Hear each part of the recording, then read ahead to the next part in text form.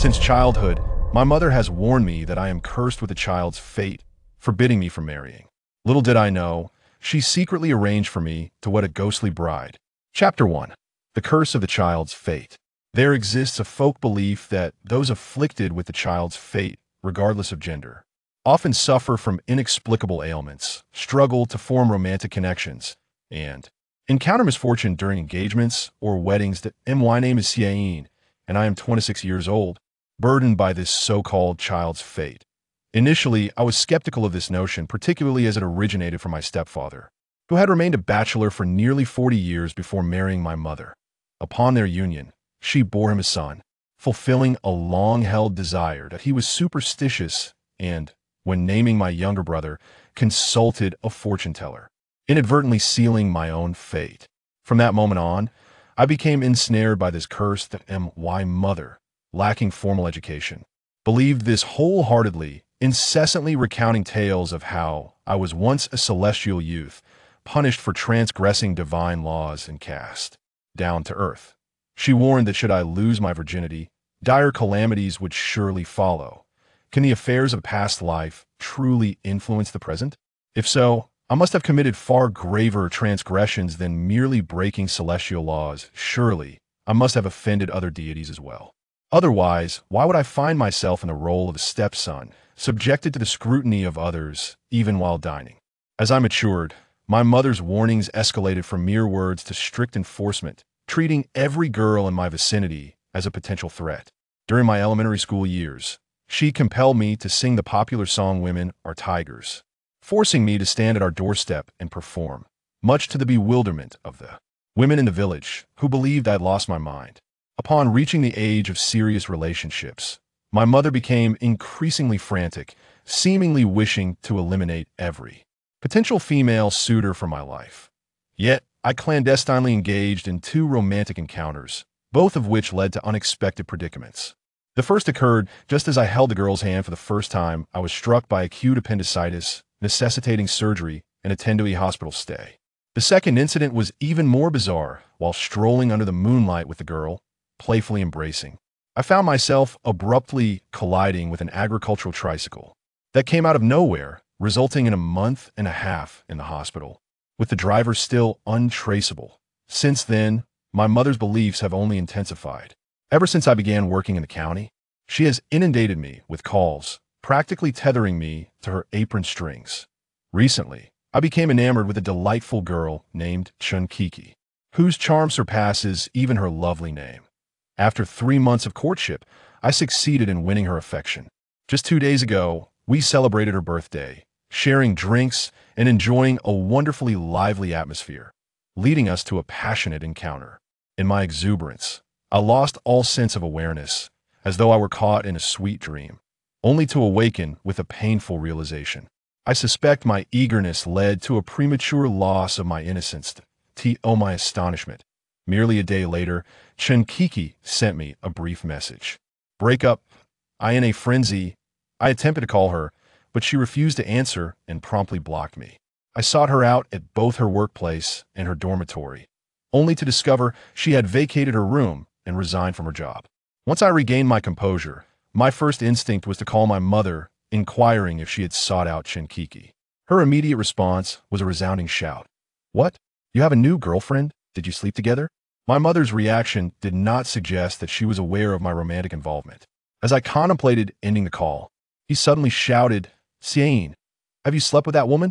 I glanced down at the hem of my shirt, still sore from earlier. "No." I instinctively uttered a falsehood.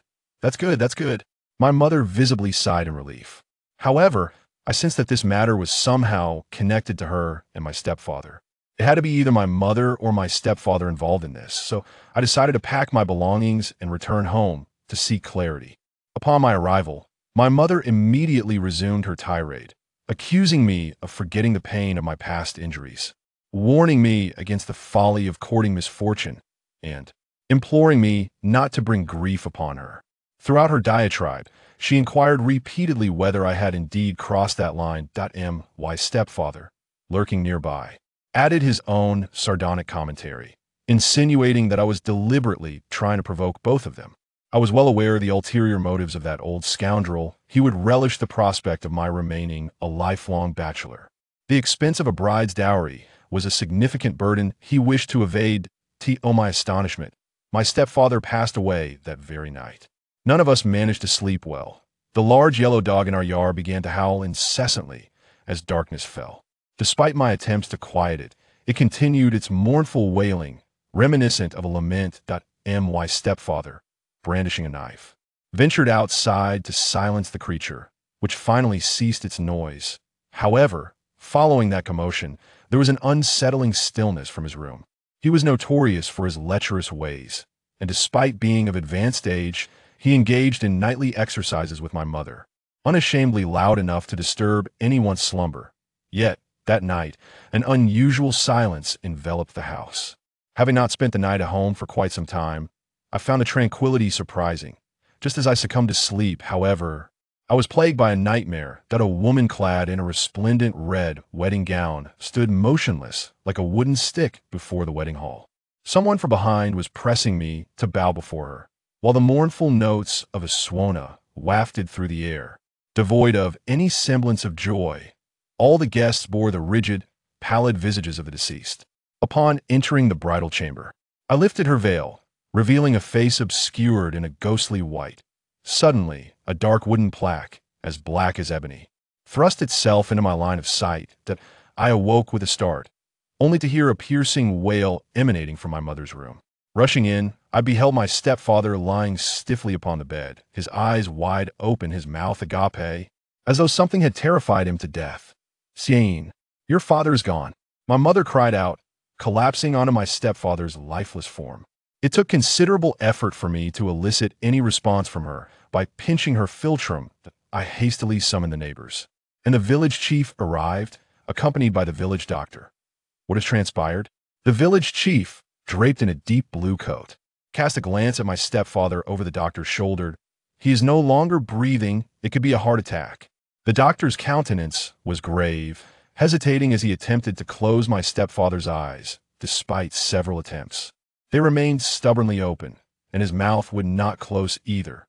Logically, given the recentness of death, the body should not have stiffened so quickly. However, every time the doctor tried to shut them, they sprang open once more. After several futile efforts, the doctor refrained from further attempts. Turning to the village chief, he leaned closer and whispered into his ear. "This afternoon, a madwoman was found by the riverbank, claiming that a malevolent spirit was claiming lives and that someone would perish tonight. Do you not find the manner of old Zhang's death rather unusual?" A thought sparked within me, and I inquired, "What madwoman?" The village chief sighed and said, "You still do not know? She is locked up in the village office.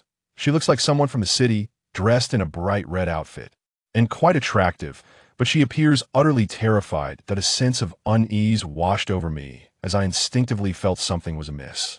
The village chief showed me a photo he had taken of the woman, and a jolt of electricity coursed through my spine. I grabbed the village chief and hurried toward the village office. In our haste, the village chief lost one of his slippers. He pulled away from me, exclaiming in anger, "Why are you running?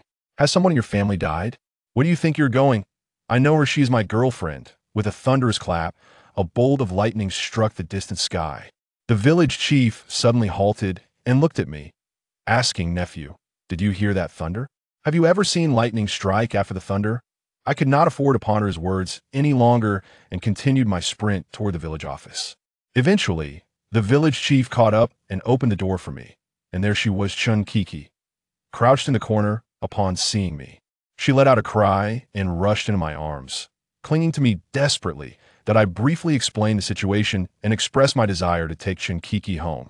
The village chief, not wishing to keep a madwoman in the village office, consented. Upon my return, the courtyard was already filled with people. My mother oscillated between crying and fainting, creating chaos all around. As soon as I brought Shinkiki into the house, my mother spotted her.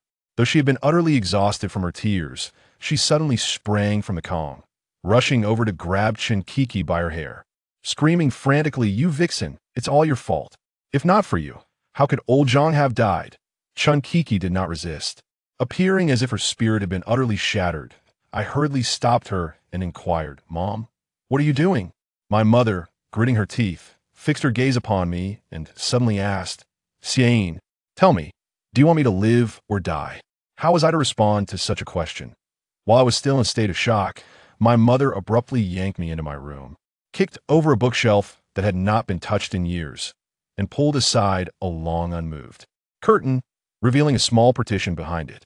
A couple of daring neighbors followed us in, glanced around, and gasped quietly, asking, "Have you arranged a posthumous marriage for your elder sibling?" I thought I had misheard, but upon looking toward the small partition, I felt a chilling breeze wash over me. There, standing as if it were a specter from my dreams, was a spirit tablet that had nearly struck me in the face, prominently displayed with 7 bold, dark red characters. Inscribed upon it, "Spirit Tablet of my beloved wife, Chu Mo." Chapter 2. It is indeed true. Zhang Weishan's assertions have proven to be accurate. Anyone who has followed the recent archaeological endeavors at this site is aware of the unfolding events. Initially, there was no archaeological team present. Rather, it was a resource exploration group that claimed to have discovered an extensive jade vein. This revelation caused quite a stir. Subsequently, an archaeological team arrived, leading many to speculate that a tomb might be concealed within the jade deposits. This speculation garnered significant public attention in just 2 days, leading to a surge in interest. However, the archaeological team later announced the discovery of relics at the bottom of the lake, while other details remained undisclosed. Consequently, aside from the presence of jade deposits, the public remains largely uninformed about the situation. Is it true? Is there a mass burial site belonging to the Zhang family here? Do you actually believe that? How foolish. That is utterly impossible. Exactly, all we know is that there are jade deposits here. Anything else is mere fabrication. Indeed, who knows what relics lie at the lake's bottom? Unless the archaeological team provides clarity, how can anyone discern the truth? Only a fool would believe it. Any person of common sense would dismiss this as entirely false. Yes, I concur. In ancient times, only emperors commissioned the construction of tombs. So what kind of stature would the Zhang family possess? It's simply ludicrous. Let's disperse. This is merely a reality devoid of substance, a keyboard warrior seeking attention. Something I've encountered far too often. In a live broadcast room, there was an abundance of ridicule. Many believed that Zhang Weishan was merely spouting nonsense to attract attention. Observing the barrage of comments, Zhang Weishan could only shake his head in resignation.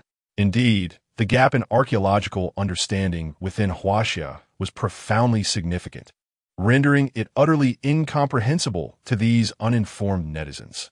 However, he remained unfazed, with the archaeological team present at the site. It was merely a matter of time before these circumstances were brought to light. Noticing that it was already 8:30, Zhang Weishan rose to open the door of his shop, preparing to commence business. Meanwhile, at the archaeological site in Benai, Professor Chun was intently scrutinizing the comments in the live broadcast room. Upon encountering a message from Zhang Weishan, she was taken aback. She promptly instructed her staff to halt the scrolling comments in the background and reviewed them 3 times. To her astonishment, she found that Zhang Weishan's assertions were nearly entirely accurate. Xiaoyan, swiftly inform your technical department to investigate this individual's identity. How does he possess such detailed knowledge of our situation? Just as Yun Yun concluded her broadcast, she was momentarily stunned by the professor's words. "Professor Chun, are you saying that what he stated is indeed correct?" Yun Yun was astounded. She had noticed the netizens' comments, but, as merely the live host, she was unaware of the specific progress on site. Yet Professor Chun was the leader of this archaeological endeavor, and no one was more informed than she. Her reaction confirmed the veracity of that netizen's words. Observing Chun nod, Yin Yun was further astonished and quickly instructed her colleagues to investigate the identity and information of that account. A student beside Chun, witnessing the situation, hurriedly interjected, "Professor Chun, could that individual be affiliated with Professor Li?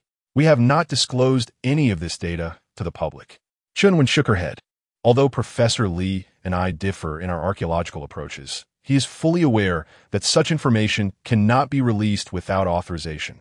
That person spoke with conviction, presenting well-founded arguments, and I suspect he may possess some insider knowledge. For instance, If this ancient Han-style building is indeed called Zhongjia Ancient Tower, could he possibly be a descendant of a Zhang family? Contemplating this, Chunwen felt a surge of excitement. The gap in archaeological technology and experience in Huaxia is substantial. While she is capable as the team leader and has the assistance of Professor Li, who has long been active in the field, the pressure remains immense. If this online individual truly has some insights, it would undoubtedly be of great assistance to their work. With this in mind, Chunwen promptly said, Xiaoyan, initiate a live broadcast. I wish to converse with this person. All right, but Professor, wouldn't this imply that we are validating his claims? Wouldn't that mean our unpublished data is? Xiaoyan expressed her concerns. However, Chunwen waved her hand dismissively and replied, such matters are inconsequential. Those unpublished materials remain undisclosed simply because there are many aspects we cannot comprehend or explain. If this person possesses knowledge, he may help us unravel these mysteries, rendering the confidentiality of the data irrelevant. Understood. Xiaoyan refrained from inquiring further and promptly opened the live stream.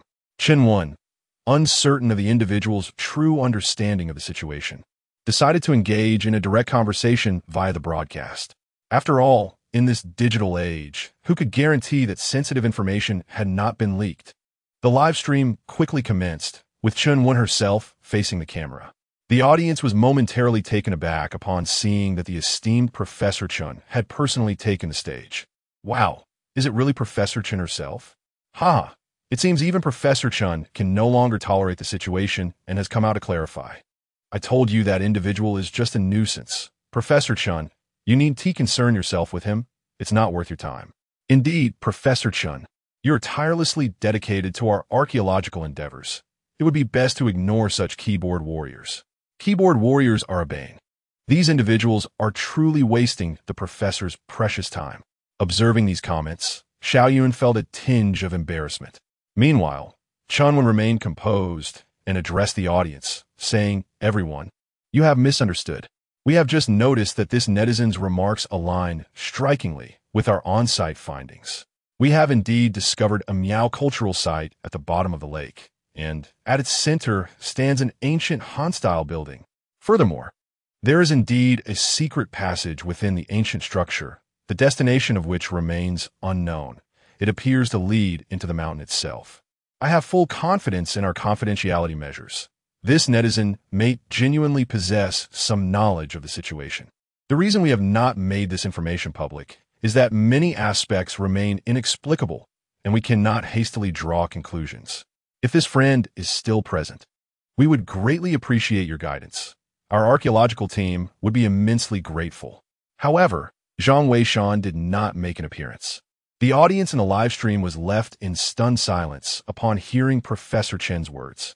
Professor Chun had come to personally affirm the statements made by that individual, the very person they had just criticized. The slap in the face was rather swift, and most importantly, what that person had said turned out to be true. Who is this remarkable figure that possesses such knowledge of the secrets held by this ancient building? It is truly astonishing. The barrage of comments erupted instantly. I can't believe it's true. I just had a confrontation with that big brother. What should I do now? Am I to lose face? You must be dumbfounded. You were the one who criticized him most fervently. Surely, he must be feeling disheartened, which is why he hasn't shown himself. What should we call him? Let us refer to him as the Great Master. Indeed, keyboard warriors like you should kneel and apologize to the Great Master. And you up there, don't be so arrogant. You were part of it too. Great Master, I was wrong. I failed to recognize your greatness. Please, grace us with your wisdom. I kneel before the Great Master, imploring you to emerge and enlighten us. Our archaeological endeavors in the land of Huaxia are in dire need of your expertise. Chapter 3. The Reward of the Qilin Tattoo and the Secret History of the Tomb, rating the rapid shift in public sentiment among netizens, is noteworthy. However, some remain skeptical. Professor Chun, how can you be so certain that it wasn't one of your own who leaked the internal information? Indeed, that possibility exists. After all, there is no wall that does not let the wind through. You folks upstairs must be out of your minds. Isn't Professor Chen's appearance intended to directly confront that individual? Exactly, why waste time? Let's find someone. Once we locate him, the truth will be revealed. Nevertheless, after Zhang Weishan posted his last comment, he fell silent. A group of individuals began to independently seek out Zhang Weishan's information and ID. The ID was not difficult to uncover, and they swiftly discovered it and shared it.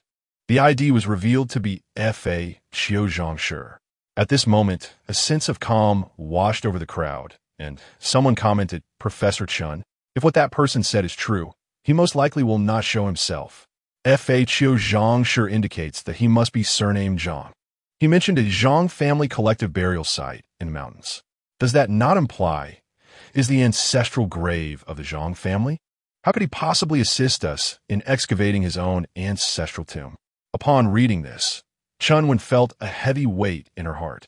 Her excitement had led her to overlook this crucial point.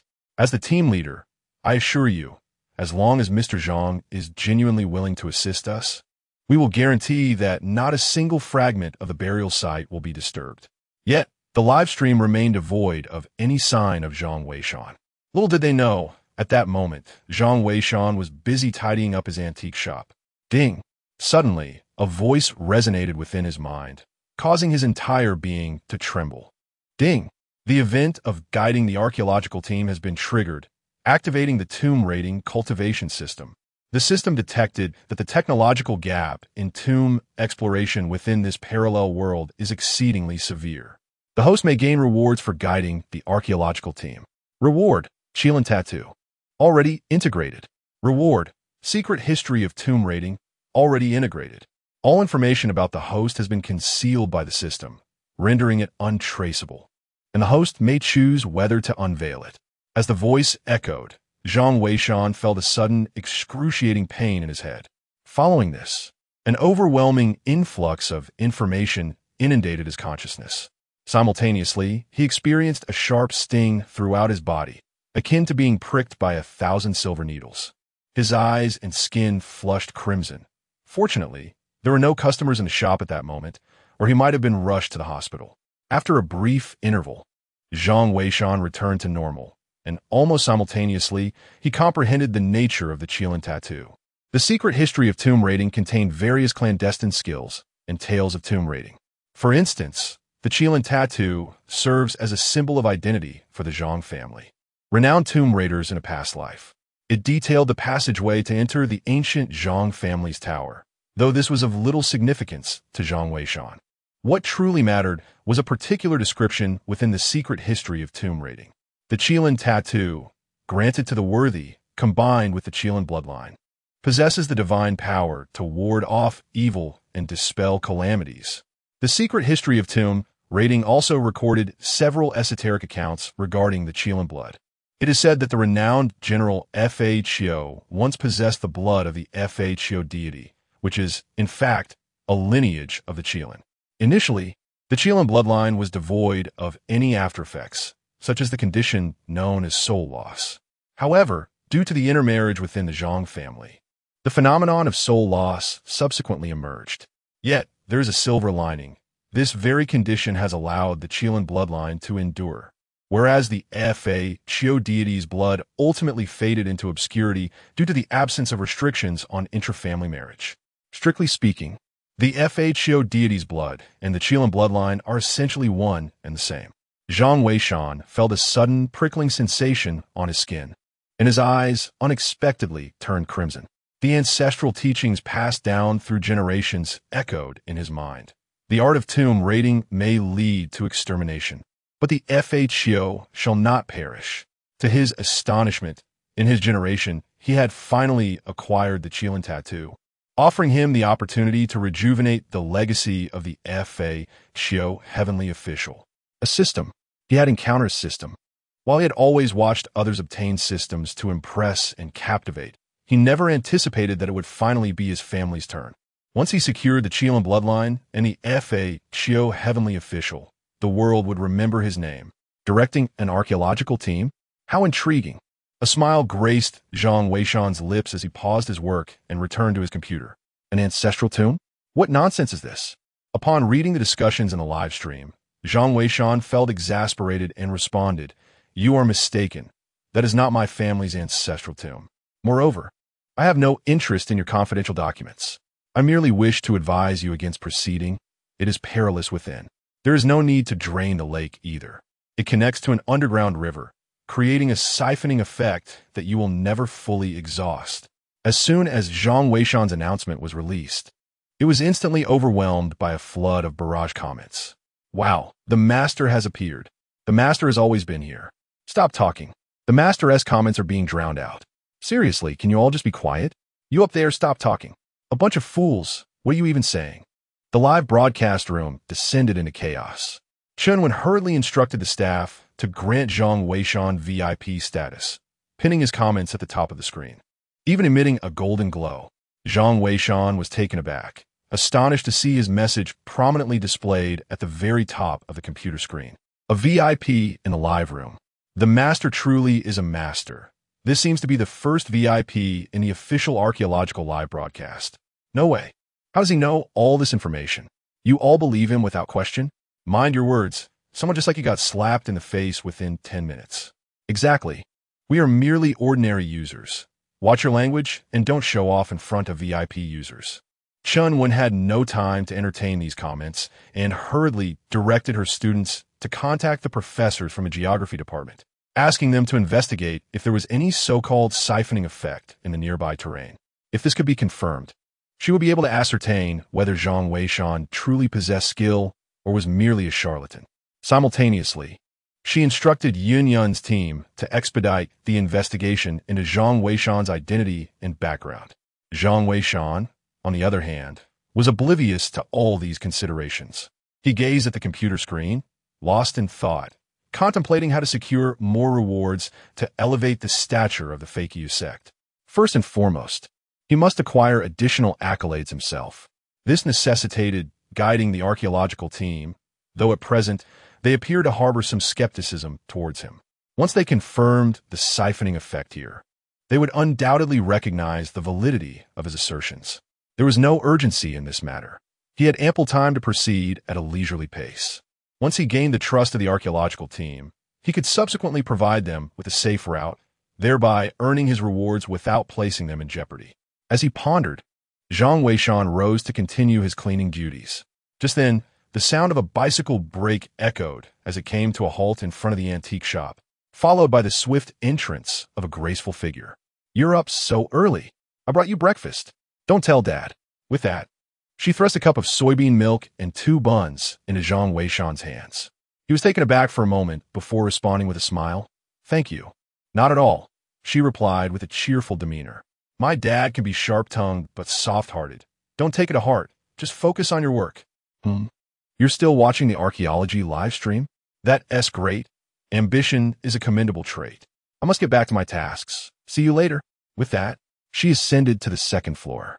Zhang Weishan smiled, thinking to himself that this father and daughter pair truly shared a familial resemblance, both in temperament and disposition.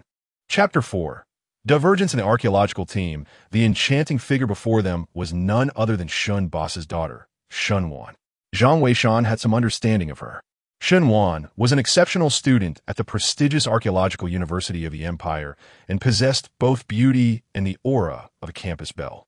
Truly, she was a paragon of excellence, and more significantly, she was a pupil of Professor Chen Wen. Each day at 9 o'clock, she was the special guest invited to the official archaeological live broadcast. Whenever Shun Wan was mentioned, Shun Boss would wear a proud smile, often reflecting on his own perceived lack of accomplishments in managing a modest antique shop. Yet, he marveled at how his most treasured gem, his daughter, had forged a promising future through her own diligence. Zhang Weishan felt a deep sense of gratitude toward Shun Boss and his daughter. It was Shun Boss who had welcomed him into their lives, providing him with sustenance and shelter. Recently, after graduating from university, Shun Wan returned home to prepare her thesis and treated him with kindness. The similarities in their personalities were not without reason. Shun Boss was quite talkative. When he was not at the shop, his presence was marked by animated conversations, often revolving around his daughter. However, he was also remarkably strict in his work ethic. Zhang Weishan, initially inexperienced in sorting antiques, found himself working late into the night. Yet, each time, his salary would see a significant increase. Thus, While Shin Boss might not vocalize it, he was indeed a generous and caring individual. As for Shin Wan, though their interaction had been brief upon her return, she had learned of his circumstances and would invariably bring him breakfast whenever she came by in the morning. Though it was ostensibly a casual visit, it might also stem from a fear of insufficient funds. Zhang Weishan felt a deep sense of gratitude towards this father-daughter pair, as they provided him with a fleeting warmth in this foreign land. Due to her involvement as a guest in an archaeological live broadcast, Shinwan found her home inundated with journalists and fans, rendering her unable to focus on her explanations or prepare her thesis. Consequently, she often sought refuge in a shop during the day, a routine Zhang Weishan had come to accept. After tidying up, Zhang Weishan was about to check the situation in the live broadcast room when he heard footsteps above. Shinwan then poked her head down and inquired, "What's going on?" "I haven't checked the live stream all night while writing my thesis, and now there's a prominent figure appearing in the broadcast. Who is this person? Do you know?" Taken aback, Zhang Weishan replied awkwardly, "I'm not quite sure. It seems to be someone well-versed in the archaeological site, who appeared just this morning." Shinwan paused, glancing at the clock, which indicated there were still 15 minutes until 9 o'clock. She realized she had time to learn more about this individual. "All right, I'll look into it. Meanwhile, don't tire yourself too much. I understand my father's business. 3 years without opening, then suddenly thriving for 3 years. In my free time, you could watch more archaeological live broadcasts to broaden your knowledge. Primarily, I need your support, but you mustn't mention my presence here. I still need some peace to work on my thesis." Nodding in agreement, Zhang Weishan watched as Shun Wan returned to the second floor. He cherished her personality, perhaps because her optimistic and cheerful demeanor resonated with the broader public. Zhang Weishan tidied up and prepared to watch the live stream. Unexpectedly, at that moment, a rather unsophisticated guest arrived at the door. Upon entering, he inquired, "Young man, do you accept bulk goods?" Bulk goods refer to a large quantity, and Zhang Weishan had encountered such individuals a few times before. Typically, these were antiquities dealers active in rural areas who possessed limited knowledge about antiques, primarily seeking to profit from the price difference. They would acquire items in bulk and then sell them all at once in antique shops, not selling individually. After inquiring about the price and finding it within his authority to decide, Zhang Weishan opted not to call the boss and asked the man to bring the goods for inspection. Meanwhile, at the archaeological site in Benai, Chun Wen's student had received a response from the experts at the geography department. Student Liu exclaimed, "Teacher, Professor Wang from the geography department just replied, confirming that there indeed exists a siphon tide here. The distribution of pebbles by the lakeshore corroborates this." "Is certain." "Teacher, it appears he was right again." Chun Wen nodded, her mind already convinced that the online user Zhang Weishan was indeed a person of genuine expertise. "By the way, teacher, Professor Li has prepared to lead the students down. What do you think?" Chunwen was taken aback. For today was originally scheduled for them to dispatch an archaeological team to explore the passages within the submerged ancient tower. However, recalling Zhang Weishan's words about the situation inside being beyond their handling, she could not help but feel a jolt of surprise. Urgently informed Professor Li that today's exploration has been cancelled. Venturing forth recklessly may pose a danger. It would be prudent to consult that esteemed individual first. "Very well, but I fear Professor Li may not. Just relay the message as I instructed," Chunwen replied. Xiao Lu acknowledged and hurried off. At the same time, another staff member from the technical department approached. "Professor Chun, we have been investigating for quite some time, yet we cannot ascertain why the information regarding this Fa Qiuzhang has been obscured. The only detail we have uncovered is that his IP address originates from Shihu City. We are currently reporting this to our superiors to see if we can retrieve additional data from the live streaming platform's backend." "Understood," Chunwen replied. Yet a sense of intrigue enveloped her regarding this Fa Qiuzhang, rendering him increasingly enigmatic. Could he truly be a concealed master? The more she contemplated, the more unsettled she became, prompting her to seek out Professor Li. Although Professor Li was not the primary leader of this archaeological endeavor, he held the position of second-in-command. He had spent years on the front lines, adhering to the principle of first-hand observation, often reluctant to waste time speculating when he could directly assess the situation. This contrasted sharply with Chun Wen's cautious approach, as she preferred to refrain from undertaking projects until conditions were ripe for success, reserving them for the future.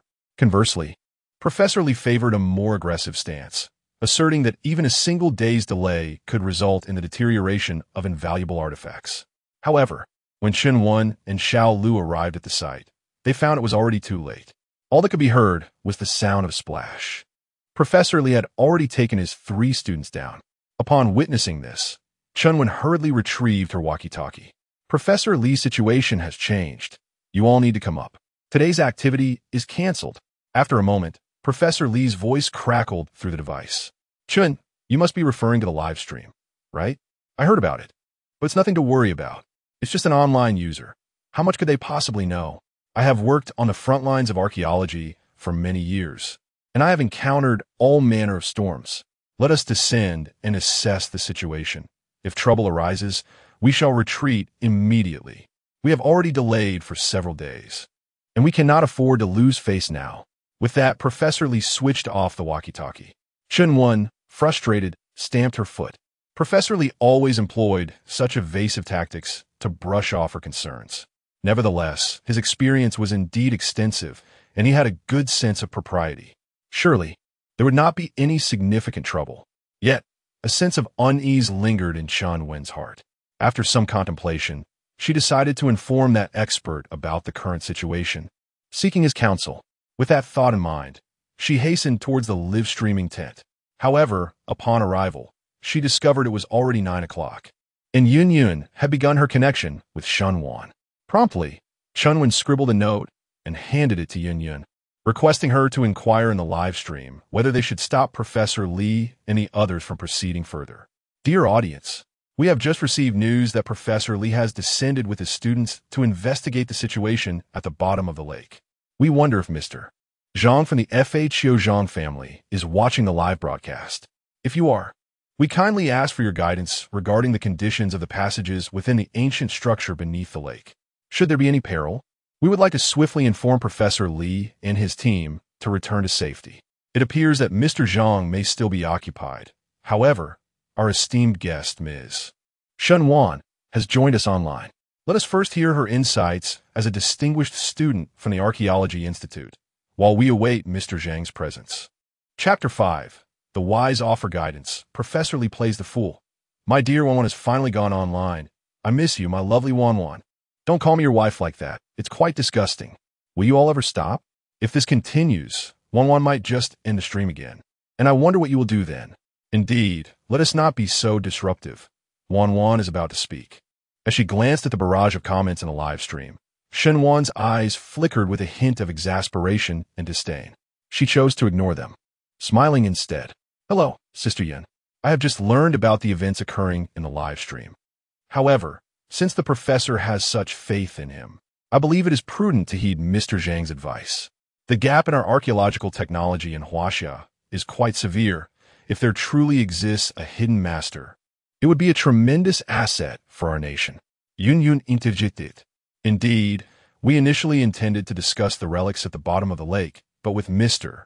Zhang's appearance, our progress has been significantly accelerated. Wan, what are your thoughts on Professor Lee leading his students into the secret passage for exploration? Zhang Weishan had remained silent, and as the host, Yun Yun could only strive to find topics to prolong the conversation. Chun Wen remarked, We are all well aware of Professor Lee's character. If he discovers a hidden passage, he certainly won't be able to resist entering. Nonetheless, we should trust Professor Lee. He possesses a sense of propriety, and if there were genuine danger below, he would undoubtedly retreat in time. Yin Yin took over the conversation once more. Very well, let us now examine the comprehensive view of the underwater relics captured by the archaeological team, said the host as the live broadcast transitioned. Yin Yin simultaneously shifted Chun Wen's connection to backstage mode, ensuring it would not be aired in the live room. Captain Chun, the renowned Zhang from the Fakyu lineage has yet to appear.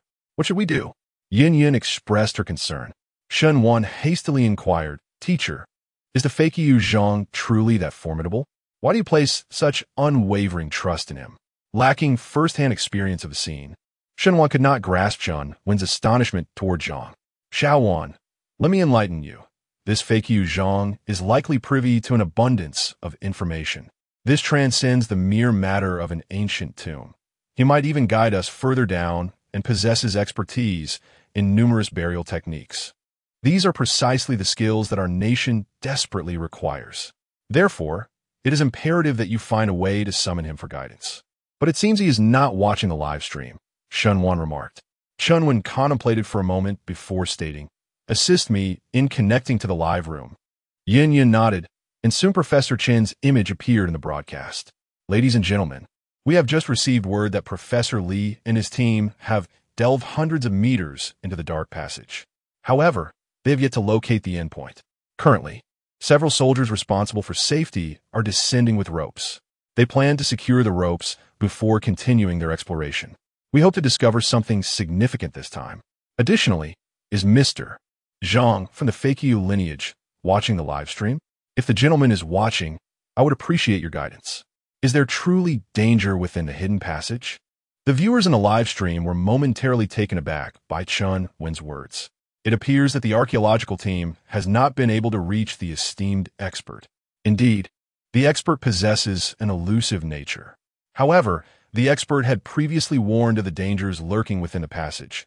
Why doesn't the archaeological team exercise caution? You might not be aware, but the soldiers tasked with the archaeological team's security are well equipped, so they should be safe. Perhaps the expert is not fully informed about the soldiers' gear. That is indeed a possibility. Observing the continued silence in the live stream, Chunwan felt a pang of sorrow. Could it be that, due to Professor Li's reckless dissent and disregard for the sage's counsel, the sage has chosen to turn a blind eye to them? At that moment, Zhang Weishan had just completed a transaction with an antiquities dealer and was dragging the items into his shop. While taking a moment to enjoy tea, he noticed the content of the live stream and frowned. Such technical incompetence, coupled with disobedience, Professor Li is indeed remarkable. Zhang Weishan settled into his chair and promptly sent out some comments. There are swift undercurrents deep within the passage. It is best not to descend. Moreover, that is not the entrance to the ancient tomb. Going down would serve no purpose. The golden comments appeared, momentarily stunning the audience in the live stream. When they recognized the ID as belonging to the Zhang family of tomb raiders, excitement surged among them. Yet, upon reading the content, they wondered, is the depth of the passage truly perilous? After all, Professor Li and his team had ventured deep before, and it seemed they emerged unscathed. Master Zhang, is what you say true? Will Professor Li and his team be swept away by the hidden currents? Isn't it merely a subtle current?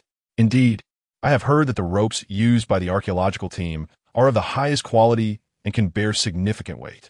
Right? If it's just a subtle current, it should be manageable.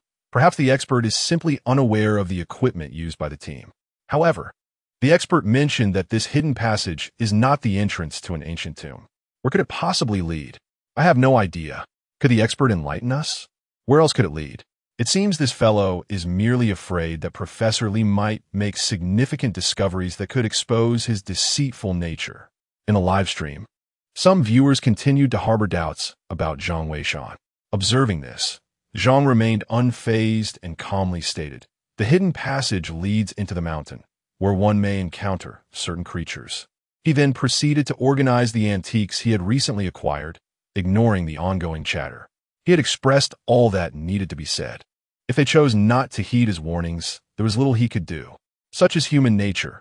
Without experiencing hardship, one remains oblivious to the intentions of those who genuinely wish them well. In a live stream, countless netizens continued to request Zhang Weishan to elaborate on the nature of these creatures, yet he offered no further response. Professor Chun, it seems Mr. Zhang is once again away from his computer, Yin Yin remarked. Chunwan replied, he will not elaborate any further, based on his previous comments. This individual refrains from unnecessary verbosity.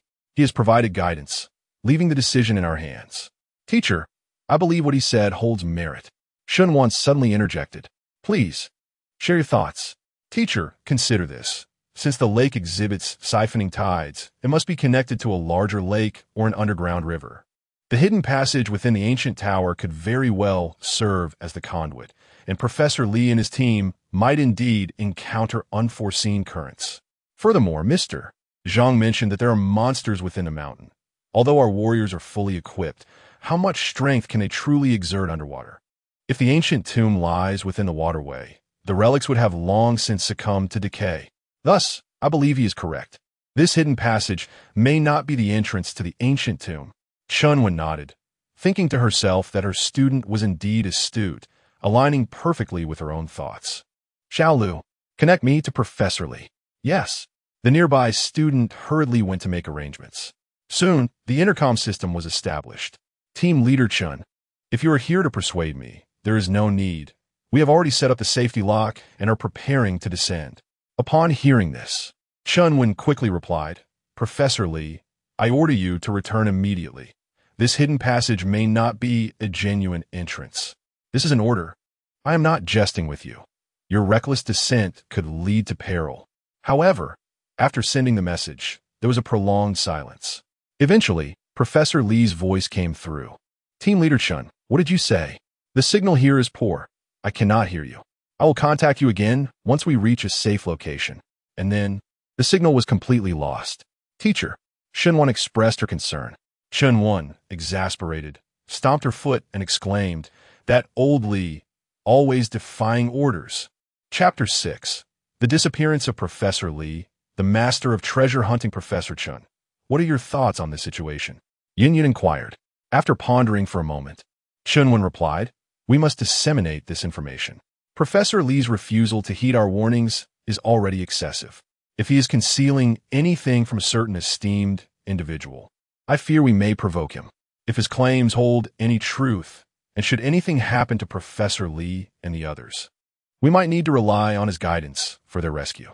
It is imperative that he is informed of the latest developments. Indeed, Yin nodded, then returned to continue the live broadcast.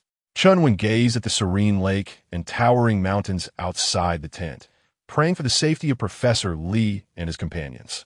Although Professor Li could be quite obstinate and occasionally pretended to be oblivious, he was undeniably a rare talent in the field of archaeology. Should anything happen to him, it would constitute a tremendous loss for the archaeological community of our nation.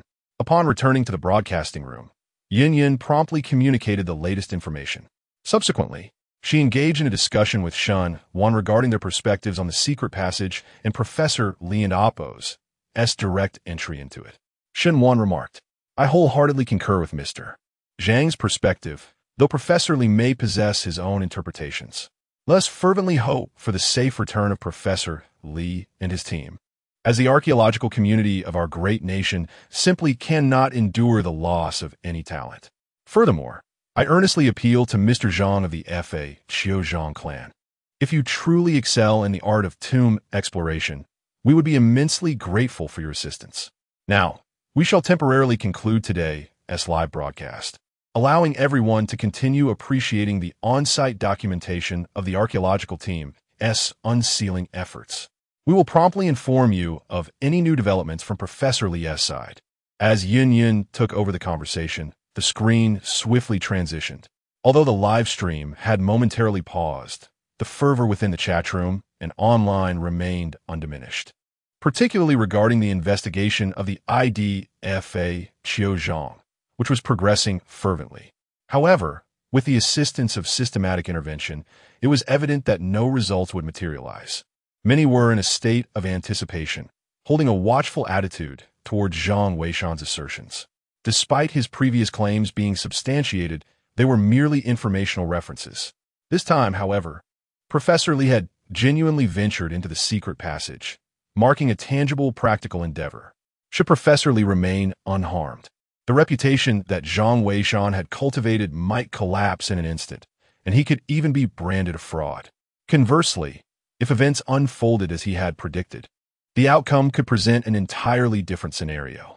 Zhang Weishan sat on a small stool, meticulously sorting through the recently acquired antiques, unperturbed by the surrounding dilemmas. He had articulated his thoughts, and the consequences of disobedience were to be borne solely by those who chose to disregard his counsel. Suddenly, the system's voice resounded, cutting through the silence. Ding! The archaeological team has received a reward. The power of the God of Tomb rating has been integrated. As the announcement echoed, Zhang felt a surge of warmth in his right hand, particularly in his index and middle fingers. The next moment, an excruciating pain surged through him, nearly causing him to faint. Moments later, as the pain subsided, he astonishingly discovered that his 2 fingers had grown extraordinarily long. Is this the power of the god of tomb raiding? A thought crossed Zhang's mind, and he instinctively thrust his fingers toward a nearby antique shelf.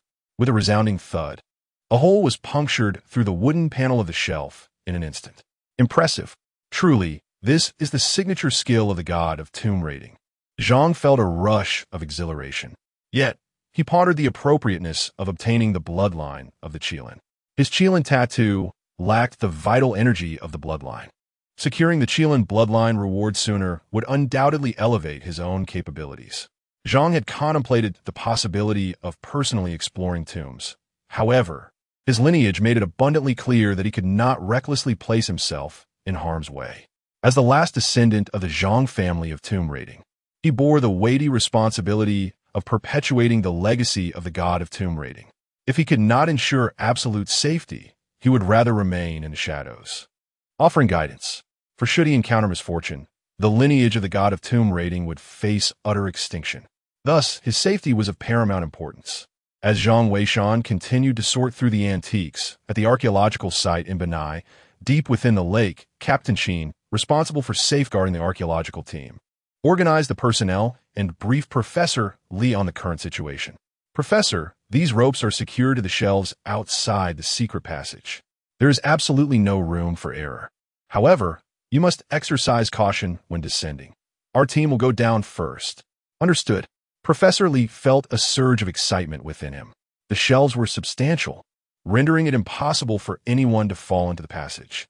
Even if there were indeed hidden currents below, the protection offered by the shelves would prevent them from being swept away. Without further delay, a few individuals proceeded, led by Captain Qin and another soldier, while Professor Li and his 3 students followed closely behind as they entered the secret passage. The passageway opened at the rear of the ancient building, resembling a vertical shaft. The water inside appeared eerily still, akin to a forbidden realm. However, Professor Li had conducted experiments with some floating objects and discovered a faint suction within the shaft, suggesting it was not a dead end. Teacher, the water in this shaft is so tranquil. It doesn't seem to connect to an underground river. It might merely link to the lake. The person in the live stream is likely a fraud. Xiao Wang, one must not speak so hastily. Some of the details shared by that individual align closely with our findings. It is possible that he possesses knowledge about certain matters, though there remains a significant gap between his interests and our expertise. Although we are professionals, we must not harbor hostility towards him. The archaeological stratigraphy of our great nation, Huaxia, is remarkable. If he truly has an affinity for archaeology, we should devise ways to nurture his interests. He may very well become one of us in the future. As for these suggestions, they are merely for consideration, for we are the experts here. At times, one must possess a spirit of adventure. Otherwise, how can we uncover the splendid histories that lie buried? You are right, Professor. The students have indeed been narrow-minded. As the 2 were conversing, Captain Qin suddenly interjected, Professor, we are about to enter an unknown area. Please secure the ropes. Everyone hurried to comply. Their ropes were all anchored to a thickened line, thereby preventing being swept away by the undercurrents.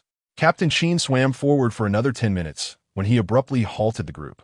A few individuals, peering through their underwater lamps, discerned a vertical lateral passage at the end of the dark tunnel. Observing the direction of the floating debris, it was evident that the entrance lay to the right. We found the entrance. This may lead to the ancient tomb, Professor Li exclaimed excitedly.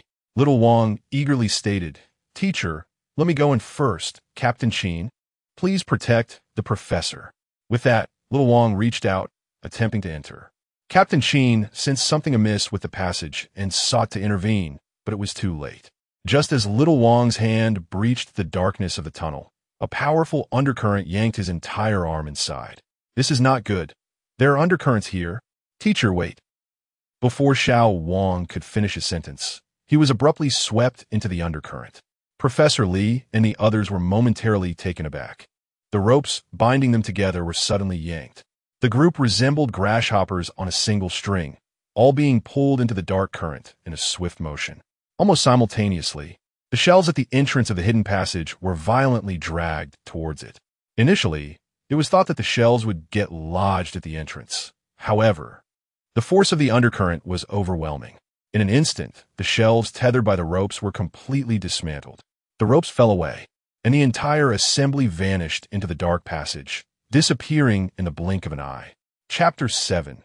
The archaeological team, trapped in regret. Where is this? Is anyone still here? When Professor Lee awakened from his stupor, he found himself enveloped in an impenetrable darkness. He could only recall the swift currents beneath the dark passage, which had surged with such ferocity that they had barely comprehended their peril before colliding with the tunnel walls and losing consciousness. Upon regaining awareness, he was utterly disoriented. "Captain, the professor is awake." A voice pierced the silence, followed by the sensation of someone removing the diving apparatus from his head. It was then that Professor Lee discerned the state of his helmet. It was shattered, riddled with countless fissures. Had it not been constructed from superior materials, it would have surely succumbed to leaks. "Professor, we are trapped." Captain Sheen hurried over to him. It was only then that Professor Lee noticed their surroundings. They were ensconced within a cavern. Captain Sheen urged the professor to compose himself and promptly conveyed the dire circumstances. Professor Lee soon grasped the gravity of their situation.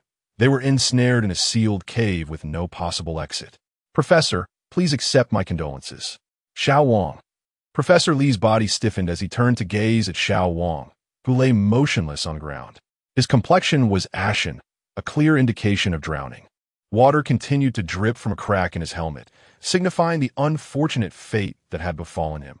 The helmet had fractured, and he had lost his life amidst the turbulent currents. He was only 23. Tears welled in Professor Lee's eyes, cascading down his cheeks uncontrollably. Although Xiao Wang was not Professor Lee's most accomplished student, his diligence made him the professor's favorite. Now, he had died under such mysterious circumstances, leaving them unaware of their whereabouts. Professor Lee felt a surge of blood rush to his head, nearly losing consciousness. Captain Sheen hurriedly pressed his fingers to the professor's pulse, urging him, "Professor, you must compose yourself. Others are relying on you to lead us out of here." With tears blurring his vision, Professor Lee glanced at the two other students and several soldiers nearby. After a prolonged silence of over 10 minutes, he finally regained his composure. "Captain Sheen, we must ensure Xiao Wang's body is brought out. But what exactly is happening here?" Captain Sheen nodded and replied, "We are equally in the dark. We all lost consciousness in the undercurrent and awoke here. We just regained consciousness 10 minutes ago. My team has scoured the area, but there is no exit whatsoever. It is exceedingly strange, and we have no idea how we arrived.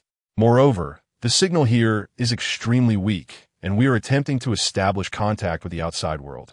Upon hearing this, Professor Lee was momentarily stunned. "What do you mean there is no entrance and you don't know how we got here? This is utterly bizarre. Professor, it seems we might truly be trapped here. I just checked, and there are indeed no exits," said student Xiao Su, trembling with fear. The tales of the Zhang family regarding the undercurrent might be accurate. This is not the entrance to an ancient tomb. Are we going to perish here? Fortunately, classmate Xiao Zhang supported him. Otherwise, he might have collapsed onto the ground by now. "No, this is impossible. It defies logic," Professor Lee exclaimed. "Let's all calm down. Captain Sheen, I urge you to search meticulously for any possible exit." Captain Sheen shook his head. "It's impossible. We have scoured every inch, and all we find is stone. Professor, we must devise a way to notify the outside.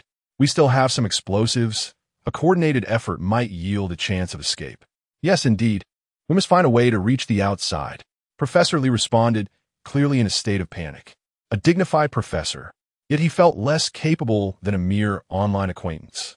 "Liaigua, what gives you the right?" Professor Lee regretted his arrogance and slapped himself. "Your hubris has cost Xiao Wang dearly. Had you heeded others' advice, Xiao Wang wouldn't have." "Professor, please accept my condolences. We cannot bring the dead back to life. We must find a way out swiftly." Captain Sheen offered consolation. However, Professor Lee's spirit was visibly diminished, rendering him unable to contribute further. "Captain Sheen, Do you have any solutions? Student Xiao Su inquired eagerly. There are no alternatives left. We must rely on luck.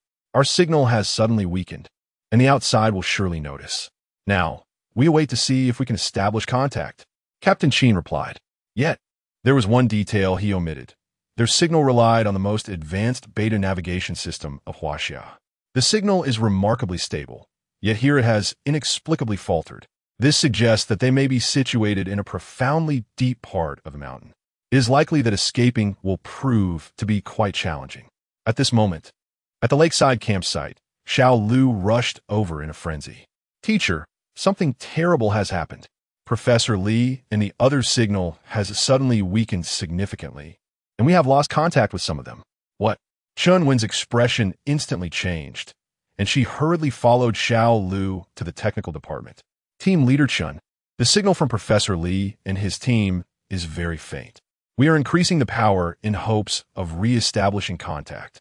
A staff member reported the situation. Chun Wen's heart sank. Could it really be this serious? Had something truly gone wrong? What exactly had Professor Li and his team encountered in the dark current? Her heart raced. Contact has been established. Suddenly, a staff member exclaimed with excitement. Quick, ask for details. Chun Wen urged. The team member hurried to communicate, and within a minute, he reported Professor Li and the others are trapped in a cave with no exit. They have no idea how they got in. It's quite bizarre. The signal is emanating from within the mountain. They're hoping we can coordinate an effort to blast through the mountainside with explosives to free them. As he spoke, he marked the location on the screen. Upon seeing it, Chun Wen felt a wave of despair wash over her. The signal's location was distinctly deep within the mountain, making it utterly impossible to reach them with explosives in a short time. Moreover, should the mountain collapse, those who venture in for rescue would also be buried alive. Teacher, how astute is that sage? Exclaimed Xiao Lu, visibly agitated. Chun Wen nodded, her mind already racing with thoughts. Inform Professor Li and the others to remain on site. She commanded. Xiao Lu, urgently mobilize Yun Yun to scour the entire network for that sage. Spare no effort, for he surely possesses the knowledge to devise an escape. Furthermore, instruct the warriors outside to form a strike team. If we cannot establish contact with the sage, we must find another way to penetrate the mountain and rescue those trapped. Understood. The group hurriedly set about their tasks. At that moment, Chun Wen's heart sank to an unprecedented low. She acknowledged that her previous willingness to disregard Professor Li's orders and delve into the dark passage was born of a reckless sense of fortune. She had believed that the seasoned professor would emerge unscathed. However, it now appeared that she was mistaken. Every word spoken by that sage was proving true. In the face of reality, her earlier sense of invulnerability seemed nothing short of ludicrous. What had that sage also mentioned? That there were monsters within the mountain. Did that mean Professor Li and the others were? At this thought, Chun Wen could no longer remain still and promptly made her way towards the live broadcast tent. She resolved, I must find him, I must. At any cost, I will locate this Zhang of the Fa Chiu clan. Chapter 8. The Monster's Revelation. It must be said that the Beidou system of Huaxia is remarkably impressive. Just as Chun Wen arrived at the live streaming tent, she received notification that the technical department had made contact with Professor Li and others, and they could now view their live situation in real time. For safety precautions, those venturing down were equipped with live streaming devices, albeit kept turned off in normal circumstances. This measure was primarily to ensure communication in case of any unusual occurrences. Xiaoyan, quickly activate the live stream and have the technical department broadcast Professor Li and the others' footage. Yin Yun, who was in the midst of organizing materials, sensed Chun Wen's urgency and feared that something unfortunate had transpired again. Could it be that the predictions of that Zhang from the fake Yu Zhang clan had come true once more? Who on earth is this individual? And how do they possess such profound knowledge of our circumstances? With a heart full of confusion, Yun Yun hastily opened the live streaming room. Soon, the footage of Professor Li and the others, trapped within the mountain, was transmitted live. In a show of sincerity, Chun Wen positioned herself directly in front of the camera.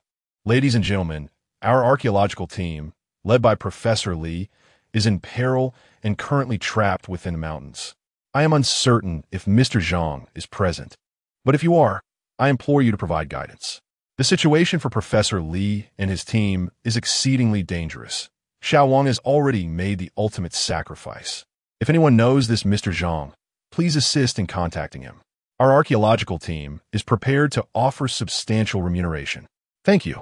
The live stream erupted with activity. Goodness, could it be true? Has the Great One, as predictions come to fruition, once again, kneeling in reverence? One could not help but wonder which formidable being had graced them with their presence, fervently seeking guidance from this divine entity. Oh, Great One, I vow to cease my disparaging remarks. I was in error. Please, reveal yourself. Yet, a sense of resignation lingered. I doubt the Great One will emerge now. Professor Chun, perhaps you should speak of Professor Li. The divine being has advised against descending further, yet he persists in his descent. Were I in his position, I too would be incensed. Surely, the divine being would not harbor such narrow-mindedness, came a retort. Alas, one cannot dismiss the situation so lightly. Although Professor Li and his colleagues are currently ensnared within the mountainside, Professor Chun has yet to clarify whether they have encountered hidden currents. Moreover, a certain Zhang has proclaimed the presence of monsters within the mountain. Where, pray tell, are these creatures? I see none. Indeed, it appears that the Great One's prophecy may not hold true this time, a voice lamented. Professor, Yin Yun murmured softly upon witnessing the unfolding events. Just as Professor Chun was about to elucidate, Professor Li unexpectedly bowed toward the live stream, then spoke earnestly. I've been informed by the technical team that our plight is being broadcast live.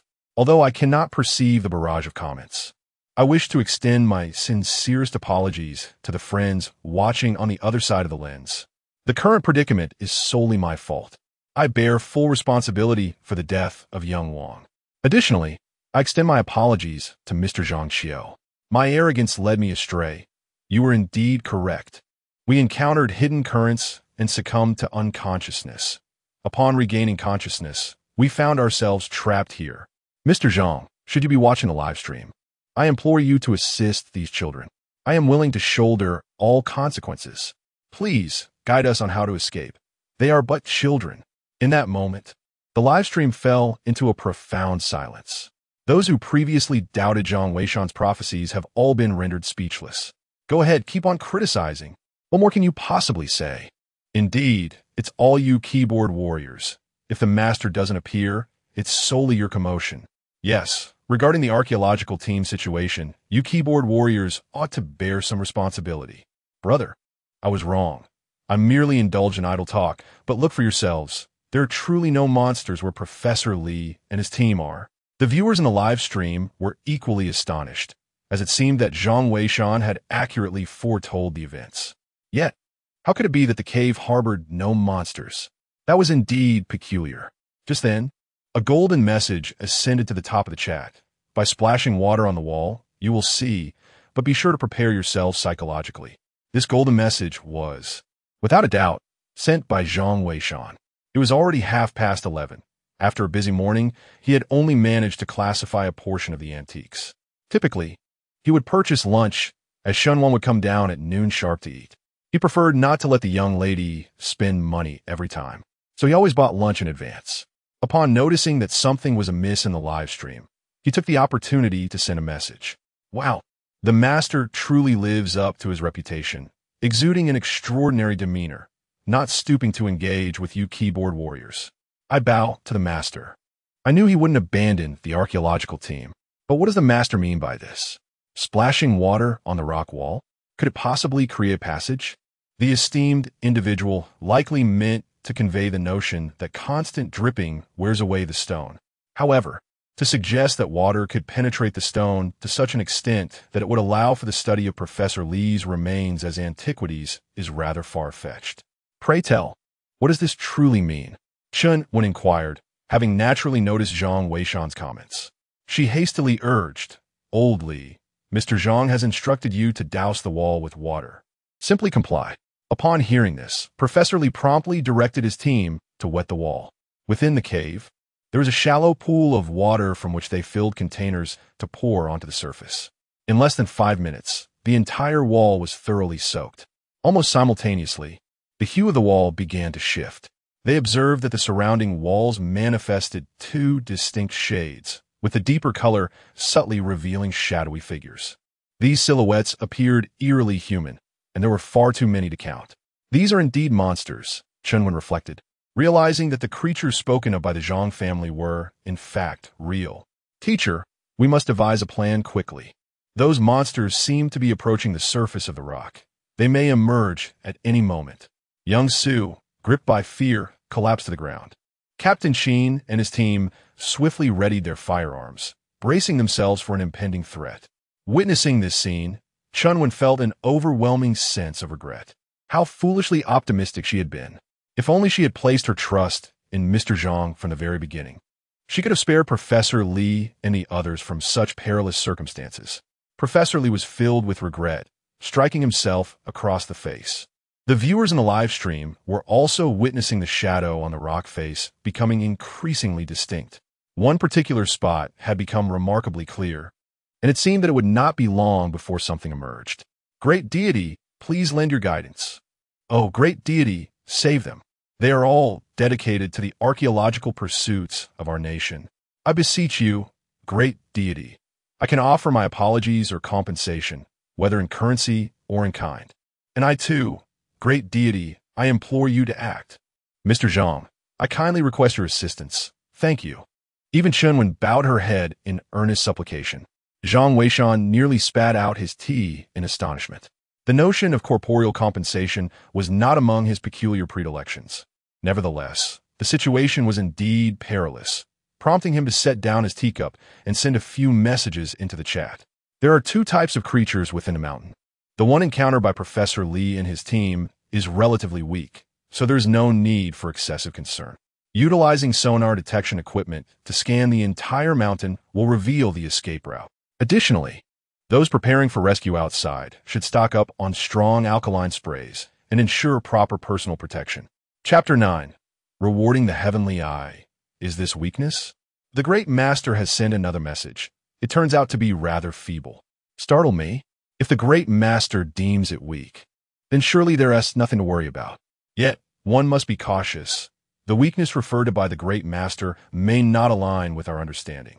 That seems unlikely. The Great Master is probably evaluating based on Captain Sheen and his team's prowess. It's possible, but considering that Captain Sheen and his team are well equipped, there shouldn't be significant issues. The live chat continued to buzz with fervent discussions. Observing the lively atmosphere, Zhang Weishan rose to procure some snacks. Upon his return, he chanced upon Shun Wan descending the staircase. However, she appeared deeply troubled, her eyes fixated on her phone, likely preoccupied with concerns regarding the archaeological team. I brought lunch, your favorite sweet and sour shredded pork, Zhang Weishan announced as he placed the meal on the table. Shenwan offered a muted thank you, her gaze still averted from her feet.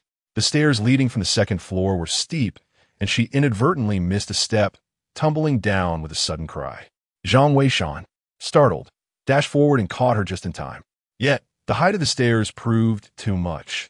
As Shun Wan landed, her foot twisted awkwardly, accompanied by a faint sound of bone grating. She winced in pain, and by the time Zhang Weishan settled her onto a chair, her face had paled from the discomfort. Her ankle had already begun to swell ominously.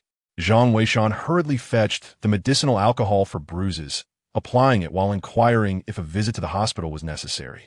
He confessed his inability to perform massage or manipulation, feeling utterly helpless. No need, it's merely a sprain.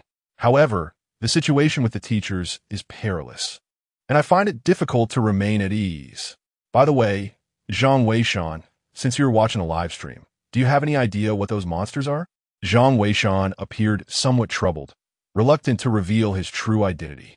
I apologize, I'm just overly concerned for the teachers. How could you possibly know? Nonetheless, I appreciate your assistance in saving me. Let us have a meal. Shun Wan managed to smile, allowing Zhang Weishan to support her to the table. She remained fixated on her phone, seemingly anxious about missing any updates from the live stream. Observing this, Zhang Weishan felt a sense of helplessness and returned to his seat, eating while watching the broadcast. At that moment, the system's voice echoed once more. Ding! The archaeological team's guidance has been successful. Congratulations on acquiring the celestial eye. As the system's announcement resonated, Zhang Weishan felt a sudden warmth in his eyes, and darkness enveloped him. Yet, when his vision regained clarity, he distinctly sensed that his sight had become considerably sharper. It was then that he comprehended the true nature of the celestial eye. This remarkable ability could discern various ancient artifacts and antiques, revealing their origins, histories, even their dynasties and values with just a single glance. This capability is of paramount importance for those who delve into tombs, particularly for archaeological teams who, after enduring numerous hardships to reach these sites, may find themselves unaware of what truly constitutes a precious artifact worthy of preservation. It is nothing short of a profound irony. Zhang Weishan is acutely aware that to elevate the legacy of the tomb robber's heavenly official, mere excavation skills are insufficient. One must also possess a wealth of relevant knowledge. The ability to discern the celestial eye effectively compensates for his deficiencies in the understanding of antiques. However, it is regrettable that he lacks the Qilin bloodline, a rare treasure seemingly difficult to acquire. Zhang Weishan pondered this in silence. At that moment, Shunwan suddenly seized Zhang Weishan's arm, her face etched with concern. Zhang Weishan, it's bad. The monster from Professor Li's location has appeared. Are you watching? Zhang Weishan was momentarily taken aback and turned his gaze towards the live stream. They were seated directly across from each other. Thus Shunwan could not see Zhang Weishan's computer. Otherwise, he might have logged out to conceal his identity. In the live stream, it was evident that many viewers were becoming agitated. Oh my, these monsters certainly know how to choose their moments, right as we're having lunch. Who isn't? I dashed over here before finishing my meal. Damn it, these monsters can't possibly be thinking of having lunch too, right? Let us hope Professor Li and his team are all right. They must hold on. Keep the faith. They'll surely be fine. The experts have stated that these monsters are relatively weak. Indeed, these creatures are comparatively feeble. It should be all right. The individuals in the live broadcast room were still fervently praying. However, in the next moment, the scene that unfolded before their eyes left them utterly astonished. Captain Sheen promptly commanded his teammates to open fire. Bullets, akin to tongues of flame, surged towards the creature that had emerged from the crust. Yet, the entity exhibited no fear of the gunfire. Many bullets passed cleanly through its body, merely causing it to stagger back a few steps before it lunged forward once more. Captain, this creature is impervious to bullets. Should we resort to bayonets? One team member exclaimed. Bring out the bayonets. Everyone aim for its head. Other creatures are about to emerge. We must devise a strategy to confront them, or we will be unable to withstand the external rescue efforts. Captain Sheen shouted. Understood. The team replied, swiftly complying. These individuals, dedicated to the archaeological endeavors of Huaxia, had been dispatched to safeguard the members of the excavation team. Each was a top-tier elite, exhibiting exceptional execution capabilities. The bullets altered their trajectory and simultaneously transformed the creature's head into a sieve, with streams of green liquid gushing forth. Nevertheless, the creature remained unfazed, charging towards him once again. The viewers in the live broadcast could not help but swallow hard, their hearts filled with trepidation. Some even commented in the chat, "Is this what you call weak, oh great one?" Even with their minds muddled, they're still alive. I previously mentioned that the concept of weakness as articulated by the master might not align with our understanding. If this truly qualifies as weakness, then I must be labeled as a mere weakling. What should we do, oh great one? Are you present? Indeed, what is to be done now?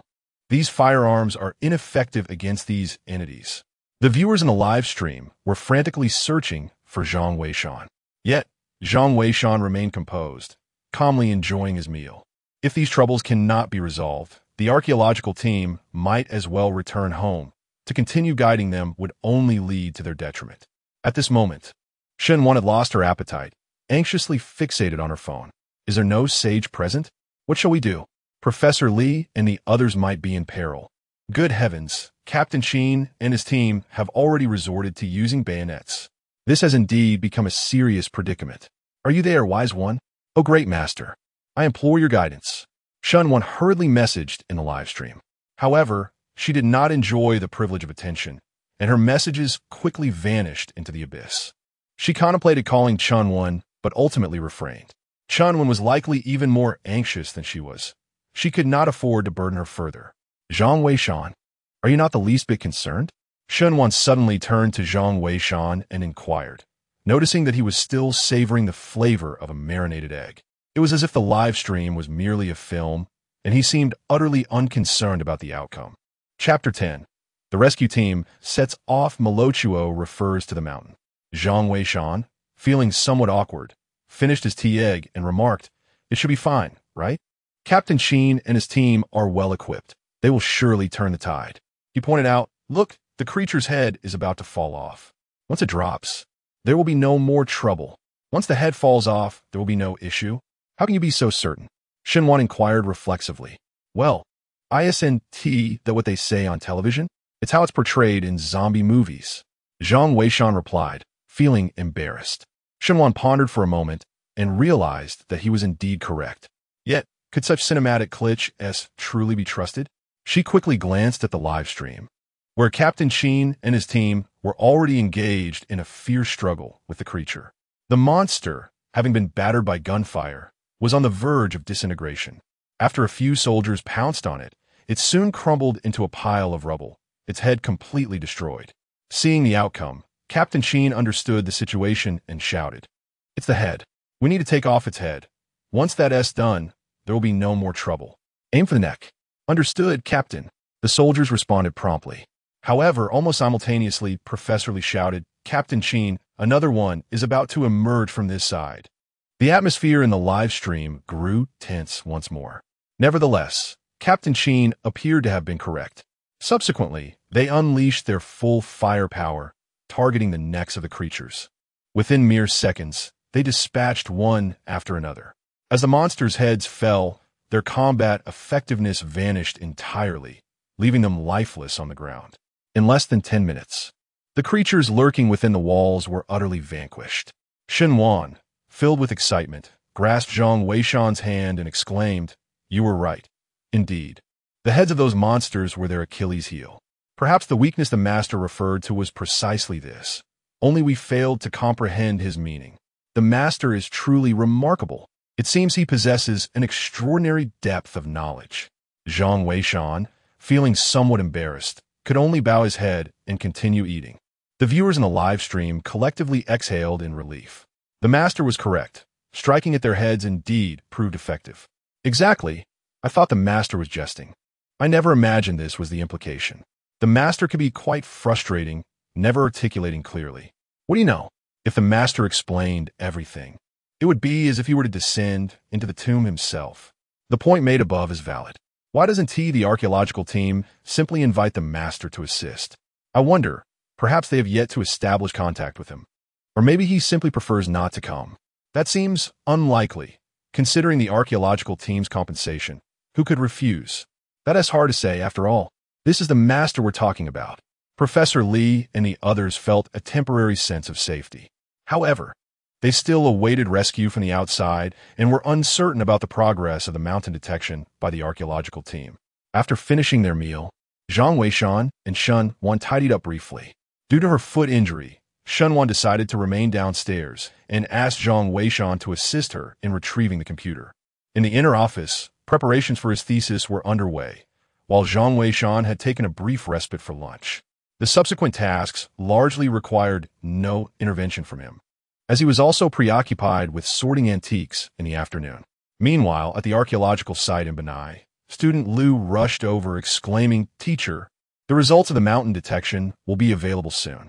Should we contact that esteemed figure for guidance?" Chunwen nodded, though a sense of unease lingered in her heart. Based on previous encounters, this esteemed individual had remained silent after offering advice, even during the monster attack on Captain Sheen and his team, choosing not to intervene. Perhaps he deemed it unnecessary to speak, or perhaps he wished to assess the capabilities of their archaeological team. Regardless, reaching out to such an elusive figure proved to be a formidable challenge. Indeed, despite Yun Yun's persistent calls on the live broadcast, no response came. Liu could only return in disappointment. Soon after, a staff member approached with the awaited report, exclaiming, "Team leader, the results are in." Chen glanced at the findings and instantly grasped Zhang Weishan's intentions regarding the comprehensive detection of the mountain. It appeared that the mountain's interior was riddled with numerous passages, intricately woven like a spider's web. Although these passages were complex, they could lead to the location where Professor Li and his colleagues were trapped. Astonishingly, the nearest passage to the exterior of the mountain was less than 2 meters deep, easily accessible with explosives. Chen merely glanced at the situation and promptly identified the most recent rescue route. Xiao Lu, eager to assist, instructed the soldiers outside to prepare for the rescue, emphasizing the necessity of bringing the strong alkali mentioned by that esteemed expert. Such substances might prove effective against those monstrous entities. Yes, teacher, but should we not await further guidance from that expert before we proceed? Xiao Lu expressed his concerns.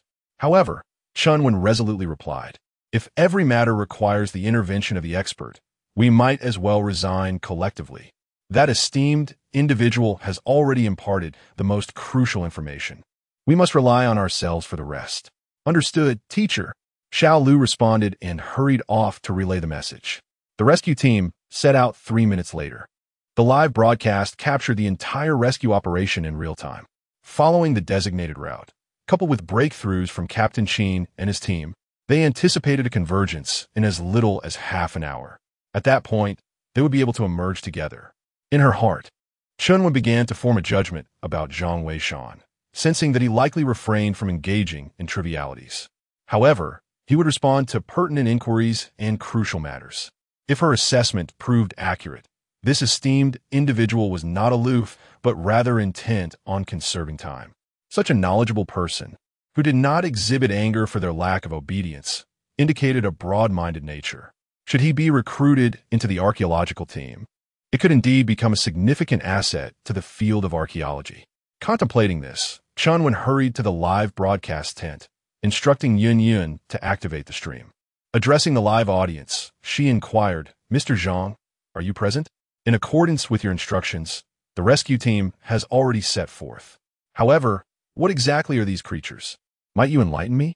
We have conducted extensive investigations in the area and discovered that the locals seem to refer to these beings as Molochuo.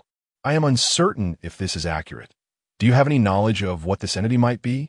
Observing Chen when personally seeking answers has evoked a sense of envy among those in the live stream. Indeed, it is remarkable that a figure of such stature would personally inquire. Who could disagree? Regrettably, I am at a loss. Otherwise, I would certainly provide the professor with an explanation. Does the expert possess insight into this matter? It is difficult to say. The expert has remained silent for quite some time. Could it be that they are also unaware? I find it implausible. Perhaps the expert simply prefers not to answer. Yet, who can truly fathom the thoughts of such a distinguished individual? Noticing the absence of any updates from Zhang Weishan in the live stream, Chen felt a tinge of disappointment. Could it be that she has misjudged the situation? Or perhaps the sage is indeed a sage, and she is utterly oblivious to their thoughts? Alternatively, could it be that the sage is not currently viewing the live stream? Her mind raced with possibilities, and she sensed that even if she were to personally extend an invitation, the sage might still decline to join the archaeological team. Yet, if she did not at least try, she would feel a lingering sense of regret. This opportunity is not merely for the archaeological team. It represents a significant moment for the entire field of archaeology. Such talent should not be so easily forsaken.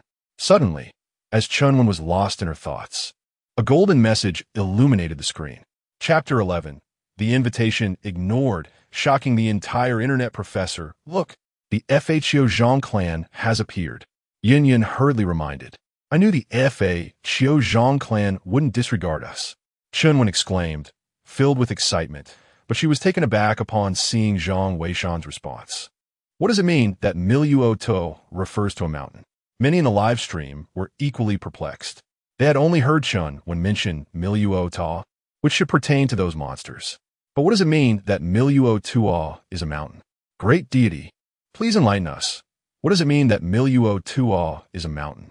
Indeed, great deity, if Miluo Ta is a mountain, what then are those monsters?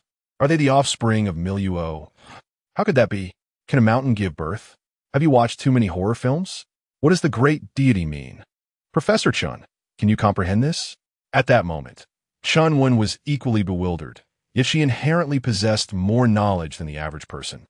When their archaeological team arrived, they conducted an in-depth investigation to understand the ancient tombs, delving into local customs and legends. According to ancient Miao records, there existed only the term Miluo Ta, without a clear indication that it referred to these monsters. Since they were unaware of the monsters residing within the mountain at that time, they cannot grasp the essence of Miluo Ta. After discovering the monsters, she assumed that Miluo Tuo referred to them. However, a single statement from the Fa Qiuzhang clan completely overturned this hypothesis. As Chun Wen gazed at the live stream, a bold conjecture suddenly dawned upon her. Mr. Zhang, when you mentioned Miluo, did you imply that those monsters are the offspring of the mountains? Oh, Professor Chun, I merely spoke offhandedly. Why would you take it to heart? Indeed, Professor, such a notion is implausible. How could a mountain possibly bear children? However, I believe the deity may possess deeper meanings, Chun Wen interjected, shaking her head. It is not entirely unfounded. During my excavation of an ancient tomb from the Warring States period, I encountered a peculiar phenomenon, a fish encased within stone. For reasons unknown, this creature had been trapped within the rock, surrounded by a pool of clear water, seemingly surviving without sustenance. If what the deity refers to as Miluo indeed signifies mountains, then it is entirely conceivable that the monsters within are the progeny of these great heights. Our nation, China, boasts a history that is both ancient and resplendent. Many treasures have been obscured due to archaeological gaps, buried deep within the currents of time. This is the very objective of us archaeologists, to restore and illuminate these brilliant fragments of history. Though I still struggle to comprehend how mountains could give rise to such entities, I am sincerely grateful to Mr. Zhang for his enlightening insights. With this, Chun Wen sensed an opportunity and earnestly declared her intentions. Mr. Zhang, I have an unusual request. On behalf of the archaeological team, I wish to extend an invitation for you to join us. You may stipulate any conditions you desire. Should you agree, the entire team will heed your command. We earnestly hope you will assist us in uncovering these buried civilizations of remarkable brilliance. I beseech you. Chun Wen spoke with utmost seriousness, even bowing slightly, embodying the very essence of decorum in her invitation. For any reasonable person, there exists no grounds for refusal. Setting aside Chun Wen's genuine sincerity, the compensation offered by the archaeological team is indeed substantial. In our nation, the field of archaeology faces a significant talent gap, and nearly every individual trained in this domain enjoys a commendable remuneration. While it may not quite match the rewards bestowed upon national treasures, the difference is marginal. Who among the ordinary populace would not yearn to join an archaeological team? Yet, the annual recruitment is rather scarce, primarily due to the arduous and perilous nature of the work, resulting in a limited number of participants. How extraordinary! Professor Chun has personally extended the invitation. What a remarkable figure. I am truly moved. If it were me, I would undoubtedly join without hesitation. You are swayed by the compensation, aren't you? This individual is no ordinary person, although I too believe he has no reason to decline. That may not be the case. Can we truly comprehend the thought processes of such an extraordinary individual? I'm already anticipating the appearance of this remarkable person. With such prowess, he must be quite handsome. Perhaps he is an elderly gentleman? Leave me alone. Absolutely impossible. Can you all stop arguing? Why hasn't the master appeared yet? Indeed, after Chun Wen extended her invitation, Fa Qiuzhang sure had not sent any further messages. Could it be that he hadn't seen it? Yet he had just responded to Professor Chen's question. Why then? Did he not reply? Professor, could it be that Fa Qiuzhang sure is also contemplating this? Perhaps we should allow him more time? Yun interjected. Chun Wen found this reasoning plausible, yet a sense of unease lingered in her heart. She could not bring herself to believe that he had overlooked the invitation. It was far more likely that he was unwilling to respond or to join the archaeological team. Individuals of remarkable skill often possess their own principles, and she felt no anger towards him. It was simply a lament that such an esteemed figure could not be drawn into the archaeological team. As time continued to pass, The audience in the live stream grew increasingly convinced that Professor Chen's invitation had been disregarded by FHO Zhangshi. Wow, the master's thoughts are truly beyond the comprehension of ordinary people, even ignoring an invitation from the archaeological team. I'm envious. I would eagerly pay to participate, yet they dismiss the invitation. How can there be such a disparity? The master is impressive. It must be that we lack vision. Surely, he has his own considerations. Indeed, it seems our perspective is limited. Ultimately, Chenwen found herself at a loss and could only express that if FHO Zhangshi wished to connect, he was welcome to do so at any time. The doors of the archaeological team would always remain open for him. Zhang Weishan, of course, had seen Professor Chen's invitation, and he indeed aspired to join the archaeological team at the forefront in the future. However, the time is not yet ripe. As mentioned before, he is exceedingly cautious about his life and must indeed be so. He does not perceive the present moment as a favorable opportunity. His strength remains insufficient, rendering it unnecessary to venture into the forefront at this juncture. He harbors no desire to decline nor to provide an immediate response. Thus he opts for silence. Zhang Weishan, while sorting through the antiques before him, contemplates the rewards that may soon follow. Once the rescue team retrieves Professor Li and the others, he can guide them through the proper entrance. At that time, he may also receive a reward. He wonders if it might be the bloodline of the Qilin. Lost in thought, Shunwan emerges from within, her face etched with confusion. What is this, Zhang Weishan? Did you see? The master actually disregarded my teacher's invitation. This is simply too regrettable. Yes, I noticed, Zhang Weishan replies. Xinwan takes a seat opposite him, rubbing her ankle, which has improved somewhat. While it is quite normal for the master to decline, I still feel a pang of regret. The archaeological divide in our Huaxia is so formidable. If we could secure the master's assistance, it would surely lead to a qualitative breakthrough. However, my teacher has also indicated that the more formidable the individual, the harder they are to invite. Alas, I wonder if the master will indeed join the archaeological team. Perhaps it is for the best that there is no response. I genuinely fear the master might outright refuse. Zhang Weishan, feeling somewhat helpless, notices Shun Wan has also begun to sort the antiques and deftly shifts the topic. You focus on your paper. I shall handle this work. Shun Wan pouted, expressing her feelings. How can one find the mood for such things? The rescue team has already departed, and they will soon rendezvous with Professor Li. I cannot possibly calm my mind to focus on writing my thesis. It will be better to assist you in organizing the antiques. I sincerely hope that Professor Li and the others are safe.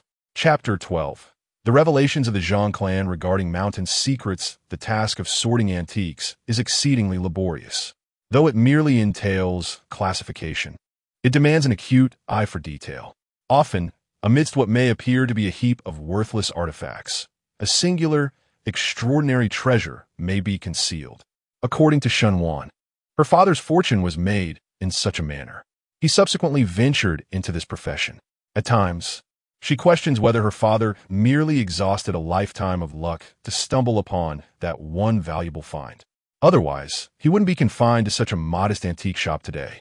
However, Zhang Weishan perceives matters differently. Although Shun, the shop owner, is an ordinary individual, his vision and character are profoundly elevated. Zhang believes that if Shun wished to expand his business, it would undoubtedly be feasible. This notion has been discussed between them, with Shun expressing that great success attracts attention, and that living a simple, honest life is preferable for true contentment. The amount one can earn in their lifetime is predetermined by fate.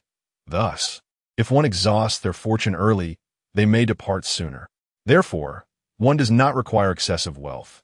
Enough to sustain oneself suffices. As the saying goes, life is akin to a few cups of wine. Those who finish first must leave first. Xinwan, being youthful, may not fully grasp her father's perspective. Nevertheless, she senses that her father's way of life is quite satisfactory, as it spares him from significant pressure. While organizing, she inquires of Zhang Weishan, "Do you think that esteemed individual will join the archaeological team? I truly cannot fathom a reason for him to decline. Whether guiding from behind the scenes or assisting on site, it amounts to the same." Given his remarkable abilities, my mentor would surely hesitate to allow him to engage in any perilous endeavors. Zhang Weishan, as a man yourself, if you were to refuse, what would your reason be? Zhang Weishan was taken aback. This question was indeed difficult to answer. Shaoan, I believe you need not worry excessively. That expert may simply be contemplating how to respond. Perhaps, on a certain day, he will reach out to the archaeological team directly. Shenwan nodded, finding some truth in this. Then I shall take your words as an omen of good fortune, and hope that this esteemed individual is merely in a state of contemplation. Otherwise, it would be truly regrettable, given his remarkable talents. He must also be quite handsome, I imagine. As she spoke, Shenwan wore a look of infatuation. Zhang Weishan felt quite awkward. It was the first time he had witnessed Shenwan, the campus belle, so enamored with a man. Shaoan, the time should be about right. The rescue team ought to have rendezvoused with Professor Li. You should attend to your tasks. I can manage this work myself. Shenwan, elated, quickly took out her phone and opened the live stream. You should join me in watching. There is no need to be so serious. We do not yet know when the next business opportunity will arise. Focus on the live stream and don't miss out. Zhang Weishan smiled, but remained silent. He initially intended to tidy up a bit, as there would be few opportunities for guidance before the archaeological team emerged. However, upon hearing Shen Wan's next words, he was taken aback. Wonderful news. The rescue team and Captain Sheen have already met. They will be heading back the same way, and it will take no more than 15 minutes. Zhang Weishan quietly returned to his computer. He knew the opportunity for guidance had arrived. In a live broadcast, Yun was explaining the rescue situation. As you can see, the rescue team has met with Captain Sheen and will return along the same route, taking no more than 15 minutes. Let us pray for the safe return of the archaeological team and once again express our gratitude to Mr. Zhang for his guidance. Thank you. However, at that moment, several golden bullet comments suddenly appeared. We cannot return the same way. Use strong alkali to spray the walls and wait in place. Rescan the mountain. The detection map has an effective time of only half an hour. As soon as these two messages were sent, the live broadcast room erupted in chaos. Student Xiao Lu hurriedly relayed the news to Chunwen. Teacher, the expert Zhang has spoken again. He said the detection map is only valid for half an hour. We must rescan, but if we rescan, it will take at least 15 minutes to get results. What if Captain Qin? Chunwen, however, showed no hesitation. She understood that Zhang's words had to be heeded, lest the consequences become more troublesome. Have Captain Qin follow his instructions and simultaneously notify the technical department to urgently assess the mountain conditions. Understood. Xiao Lu rushed to make arrangements. Meanwhile, Captain Qin and his team, upon receiving the notification, were utterly bewildered. Student Xiao Su exclaimed, "What is going on? Why not just return the way we came? Why wait here? Who knows how many monsters are lurking around to toy with us?" Xiao Su, don't speak foolishly. There must be a reason why the expert said that. Professor Li, at this moment, was utterly convinced by Zhang's words. Teacher, I understand your faith in him. Yet we must also consider the practical circumstances, insisted Xiao Su. Captain Qin felt a sense of difficulty as well, and when the soldiers interjected, Captain, I will retrace our steps to investigate. If all is well, I shall inform you. If trouble arises, I will retreat. Very well, Captain Qin nodded, acknowledging that this was indeed the most prudent course of action. The soldier promptly set off, while Captain Qin urged the others to swiftly apply strong alkali to the surrounding rock walls. Throughout their journey, they had discovered that the strong alkali proved far more effective than firearms, effectively deterring the monstrous entities from approaching. Meanwhile, in the live broadcast room, a flurry of comments erupted. What does this mean, Great One? I don't understand. Why not return the same way? Perhaps returning poses a danger. The Great One hasn't specified. Why concern ourselves with so much? Experience shows that following the Great One's guidance is wise. Indeed, there must be rationale behind the Great One's words. We must heed them. Shenwen also hurriedly sent a comment, but it was quickly drowned out. The live stream continuously updated with the latest developments. The soldier returned in a mere 3 minutes, breathless, exclaiming, Captain, it's dire. The path back is gone. It's all dead ends. What? The crowd gasped in astonishment, and Xiao Su found it particularly incomprehensible. What does it mean when the path has vanished? How did you manage to enter? I struggle to articulate the sensation. It feels as though, upon our arrival, the route was swiftly sealed once more. This mountain might be alive. Upon hearing this, Captain Sheen's expression darkened immediately. Relay my orders. Maintain vigilance and await the latest detection map. The words of that sage have proven unfailingly true. We must adhere to his guidance. Yes, at once. The group began to stand guard. Little Sue, overwhelmed, plopped down onto the ground, utterly bewildered. He could scarcely comprehend the situation. Such an occurrence seemed utterly impossible. Yet it had manifested. Just who was that sage? The audience in the live stream, similarly astonished, began to kneel in disbelief. Fortunately, 15 minutes is not an eternity. Soon, the results of the mountain's detection emerged. At the moment the results were revealed, everyone was left speechless. The entire mountain detection map was completely different from the last one. The locations of the passages had shifted, as if the previous routes had never existed. Chen, upon seeing these results, understood why the Zhang family of tomb raiders claimed that the detection map was only valid for half an hour. Because within this mountain, the passages are subject to change. Xiao Lu, quickly send it over. Urge Captain Sheen and the others to locate the nearest passage out. Yes. Chapter 13. The archaeological team of the yin-yang diagram escapes what on earth is happening with this mountain. I am uncertain, but it appears that the Zhang family of the Fakiu clan indicated that we cannot retrace our steps, possibly referring to this very situation. Captain, Team Leader Chen mentioned that the Fakiu Zhang clan has cautioned us. This detection diagram is only valid for half an hour, and we must act swiftly. Captain Sheen and his team were astonished upon viewing the transmitted detection diagram. No one anticipated that the outcome suggested by the Fakiu Zhang clan would be such. The pathways within the mountain are capable of shifting. This is utterly inconceivable. Nonetheless, seasoned veterans like Captain Sheen quickly discerned the latest route and commenced preparations for a breakout. Just as they detonated the entrance to the passage, a multitude of monstrous creatures surged forth. One soldier, caught off guard, was immediately knocked to the ground.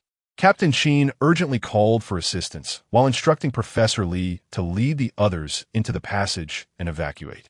The scene was sheer chaos. Viewers in a live stream were equally anxious for the team, seeing that they had discovered a new pathway. Zhang Weishan chose not to dwell on the situation further and resumed his work. Meanwhile, Shen Wan remained fixated on the mobile screen, her fists clenched in a display of tension, as though she were present at the scene. With the detection diagram's validity limited to half an hour, their escape should not be far off. Zhang Weishan contemplated the ancient artifacts scattered on the ground before him, speculating on the rewards this venture might yield. He hoped for the bloodline of the Qilin. The advantages of these rewards are profoundly understood by him. Particularly, the last gift of the Eye of Insight has significantly accelerated his ability to sort antiques. Were it not for Shen Wan's presence, he could have worked in even swifter pace for fear of being perceived as negligent. He could have completed the task in less than an hour. Indeed, barely 10 minutes had passed when the system's voice resonated. Ding! Archaeological team guidance successful. Reward of the yin-yang diagram has been integrated. The yin-yang diagram? What could this be? Zhang Weishan was momentarily taken aback, as an influx of information surged into his mind. Almost instantaneously, he comprehended the essence of this artifact. As the saying goes, from the Tao comes one, one begets two, two begets three, and three begets all things. The yin-yang diagram is the origin of the I Ching's Bagua from ancient times. All of nature embraces yin and bears yang.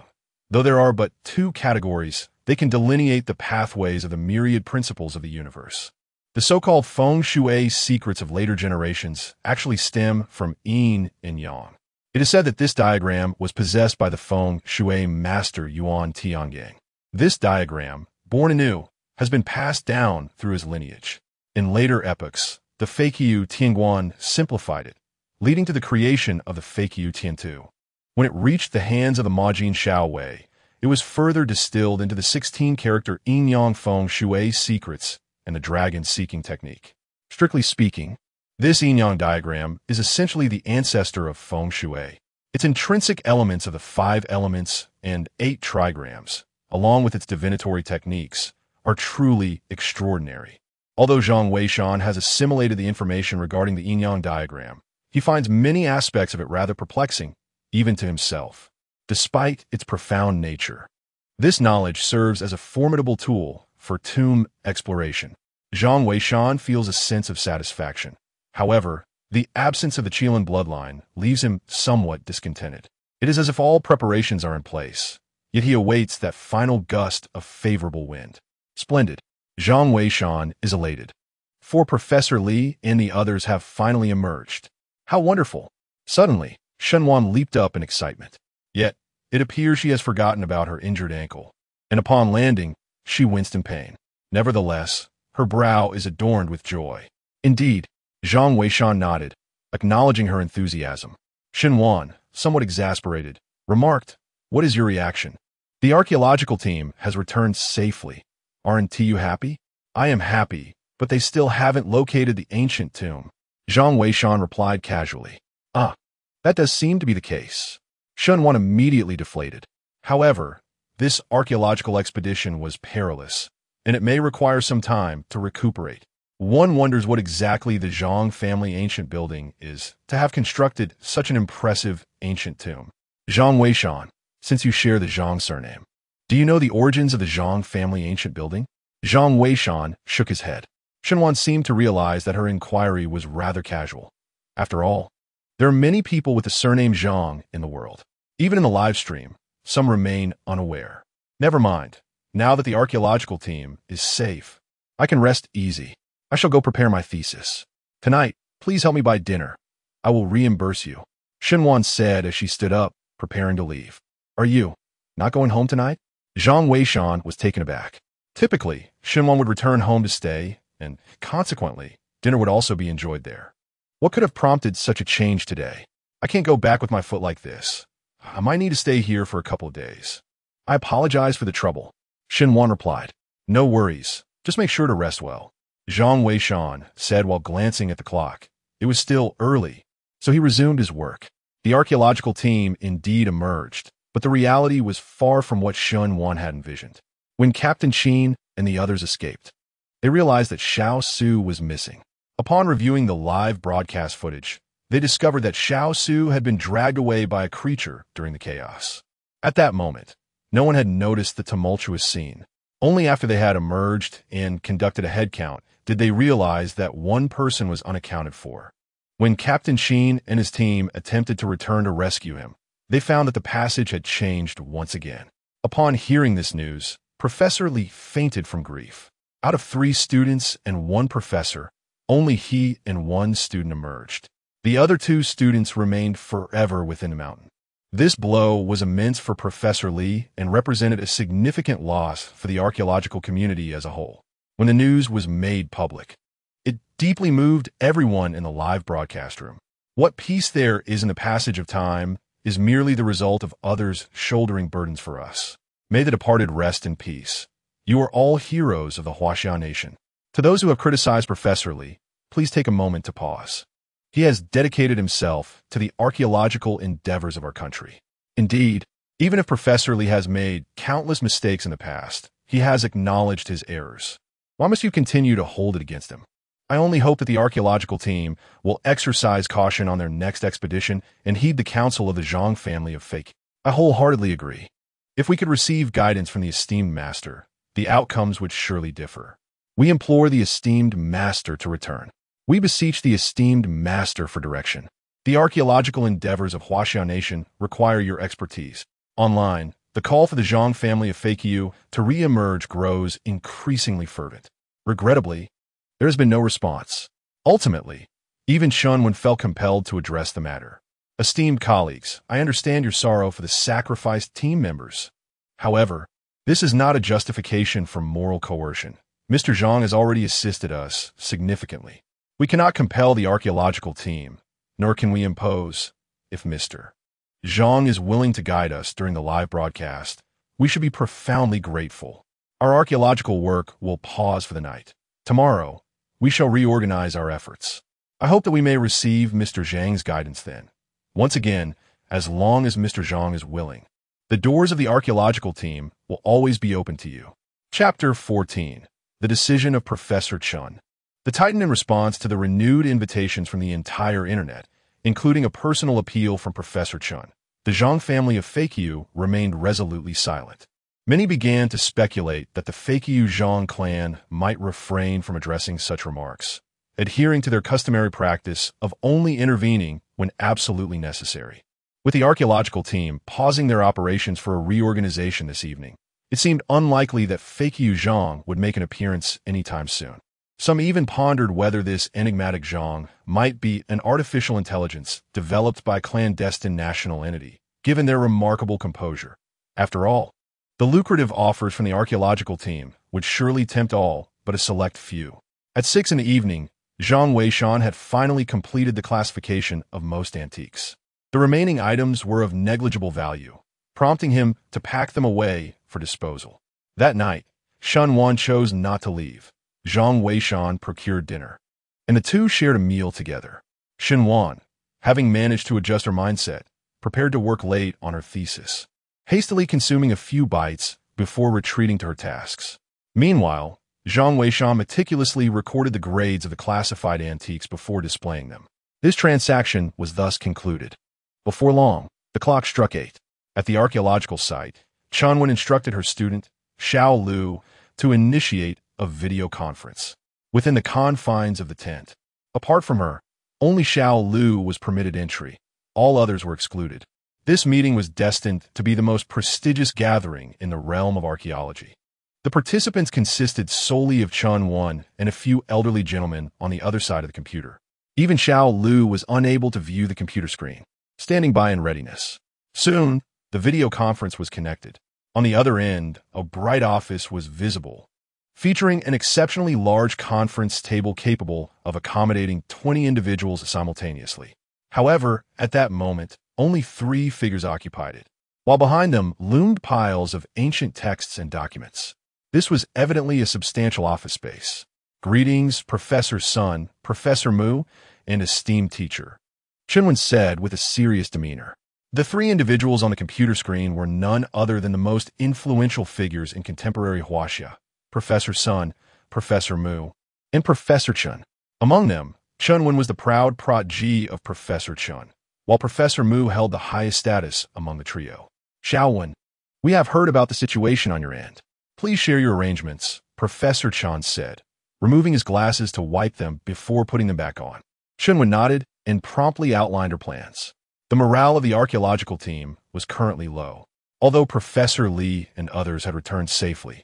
The death of Xiao Su had starkly highlighted their lack of understanding regarding the archaeological situation and their inadequate situational assessments. The overnight pause that Chunwen had previously announced was, in fact, intended to discuss forthcoming arrangements with these 3 eminent scholars. Based on the current circumstances, it appeared that the ancient tomb of Ba Nai might indeed be the Zhang family ancient tower.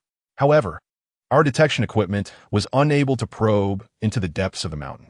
It is with great embarrassment that I admit our current understanding of this ancient tomb is shrouded in darkness. Thus, I have conceived an idea, the feasibility of which I am eager to discuss with the 3 esteemed seniors. Without further ado, Chunwen stated, I am prepared to announce that all forthcoming plans of the archaeological team will be conducted in accordance with the guidance of the Zhang family of tomb raiding. I believe he possesses profound knowledge of this site, and adhering to his advice may help us avert potential losses for the team. However, this may render the archaeological team somewhat inept. Therefore, you remain indecisive, do you not? Chun Lao chuckled. Being a mere student, I seek your enlightenment, esteemed teacher. Chunwen replied with a serious demeanor. Yet this time it was not Chen Lao who spoke, but rather Sun Lao, who interjected Xiaowen. We 3 old fellows have deliberated on this Zhang family of tomb raiding as well. Your reasoning holds merit, and we believe it prudent to follow your lead. As for the reputation and standing of the archaeological team, you need not fret. We shall not hold you accountable. Chunwen felt a sense of relief wash over her. In truth, she genuinely wished to proceed according to the Zhang family's guidance. Yet, the fear of public opinion loomed large. The archaeological team's credibility was at stake. If they were to act without direction, would it not imply that anyone could undertake this task? It was only upon receiving the affirmation from her 3 seniors that Chun Wen found the resolve to persist. Xiaowen, please do share your thoughts. At last, Mulao spoke up. The decision you have made indeed aligns perfectly with our desired outcome. The previous guidance from the Zhang family of FHO was merely a superficial beginning. If he is truly a master, the forthcoming expedition into the tomb will be the moment he reveals his genuine prowess. At that juncture, we may witness numerous archaeological techniques that we have yet to even hear of, which would be akin to a long-awaited blessing for our archaeological community. Missing such an opportunity could lead to a lifetime of regret. At this point, Old Mu sighed. The state of archaeology in the Huaxian nation is severely lacking, and our archaeological techniques are woefully outdated. Therefore, Xiaowen, you must remember that our profession has never been glamorous. It is solely about advancing the field of archaeology in Huaxia, even if it means bearing some notoriety and controversy. What of it? The student understood. Chunwen nodded earnestly, her mind already made up. Now, do not worry too much. As long as the 3 of us are around, we will undoubtedly support you. Ultimately, let me reiterate, FHO Zhang is an extraordinary individual, and we must find a way to integrate him into our archaeological community.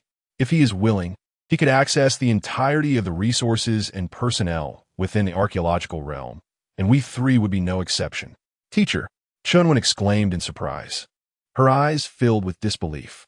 What kind of esteemed treatment must one receive to utter such words? These 3 before her are undoubtedly titans in the field of archaeology, even possessing dedicated bodyguards for their protection in Huaxia. The personal physician's round-the-clock vigilance is driven by the fear of their health deteriorating, which would signify an unparalleled loss to the field of archaeology. Yet, the fact that they express such sentiments regarding the elusive Zhang of the FHO clan is a testament to the immense regard they hold for this individual. Xiaowen, you cannot yet grasp the significance of this man to the archaeological community. Nevertheless, our collective judgment will prove accurate. Just wait until you embark on the excavation.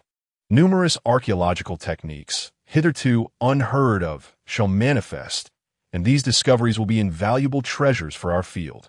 In comparison, what do we 3 old men amount to? Chunwen nodded emphatically, her astonishment lingering. What manner of man is Zhang of the FHO clan, that he commands such respect for the triumvirate of archaeology? Who are you, and where do you reside? I must devise a means to locate you. I must. A resolute determination took root within Chunwen. After disconnecting the video call and removing her headphones, she turned to her colleague, Xiao Lu, and instructed, tomorrow at 8 in the morning, issue a public announcement detailing the current situation of the archaeological team. We shall search the entire internet for Mr. Zhang. Without his guidance, no one is permitted to descend into the tomb. Understood. Chapter 15. The archaeological team of Xinhuan seeks the Zhang clan of Feiqiu. The night passed in silence. The following morning, Zhang Weishan returned promptly from his run. In truth, he had not previously been in the habit of morning jogging. It was only after receiving certain rewards the day before that the idea had taken root. The transformation brought about by the Qilin tattoo was profound. Even though he had yet to acquire the blood of the Qilin, the enhancement was already distinctly palpable. He understood that if he wished to elevate the Feiqiu Tingguan lineage, it was inevitable that he would personally descend into tombs in the future. Thus, he embarked on a morning jogging regimen. Although it seemed somewhat belated, even the slightest preparation before battle is worthwhile. He relished the opportunity to engage in embellishments. Zhang Weishan, have you risen? Quickly check the news. The teacher has unexpectedly announced a cessation of all archaeological activities without the guidance of the deities. Zhang Weishan hurriedly got out of bed. Xinhuan's excited voice echoed from upstairs. She held the Feiqiu Zhang clan in high regard, making her reaction entirely reasonable at that moment. Ahem, I'm down here. I've purchased breakfast. Wash up and come down to eat. Zhang Weishan said awkwardly. You. Please wait a moment. Xinhuan seemed a bit embarrassed and took several minutes to finish her morning routine before descending.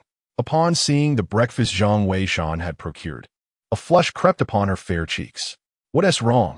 Are you unwell? Zhang Weishan inquired, puzzled. No, it's not that. I have a question for you.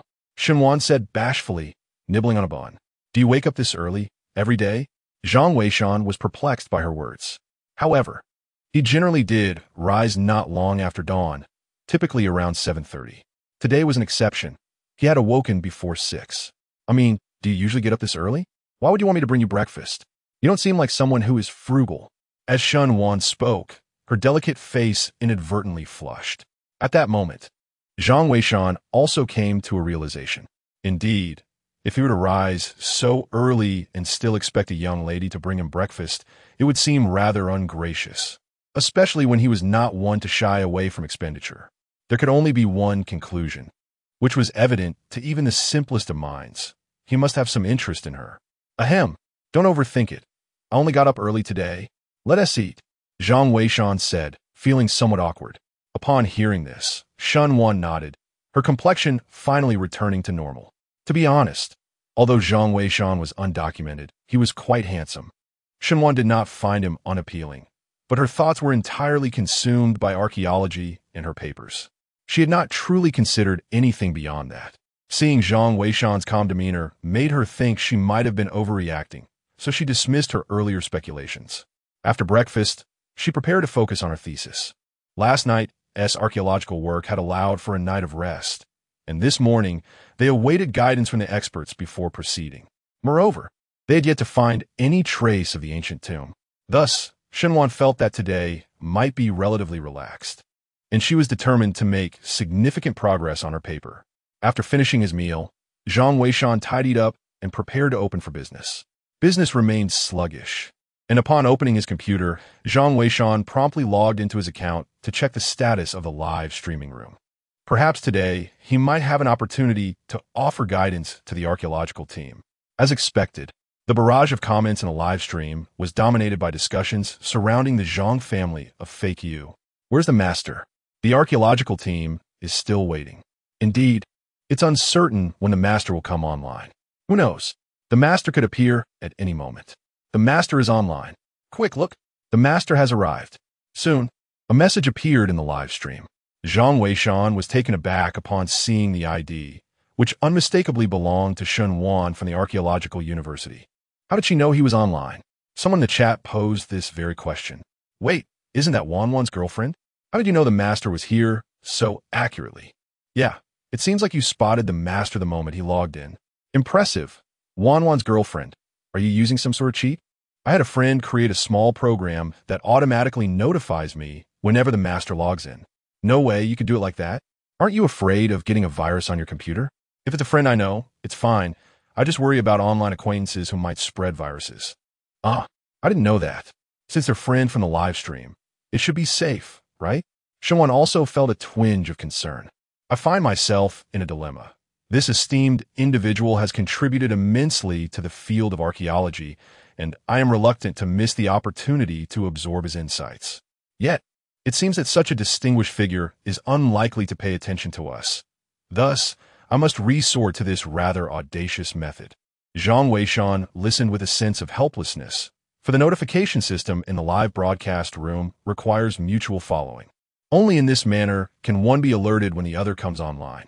Otherwise, popular streamers who do not follow others would be overwhelmed by the sheer volume of attention they receive. However, he had not followed Xinwan. She was the only one who had taken an interest in him. Noticing her eagerness to learn, Zhang Weishan pondered for a moment and then proceeded to click on Shun Wan's profile, choosing to follow her. This way, when he logged on, she would receive a notification.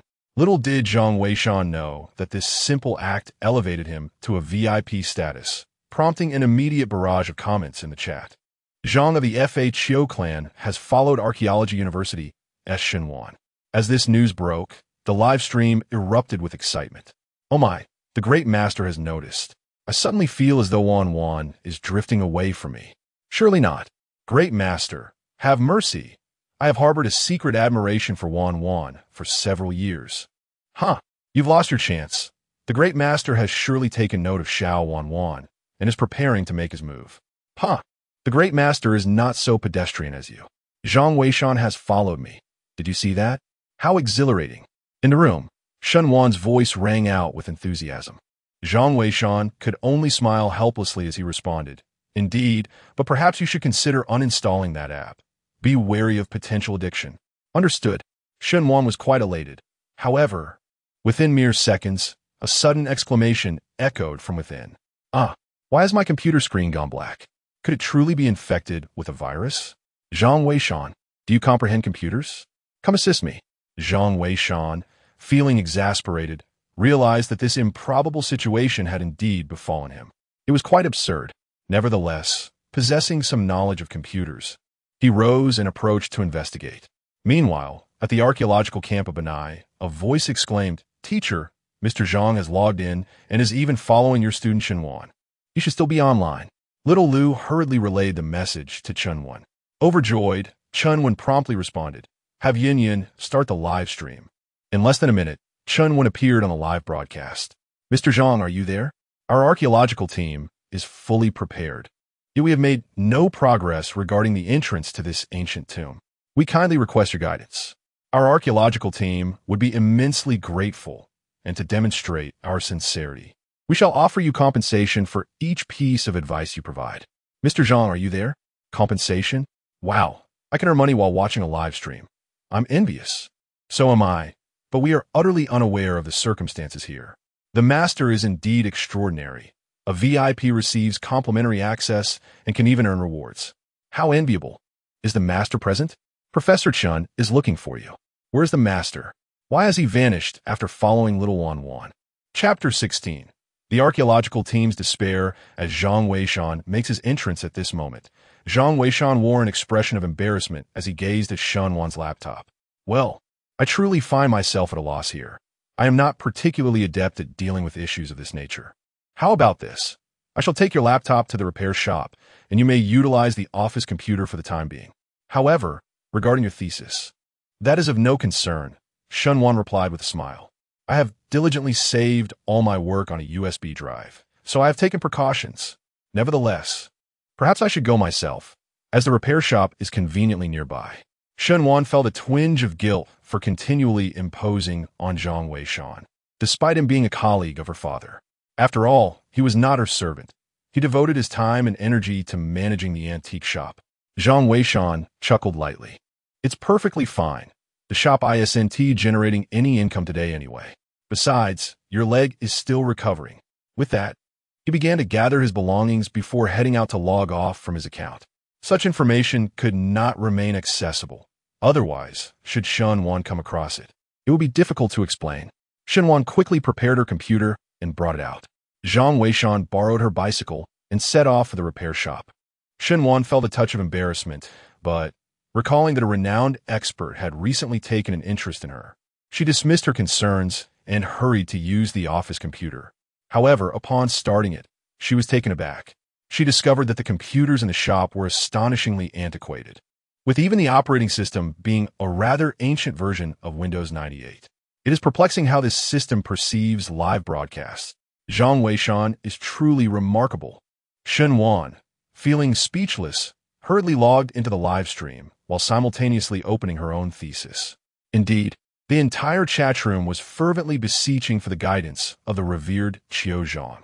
However, upon glancing at the screen, Shunwan was taken aback to discover that the esteemed figure had abruptly gone offline. Oh, Xiao Wan is online. Tell me, Xiao Wan, where have you taken our esteemed master? Indeed, has our revered master been overworked? Quickly bring back the master, you little enchantress. Shunwan was left utterly bewildered by the chaotic messages flooding the chat. Just then, she received a phone call from Chunwan. Hello, teacher. What is the matter? Xiaowan, I was just about to ask you. Why did Mr. Zhang follow you and then log off? Do you know each other? Chunwan inquired anxiously over the phone. Teacher, how could that possibly be? If I were acquainted with such a luminary, I would certainly introduce you. This must be mere coincidence. My computer just got infected with a virus. Shunwan hurriedly explained. Chunwan, still skeptical, responded, well, you must understand the significance of Mr. Zhang to us. If you manage to contact him, be sure to obtain his contact details. Understood. Shunwan promptly ended the call. Shunwan gazed at her computer screen, utterly at a loss for words. She recognized that the live chat participants were merely engaging in frivolous banter for amusement. Even if she were to genuinely know the esteemed figure, few would believe her claims. Where has the esteemed expert truly gone? How could they have logged off alongside oneself? It is indeed perplexing. Ultimately, unable to fathom the situation any longer, she resolved to immerse herself in writing her own thesis. Meanwhile, within the live stream, the absence of the Fa Chiozhang clan was palpable. Consequently, Chunwen reluctantly announced that today would be a day of continued reflection, awaiting the emergence of the Fa Chiozhang clan before proceeding.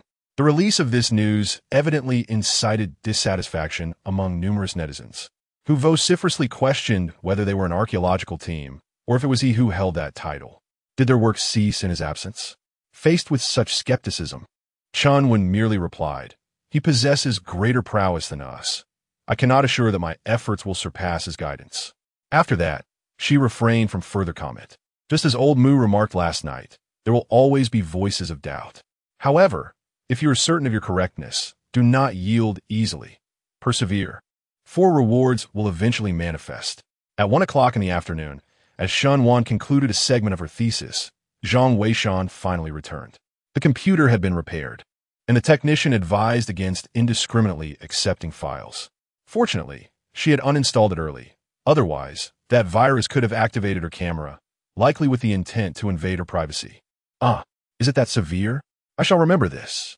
Chunwen responded, a shiver of apprehension coursing through her. In a live stream, where countless individuals called her their wife, she had chosen to disregard such remarks. Little did she know that some individuals, undeterred by mere words, might indeed take action. Thankfully, the expert had taken notice of her. Otherwise, she might have remained oblivious to someone encroaching upon her privacy. I apologize for the inconvenience. You haven't had a meal yet, have you? Allow me to treat you. Before Chunwen could finish her sentence, Zhang Weishan had already brought out the food. Just happened to be on the way. Well then, I shall treat you to dinner tonight. Chunwen replied with a smile, simultaneously taking her laptop. How is the live broadcast room faring? Zhang Weishan inquired as he settled down. The teachers are nearly in despair. The expert has not shown up all morning, and their archaeological work has come to a standstill. Moreover, they suspect that I have somehow caused the expert's absence. I feel utterly wronged. As she spoke, Chunwen pressed her palms together, raising her chopsticks in a gesture of supplication. Oh, great expert, please log in soon. I can barely bear this unjust blame any longer. Zhang Weishan shook his head in resignation and logged into his account. The two of them dined while monitoring the situation in the live broadcast room.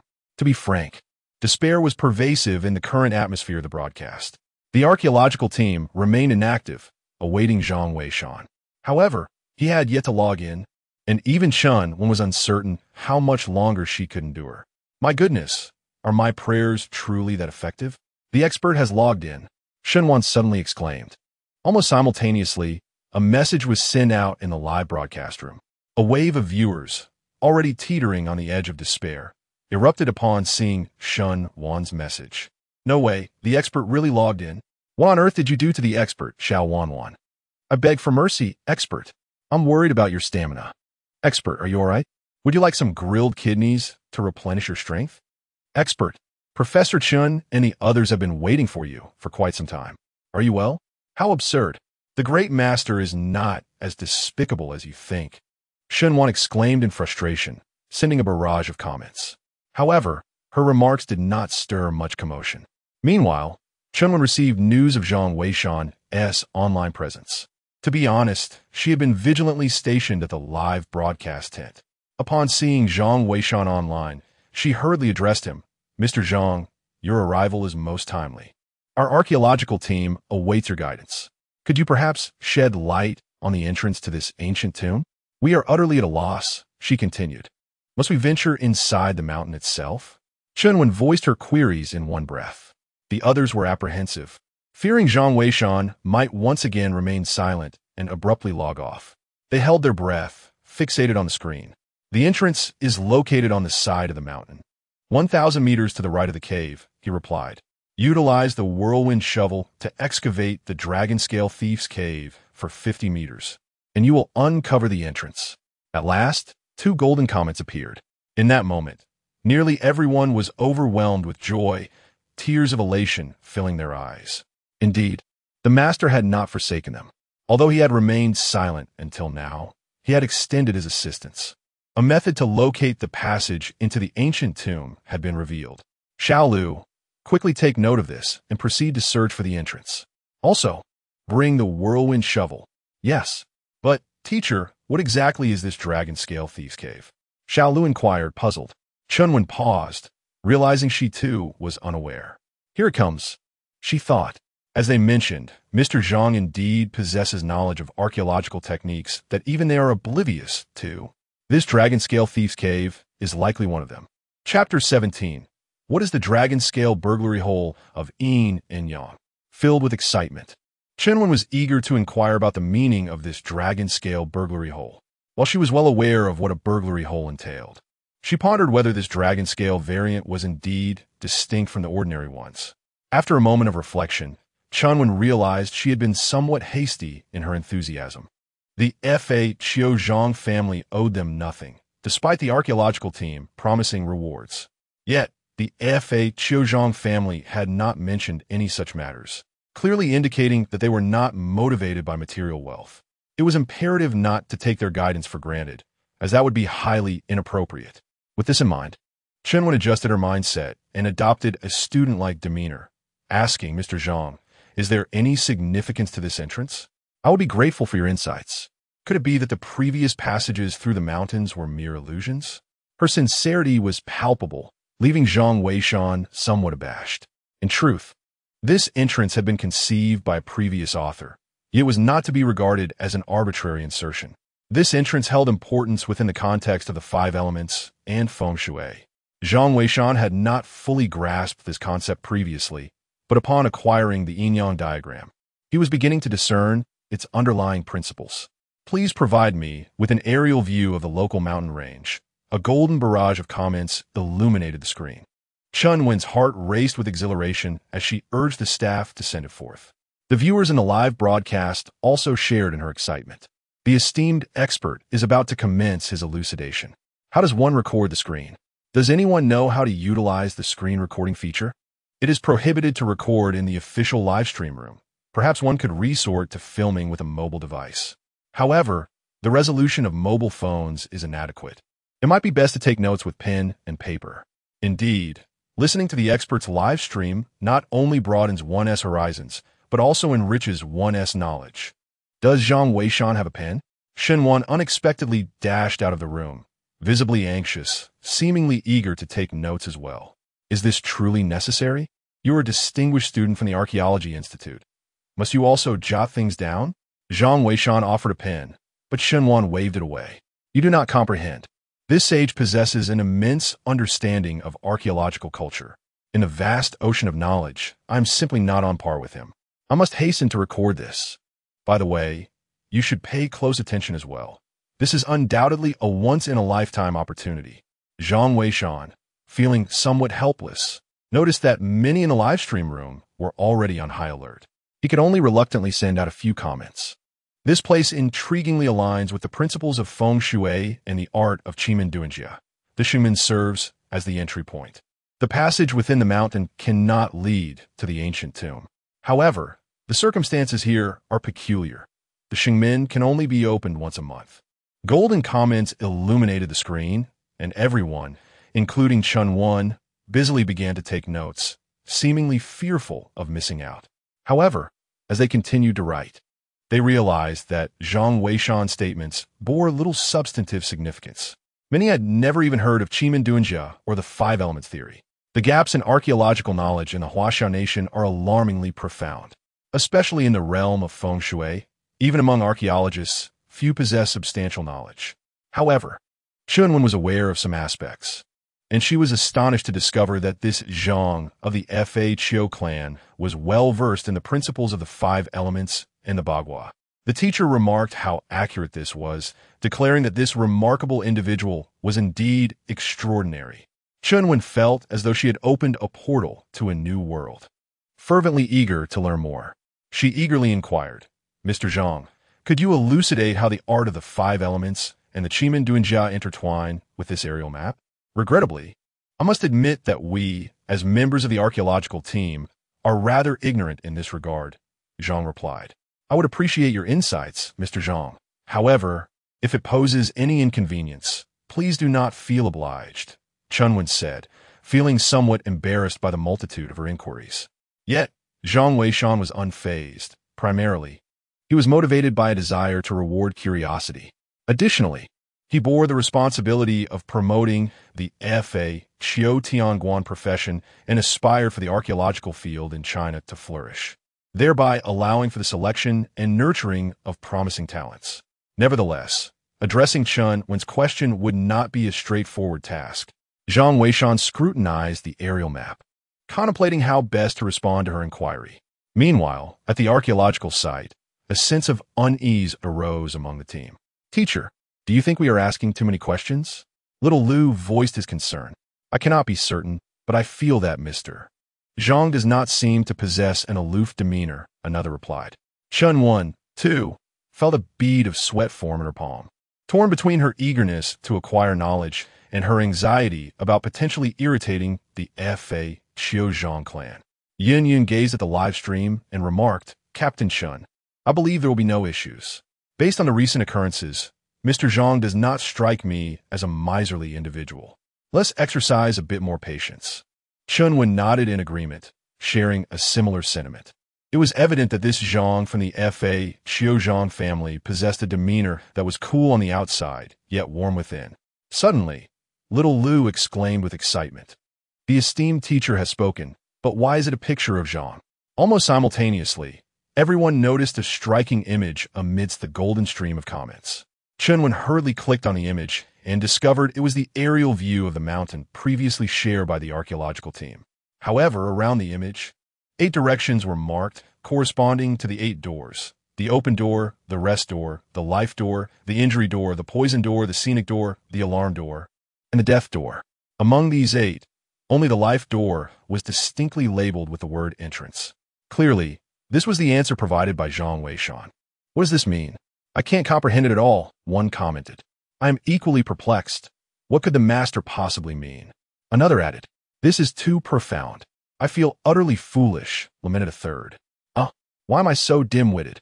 I wonder if Professor Chen understands this. Teacher, can you decipher this? Little Lu awkwardly inquired, as she was utterly baffled.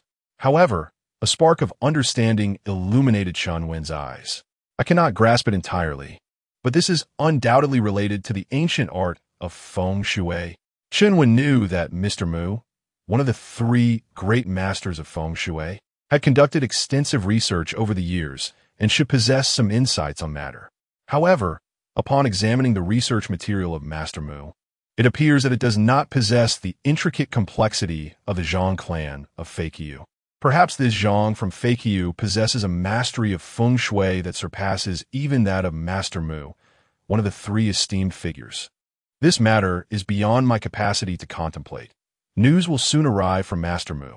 This Zhang of Feiqiu is undoubtedly a colossal treasure within the realm of archaeology.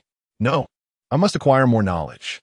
Chunwen thought to herself, urgently addressing Xiao Lu, you must find a way to document every single comment sent by Mr. Zhang. This will undoubtedly elevate our archaeological discipline by decades. We cannot afford to miss this opportunity. Understood, teacher. Xiao Lu hurriedly set about making arrangements. Chunwen then composed herself and earnestly addressed the live stream, saying, I sincerely apologize, Mr. Zhang, for my lack of understanding. However, I am committed to diligent study and have dispatched a team to locate the entrance. There is one point I do not grasp. What exactly is this dragon scale tomb? How does it differ from a typical tomb? This is the first time I have encountered such a term. I must trouble you for clarification. I truly apologize. Zhang Weishan observed the live stream without displaying any impatience. On the contrary, he understood that the archaeological team would likely be equally unaware of the dragon scale tomb. For this type of tomb, aside from the Feiqiu Tianguan, no one else possesses knowledge of it. Not even the renowned tomb raiders would dare to engage with the dragon scale tomb. Chapter 18. The archaeological community discovers a treasure in the form of an extraordinary computer in the annals of the secret history of tomb raiding. There exists a peculiar account. The practices of the FHO and Mo Gene involve the establishment of tomb entrances through the art of theft, invariably initiating with the creation of a breach. This implies that whether one is a Fa Qiutianguan or a Mo Jin Shao Wei, entering a tomb necessitates the formation of a theft passage.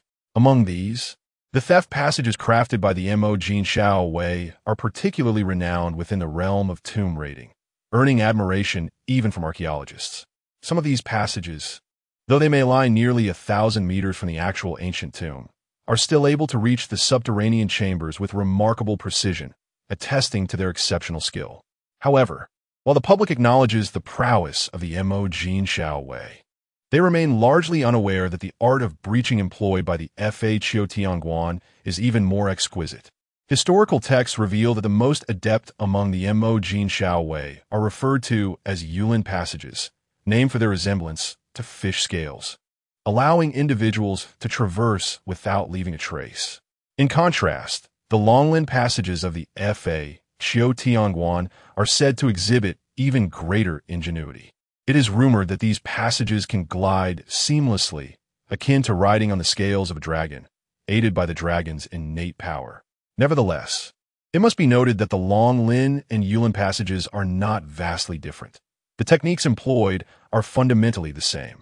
The subsequent generations of Mo Jin Shao Wei have prioritized efficiency, thus streamlining the process and transforming the Longlin into the Yulin. This alteration may also stem from issues of inheritance. As the superior of the Mo Jin Shao Wei, the Fa Qiutianguan embodies the saying, "Teach a disciple, and the master may starve." It is conceivable that the Fa Qiutianguan deliberately withheld certain techniques. However, such matters remain unprovable. However, from this, one can perceive the formidable nature of the Dragon Scale Thief's Cave. Zhang Weishan organized his thoughts and sent out a few messages. When attacking the Thief's Cave, one must utilize the whirlwind shovel from the inside out, ensuring that each strike does not exceed 5 meters. The amount of soil carried by the whirlwind shovel must not exceed half. Additionally, it is essential to coat the whirlwind shovel with lard, with 3 shovelfuls dipped each time. This method is what leads to the Dragon Scale Thief's Cave. As these 3 golden messages were dispatched, the entire live stream, along with Chunwen, fell silent for a full minute. Clearly, they were all processing the implications of Zhang Weishan's words. Yet, for those in the live stream, these concepts felt distant and obscure. Many were utterly bewildered and did not even know what a whirlwind shovel was. Ultimately, the chat was filled with comments that bore little relevance to the discussion. Incredible. The master is amazing. I bow to the master. I completely don't understand, but it sounds so impressive. A true master indeed. I'm in awe. Chunwen could grasp the essence, though she had never witnessed the Dragon Scale Thief's Cave herself and was filled with anticipation. Xiao Lu, brimming with excitement, exclaimed, "Teacher, we have been using the whirlwind shovel incorrectly all along. I never imagined it was used this way to attack the Thief's Cave. Enough talk. Once the team locates the site, let's begin our attempts. I am equally eager to see the Dragon Scale Thief's Cave." Chunwen's eyes sparkled with enthusiasm, wishing to witness it firsthand. However, the mere thought of having finally established contact with the Zhang clan of Feiqiu made her pause, if not for her inquisitive nature. No, today's harvest has already been plentiful, and one must not be overly greedy. Too much can lead to indigestion, she reminded herself. She realized, almost unconsciously, that she had become a student, eager to absorb as much knowledge as possible from the Zhang clan. Yet, she was astute enough to understand the importance of moderation. "Thank you, Mr. Zhang, for your guidance. We shall certainly follow your instructions and swiftly locate the entrance," Chunwen said, promptly passing the conversation to Yun while she made her way to the site. Yun, uncertain of how to proceed, understood that retaining such a prominent figure was clearly unattainable.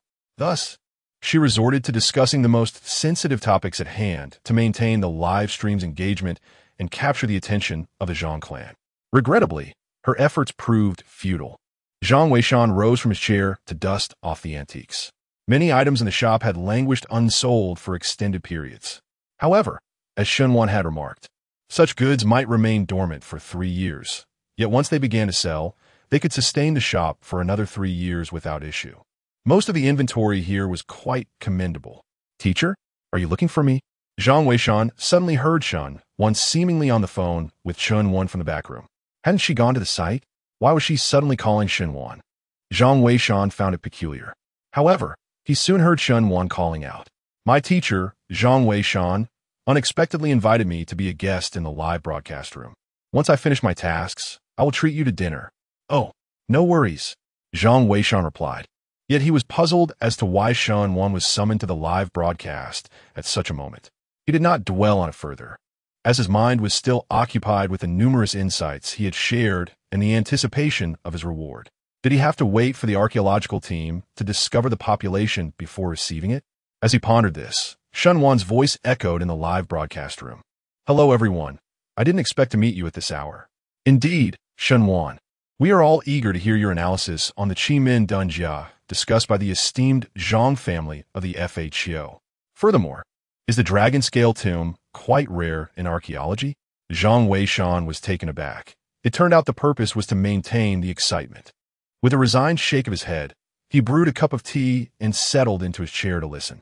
After all, Shen Wan was a distinguished student from the Archaeology Academy, and given the severe discontinuity in China's archaeological field, gaining insight into the perspectives of these emerging scholars was indeed valuable. Shen Wan confessed, to be honest, I feel quite embarrassed.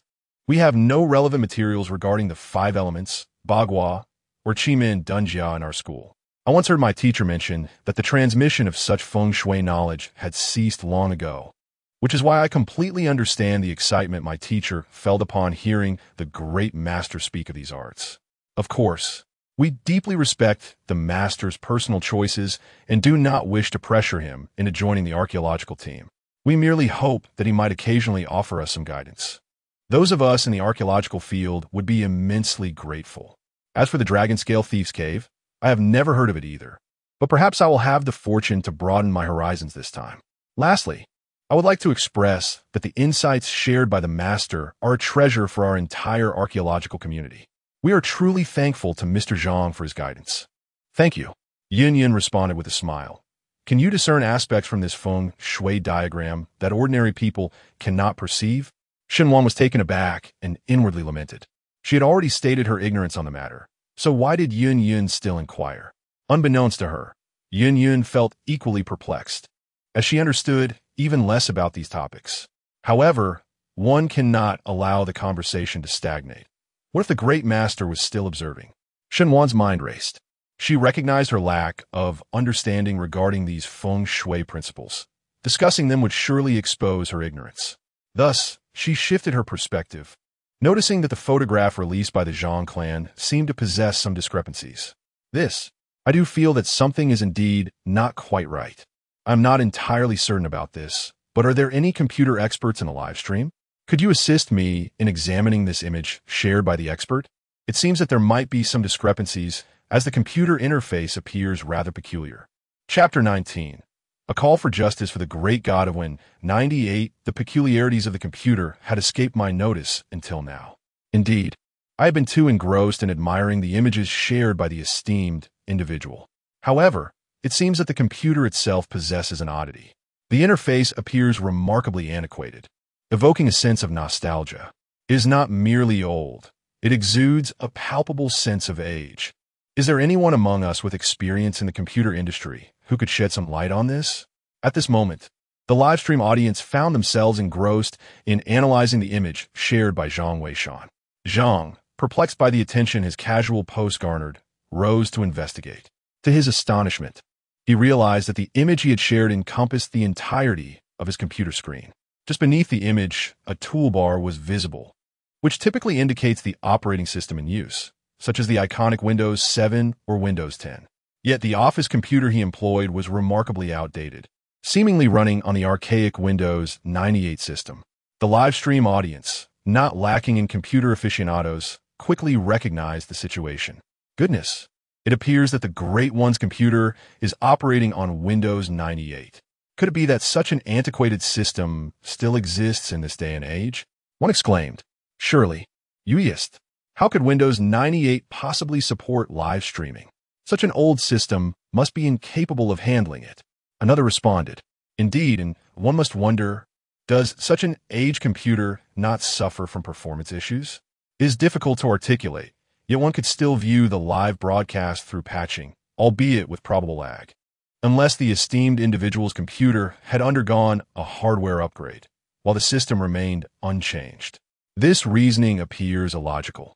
If the hardware had been replaced, the system's preservation would be improbable. Might one ponder if the esteemed individual's busyness in messaging is a consequence of the system's sluggishness? It seems plausible. We have perhaps been excessively demanding. Despite the considerable lag of the esteemed individual's computer, they still take the time to guide us, which is truly moving. I voice my concern for the esteemed individual. How can someone of such prowess still be using an inferior computer? I shall refrain from further commentary. I find it difficult to continue without offering my support to the esteemed individual. Indeed, if anyone were to provide me with such an outdated system, I would be utterly incensed.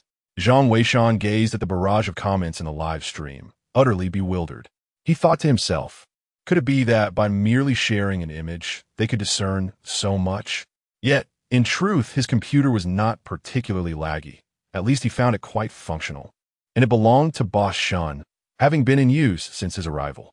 Thus, he was somewhat perplexed as to why this computer functioned so smoothly for live streaming. As he pondered, Zhang Weishan noticed a flurry of notifications lighting up the live streaming platform. Upon inspection, he discovered that they were all gifts from enthusiastic fans. In just a few brief minutes, the total amount of gifts had astonishingly surpassed 100,000. There was even a substantial sum approaching 100,000 that had been directly transferred from the platform, purportedly as a reward from an archaeological team. Zhang Weishan smiled helplessly, unexpectedly finding himself in a rather fortunate financial position. However, he had grown accustomed to this computer and could hardly compare it to any other. Moreover, many of his accounts were recorded on this device. Unbeknownst to him, in the live broadcast room, Shunwan wore an expression of palpable embarrassment. She recalled that Zhang Weishan was using a computer operating on the antiquated Windows 98 system. Just as she had come to this realization, such an incident occurred, leaving her with an uncomfortable feeling. Her own laptop could purchase several new desktop computers.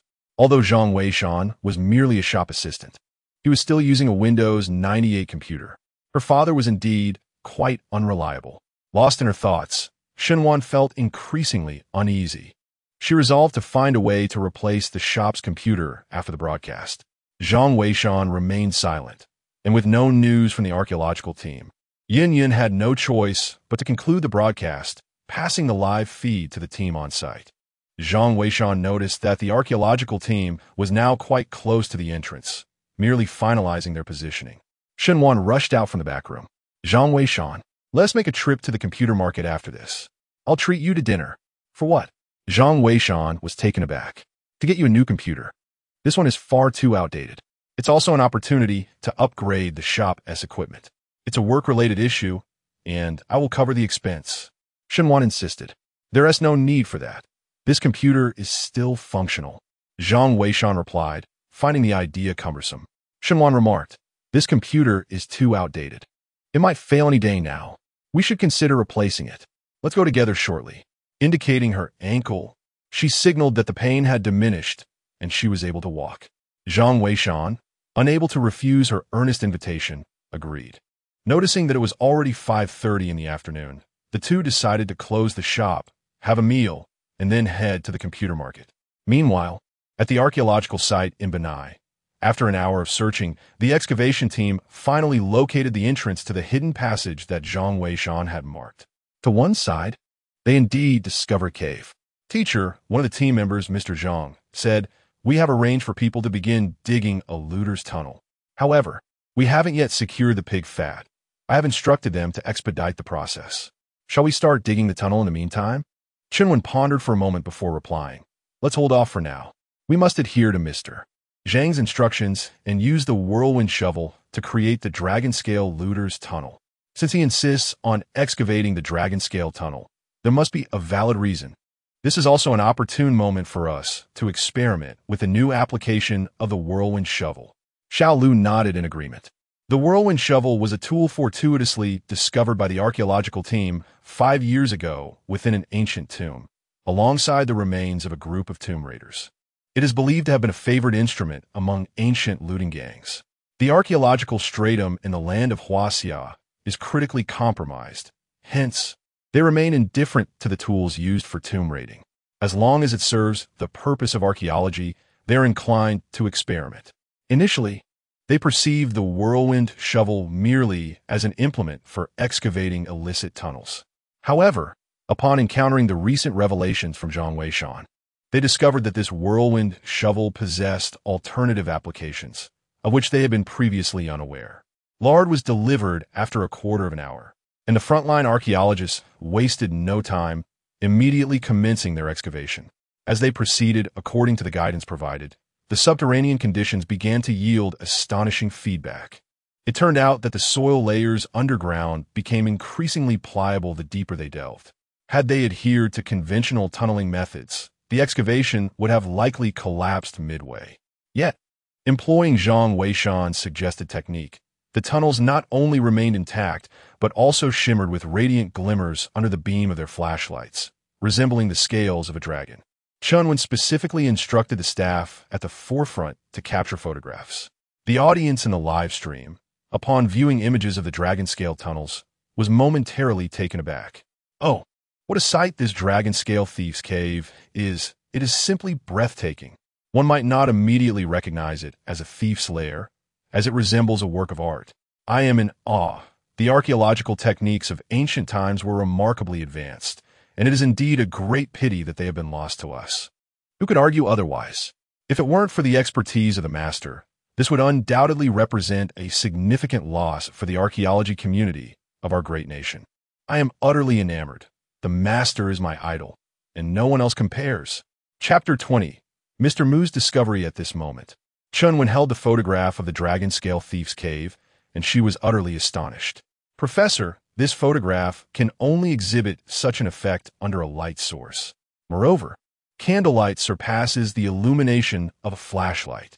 Little Lu remarked from the side. Chunwen nodded, though a sense of confusion lingered within her. She realized that the appearance of the dragon-scale Thief's Cave seemed familiar, yet she could not recall where she had encountered it before. Nevertheless, it was fortunate that they had discovered the dragon-scale Thief's Cave. Otherwise, their chances of successfully locating the entrance would have been exceedingly slim. The soft soil made it nearly impossible to excavate a secure thief's tunnel. However, the dragon-scale Thief's Cave had indeed accomplished this feat. With each shovel plunged into the tunnel, a mark resembling scales emerged. Due to the process of soaking in lard, the entire cutting surface glistened with a sheen.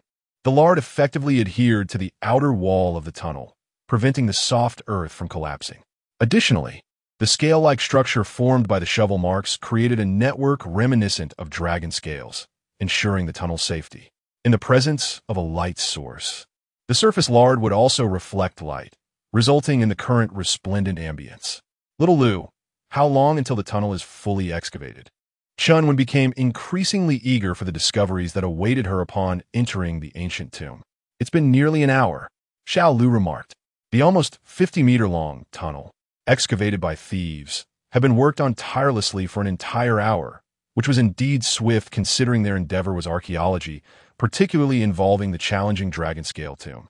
Thus, their pace was naturally incomparable to that of ancient tomb raiders. After glancing at the time, Chunwen stated, "Yes, if we can break through tonight, we can arrange for the archaeological team to descend by tomorrow morning. It would be prudent to also contact Mr. Zhang. Once we enter the tomb, anything could occur. We must be thoroughly prepared." "Understood," Xiao Lu replied promptly, setting about the necessary arrangements.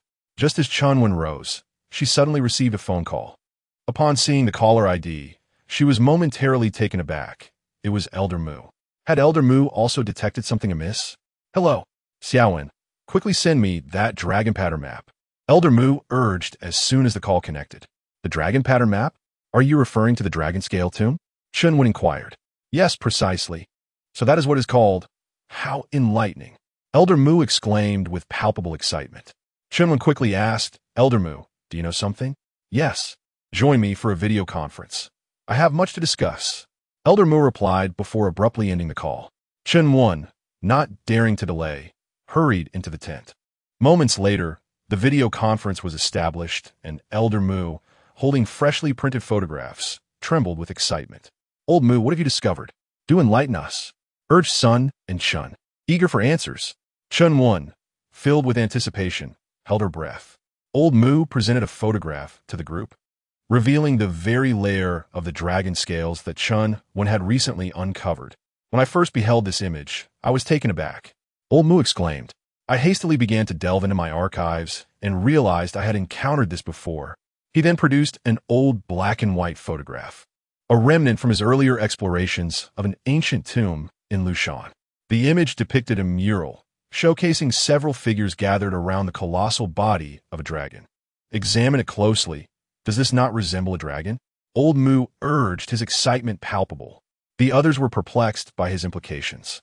After a moment of composure, Old Mu continued. "Initially, I believed it to be a dragon, but later I discerned that the actions of these individuals were inconsistent. Who would attempt to climb a dragon? This enigma eluded resolution until I saw the dragon scale layer. It dawned on me that they were not scaling a dragon. Rather, the dragon itself was a concealed entrance. They were climbing into a hidden passage." Hearing this, Chun remarked quickly, "Old Mu, I recall that during your time in that tomb, you unearthed numerous clues, did you not?" Old Mu nodded in affirmation. "Indeed, I discovered that each of those individuals bore a copper seal inscribed with the words Fa Chiu Tianguan. According to my investigation, the position of the Fa Chiu Tianguan may have existed in ancient times, specifically tasked with responsibilities pertaining to archaeology. This represents our esteemed predecessors. It is truly astonishing that the Dragon Scale Tomb can manifest once more in our world. Esteemed colleagues, now you comprehend the reason for my call to convene a video conference. The Zhang family of Fa Chiu is highly likely to be descendants of the Fa Chiu Tianguan. We must endeavor to locate him, for his worth surpasses that of the three of us combined. This undoubtedly constitutes an intangible cultural heritage of our archaeological community in China."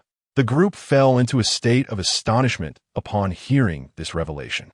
Chun Wen felt her heart quiver with anticipation. She had initially believed that the Zhang family merely possessed knowledge of ancient tomb raiding techniques. However, she was taken aback to realize that their stature far exceeded her expectations. To be a descendant of the Fa Chiu Tianguan is indeed a remarkable distinction. "Old Mu, are you suggesting that the Dragon Scale Tomb and the mysterious arts of Qi Min Dunjia are merely trifles in comparison?" Chun Wen inquired urgently. "Indeed, while these techniques hold significant importance for us, the value of the Zhang family of Fa Chiu is monumental. We must locate him. We absolutely must," Old Mu declared with increasing fervor. "Xiaowen, find a way for me to appear in the live broadcast tonight. I must personally invite him to join our archaeological community. Not to mention status, it would be a tremendous honor for the three of us to be his students." Old Mu's excitement grew with every word. Chun Wen was equally astounded. "Old Mu, I will arrange it shortly, but this individual is unlike any ordinary person, so you must be mentally prepared. Rest assured, my dear elder, I am well aware that such distinguished individuals cannot be summoned with ease. However, we must make an attempt. Otherwise, we shall find ourselves filled with regret." "Indeed," Chun Wen nodded. Subsequently, arrangements were made for tonight's live broadcast featuring Elder Mu. The three of them ended their video call, their hearts brimming with excitement. Meanwhile, Zhang Weishan and Shun Wan had already indulged in a delightful meal and were now heading towards the computer mall. Zhang Weishan held little interest in purchasing a new computer. However, Shun Wan's persistent insistence left him no choice but to accompany her on this venture. To his surprise, she was quite resolute, promptly acquiring a high-spec computer. She claimed it would serve her well for an extended period, and the assembly alone would take a full 2 hours. With no other option, the two settled in the waiting area of the computer mall to patiently bide their time. Fortunately, it was still early, allowing them to wait without much concern. As soon as Shun Wan reached the waiting area, she activated her live stream and called out, "Zhang Weishan, aren't you watching the live broadcast as well? Come on, give me a follow to boost my popularity." Zhang Weishan was taken aback and quickly responded, "That might prove to be a challenge. I haven't an Oppos. T registered an account yet." Chapter 21. Reward for the grave digging chart invitation, yielding no results. Do you not have a registered account? Not to worry. I can create one for you right now, Shenwan declared as he swiftly utilized his mobile device to register Zhang Weishan. The registration process was straightforward. One merely needed to input a phone number to receive a verification code. However, upon entering Zhang Weishan's number, the prompt revealed, "This phone number is already registered. Please log in." Ah, Zhang Weishan, it seems your number has been registered by someone else. I hope it hasn't been compromised, Shenwan exclaimed anxiously. Perhaps. I will address this matter later, Zhang Weishan replied, feeling a bit embarrassed. Noticing Shenwan's eagerness to assist him further, he deftly shifted the conversation. Let's not dwell on that. Let us check the live stream. Perhaps the archaeological team has already discovered the entrance. All right, you handle that while I take a look. Shenwan, equally curious about the live stream, hurriedly engaged with his phone. Zhang Weishan finally exhaled a sigh of relief, inwardly thinking he had nearly revealed too much. Just then, a voice resonated in his mind. Ding! The archaeological team has successfully received guidance. The reward for the grave-digging chart has been integrated. Grave-digging chart? What is that? Zhang Weishan pondered, momentarily bewildered, wondering why it was not the Qilin bloodline. Furthermore, he had never heard of this grave-digging chart before. However, as the stream of information swiftly flooded his consciousness, he quickly grasped the purpose of this chart. As the name suggests, the grave-digging chart serves as a blueprint for the tools used in grave excavation. In ancient times, those who dug graves were often labeled as grave robbers. Yet numerous factions existed among them.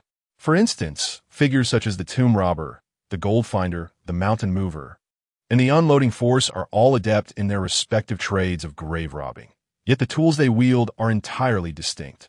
The tomb robber and the gold finder excel in creating clandestine access points, while the mountain mover possesses the unique capability of manipulating the earth with remarkable skill.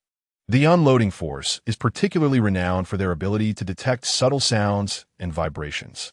Among them, it is said that the unloading force has devised a specialized tool known as the centipede ladder, specifically crafted for the art of tomb raiding. This compendium of grave robbing techniques serves as a veritable manual, detailing the methods and fabrication of various tools employed in this clandestine practice. Should this manuscript fall into the hands of an archaeological team, it would undoubtedly incite a frenzy within the archaeological community. For the gaps in Chinese archaeological knowledge are profoundly significant. Many of the tools chronicled within this compendium, if simply presented, would astound and astonish the field. With such resources at hand, one could fabricate formidable implements for tomb exploration. Zhang Weishan pondered inwardly. Recent offerings had proven exceedingly practical, yet he lamented the absence of the Kirin blood. Without this vital component, he remained somewhat apprehensive about personally descending into the tomb. Perhaps it would be wise to bide his time. Once the reward was secured, it was likely that the archaeological team would have made considerable progress. Dismissing further contemplation, Zhang Weishan approached the live broadcast to observe the current developments. Indeed, upon opening the stream, he found Shenwan exuberantly grasping his arm. Quick, look! The archaeological team has indeed discovered the entrance, but they have refrained from acting independently. The words of the great god resonate like a divine oracle. The instructors are still awaiting guidance from the master. Zhang Weishan nodded, reflecting that the archaeological team had finally begun to heed instructions and refrain from acting independently. However, upon following along, he realized that the figure in the live stream was evidently an elderly man. Who is this old gentleman? Zhang Weishan inquired. Shenwan was taken aback and gazed at Zhang Weishan, exclaiming, "Do you truly enjoy watching archaeological programs? You don't even recognize Old Mu?" "Not at all," Zhang Weishan replied, his expression tinged with embarrassment. He had only recently crossed over. Moreover, the official archaeological endeavors had only recently commenced, leaving him unaware of who this Old Mu was. "You're quite something. Let me inform you that Old Mu is one of the towering figures in our archaeological field." Shenwan continued passionately. "Alongside him is Old Chun, who happens to be my teacher mentor. They are among the most formidable individuals in contemporary archaeology. Typically, they are elusive, seldom making appearances, yet here they are, gracing us with their presence in this live stream." As Shun Wan spoke, the voice of old Mu resonated through the live stream. Dear friends, my name is Mu Tianming, and I am one of the professors at the Archaeological Institute, currently responsible for the cultivation of talent in the field of archaeology. I believe many of you are already acquainted with me. My purpose for joining this live stream is to meet Mr. Zhang of the Zhang family, known for his contributions to the field. You might be wondering, have we not managed to contact Mr. Zhang previously? Indeed, this is the reality. Mr. Zhang, elusive as a dragon, I have come this time to represent the archaeological community and the Archaeological Institute to extend an invitation for Mr. Zhang to join us. Mr. Zhang may stipulate any conditions he desires. As long as it is feasible, we shall certainly comply. Mr. Zhang's profound mastery of archaeological techniques and knowledge commands our utmost admiration, and we earnestly implore him to offer us guidance, so that the archaeological endeavors of our great nation may once again flourish. Thank you. As Mu Lao spoke, he unexpectedly bowed deeply to the camera. Many in the live stream recognized him, and they were astonished to see Mu Lao personally appealing to recruit the esteemed Zhang. The audience was collectively taken aback. To have Mu Lao personally reach out for recruitment, what an extraordinary honor. This goes beyond mere envy. It borders on jealousy. Truly, the esteemed one deserves such treatment. It is simply remarkable. If I were in his position, I would certainly accept. Have you considered that Mu Lao's personal invitation is a testament to Mr. Zhang's formidable capabilities? Indeed, I wonder if the esteemed one will acquiesce. I feel uncertain. The last time, Team Leader Chen's invitation was disregarded by him. Yes, it seems unlikely that he will respond this time either. With Mu Lao personally intervening, could it be that the esteemed one would still decline? Shen Wan gazed at the live stream with concern. Zhang Weishan, do you think he will agree? Suddenly, Shen Wan turned to Zhang Weishan. Zhang Weishan was taken aback and scratched his head, responding, I suppose he won't, right? Why not? Shen Wan inquired urgently, sensing an inexplicable intuition that Zhang Weishan's response would likely mirror that of the Feiqiu Zhang family, perhaps due to their shared masculinity. I believe that the fact he has chosen to remain silent once indicates he has yet to formulate a suitable reply. The archaeological team's relentless pressure is indeed rather inappropriate, Zhang Weishan remarked. Shen Wan nodded in agreement, acknowledging the validity of this perspective. Yet she also understood the immense significance of the Feiqiu Zhang family to the archaeological team. She empathized with the sentiments of Chun Wan and Old Mu. The excitement in the live broadcast soared to unprecedented heights with Old Mu's appearance, even overshadowing the news that the archaeological team had successfully excavated the entrance. That very evening, the archaeological authorities announced that should this Feiqiu Zhang family member join the archaeological team or the academy, he would be bestowed with the title of honorary professor for life. This revelation captured the attention of various sectors, for the notion of an honorary professor for life is indeed quite remarkable. Old Mu and his companions had earned their accolades through a lifetime of hard work, while the Feiqiu Zhang family member garnered admiration merely through a few instructive insights. This underscores the critical importance of his recent guidance. The news continued to circulate throughout the night, yet the outcome was evident. The Feiqiu Zhang family member did not make an appearance. Ultimately, in a state of desperation, Old Mu had no choice but to report to the higher-ups, seeking assistance from relevant departments to locate this elusive Feiqiu Zhang family member. Though this may seem somewhat unscrupulous, he truly does not wish to miss the opportunity to encounter such an extraordinary individual, even if it means seeking forgiveness in the future. Chapter 22. The archaeological team sets off as the night passed in silence. The online discourse surrounding F.A. Qiuzhang burgeoned, with an abundance of speculation regarding his true identity. Many were fervently analyzing his words, particularly students from the field of archaeology, who appeared to be immensely eager for his insights. When Zhang Weishan awoke, the dawn had yet to break fully.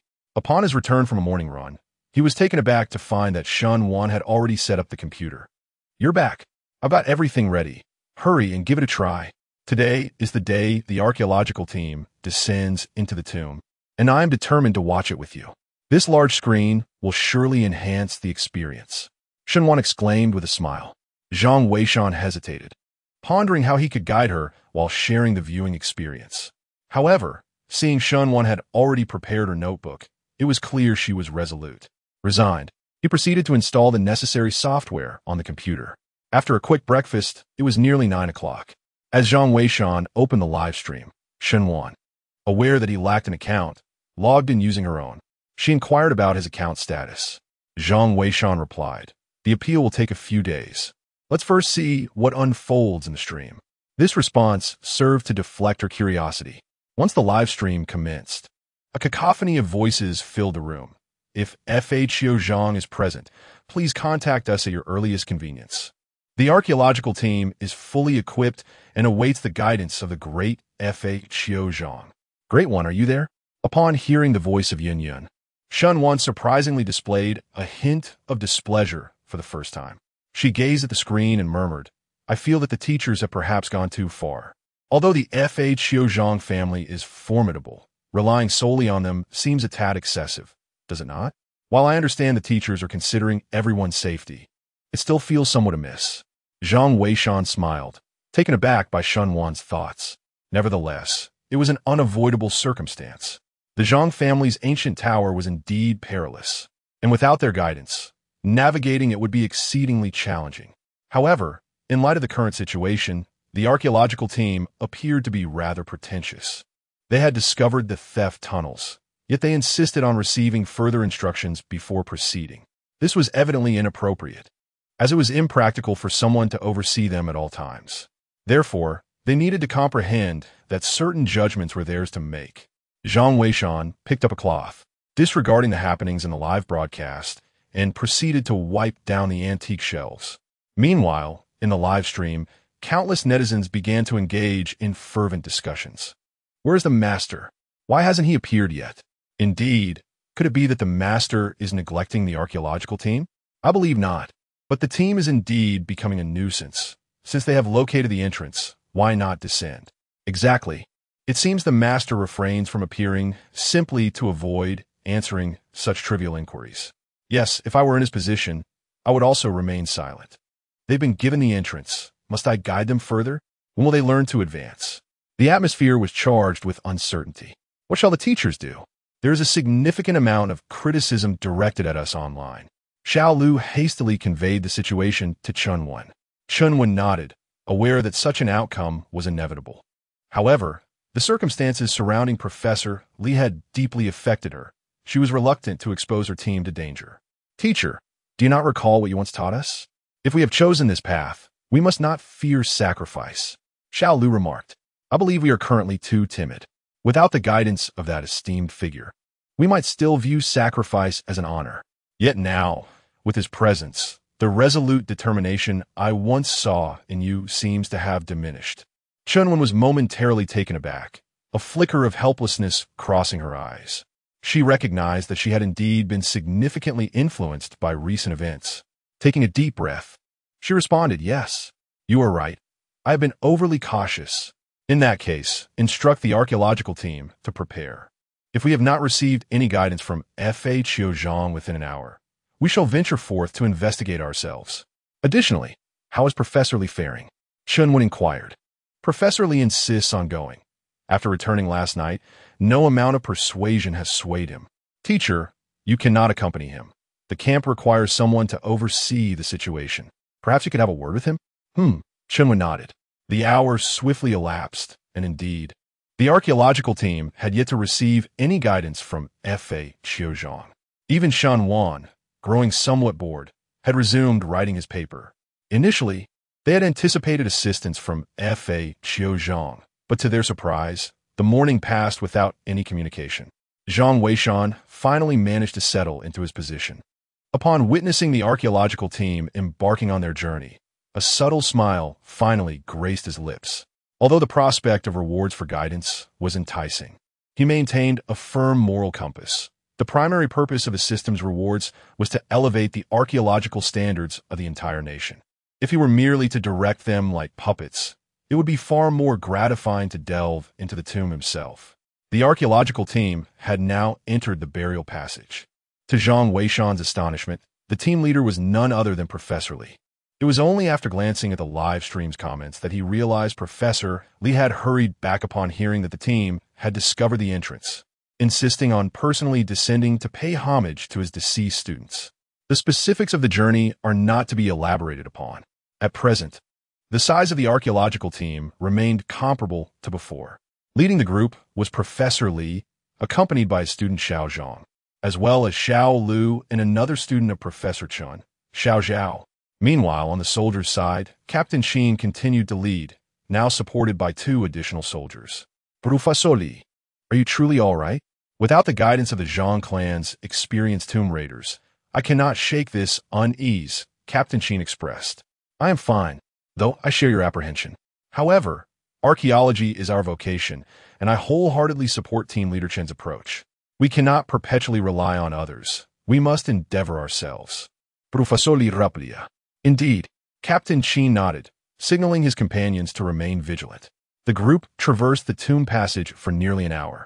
As they journeyed along, they discovered that the rocky walls of the passageway were teeming with an array of creatures, both large and small. Strangely, these monsters seemed oblivious to their presence, as if they were in a deep slumber, exhibiting no signs of awareness. Perhaps this was what the wise referred to as the threshold of life. Captain, there's a cave ahead.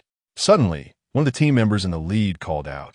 Captain Qin and the others immediately grew vigilant. Let us rest here for a moment. Old 4, Old 5, accompany me inside to investigate, Captain Qin commanded. However, just then, 2 lines of golden text unexpectedly appeared in the live stream.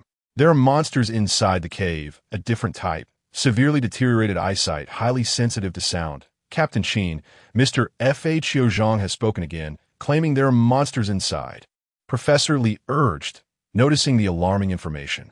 The team hesitated, unsure about proceeding directly. Yet, Captain Qin's mind raced with possibilities, and within moments, he devised a strategy to confront the potential threat. Old 4 and Old 5, maintain vigilance. Old 2, draw their attention. Everyone else, prepare your firepower. Understood. The sound of firearms being readied echoed through the ranks. Chapter 23. A different kind of monster. Captain Qin was overwhelmed with gratitude. What on earth does this other kind of monster look like? I have no idea, but the great deity has finally made an appearance. I always knew he would not abandon the archaeological team. Indeed, it seems the deity does not answer every question, as he desires the archaeological team to exercise its own judgment.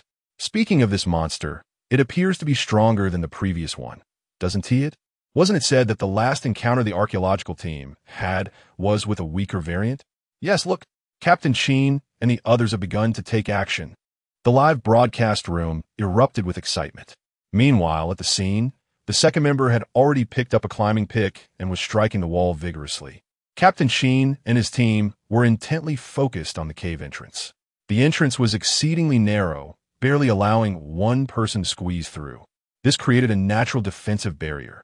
With sufficient firepower, they could surely turn any adversary into mere shreds, rendering even the mightiest of monsters unable to escape. As the second member continued to strike, a rustling sound soon echoed from within the cave. Before long, from the depths of the darkness at the cave's entrance emerged an extraordinarily massive and grotesque face. Captain Qin and his team were taken aback at the sight.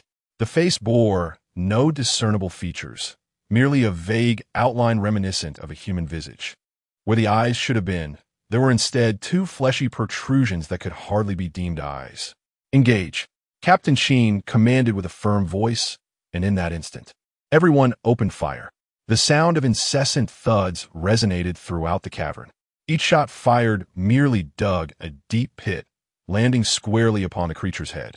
Yet astonishingly, it exhibited no fear, extending a remarkably robust arm as if to drag the outsiders into its lair. Captain, the bullets are ineffective. Its hide is impervious, one soldier exclaimed. At that moment, Captain Qin understood well that their firearms were of large caliber, capable of tearing through the flesh of even the fiercest beasts. Yet against this entity, they seemed utterly futile.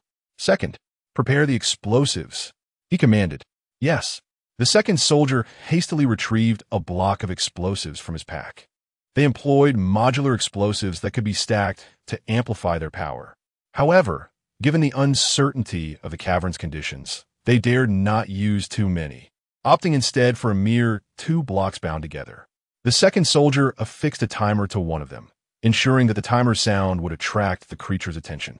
Indeed, once the explosives were set and thrown, the creature grasped them with its enormous hand, promptly shoving them into its maw without hesitation.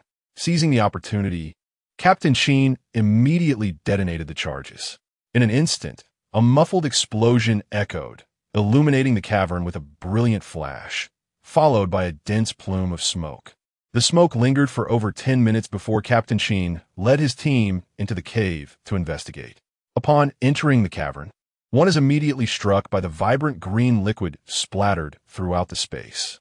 The creature lies on the ground, its form rendered almost indistinct, a gaping wound having been blasted open at its throat. It is evident that it has succumbed to its injuries. When Professor Lee and his students behold the grotesque sight, they cannot help but gasp in astonishment. It is colossal. Fortunate are they for the guidance of the esteemed master, for otherwise they would likely have faced dire consequences. Indeed, the master possesses remarkable prowess, as though he has traversed this very place before. Yet, young Zhao's words must be measured. A sage possesses methods beyond the ken of ordinary mortals. If he had truly visited this site, would he still need to guide us?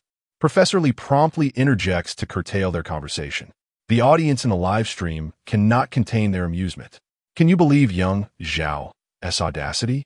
If the master had been here, surely the authorities would have apprehended him. Exactly. Moreover, what Tomb Raider would dare emerge from such a place to offer guidance? That would be tantamount to courting death. I suspect the master has deduced the situation given his expertise in feng shui and the 8 trigrams. Indeed, I concur. Did not Professor Chen remark on the formidable nature of feng shui? Alas, few comprehend its intricacies. My anticipation grows for the day this master might venture into the tomb himself. It could very well elevate the entire archaeological endeavor in the land of Huaxia. I echo the sentiments of the previous speaker. Through this event, I can understand why even Old Mu wishes to personally invite the master to join us. With the master's guidance, delving into the tomb is akin to walking on level ground. The live broadcast was bustling with excitement, and, at the scene, Chunwen was equally exhilarated. The reappearance of the Zhang family from the Fa Qiu lineage indicated that they had not forsaken the archaeological team, which was of utmost significance. Teacher, the ground ahead is composed entirely of fine sand. We must set up a ladder to proceed, remarked Xiao Zhang, surveying the terrain. The entire cave was filled with fine sand. In ancient times, quicksand traps were notoriously difficult to navigate, as the granules were so fine that one could scarcely maintain footing, leading to potential entrapment. While one might excavate a sand channel outside to divert the grains, such a solution was evidently impractical within these confines. Fortunately, Captain Sheen and his team had brought along a collapsible ladder, which they swiftly erected against the opposing wall. Above them, a hole in the wall clearly marked the exit. Without delay, Captain Sheen signaled for the soldiers to ascend and assess the situation. Upon reaching the designated spot and confirming the absence of danger, the soldier beckoned the others to follow. Given Professor Lee's advanced age, it took nearly half an hour for everyone to cross. The audience in the live broadcast eagerly anticipated the unfolding journey. However, when Professor Lee and the others finally emerged from the cave, they were met with a spectacle that left them all in stunned silence. Before them lay a lateral passageway, one side plunging into an unfathomable abyss, while the other revealed an astonishing sight. Standing in the clearing was an ancient edifice, towering at least 20 to 30 meters high, exuding an aura of mystery and grandeur. The ancient tower stood enveloped in an eerie silence, as if it belonged to another realm entirely. Surrounding the tower was a vast circular space, nearly the size of a football field, a dimension that was truly astonishing. It was hard to fathom that in ancient times, there existed a group of individuals capable of constructing such a tower within the mountains. Professor Lee was the first to dash forward. Upon reaching the open ground before the ancient tower, He was so overwhelmed with excitement that he knelt down in reverence. The Zhang family's ancient tower. It is indeed an ancient structure. I cannot believe this mountain truly harbors such a tower. I am utterly awestruck. This last exclamation was clearly directed at the Zhang family. Captain Qin, upon witnessing the tower, let out a resigned sigh, reflecting, since I received this assignment. This is the first ancient tomb that I have found so effortlessly. Mr. Zhang, my heartfelt gratitude to you. Ever since joining the archaeological team in exploring ancient tombs, he had faced countless perils. Yet, to experience such an easy discovery of a tomb was truly unprecedented. It moved even this usually stern captain. For the more straightforward the search, the fewer the losses among his team. Each of them was his comrade, and he could not bear the thought of losing any. To say that he felt an overwhelming sense of gratitude towards the Zhang family would not be an exaggeration. Chapter 24. The Ancient Tower of the Zhang Family. Is your name a coincidence? Goodness, this ancient tower is truly astonishing. I am in awe. The Zhang family is incredible. This belongs to us. My surname is Zhang. I apologize for dragging down the Zhang family. I had no idea that their ancestors had such an ancient tower here. What is the origin of this Zhang family? To be able to construct such a magnificent ancient tower is simply remarkable. Although the esteemed expert's insights are indeed accurate, thus far, there seems to be no evidence to confirm that this is the Zhang family's ancient tower. You are merely a keyboard warrior. Can the esteemed expert's word be false? That may be true, but while the expert is certainly formidable, we should still seek evidence to ascertain whether this is indeed the Zhang family's ancient tower. At this moment, the live stream was filled with debates about the authenticity of the ancient tower belonging to the Zhang family. Professor Li, however, had already composed himself and led the group towards the ancient tower. The entire structure was remarkably well preserved. Although it was made of wood, there was inexplicably no sign of dampness in this location. The style of this ancient tower appears to be designed in the fashion of the ancient architect Lei. I have seen this style before. I cannot believe it has also been touched by his hand here. Professor Li exclaimed excitedly. Indeed, Professor, I have never heard that Lei designed tombs. This must be yet another discovery that will astonish the nation. Everyone, please be cautious and do not damage even the slightest detail. This is a testament to our ancient history. Professor Li and his companions cautiously opened the ancient building's grand door and stepped inside. Upon entering, they were astonished to discover that the entire structure lacked any staircase. The floor was covered in a thick layer of dust, indicating that no one had visited in quite some time. The residences designed in the style of the illustrious Lei were typically characterized by their remarkable aesthetics. The staircase must be concealed, Professor Li exclaimed. The group nodded in agreement and promptly dispersed to search for it. However, their efforts yielded no results. Even Professor Li glanced at the live stream, but did not notice any reminders from the Zhang family of the exit. It was clear that if they remained silent, they had no intention of speaking up. Questioning them would prove futile. But without locating the staircase, what course of action could they take? Ultimately, Professor Li, out of options, conferred with Team Leader Chen. They decided to have Captain Qin and his team ascend to the second floor, using ropes for a closer inspection. Given that the first floor offered no substantial evidence to prove this was indeed the Zhang family's ancient building, they needed to explore the upper level. Captain Qin nodded in agreement, promptly securing the rope to the second floor railing and leading several soldiers upward. As the sights from the second floor were relayed back, the group was left in shock to see that it too had no doors. However, in the corridor, an astonishing number of palm-sized coffins were suspended. Upon witnessing this peculiar sight, even Professor Li appeared bewildered, admitting he had never encountered such a phenomenon before. Shall we take one down to examine it? Captain Qin inquired. Professor Li was just about to nod in assent. Suddenly, a golden inscription materialized in the live broadcast room. Proceed directly to the third floor. Your time is limited. The audience reacted with astonishment, questioning the urgency of the message. What does time is limited mean? One viewer pondered. Could there be danger lurking here? Another speculated. Surely, if there were a threat, the expert would have warned us, someone countered. Perhaps the expert intends to convey that while it is presently safe, The window of safety is fleeting. Observing the warning from the esteemed Zhang family, Professor Li quickly instructed Captain Qin to ascend to the third floor without delay. Armed with their previous experiences, they understood the necessity of heeding Zhang's words. Any hesitation could lead to regret. Captain Qin promptly climbed to the third floor, where they discovered the presence of doorways surrounding them, each leading to various rooms. Curiously, one door stood ajar. Professor Li, upon noticing this, grew anxious and urged Captain Qin to pull him up. The open door raised concerns about the potential intrusion of tomb raiders or the possibility of damage to the artifacts. He was eager to ascend and clarify these unsettling circumstances. Captain Qin and several soldiers swiftly hoisted Professor Li and his companions up, and together they made their way to the room in question.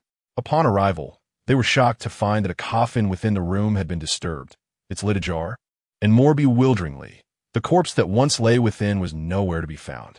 Could it be that tomb raiders have indeed been here? One speculated. I can't say for certain. It's possible, but where else could the body have gone? Let us hear what Professor Li has to say. One of the individuals in the live stream expressed their concerns palpable. Professor Li, intently observing the situation within the coffin, remarked, "It is unlikely that we are dealing with grave robbers. The burial items remain intact, yet the body is missing. Perhaps there was never a body in this coffin to begin with? Given the vastness of this collective burial site, it is conceivable that others may have come to pay their respects. Thus, the presence of an empty coffin is not unusual. Quickly, let us search for any records that might elucidate the identity of this ancient tomb," he urged. The students promptly dispersed to investigate. Within minutes, Xiao Zhang discovered an engraved genealogy on the coffin lid, prominently displaying the surname Zhang. The names inscribed included Zhang Ruishan, Zhang Shengqing, Zhang Weiyue, and others, all belonging to the Zhang family. Upon witnessing this revelation, the viewers in the live stream began to trust the words of the Zhang family's ancestral discourse, realizing that this indeed was a Zhang family collective burial site. Professor Li, overwhelmed with emotion upon reviewing these findings, was on the verge of tears. This was undoubtedly a historic discovery. The existence of such a grand familial burial site in ancient times was a significant contribution to history. Meanwhile, Zhang Ruishan, seated before his computer, contemplated whether he should caution them. This was no place to linger. Just as he was deliberating, Shen Wan abruptly emerged from the room, her expression serious as she regarded him. "What is the matter?" Zhang Ruishan was taken aback, wondering if he had inadvertently revealed himself. "It cannot be. How could I possibly expose myself?" Yet, the expression on this girl's face clearly indicates that there is something amiss. Suddenly, Shen Wan spoke up. "Zhang Weishan, could it be that you are a descendant of the Zhang family tomb?" "What? Why would you say that?" Zhang Weishan responded, utterly bewildered by how the conversation had turned to him. Shen Wan pointed to her phone and said, "Look for yourself. The family tree of the Zhang clan includes names such as Zhang Weiyue and Zhang Weiqi. It appears they belong to the same generation. And since your name is Zhang Weishan, doesn't that make you a member of the Zhang family? I recall you mentioning that you have no memory of your past. Perhaps you have suffered from amnesia, which is why you do not remember." Zhang Weishan was left speechless. This was undoubtedly a coincidence. Moreover, the author of the ancient Zhang family novel had used his own name as a prototype for the creation. Who could he possibly reason with about this? After a moment of contemplation, Zhang Weishan chuckled.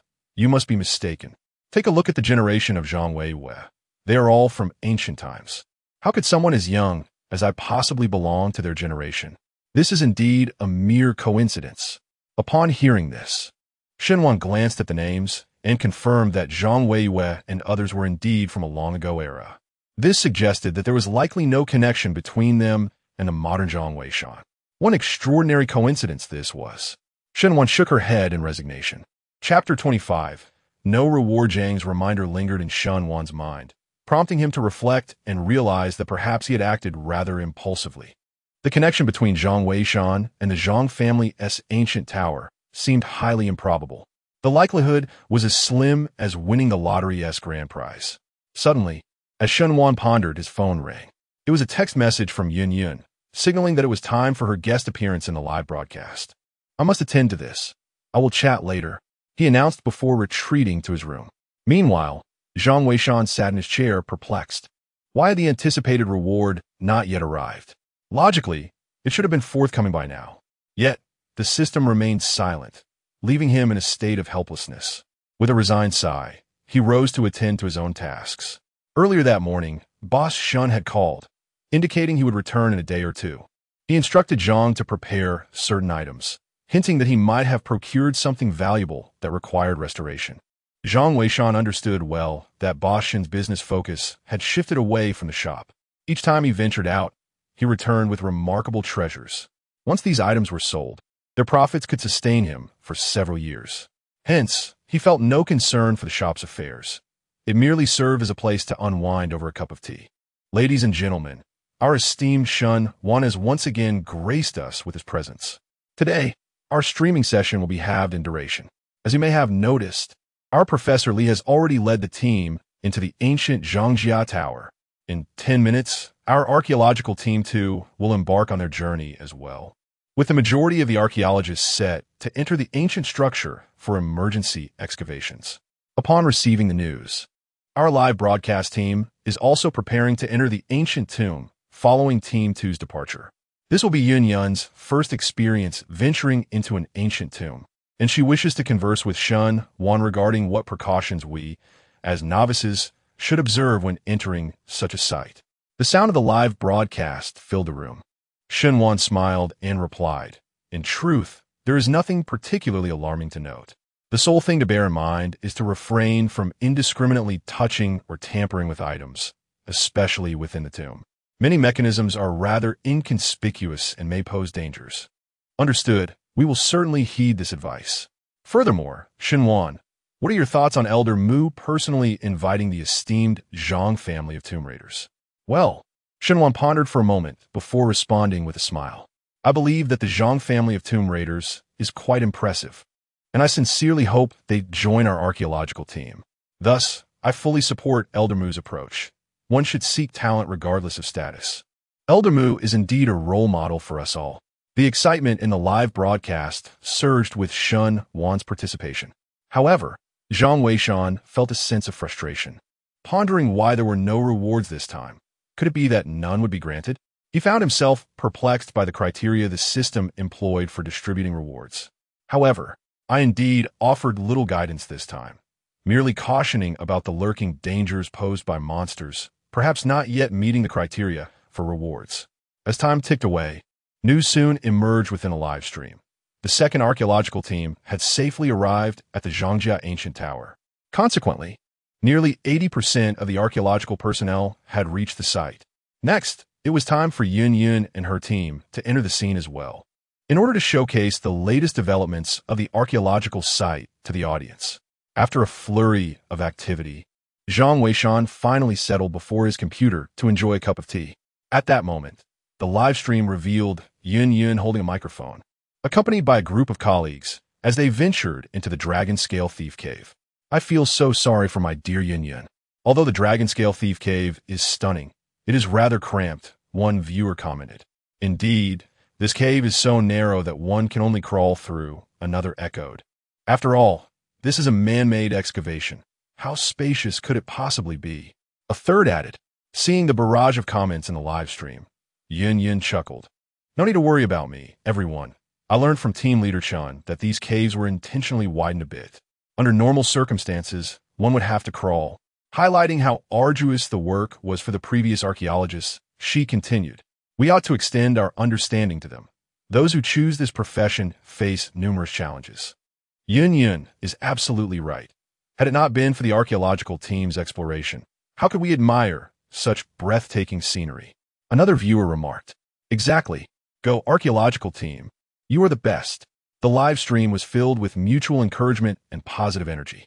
However, Zhang Weishan suddenly noticed a date reminder that had unexpectedly appeared in the lower right corner of his computer screen.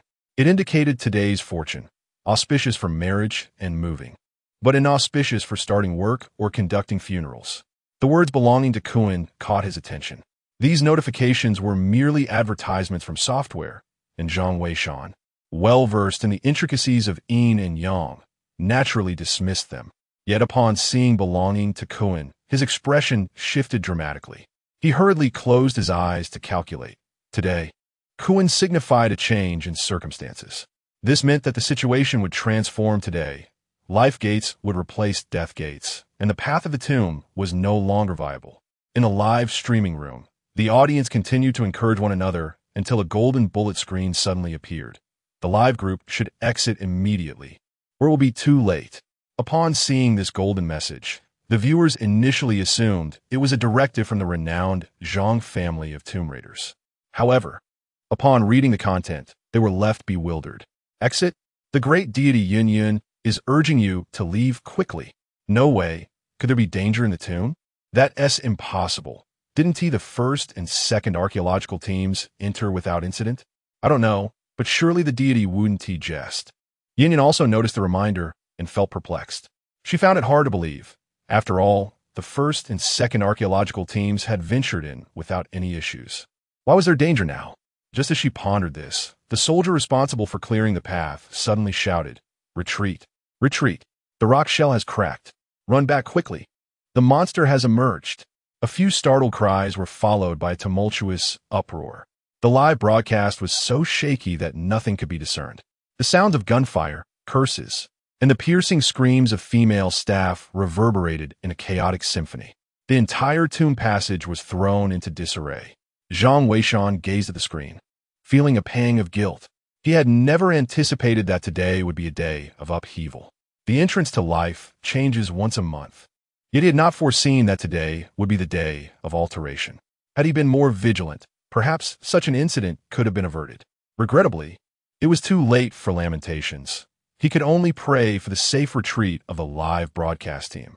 The live stream was interrupted for nearly half an hour, leaving those in the broadcast room in a state of anxious trepidation, flooding the chat with prayers for the team's safe return.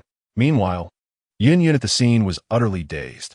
Having never encountered such a situation, when she peered through the crowd and glimpsed the grotesque, melted visages of the monsters ahead. Darkness enveloped her, and she fainted in terror. When she finally regained consciousness, an hour had passed.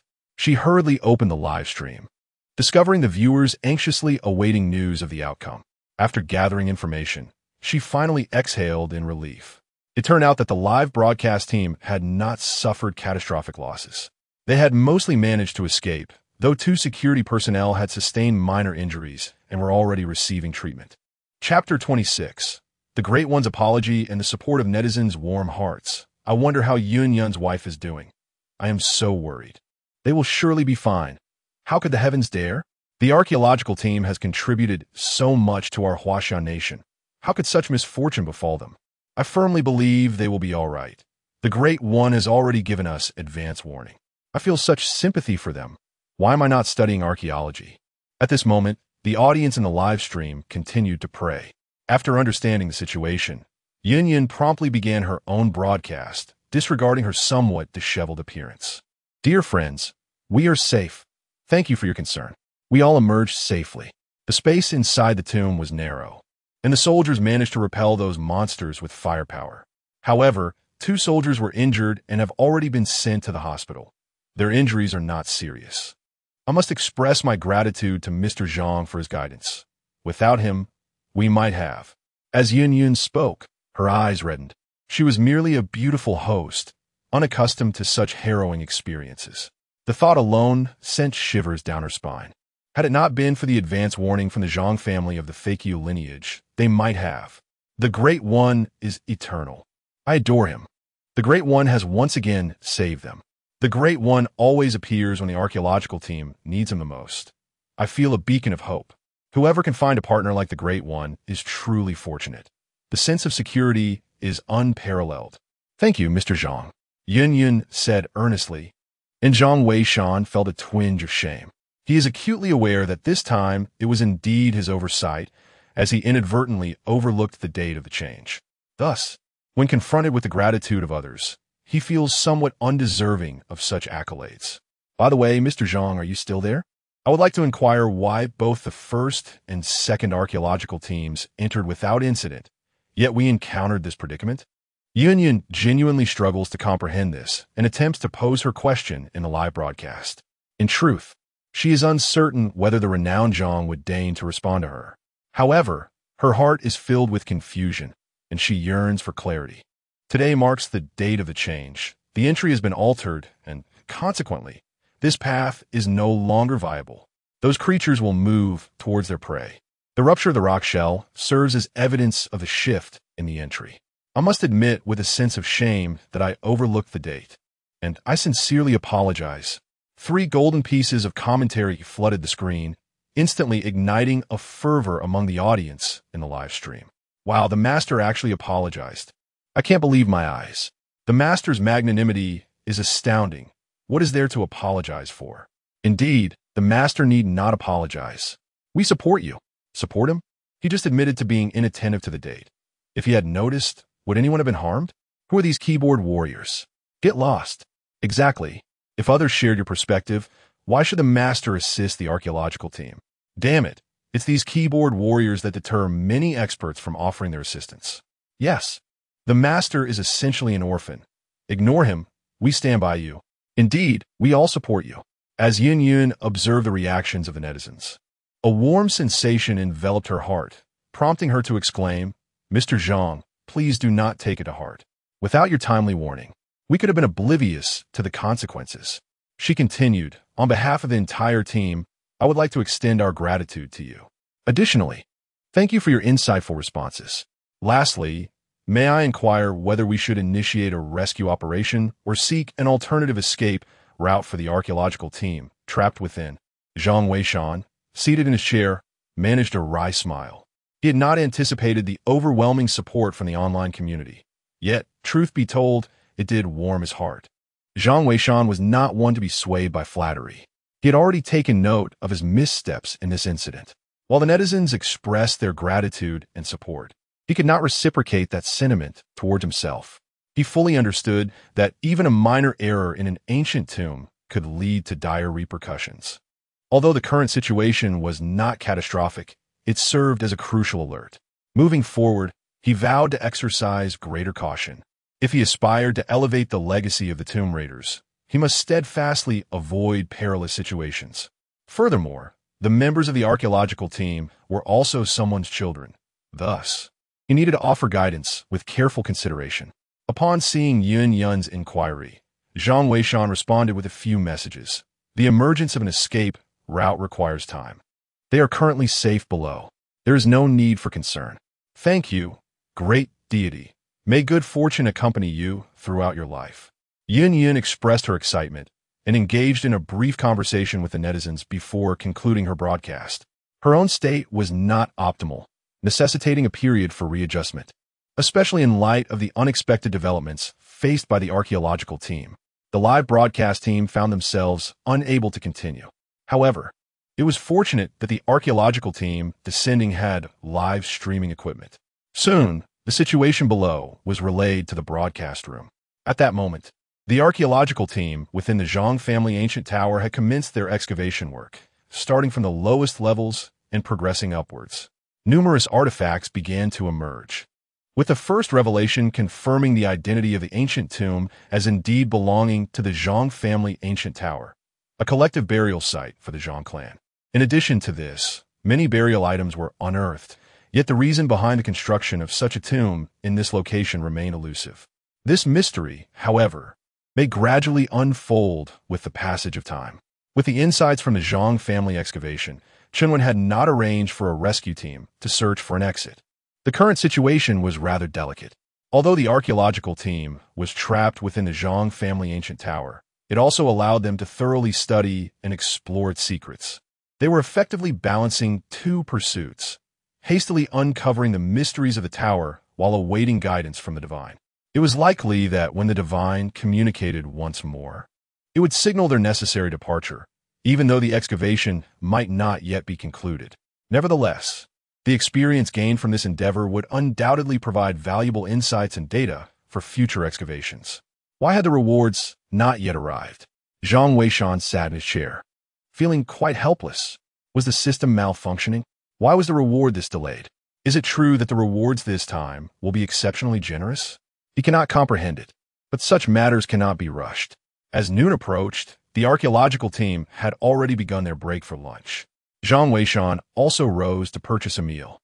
Meanwhile, at the site in Benai, Chanwen finally had the opportunity to relax. However, just as she settled down, a phone call abruptly came through.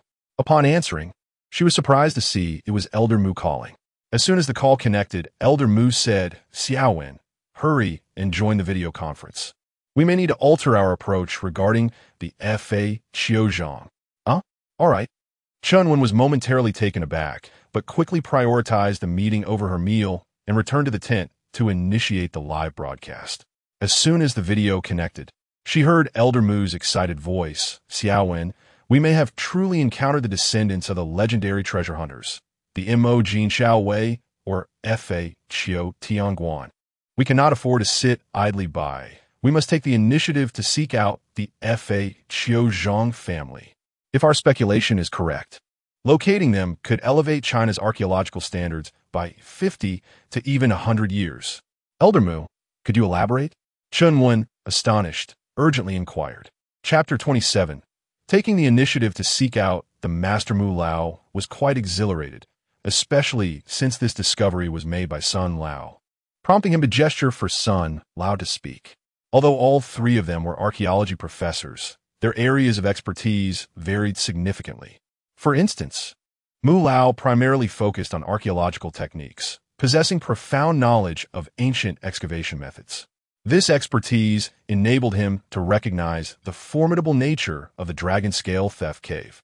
In his youth, Sun Lao specialized in ancient scripts, but he later found this field too limiting and realized he was not particularly gifted in the study of ancient texts. Consequently, after attaining his professorship, he devoted himself to the exploration of ancient Chinese divination, the I Ching, and Feng Shui. Unfortunately, progress in this area has been scarce due to its rarity. As for Chun Lao, his personality inclined him towards the deciphering of ancient scripts, particularly those of ethnic minorities, in which he excelled remarkably. Recently, Sun Lao made a significant breakthrough while comparing Feng Shui principles. Xiaowen, Mu Lao had previously conjectured that the Dragon Scale Theft Cave mentioned by the Zhang family of the Fa Qiu might have been a site only the ancient Fa Qiu Tianguan could have excavated. This notion was merely a hypothesis until now, but in the past 2 days, Chun Lao has made substantial advancements in ancient scripts, allowing me to unravel a piece of ancient secrets. It turns out that Sun Lao discovered elements related to Feng Shui within a confidential document. It is said that in ancient times, both the Fa Qiu Tianguan and the Mo Jin Xiao Wei possessed a certain mystical ability.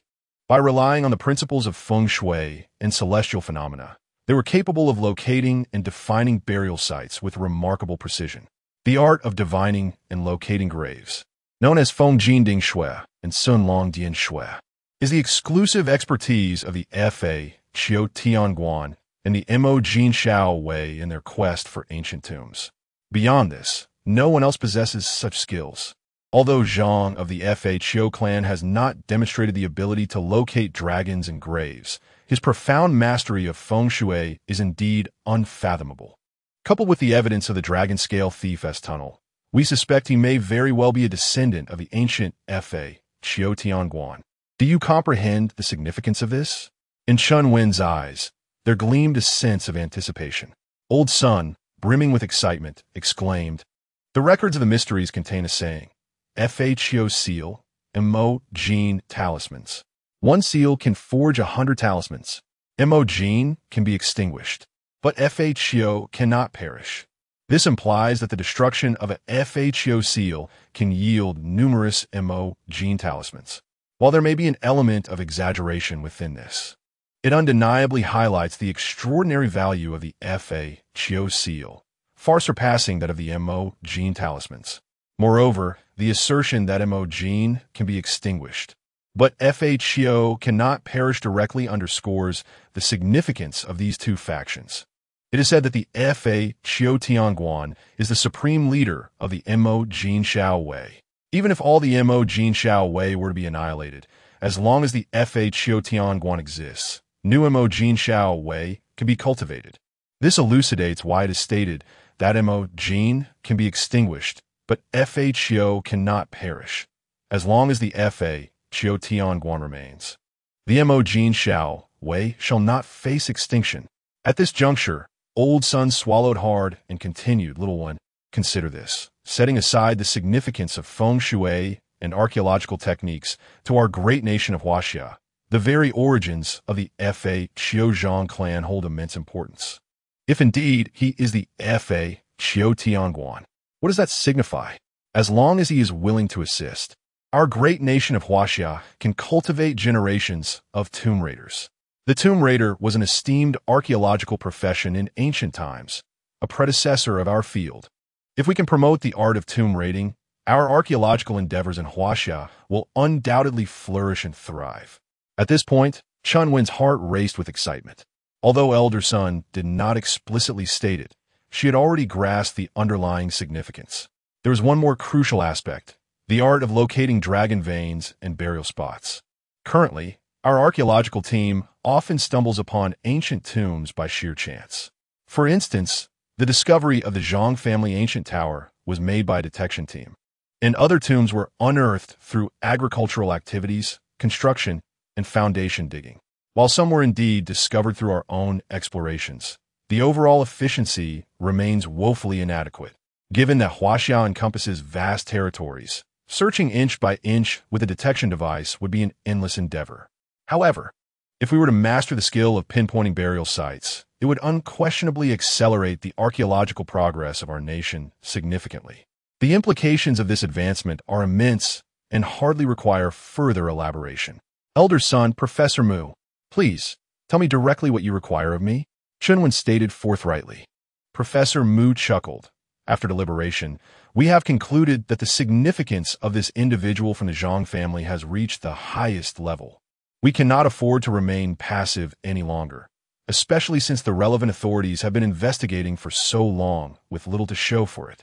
All we know is that this person's IP address is in Shihu City, and I have heard that he seems to be particularly interested in your student, Shenwan. Shenwan seems to be located in Shihu City. While it may sound a bit frivolous, we sincerely hope that you can enlist Shenwan's assistance in this matter. Perhaps this young individual from the Fa Qiuzhang clan might appreciate a girl with Shenwan's vivacious personality. Of course, we are not suggesting she resort to leveraging her charms. We merely wish for her to help in the search.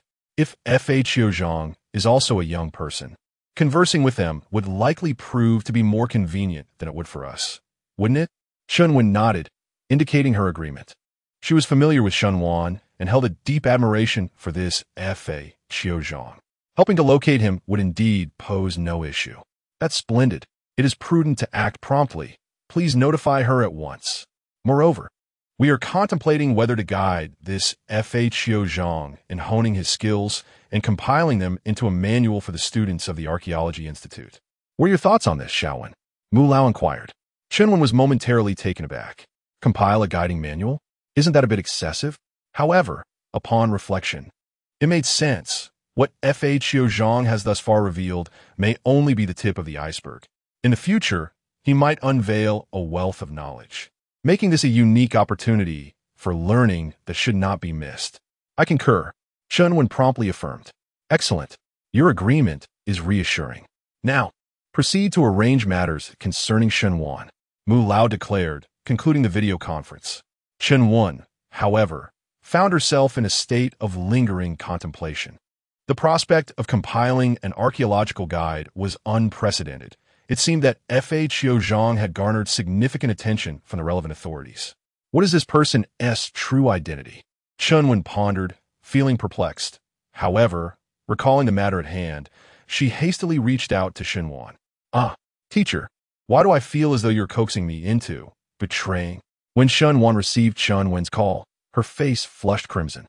Teacher Xiaowan never insinuated such a thing, and besides, she is a woman.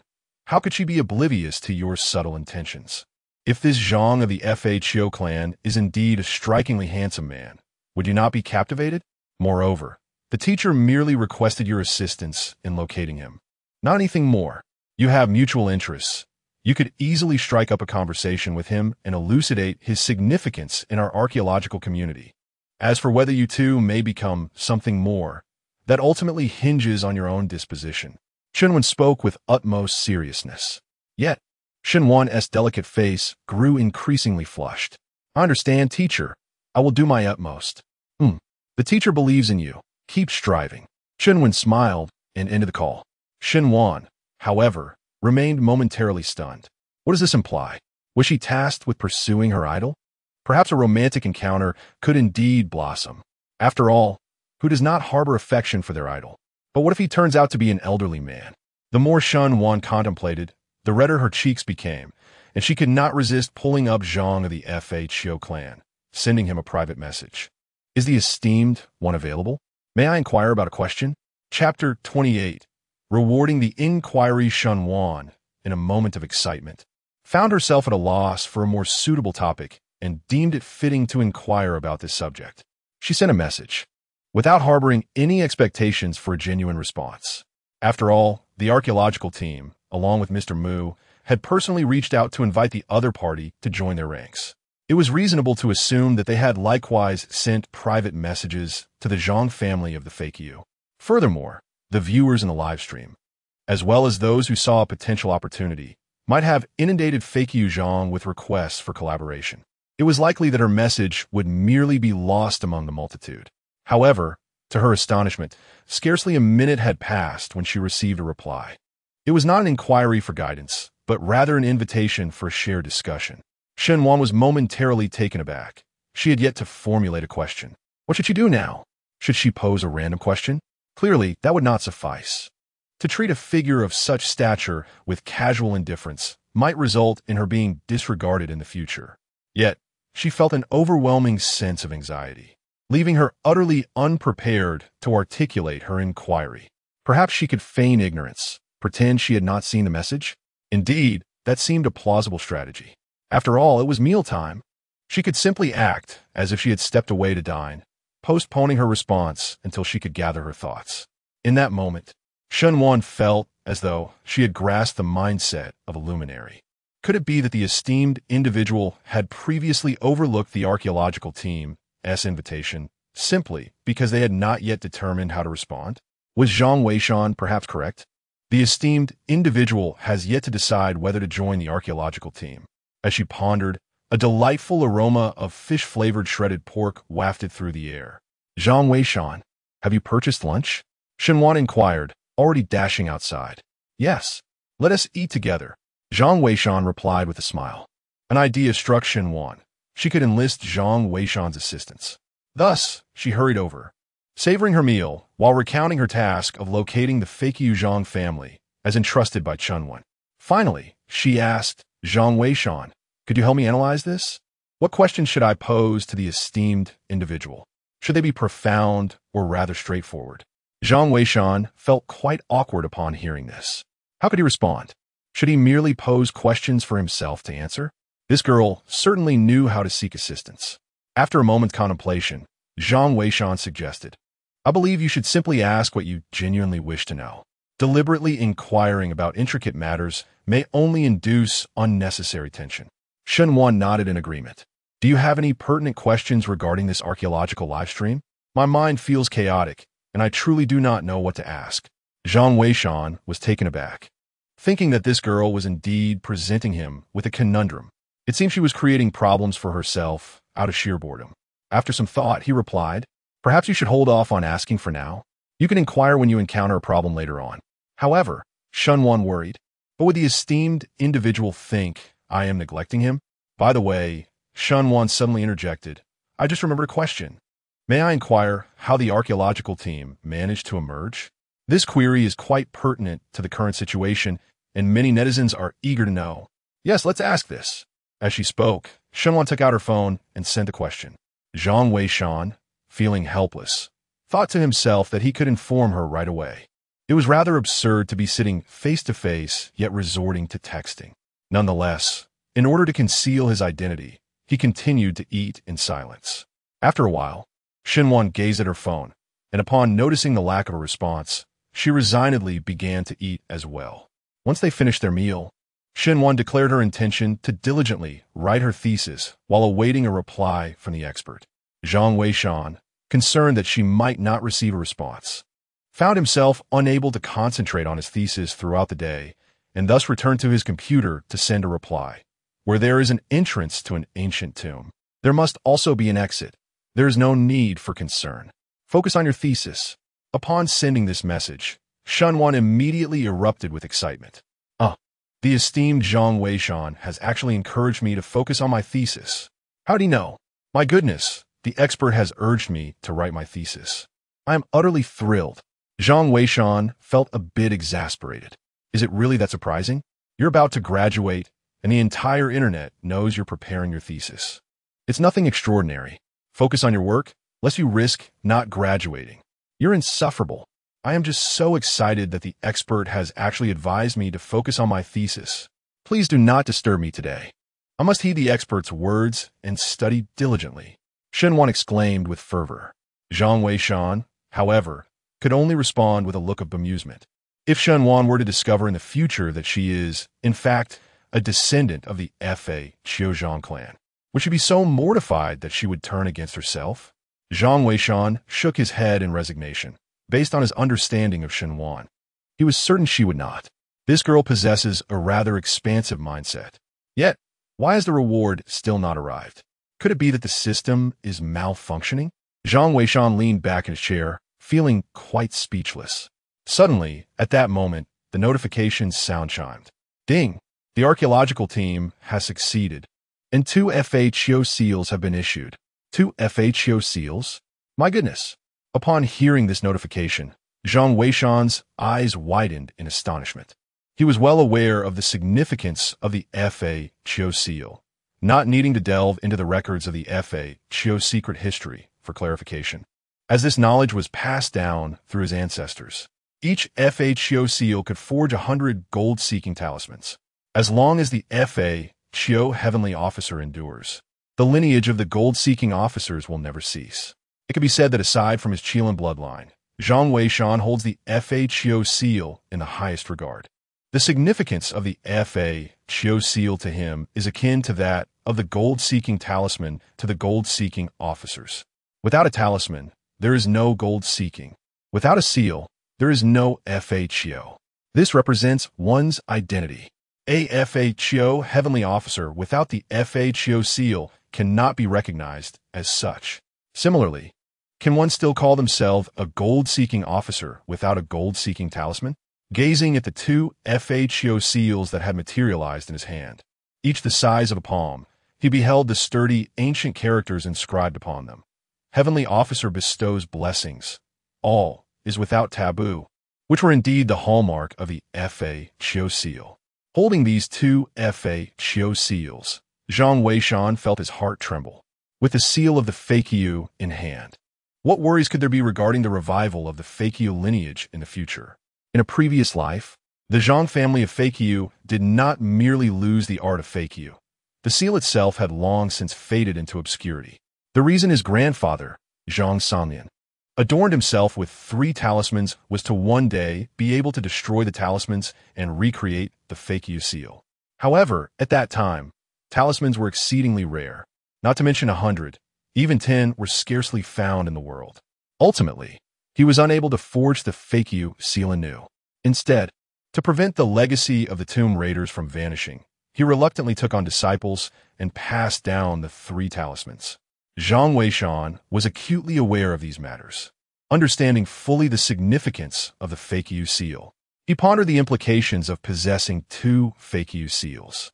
In haste, Zhang Weishan perused the records of the Feiqiu secret history. Upon reading, a wave of delight washed over him. The records reveal that the Feiqiu seal serves to suppress the undead. 1 seal can subdue, while 2 can annihilate. Upon reading this, Zhang Weishan mused that indeed, the divine artifact was truly remarkable. With these 2 Feiqiu seals in his possession, he could traverse ancient tombs with impunity, facing the Zongzi without fear. The rewards this time were indeed worthwhile, exceedingly enticing. Zhang Weishan thought he had mistaken the system for malfunctioning, only to discover it was preparing such formidable rewards. Chapter 29. The archaeological team's sternest warning throughout the entire afternoon. Zhang Weishan busied himself in the shop. It was rather peculiar but a few foreign guests arrived in the latter part of the day. These individuals were likely part of a travel group, presumably there to broaden their horizons.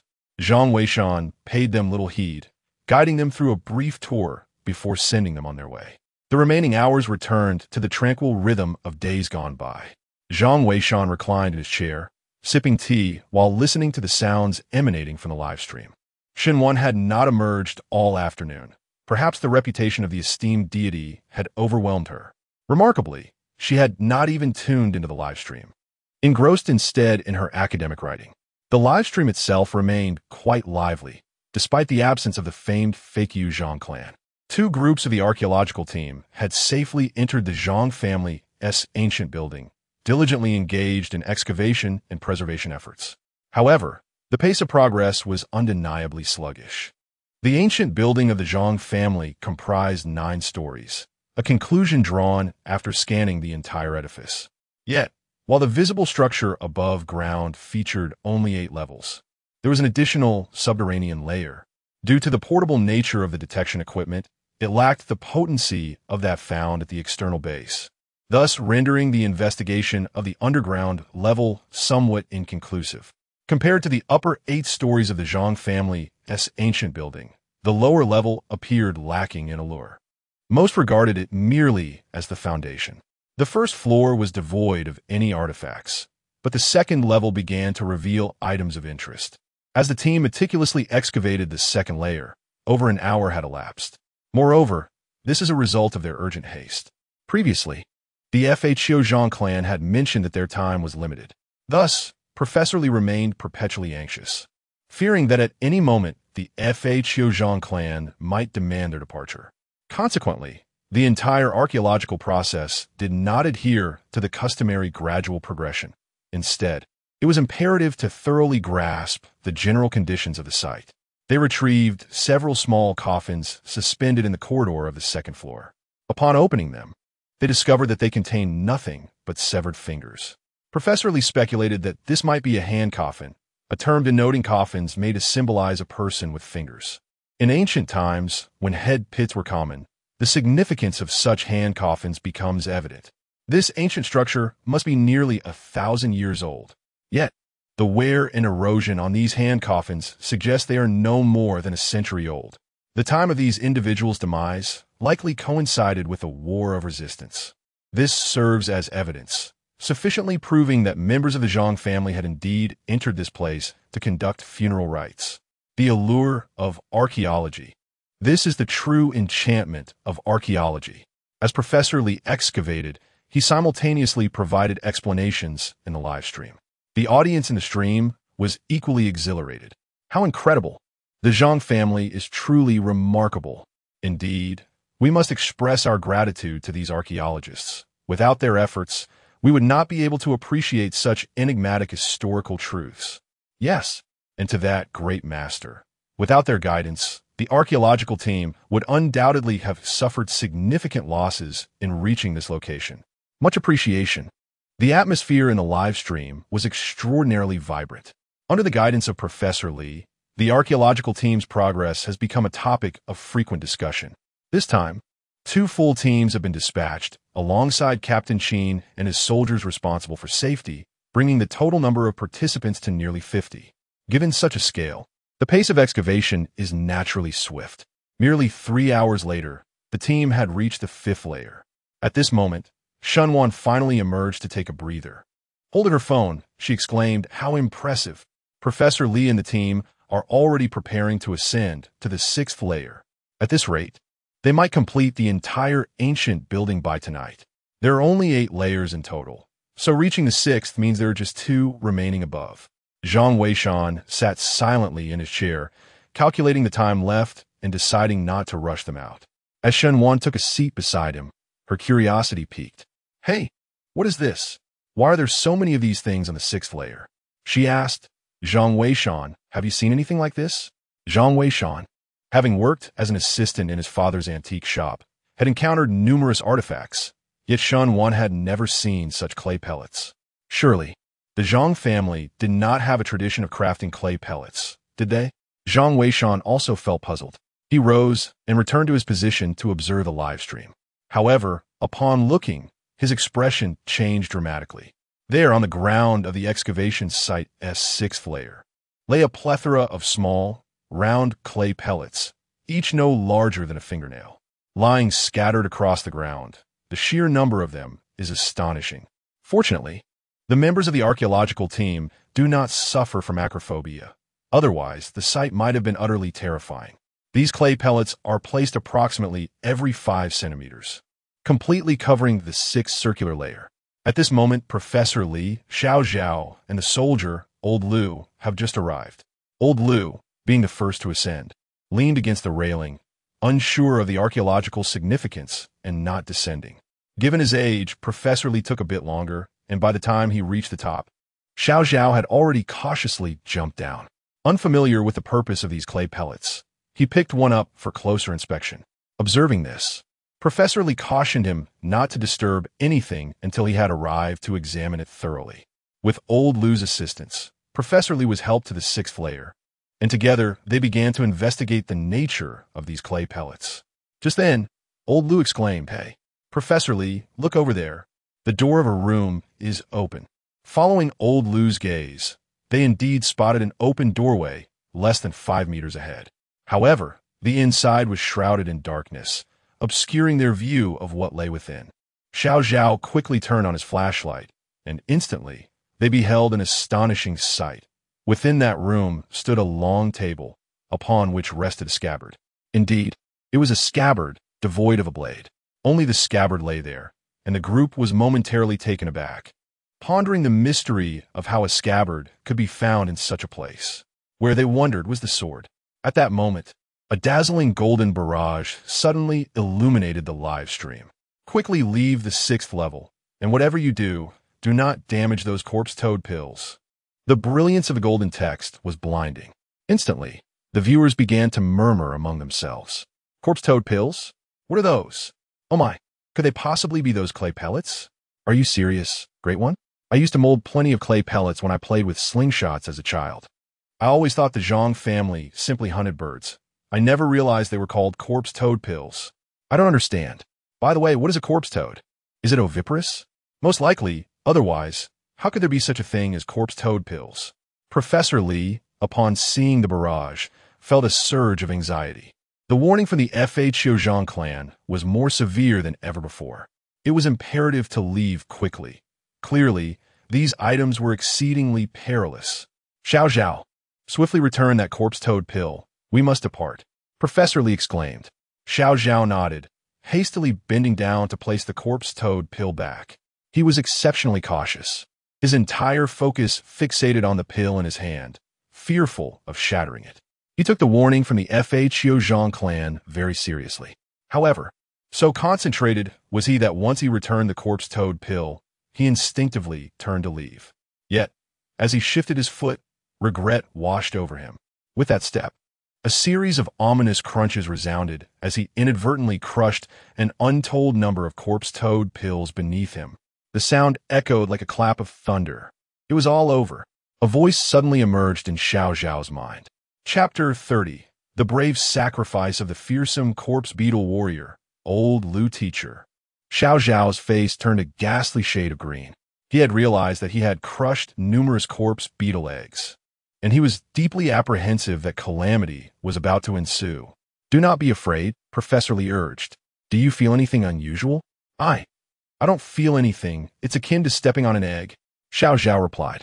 At that moment, he could not discern the situation beneath his feet, paralyzed with fear and unable to move. Observing this, the warrior Old Lu quickly interjected, Professor Li, you descend first. I shall rescue him. Absolutely not. Professor Li firmly rejected the notion. Having already lost his students, Xiao Su and Xiao Wang, he could not bear to witness Xiao Zhao meet a similar fate. He swallowed hard and took a deep breath. Everyone, remain calm. Although we have broken these so-called corpse beetle eggs, we are not in immediate danger. Xiao Zhao, listen to me. Slowly lift your foot. Let us assess the situation first. Heeding the instruction, Xiao Zhao cautiously raised his foot. To his astonishment, a vast pool of crimson liquid appeared beneath him. Among it lay the mangled remains of 2 red insects, resembling dung beetles, crushed underfoot. The liquid was seeping from their bodies. Seeing this, Professor Lee exhaled in relief. It's all right. The insects are dead. You must hurry.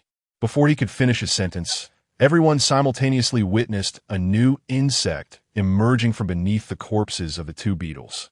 The creature, enveloped in a pitch-black hue, began to transform into a vivid crimson as it emerged. Two pairs of wings gradually unfurled upon its back. In an instant, it soared directly onto Xiao Zhao and Appo's shoe. In the past, Xiao Zhao would have been unperturbed.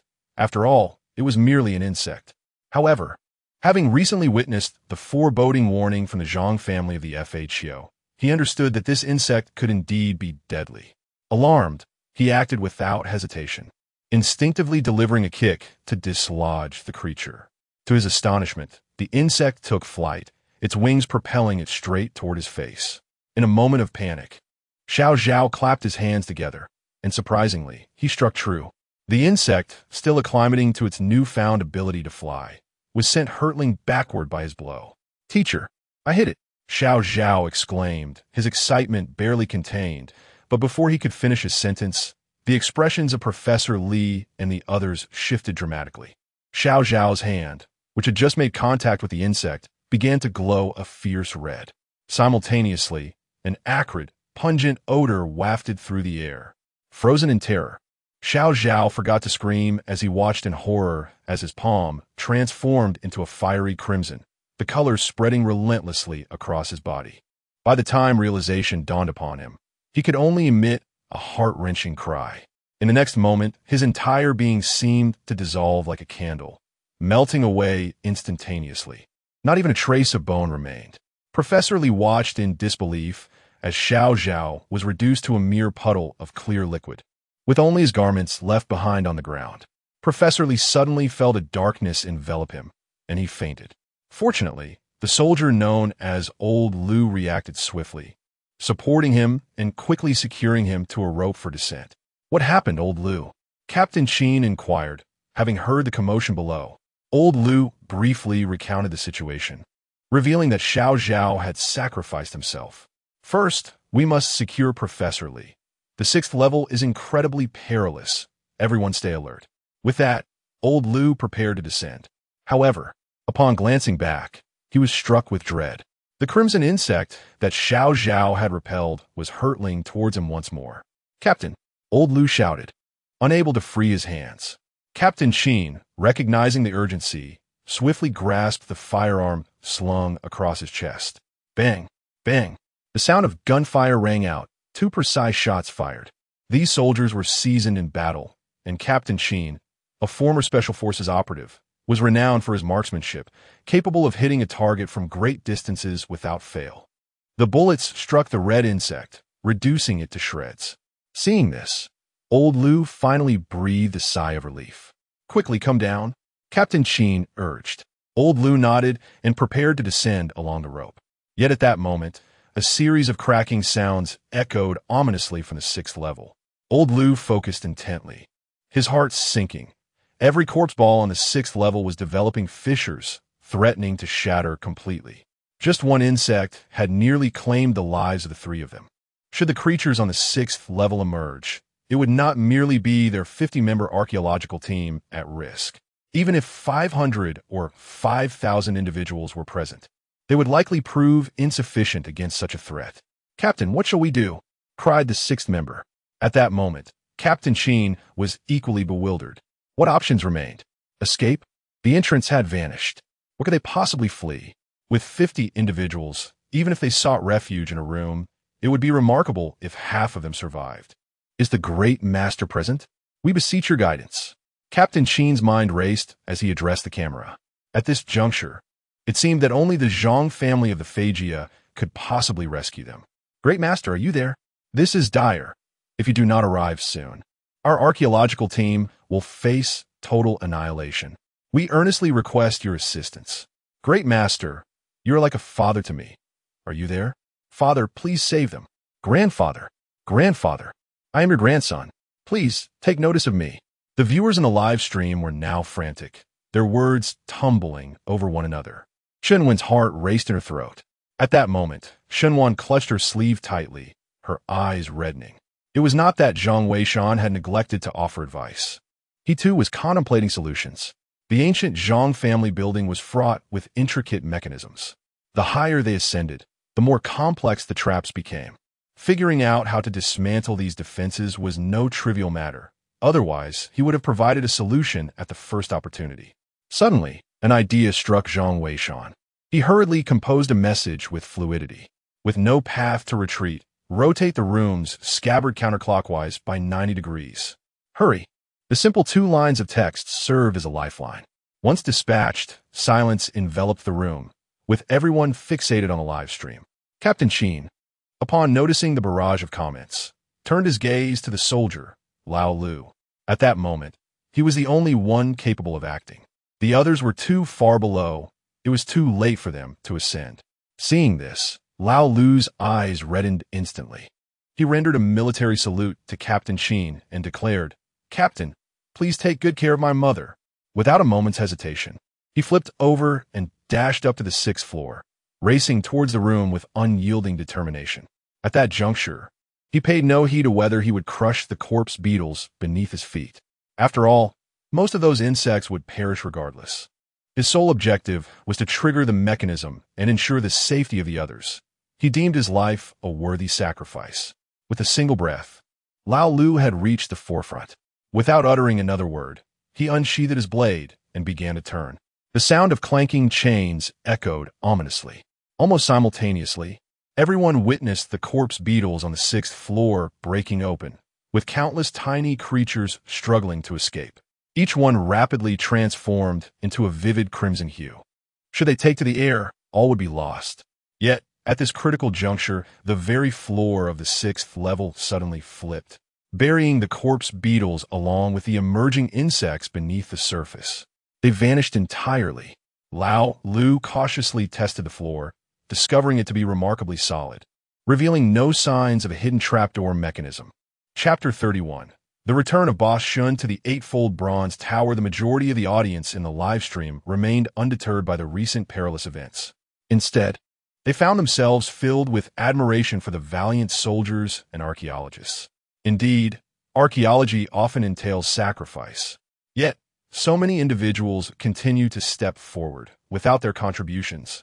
How could the splendid history of our nation ever be resurrected? Professor Li soon regained consciousness, though tears streamed down his face, clearly indicating that he had been profoundly affected. All eyes were upon him, and those present hesitated, unsure of how to offer their comfort. Captain Qin merely placed a reassuring hand on his shoulder, opting for silence. Zhang Weishan observed the quiet live stream with a sense of resignation. This was precisely why he preferred not to descend into the tombs himself. The dangers lurking within ancient crypts are manifold. It is not merely one's prowess that guarantees safety. A single misstep can lead to an untimely demise. As the old adage warns, even the most skilled swimmers can drown. Zhang Weishan understood all too well that he must never venture into the tombs lightly. Once one has departed from this world, how can the lineage of the Fakyu, Tianguan, continue to flourish? Alas, Zhang Weishan sighed and sent out another message. "My condolences. Tomorrow at 9, I shall guide you on your departure." Having said this, he ceased to observe the live stream and rose to stand at the entrance of the shop. Gazing at the bustling traffic and the hurried pedestrians outside, he hoped it might alleviate his heavy heart. Shen Wan, observing Zhang Weishan in such a state, felt a pang of discomfort herself. Unbeknownst to her, Zhang Weishan was indeed a descendant of the Fakyu Zhang clan. Seeing him like this, she mistakenly believed he mourned the loss of young Zhao. Thus, she spoke up to offer comfort. "Zhang Weishan, there is no need for such sorrow. In fact, during our time at the Archaeological Institute, we participated in a vivid practical session. The instructor once posed a question to us. After graduation, would you prefer to work on the front lines of archaeology or in an office setting? This inquiry, however, was somewhat misguided. Whether on the front lines or in an office, as long as one is devoted to the advancement of archaeology, it is commendable. Yet, in a nation like Huaxia, where there is a significant gap in archaeological endeavors, opting for an office position right after graduation is of little benefit to the field. Everyone understands this. However, It is also acknowledged that choosing to work on the front lines entails the constant risk of sacrifice. Still, many individuals opt for that path, Xinhuan continued. In truth, from the moment we made our choice, we were aware that one day we might face sacrifice. Yet, we did not waver. This is the destiny of those devoted to archaeology. The archaeological stratigraphy of the Huaxian nation cannot simply be mended by casual searches. The teacher has stated that it requires the dedicated efforts and sacrifices of generations of archaeologists to unearth the truths buried within. For the noble pursuit of archaeology, one may die honorably. After Xinhuan uttered these words, she fell silent, lost in her thoughts. Zhang Weishan refrained from responding, acknowledging the gravity of the topic. However, as he observed the crowd, his attention was suddenly captured by the figure of a portly man. This individual appeared to be in his early 40s, sporting hair of a length that was neither too long nor too short, slightly surpassing that of the average man, adorned with numerous wooden bead bracelets. It was evident that he frequented the antique market. He moved with vigor, exchanging greetings with the shopkeepers around him. Upon closer inspection, Zhang Weishan was taken aback. Wasn't that his boss, Mr. Shun? He had returned. Xiaowan, your father is back. Zhang Weishan exclaimed. What? My dad is back. Xinhuan responded, surprised. It had been nearly half a month since she had last seen him, and she was relieved to learn of his return. Xinhuan's father was deeply immersed in the world of antiques, often disappearing for 10 days or more at a time. He frequently traversed remote villages and antique markets. Though his absences rendered him somewhat neglectful of home life, he consistently returned with remarkable treasures. While Xinhuan occasionally felt that he was neglecting the family, she understood that he was genuinely passionate about antiques, and given his age, she allowed him the freedom to pursue his interests. Mr. Shin soon arrived at the shop, and upon seeing Zhang Weishan, he spoke immediately. My dear boy, it has been but a few days since our last meeting, yet your demeanor has transformed remarkably. You appear much more seasoned. Come, quickly close the shop. Today we shall not conduct any business. I have something splendid to show you. Have you prepared the items I requested last time? Zhang Weishan nodded and promptly shut the door to the shop, retrieving the tools he had diligently prepared. These implements were specifically designed for the meticulous cleaning of antiques, a complete set.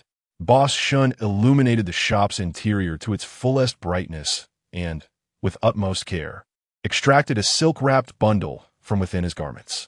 Curious, Xinhuan approached, inquiring, Father, what is it that has you in such a rush, neglecting even your precious daughter? What could possibly interest you? Perhaps when you bring home a boyfriend, I shall take a look. Having graduated from university, it was a source of exasperation for her that she had yet to find a partner. What good are those silver bangles in my collection if no one wears them? You must hurry and bless me with a chubby grandson. You, how utterly vexatious. Xinhuan's cheeks flushed with indignation. Nevertheless, she had anticipated such marital pressure upon her graduation. It was the universal plight of parents. In high school, they admonished her against dating. During university, they urged her to find a partner. Upon graduation, they seemed eager for her to return with children in tow. Xinhuan chose to abandon that line of conversation, her curiosity piqued by the object in her father's hands. Boss Shin delicately unraveled the silk, revealing yet another layer of cotton stuffing. Once the cotton was removed, the true item was finally unveiled. Zhang Weishan observed intently. Boss Shun has surprisingly returned with a small tower, merely the size of an adult's palm. It is broad at the base and tapers to a point. Crafted from bronze, it features 8 prominent hooks atop its pinnacle, suggesting it once held something, though those items are now absent. With a smile, Boss Shin inquired, Do the two of you know what this is? I have no idea, replied Xinhuan. Well, remember this. It is known as the 8-layer bronze tower, a relic from the mid-Tang dynasty. Just by observing the craftsmanship, one can discern its exceptional quality. As he spoke, Boss Shun turned to Zhang Weishan and Xinhuan, saying, Xinhuan, you are not permitted to speak. Zhang Weishan, I would like you to share your thoughts and demonstrate whether you have been diligent during your time in the shop and if you have truly applied yourself. When I brought you here, I emphasize the importance of ambition. One cannot simply wait for fate to unfold. Now, enlighten me with your insights.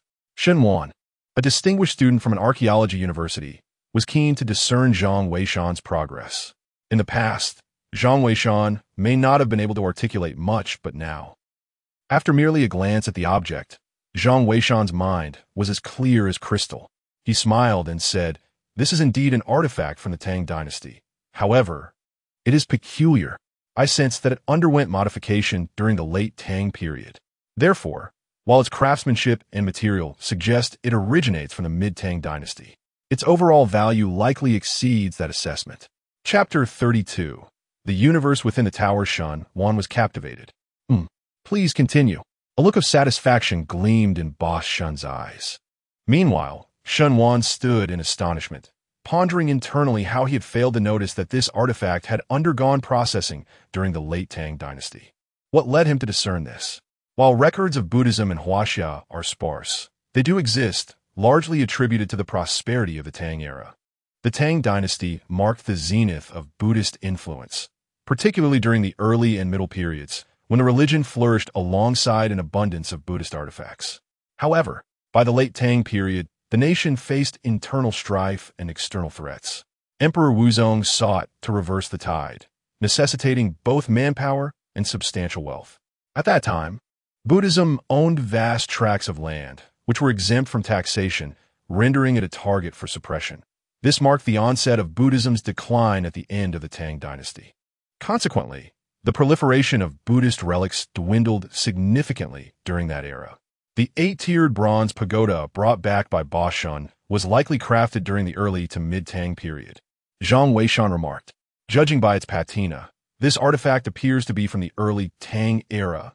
However, if you observe the base of the pagoda, you'll notice a subtle difference in color compared to the body. Thus, I deduce that the base was likely added during the mid or even late Tang period."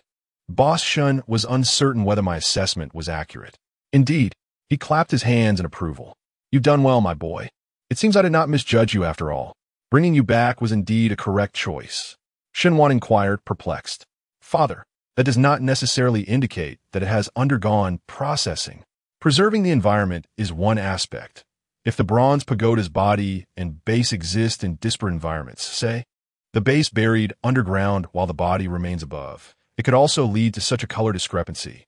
The shopkeeper, Shun, chuckled at her words.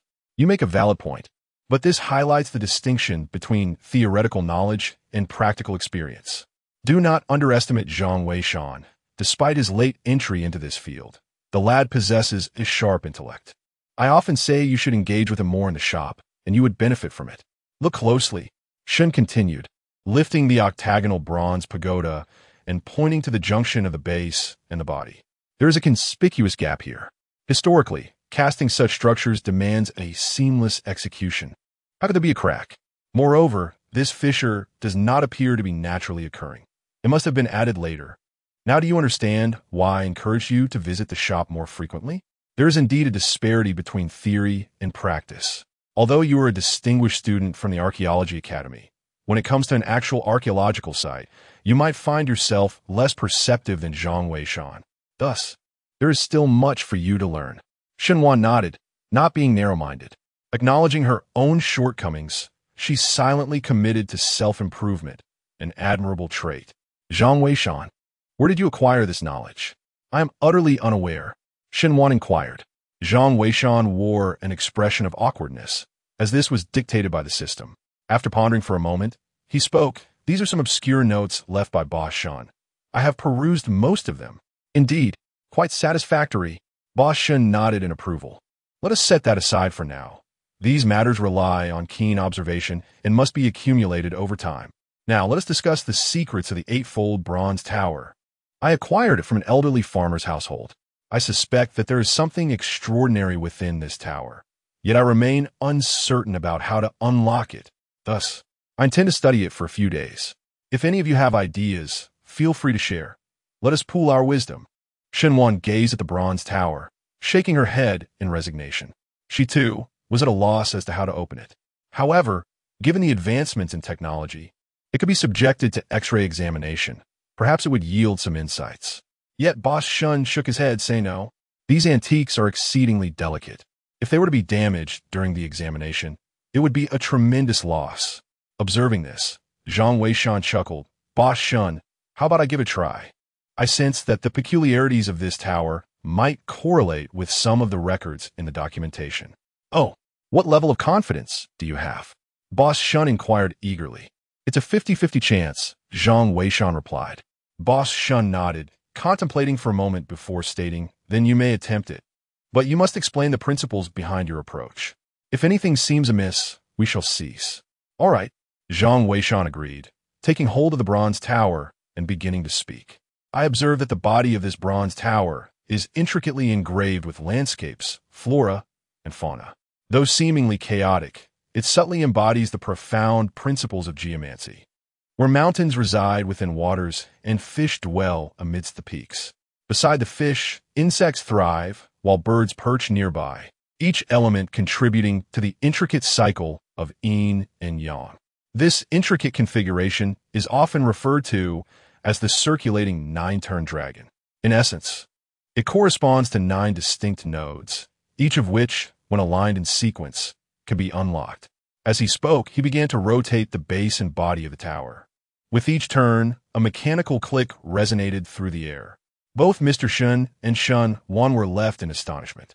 Mr. Shun marveled at Zhang Weishan's rapid progress, while Shun Wan was taken aback by his apparent understanding of geomancy. Observing his demeanor and composure, a name surfaced in her mind, the Fakyu Zhang clan. She could not fathom why she felt such a striking resemblance between Zhang Weishan and the Fakyu Zhang clan, as if their essence and mannerisms were indistinguishable. Yet, she had never encountered a member of the Fakyu Zhang clan.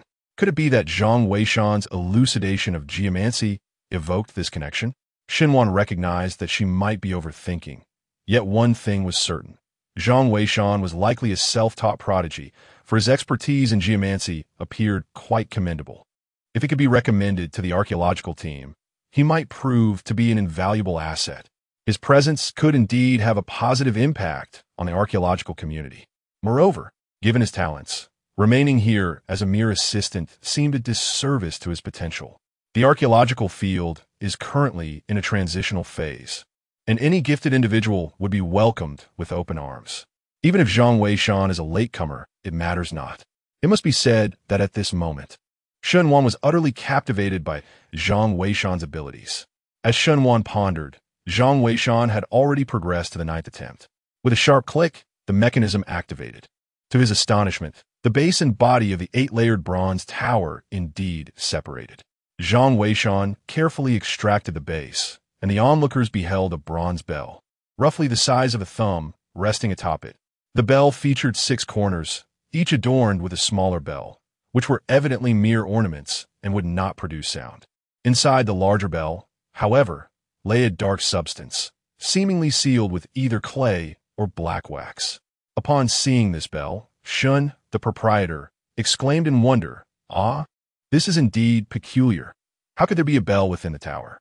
Moreover, it is sealed, and I have never encountered such a design before. Zhang Weishan, do you recognize it?"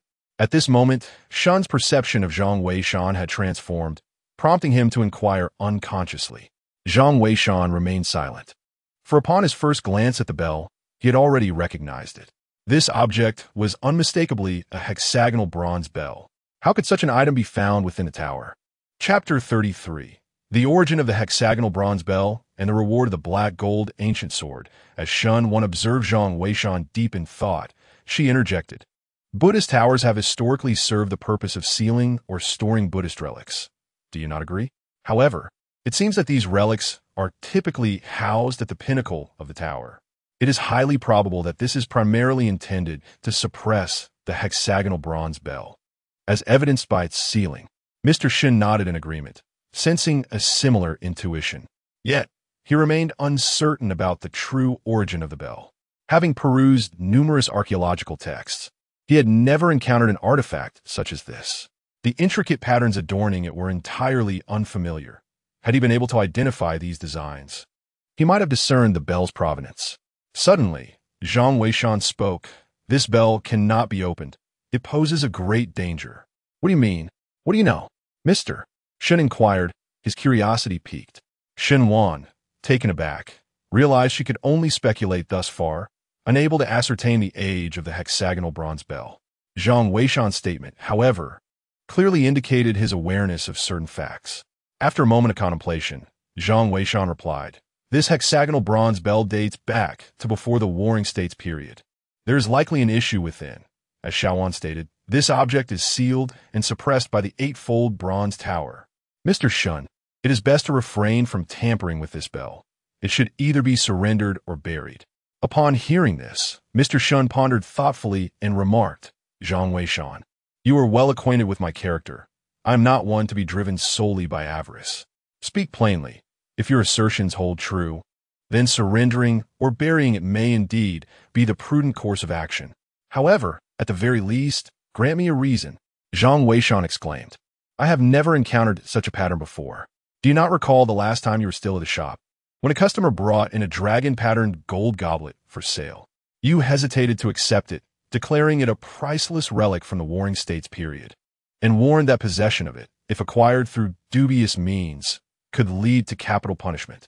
Examine this closely. The material of this hexagonal bell predates that dragon goblet." Boss Shun was taken aback and hurriedly picked up the bell for a closer inspection. With each moment of scrutiny, his astonishment grew.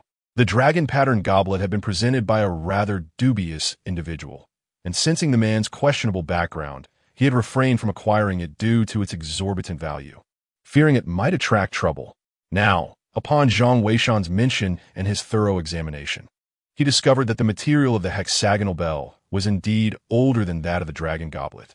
Swallowing hard, Boss Shun gasped, "Goodness, I completely overlooked this detail. Zhang Weishan, you truly impress me. This hexagonal bell is likely extraordinary. I shall report it at once." Moreover, Xiaowan's assertion seems to hold weight. This hexagonal bell, suppressed by an octagonal bronze pagoda, must indeed harbor some secrets. As purveyors of antiques, it is prudent for us to heed such matters. Yet, Zhang Weishan, you have truly opened my eyes. I never anticipated such rapid progress from you in just a few short days. Alas, my shop is rather modest, and I fear I cannot offer you a grander platform.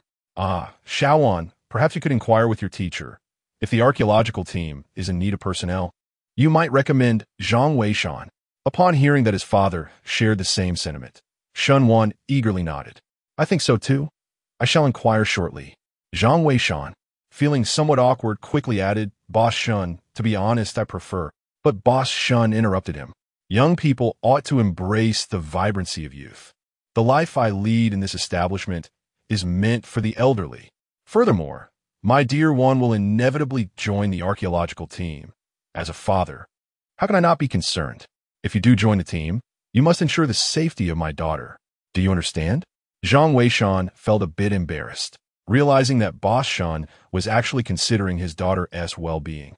Nevertheless, upon reflection, it made sense. Boss Shun, though sharp-tongued, possessed a heart of gold. What he expressed might stem from a desire not to see someone remain a mere assistant for a lifetime. Boss Shun then gathered the hexagonal copper bell and the 8-tiered bronze pagoda, subsequently asking Shan Wan if she wished to return home for a family gathering that evening. Shan Wan nodded in agreement. Boss Shun then invited Zhang Weishan to join them, and he did not decline. In the past, Boss Shun had always welcomed him into his home, thus treating him as part of the family. If there ever came a day when he would accompany Shan Wan on an archaeological expedition, he indeed had to protect her, lest he betray Boss Shun's kindness. The three of them promptly closed the shop and set off. However, just as they arrived at Shan Wan's doorstep, a voice suddenly echoed in Zhang Weishan's mind. Ding! Successfully directed to the archaeological team. Reward. The black gold ancient sword has been issued. The black gold ancient sword? Upon hearing that sound, Zhang Weishan was taken aback, thinking to himself that it was ill-timed for a reward, especially one so substantial. Based on previous experiences, rewards typically manifested directly in one's hands. How could he possibly explain a knife suddenly appearing in his grasp? As Zhang Weishan contemplated his predicament, a voice suddenly resonated. Ding! Detection of outsiders surrounding the host. Reward items have been temporarily stored within the system space, and the host may retrieve them at any time. Additionally, other reward items may also be placed into the system space. As the voice echoed, Zhang Weishan felt a new expanse emerge in his mind. A black ancient knife floated within it, alongside the previously acquired fake U seal. Startled, Zhang Weishan exhaled in relief, recalling the information about the black gold ancient knife. The black gold ancient knife was the weapon of Zhang Qiling from a novel in his past life. Zhang Weishan understood well that the term black gold ancient knife was merely a rebranding. Its true name was Fake Tian Dao, an item associated with the Fake Tian official. However, this artifact was not possessed by all Fake Tian officials, but belonged solely to the first-generation Fake Tian official. It was a gift from the ancient corpse of Cao Cao. In the past, Cao Cao had established a unit for the purpose of excavating treasures from ancient tombs to fund his military, with the tokens being the Fake seal and the Moking talismans. The Fake Tian Dao served as the insignia for the leader of the Fake Tian officials. It was said to be forged from a meteorite iron, capable of slicing through steel as if it were mud, and could vanquish countless forms of zombies, making it a revered relic. However, as the esteemed Fa Chiotian Guan gradually declined, the whereabouts of the Fa Chiotian Dao became unknown. In the previous life, the author resorted to using the Heijin ancient blade as a substitute. Little did I expect to actually possess the Fa Chiotian Dao. With this artifact, my future endeavors in tomb exploration will undoubtedly be significantly bolstered. After enjoying dinner at the Shun family's abode and engaging in pleasant conversation, it was already past 9 in the evening. Zhang Weishan needed to return to his shop for rest. Yet unexpectedly, Shunwan decided to accompany him back. This indicated that the following morning, the illustrious Zhang Deshun of the Fa Qiuzhang clan would provide guidance to the archaeological team before their departure. She could not afford to miss it and must catch the live broadcast. Moreover, her thesis had reached a pivotal point, necessitating an early rise for writing.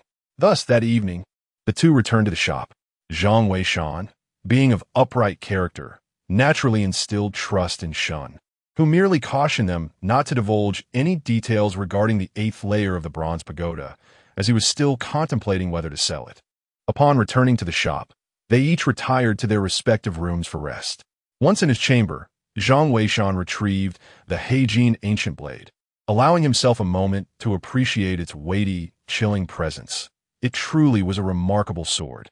He then glanced at the live broadcast, noting that the archaeological team continued their tireless excavation, albeit hesitating to venture into the 7th layer. Reassured, he turned in for the night. However, early the next morning, before he could rise, Shun Wan's voice rang out. Zhang Weishan, hurry up. It's already 7. In just 2 hours, the master will be providing his insights. I'm going to start the computer. Chapter 34. Zhang Weishan's identity exposed. Zhang Weishan found himself bewildered. What did she mean by turning on the computer first? Was she planning to watch the archaeological team's live broadcast together with him? Did she not have her own computer? He was puzzled. However, Zhang Weishan soon lost his sleepiness and got up to freshen up. By the time he descended the stairs, half an hour had passed. To his surprise, Shunwan had already returned with breakfast, urging Zhang Weishan to eat it while it was still warm. Without giving it much thought, he sat down beside her, munching on a bun, while casually inquiring about her choice of workspace. Why not watch it upstairs? He asked. Shunwan opened her laptop and replied, Oh, don't mention it. I forgot to charge my phone last night. This morning I got up at 6 specifically to write my paper for a while. I was afraid that if I closed the interface, I would lose my inspiration. Besides, watching it with this newly configured computer and you creates a better atmosphere. I wonder how the expert will guide Professor Lee and the others today. You must have heard, right? The entire internet is buzzing about how Professor Lee and his team will manage to exit. The entrance to the living door has vanished. Could it be that the expert will find another way out? Shunwan's eyes sparkled with anticipation as she spoke. Zhang Weishan felt helpless. In truth, he also did not possess absolute certainty regarding the search for the living door. The living door changes every month, but it does not necessarily mean that just because the last day of the month has passed, it will certainly appear the next day. It is not as straightforward as a mechanism. Such transitions are rarely that simple. The transformation of the living door is likely to be a gradual process. In any given month, there may only be a few days when the opportunity for emergence presents itself. Yet, Zhang Weishan is aware of a route that can lead him out, so he remains unperturbed. As he speaks, Shenwan has already launched the live streaming application. However, upon encountering the interface that pops up, Shenwan is momentarily taken aback. Zhang Weishan, your account has been reinstated? Why didn't you inform me?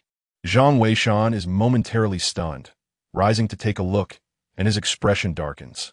He is still unfamiliar with this newly configured computer and is astonished to find that the login interface of the live streaming software retains the account credentials he had entered just the day before.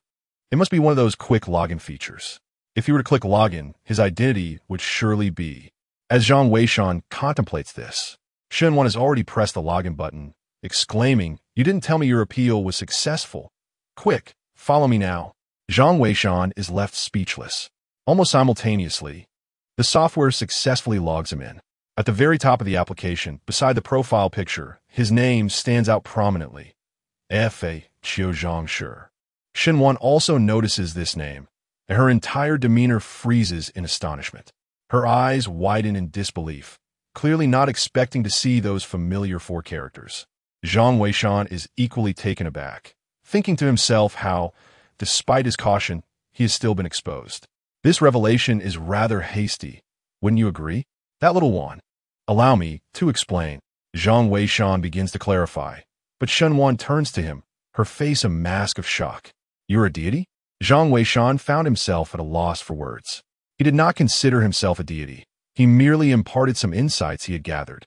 How others chose to address him was inconsequential. To refer to oneself as a deity would be an affront to his modesty. As he pondered how to clarify the situation, suddenly, Shenwan burst into laughter. She looked at Zhang Weishan and remarked, "You appear quite startled. I never expected you to be a fan of a deity as well." Sharing the same name. Over the past few days, I've noticed several people in the live stream have changed their usernames, adopting monikers like F.A. Qiu Wang Clan and F.A. Qiu Zhao Clan. Yet here you are, choosing F.A. Qiu Zhang Clan, identical to the deity. It is quite a coincidence, considering you also share the surname Zhang.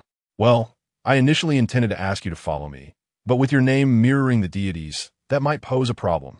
When the deity goes live, I want to be able to distinguish between you and him. I shall change my account now.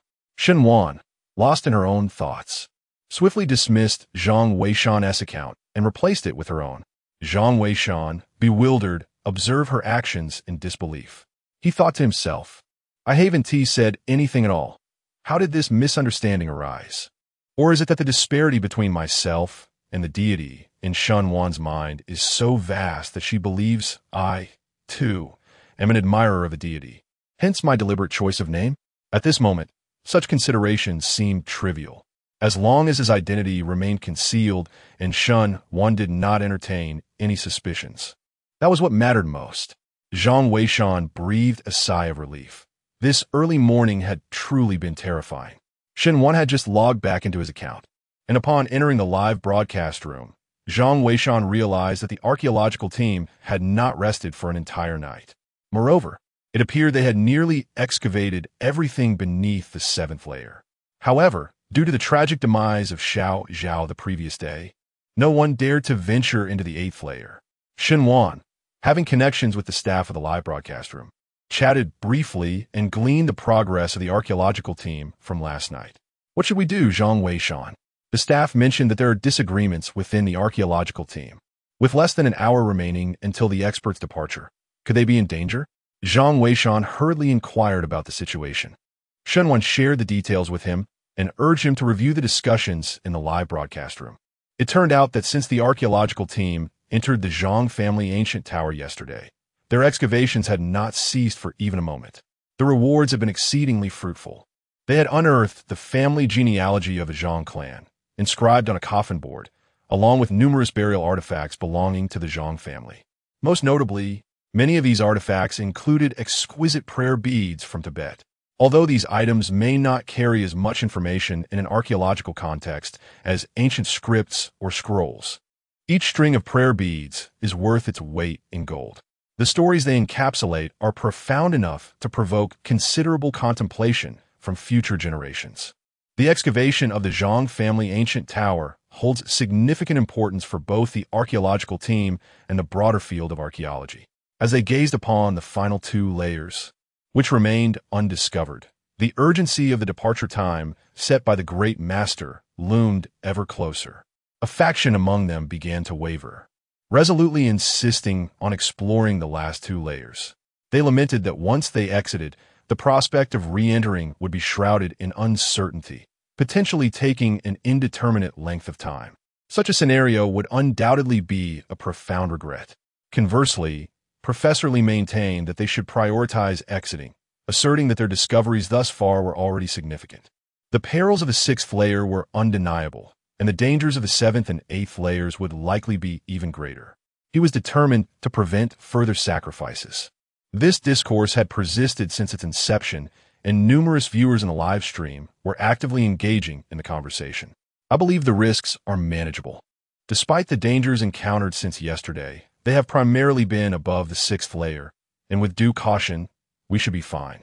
Indeed, and given the great master's exceptional prowess, why not guide us to explore the 7th and 8th layers before departing? How could we possibly fathom the great master's intentions?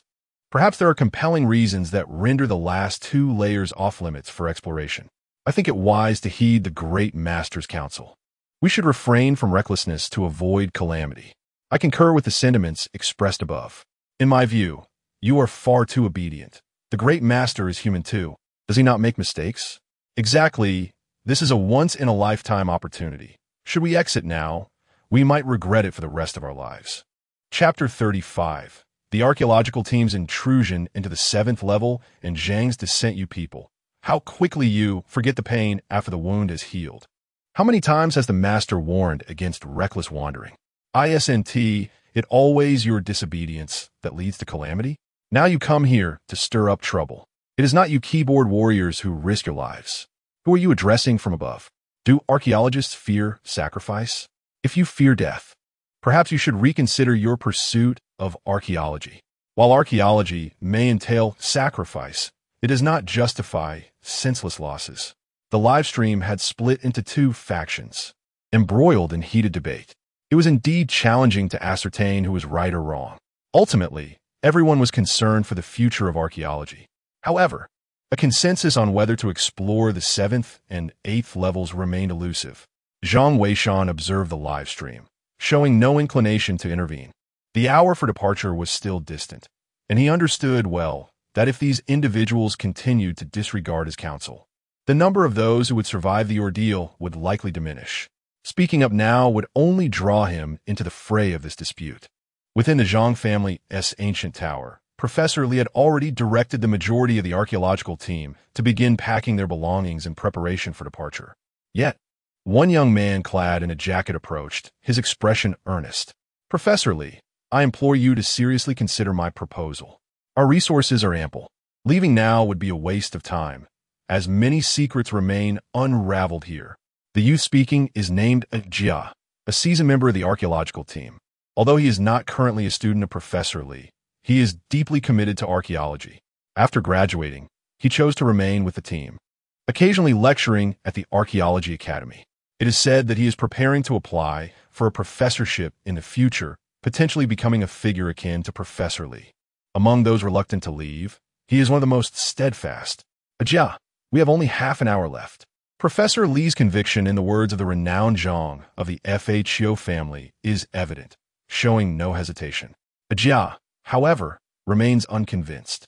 "Professor Li, I acknowledge the prowess of Zhang, but he has always operated from the shadows. The excavation work must rely on us. Furthermore, is there anyone more familiar with this site than we are? While I believe Zhang's advice should be heeded, I do not think it warrants such solemnity. Perhaps I could compromise. I could ascend to the 7th level for a brief inspection 10 minutes before our time is up. Consider it. Professor Li, can you truly find peace of mind without completing this work? I merely intend to gather additional information for future excavations. I assure you, if any issues arise, I will return immediately. What do you think?" Jia speaks with earnestness, clearly reluctant to concede to the notion of leaving without further exploration. However, Professor Li remained resolutely opposed. Upon witnessing this, Jia, somewhat incensed, exclaimed, "Professor Li, I understand that you are deeply pained by the loss of a few students. But are we not all prepared to dedicate our lives to the noble cause of archaeology? You cannot treat our field in this manner. Professor Lee retorted angrily. What do you understand? Do you think my concern is solely for my students? I am anguished for human lives. Those individuals are the future talents of the archaeological community. Are you not aware that our field is facing a critical juncture? It was evident that Professor Lee was also agitated. Yet, as the saying goes, a kind word is hard to deliver to a ghost intent on dying. At that moment, Professor Lee could not sway a Jia. A Jia gazed at Professor Lee and resolutely declared, I must ascend to the 7th level. I require these final 10 minutes. This is my bottom line. You cannot protect us forever. We must eventually take that step ourselves. With that, a Jia ceased his discourse and turned to prepare. Zhang Weishan, observing the scene before him, felt a sense of helplessness. He recalled someone once telling him, the human heart is the most difficult to fathom. Although the pursuit of archaeology is noble, who can guarantee that one approaches it without ulterior motives? Professor Lee likely considered the safety of the entire archaeological team, yet for a Jia, perhaps merely glimpsing the 7th level held paramount importance. This might significantly influence his prospects of attaining the title of professor upon his return. This may explain why, throughout the ages, the profession of tomb raiding has been rife with treachery amongst comrades. After all, the human heart is a labyrinth. Who can truly fathom the innermost thoughts of their companions? Shen Wan gazed at the live stream, an unusual silence enveloping him, his brow furrowed with concern, lost in contemplation. A Jia, on the other hand, appeared resolute in his intentions. After a brief pause, Professor Lee called over his student, Xiao Zhang. Among the few students who accompanied Professor Lee this time, Xiao Zhang was the sole survivor, rendering the situation particularly devastating for him. However, given his advanced age, he found himself somewhat lacking in the vigor required to venture into the 7th layer once more. Teacher, Xiao Zhang regarded Professor Lee with a calm demeanor. In a moment, you will accompany a Jia to investigate. I trust your composure surpasses his. Ensure your safety, Professor Lee said, patting Xiao Zhang's shoulder. Xiao Zhang nodded, his expression betraying no hint of emotion. Relieved, Shen Wan exhaled softly. With Professor Lee entrusting Xiao Zhang to accompany a Jia, the likelihood of complications seemed minimal. Even if difficulties arose, they would gain insight into the 7th layer circumstances. Zhang Weishan expressed his surprise. Oh, is Xiao Zhang quite formidable? He had encountered Xiao Zhang a few times before. During the last expedition to the submerged Zhang family mansion, he had been present as well. Remarkably, he was the only one among Professor Lee's numerous students to have emerged unscathed. Yet, Zhang Weishan had not paid him much attention until now. Upon hearing Shen Wan's words, it appeared that this Xiao Zhang was somewhat extraordinary. Shen Wan nodded and elaborated, stating that Xiao Zhang was indeed different from others. He was not a student of the Archaeology Institute. Rather, he was a local whom Professor Lee had met during a business trip years ago. Subsequently, Professor Lee took him under his wing as a student. Remarkably, it was only in the past 2 years that he had acquired knowledge about archaeology. Nevertheless, when this individual is mentioned, many harbor suspicions that he may have originated from a background of tomb raiding. Yet, he has no recollection of his past, and the field of archaeology does not dismiss those with such origins. As long as they contribute to the discipline, they are considered comrades, which is why he was welcomed into the archaeological community. At this point, Shen Wan felt she had not fully captured Xiao Zhang's uniqueness and pondered how best to articulate it. I cannot quite articulate it, but Xiao Zhang is truly exceptional. Professor Lee, who has long been in the field, has faced numerous dangers. Regardless of the peril, whenever Xiao Zhang is part of a team, even if his comrades perish, he always emerges unscathed. From my perspective as a woman, he seems to possess an innate aura that instills a profound sense of safety. Regrettably, his background remains a mystery. Zhang Weishan, upon hearing this, nodded in agreement, subconsciously paying closer attention to this Xiao Zhang. He realized that if he wished to elevate the art of tomb raiding in the future, relying solely on his own efforts would be insufficient. Therefore, he would be keen to nurture any promising talents he encountered. Xiao Zhang could indeed benefit from observing more closely. Chapter 36. The imitation of the ghost seal reveals a mysterious creature as time inexorably passed. With merely 10 minutes remaining until 9 o'clock, a jia finally set forth. Without further ado, Xiao Zhang promptly followed suit, and together they ascended towards the 7th level. Upon noticing Xiao Zhang's approach, a jia felt a sense of triumph, for it indicated that at least Professor Li had yielded to some extent. However, he was also acutely aware that the words of the Zhang family of tomb raiders held a certain wisdom. Hence, he resolved to exercise caution, intending merely to survey the situation on the 7th level before retreating. This strategy would not only allow him to make a commendable showing, but also safeguard him from potential pitfalls.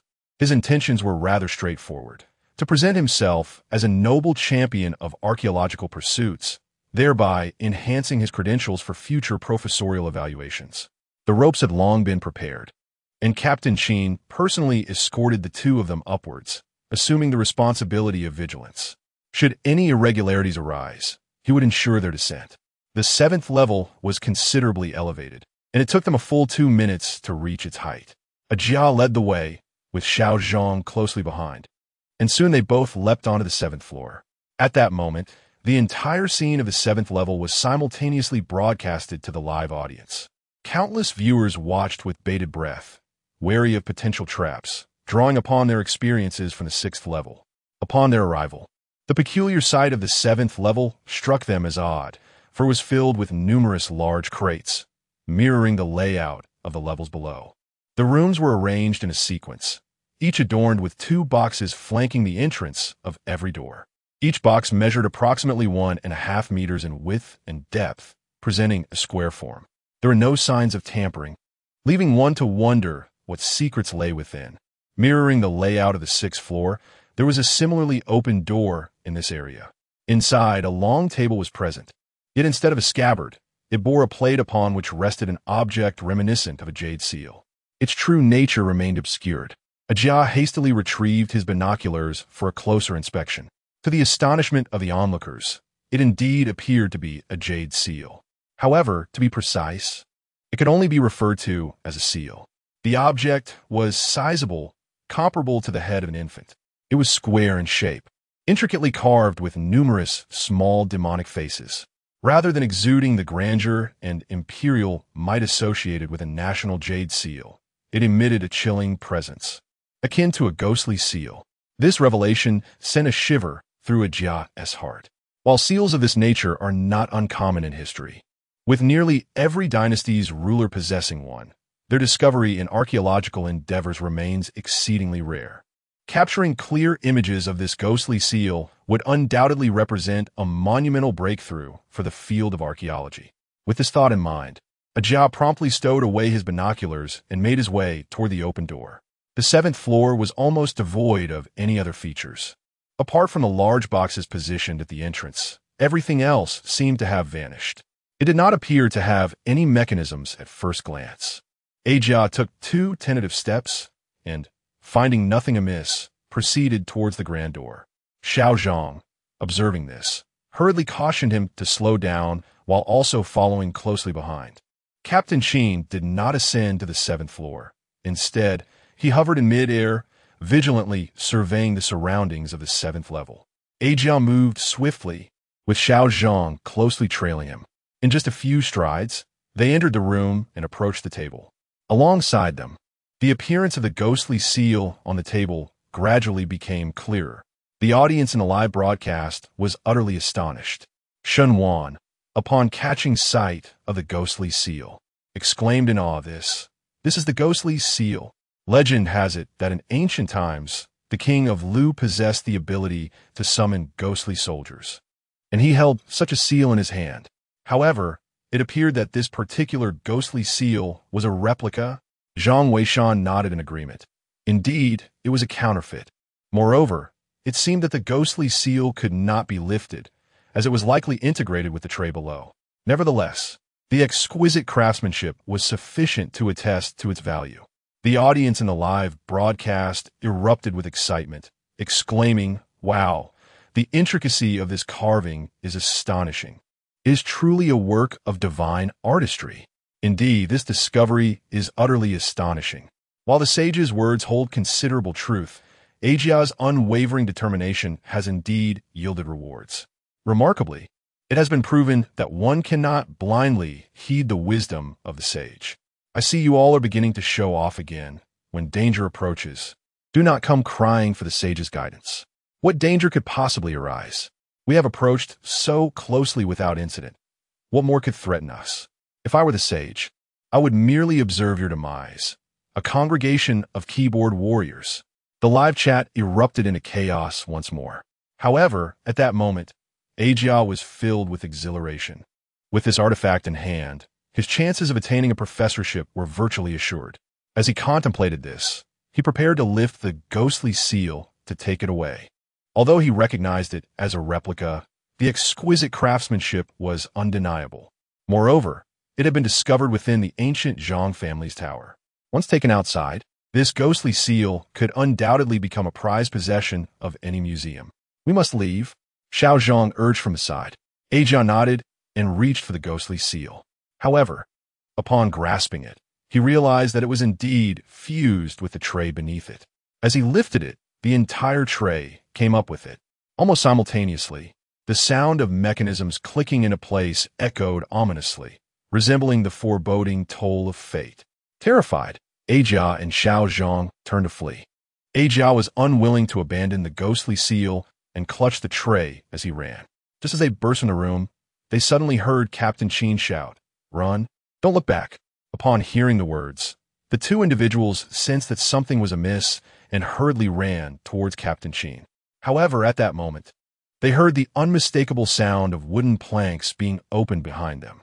It was evident that the large wooden crates positioned at the entrance had been breached. Simultaneously, a fierce gust of wind swept through from behind. Ajia, startled, instinctively turned around. Yet, upon doing so, he froze in terror at the sight before him. A ghastly, pale face was inexplicably pressed against his back. The visage was so ashen it appeared to have been smeared with flour, and the hair was exceedingly long, nearly obscuring the body entirely. Before Ajia could utter a cry of alarm, his vision abruptly darkened as he was enveloped by countless strands of hair. Xiao Zhang. He heard Captain Qin's furious roar in his ear, confirming that Xiao Zhang had also fallen victim. Meanwhile, the live stream fell into an eerie silence.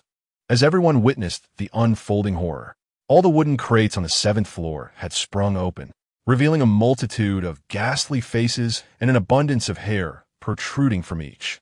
It was unclear whether these entities were human or spectral, yet they surged towards Captain Qin in a chaotic frenzy. Captain Qin fired 2 shots, sending the closest 2 creatures hurtling away. However, upon glancing back at Ajia and Xiao Zhang, his expression shifted in horror. The 2 were ensnared in a tangle of hair, with Ajia rolling towards the crate, completely engulfed. Only Xiao Zhang remained standing in place, yet his body was covered in hair. The live streaming room was enveloped in silence for nearly half a minute before someone finally sent a message. Serves him right. He shouldn't have sought guidance from the master.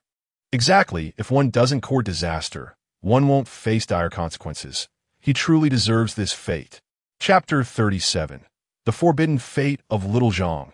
It cannot be said that way, if not for Ajia and Little Zhang's audacious venture.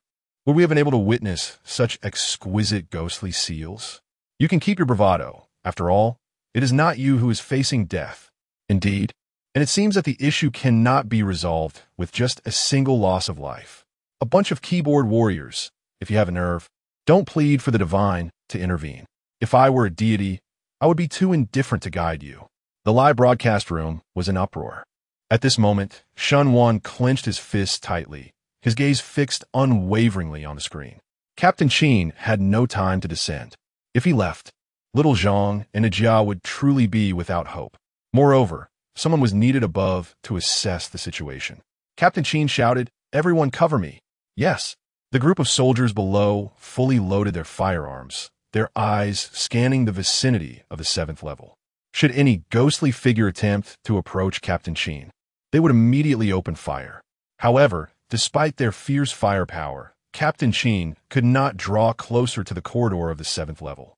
At that moment, Ajia was being dragged into one of the large wooden crates, the lid snapping shut instantly. Yet, Little Zhang stood still, motionless in place, leaving everyone bewildered. Professori, witnessing this, felt darkness envelop him, nearly succumbing to unconsciousness. In his desperation, tears streamed down his face as he scolded the disobedient youth, lamenting the harm caused to the archaeological team. He hurriedly glanced at the live camera, seeking salvation, desperately pleading for Mr. Zhang to save us. Thank you, Professor Li uttered as he unexpectedly knelt down. The viewers in the live stream watched in helplessness. To be honest, they felt a deep sympathy for Professor Li. Yet, they remained perplexed about the bizarre situation unfolding before them, and they could not help but inquire if the master was present. They sought guidance from the master, asking, "What on earth is this?" "This is AJNP. Retreat immediately, for they cannot be killed." Finally, the golden message from the Zhang clan appeared. Upon reading it, everyone was bewildered. JNP? What is AJNP? Countless minds were flooded with this query. Who knows what AJNP is? God knows. Perhaps it's a type of old woman. How ridiculous. No old woman has hair this long. She is transformed into a hair spirit. The master hasn't indicated how to deal with it either. As the crowd continued their discussion, another golden message flickered in the live stream. If we hold the first layer, they will soon retreat. Upon seeing this news, everyone rejoiced. Xinhuan's face was filled with excitement, yet she pondered aloud. Will these JNP withdraw on their own? What? Zhang Weishan pretended not to hear, his focus firmly on the live stream. These JNP were not to be feared. According to his calculations, the self-defense mechanism of the Zhang family's ancient building should activate soon, prompting the JNP to withdraw. At that moment, however, he was more concerned about why Jia and Xiao Zhang were both ensnared by the JNP. However, Jia had already been dragged back into the large box. Only Xiao Zhang remained motionless at his original spot. What was he experiencing at that moment? As he pondered, a sudden commotion arose from his direction. The strands of hair that had merely entangled Xiao Zhang suddenly unraveled, revealing him. To everyone's astonishment, his shirt was torn to shreds, exposing his remarkably strong shoulders. Yet, his complexion was ashen, indicating his dire condition. "Xiao Zhang, come back quickly," Captain Qin shouted. Xiao Zhang, as if awakening from a dream, hurriedly ran towards Captain Qin. Together, they grasped the rope and slid downward. It was evident that Jia was beyond salvation.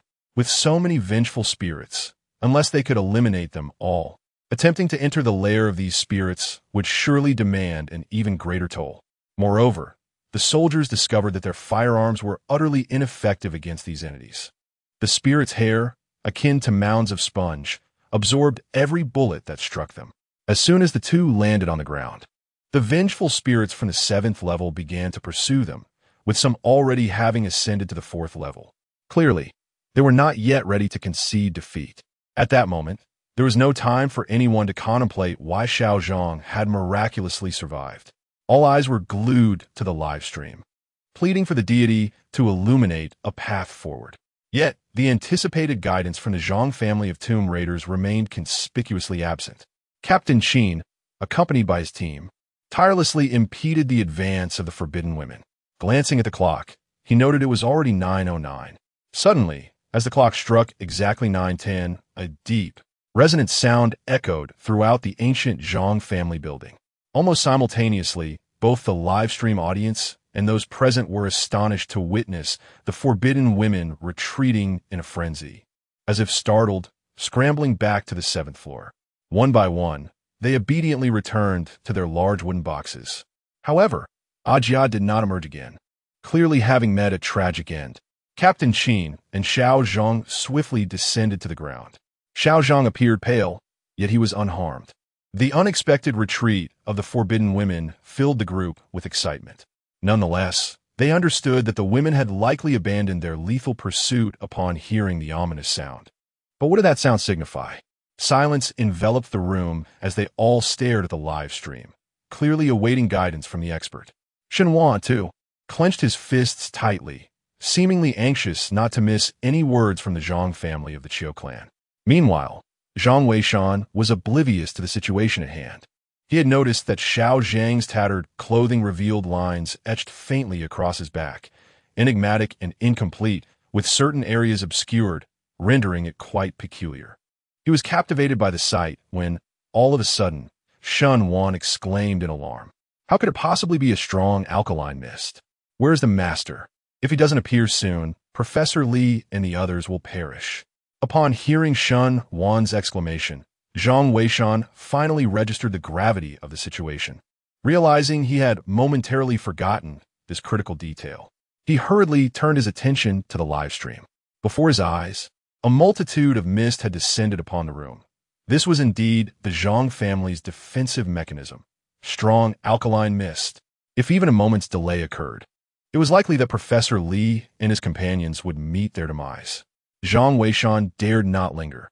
He swiftly dispatched several messages in the live chat. Hasten to the second pillar on the left. There is an exit on it. Follow my instructions. Strike the reliefs in the order of 1, 3, 5, 6, and 4, with 3, 5, 7, and 2 strikes respectively. Hurry. There won't be time if you delay. Professor Li at the scene had already begun to cough violently. Without hesitation, the group rushed toward the designated location. Captain Sheen, guided by Zhang Weishan's directions, began to execute the plan with remarkable efficiency, quickly locating the corresponding reliefs and commencing the necessary strikes. Chapter 38. The Reward of the Underworld. Is the deity jesting? Is there truly an entrance within this pillar? I too harbor doubts. Surely, the deity's words cannot be mere folly.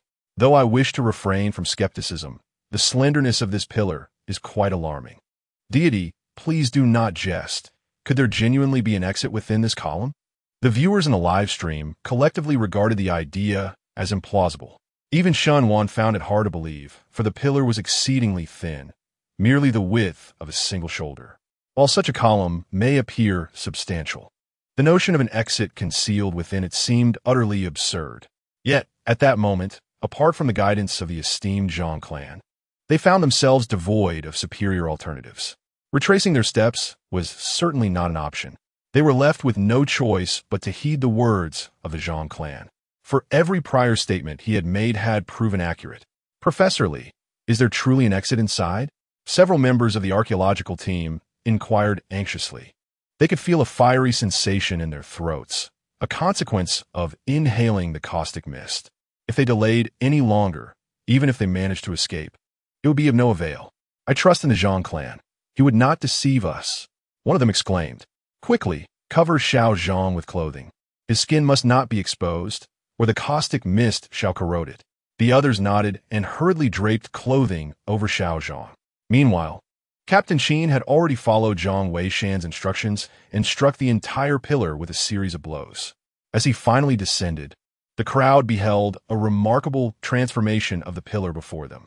The entire structure rotated, revealing a fissure from which an entrance emerged, surprisingly accessible from the side. To their astonishment, the interior of the pillar was hollow, embedded with iron spikes that one could traverse by crawling downwards. This was the gateway to the basement level, a beacon of hope, a testament to the extraordinary prowess of the deity. They need not face demise. The group was overwhelmed with excitement. Captain Sheen promptly organized the operation, dispatching a team of soldiers to scout ahead, followed by Professor Li and the archaeologists, who descended one by one. Captain Sheen and several soldiers brought up the rear. The combined force of nearly 50 individuals, comprising both archaeologists and soldiers, descended at a sluggish pace. Fortunately, Captain Sheen's team was equipped with combat-grade gas masks, allowing them to endure the harsh conditions. Otherwise, they might have succumbed to the corrosive mist of the caustic waters before they could even begin their descent.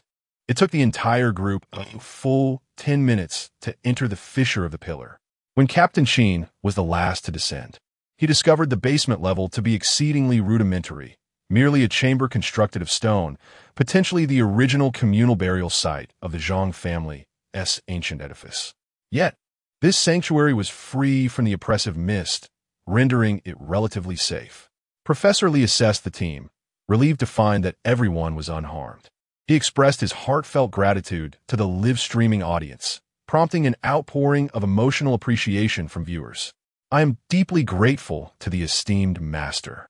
I am truly in awe of him. How dare anyone disregard the master's words in the future? I would not hesitate to confront them. I wholeheartedly agree. It is always the master who comes to our rescue. Why are you all so disobedient? I propose that we should have the master lead us personally next time, as this would mitigate our losses. While I concur, is it truly feasible for the master to attend? At this point, silence fell over the live stream. Even the esteemed Professor Mu from the Archaeological Institute personally extended an invitation, yet there were no results. What more can we expect from us, the online community? Clearly, wishing for the master to take charge is not something that can be achieved through mere requests.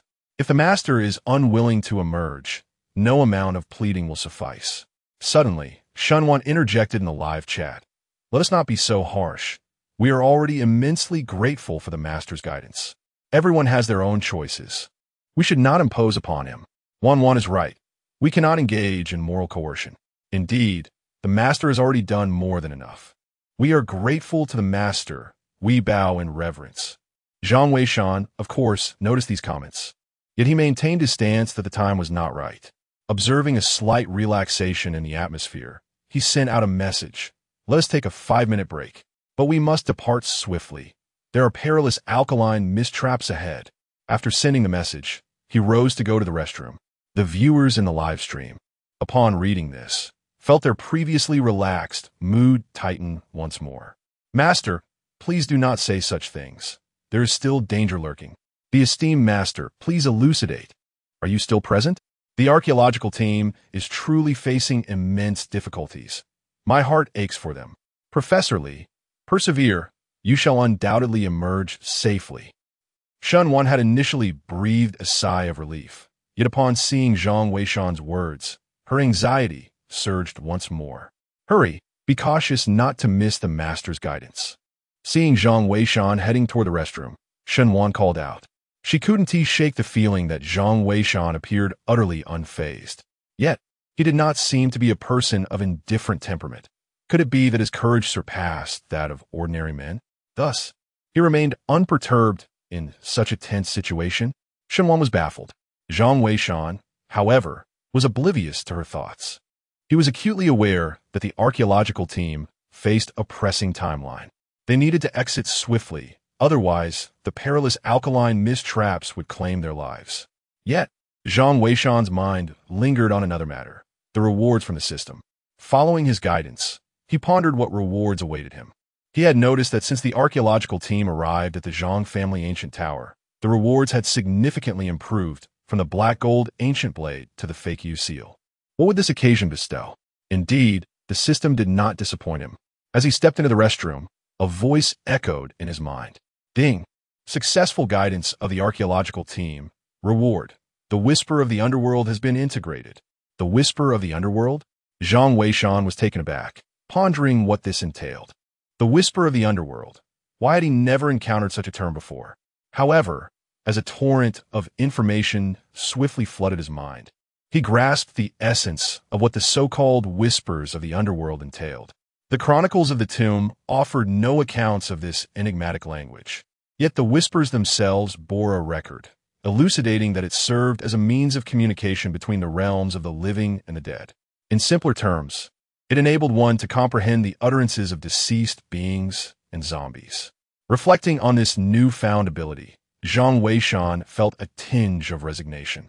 Having presumed that such a skill was non-existent in the tomb raiding techniques passed down by Liu, he recalled that in a novel from his previous life, the author had woven this ability into the narrative to accentuate the protagonist's formidable prowess, rendering it a mere fabrication. To his astonishment, the system had bestowed this ability upon him. This revelation, albeit peculiar, proved to be quite advantageous. Despite its cryptic name, the so-called whispers of the underworld or corpse language was fundamentally rooted in the capacity to communicate through the biological electric signals emitted by zombies at the moment of their resurrection. The essence of this communication lay within the realm of bioelectric exchanges. However, given the scarcity of zongzi in the Zhang family's ancient tower, the practical application of this ability seemed limited. Nevertheless, should he venture into a tomb in the future, this skill would undoubtedly be invaluable. Glimpsing at the time, he noted that nearly 5 minutes had passed, prompting him to turn and exit the restroom. The path ahead for the archaeological team remained perilous. Chapter 39. Ingeniously unraveling the mystery of the self-formed stone. Underground level of the Zhang family ancient tower. Captain Qin, accompanied by his soldiers, conducted a thorough survey of the surrounding area. They discovered that this tomb chamber was remarkably small. Although they were not archaeologists, their frequent excursions with Professors Li and Shun had afforded them considerable insight. It was indeed their first encounter with a burial site of such diminutive proportions. Brufasoli, this place is rather peculiar. Can you discern anything from it? I need to arrange for a proper response on my end, Captain Qin inquired, harboring an unease about the unusual circumstances. Professor Li surveyed the surroundings with a discerning gaze before responding. This locale is relatively untroubled, as it is fundamentally a collective burial site in the form of an ancient tower. Such architectural designs are rare. However, the presence of a pagoda suggests a conventional layout. This ancient tower likely conceals a vertical burial site. A vertical burial site, as the name implies, consists of graves that are stacked upon one another. This type of burial is commonly found in the ancestral graves of smaller families, where the remains of elder ancestors are interred deeper, while later generations are laid to rest at shallower depths. This practice often results from the fact that ancestral tombs may have remained undisturbed for many years, leading to deteriorating conditions below. Hence, unless absolutely necessary, one would typically refrain from disturbing the mounds of their forebears. It is probable that beneath this Zhang family ancient tower lie the ancient graves of some of the most venerable members of the Zhang lineage. Subsequently, the later descendants erected the Zhang family ancient tower as a collective burial site above them. Professor Li gestured toward a stone door ahead, indicating its significance. We are likely situated in the antechamber. Beyond the stone door may lie the main hall. Such a layered burial chamber is not likely to contain many rooms. Yet its depth is quite profound. It is regrettable that Mr. Zhang has urged us to leave promptly. Otherwise, there are numerous areas within this ancient tomb that remain unexplored. We shall have to await future opportunities to return. Captain Qin nodded, noting that if there are only 2 chambers, his burden would be somewhat alleviated. The viewers in the live stream were quick to express their admiration. Professor Li truly deserves his title. Without your elucidation, we would be utterly oblivious. Indeed, after all, they are a professional archaeological team. Professor Li, considering your extensive knowledge of this place, why not simply open the stone door? Yes, if you could open it directly, we wouldn't waste time when the expert arrives. Exactly, I concur. Professor Li observed the discussions in the live stream, shaking his head with a hint of exasperation. Captain Qin, puzzled, inquired, Professor, is there a dilemma? Professor Li gestured dismissively, stating, this stone door is likely a self-closing mechanism. Such a contrivance is remarkably intricate. Once sealed, it is exceedingly difficult to open from the outside. It is said that in ancient times, there were extraordinary individuals capable of unlocking it. Yet our archaeological techniques in China have suffered significant setbacks. Regrettably, in the past, we have resorted to explosives to breach such self-closing stones. Captain Qin, upon hearing this, quickly grasped the implications and responded accordingly. Professor, this is not feasible. The space here is far too confined. Even if the explosives are meticulously calibrated, the noise would be unbearable. This place is akin to a sealed chamber. Once we employ explosives, our eardrums are bound to rupture. That would be quite troublesome. I fear we may need Mr. Zhang's guidance, Professor Li lamented. The gap in archaeological technology in Huaxia is profoundly significant. To dismantle a mechanism involving the self-initiating stone with finesse is not as straightforward as it seems. At that moment, Zhang Weishan returned and witnessed this scene, feeling equally helpless. The archaeological techniques of Huaxia have repeatedly challenged his understanding. Yet, upon reflection, it makes sense. In ancient times, unraveling the mysteries of the self-initiating stone was the forte of the renowned Fakyu Tianguan and the Moken Xiaoi. Unfortunately, these 2 sects have been extinguished in Huaxia, leaving no legacy behind, which is quite understandable. As Zhang Weishan pondered, Shenwan glanced at the computer, expressing her frustration. My teacher once mentioned that although explosives can indeed breach the self-initiating stone, it would severely damage the other artifacts within the ancient tomb. The design of the self-initiating stone was a directive from the laborers of yore, and attempting to dismantle it with finesse is exceedingly challenging. Challenging? Perhaps it is encapsulated in that saying. What is difficult for some is not so for others, Zhang Weishan replied with a smile. Can you do it? Shenwan quickly turned to Zhang Weishan. He hesitated for a moment, realizing he nearly let slip too much, and quickly corrected himself, saying, I believe it is not insurmountable. If granted time for research, I may discover a solution. However, it appears that the moment has arrived. The master is expected to emerge and provide guidance. Upon hearing that the master was about to make an appearance, Shenwan hastily turned back to the computer. Almost simultaneously, several golden comments began to flood the live broadcast. Prepare a hook and an additional support, as illustrated, to unlock the faucet stone. Image. 2 comments appeared, the latter prominently displaying a rudimentary hand-drawn diagram. This drawing, created on a mobile device, was evidently quite rough. Nonetheless, the message conveyed by the illustration was exceedingly clear. Professor Lee and the viewers in the live stream merely glanced at the content of the image and instantly understood how to decipher it. Impressive. Truly remarkable. Mr. Zhang's expertise makes me feel humbled. Professor Lee was so exhilarated that he nearly knelt down to pay his respects. The viewers in the live stream were equally stirred. The master is incredible. Even the illustration has been shared. Wow, I can comprehend this diagram. It's astonishing. The master is indeed extraordinary.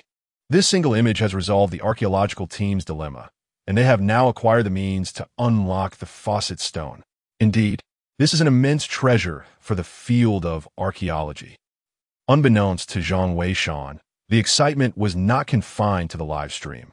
Even far away at the scene, Chunwen received a phone call from old Mu. Xiaowen, did you see the ingenious method he devised to unravel the mechanism of the faucet stone? This undoubtedly marks yet another significant breakthrough in the archaeological techniques of our esteemed Huaxia nation. Must I expound upon the importance of this individual to our archaeological community? It is imperative that Xiaowan exerts every effort to locate this elusive Zhang of the Feiqiu lineage. Enough said. The method for deciphering the mechanisms of the stone must surely be recorded in our archaeological guidebook. Remarkable, simply remarkable. Although Chun remained silent, she grasped the weight of Mu Lao's regard for this Feiqiu Zhang. Yet, the individual remains unwilling to reveal himself. Can Xiaowan truly find him? Chun was uncertain. Meanwhile, at the archaeological site, Professor Lee and Captain Qin had already begun coordinating preparations for the tools necessary to unravel the mystery of the stone. In fact, the diagram sent by Zhang Weishan was a remarkably straightforward line drawing, yet it elucidated the principles behind the stone and Appo's mechanism with clarity. Furthermore, it meticulously detailed the method for its resolution. The so-called stone, in essence, is merely a pillar positioned at an angle at the entrance, designed to facilitate the opening of the stone door. While it may sound challenging, the actual process of breaking it is not difficult at all. As Zhang Weishan previously stated, what is difficult for the unskilled becomes effortless for the adept. Chapter 40. The coffin blocks the path. The whisper of the underworld reveals its power. The so-called self-placing stone is, in essence, a stone pillar that is slanted to secure the stone door behind it. The door is designed as a double opening model. Thus, the self-placing stone is necessarily modest in size. At the point where the two doors come together, there are also grooves on either side. The self-placing stone fits snugly into these grooves, with the stone pressing firmly against them. A stone pillar with a width no greater than that of a palm suffices to prop open the two doors. Moreover, it is customary to set additional mechanisms behind the self-placing stone. Consequently, if one were to blast the stone door open with explosives, triggering these mechanisms, even if no harm befell a person, numerous artifacts within the ancient tomb would be irreparably damaged. This further underscores the significance of skillfully overcoming the self-placing stone. To master this challenge, two essential tools are required. The first is a support object, and the second is an implement known as a crooked nail. The support could be a wooden board or any other object that could be inserted through the crack of the door to prop the stone pillar behind it. The ingenuity lies in the second tool, the crooked nail. If one relies solely on the support to elevate the stone pillar, it would inevitably topple, triggering the mechanisms. To avoid such a calamity, the crooked nail becomes indispensable. This tool serves to secure the support object, preventing it from falling over. It can be made of wire or any other slender material. Taking wire as an example, one would form a loop at the front end and then compress it flat. This loop can then be vertically inserted through the door crack and rotated 90 degrees to perfectly latch onto the stone pillar. Thus, by utilizing a support to pry open the stone door could be easily accessed without toppling the stone pillar. This was the method of resolution, not to be underestimated. Following the approach proposed by Zhang Weishan, Captain Qin and Professor Li swiftly prepared the necessary tools. Subsequently, the two collaborated, and in no time, the stone was pried open. Several students hurriedly pushed the stone door aside. Indeed, it was accomplished effortlessly, without any trouble. The live chat erupted in cheers. Impressive. The master is truly remarkable. Incredible. The master is astounding. There's no denying it. Otherwise, how could they be a master? 66,666. The expressions of joy were evident on the faces of Professor Li and others present. Shunwan, seated before her computer, was equally exhilarated. As she gazed at the screen, a sudden message appeared. The master is amazing. I wonder what kind of person they are to possess such knowledge. Could they truly be an old man? Are you particularly concerned about their age? Zhang Weishan inquired with a chuckle while sipping his tea. Not really, but as a girl, I do hope my idol is somewhat handsome. Shunwan replied, her cheeks flushing. However, amidst their conversation, an unsettling screeching sound abruptly erupted from the open stone door. Both turned to investigate, realizing that the noise emanated from within the doorway. It was a disconcerting sound that sent shivers down their spines, reminiscent of something clawing at wood. Alert! Captain Qin shouted, sensing the impending danger. Simultaneously, a flare was hurled into the tomb ahead. Upon striking the ground, it erupted into a brilliant white light, illuminating the entire chamber. The tomb revealed itself as a square space, with a pitch-black coffin conspicuously placed in the center. Behind the coffin on the opposing wall, there appeared to be an exit. At that moment, the sound of scratching emanated from within the coffin. The onlookers even noticed the coffin lid tremble, as if it could be dislodged at any moment. Quickly, move swiftly, Captain Qin urged. The exit lay just beyond the coffin, and if they acted with sufficient speed, they should be able to escape without issue. Moreover, with their firepower providing cover, they were hopeful for a safe passage. Yet, Captain Qin felt a shadow of dread lingering in his mind. Before embarking on this archaeological expedition at the Zhang family ancient building, he had participated in another dig near Pingnan, where they had encountered a zombie. Once resurrected, that creature proved impervious to blades and bullets, claiming several lives before they ultimately dispatched it with explosives. Conventional weaponry had been utterly ineffective against such horrors. Now, witnessing the commotion, he was desperate to get everyone out. If whatever was inside that coffin were to emerge in this confined space, they could very well meet their demise. However, aside from Professor Li and a few seasoned archaeologists, many students were paralyzed with fear at the sight of the coffin and the unsettling sounds, rooted to the spot and unable to move. For a moment, no one rushed forward. Captain Qin, witnessing the situation, intended to speak and persuade. However, at that instant, a golden barrage suddenly appeared in the live broadcast room. Do not approach the coffin, or something will go awry. Everyone retreat to the stone door. Upon seeing this golden barrage, Professor Li and the others felt as though they had grasped a lifeline. They hurriedly retreated to the position of the stone door. Captain Qin, meanwhile, positioned his team in front of the archaeological team, ready to shield them should anything sinister emerge from the coffin. At this moment, everyone had retreated to the entrance of the stone door, yet the unsettling noises emanating from the coffin persisted. The sound of nails scraping against the coffin lid drilled into their minds, evoking a profound discomfort. Nevertheless, compared to when they had previously sought to approach, the noise had diminished significantly. Professor Li, glancing at the live broadcast, whispered, Mr. Zhang, what should we do next? Yes, great one, what comes next? We can't just linger here indefinitely. are you still with us? Great One?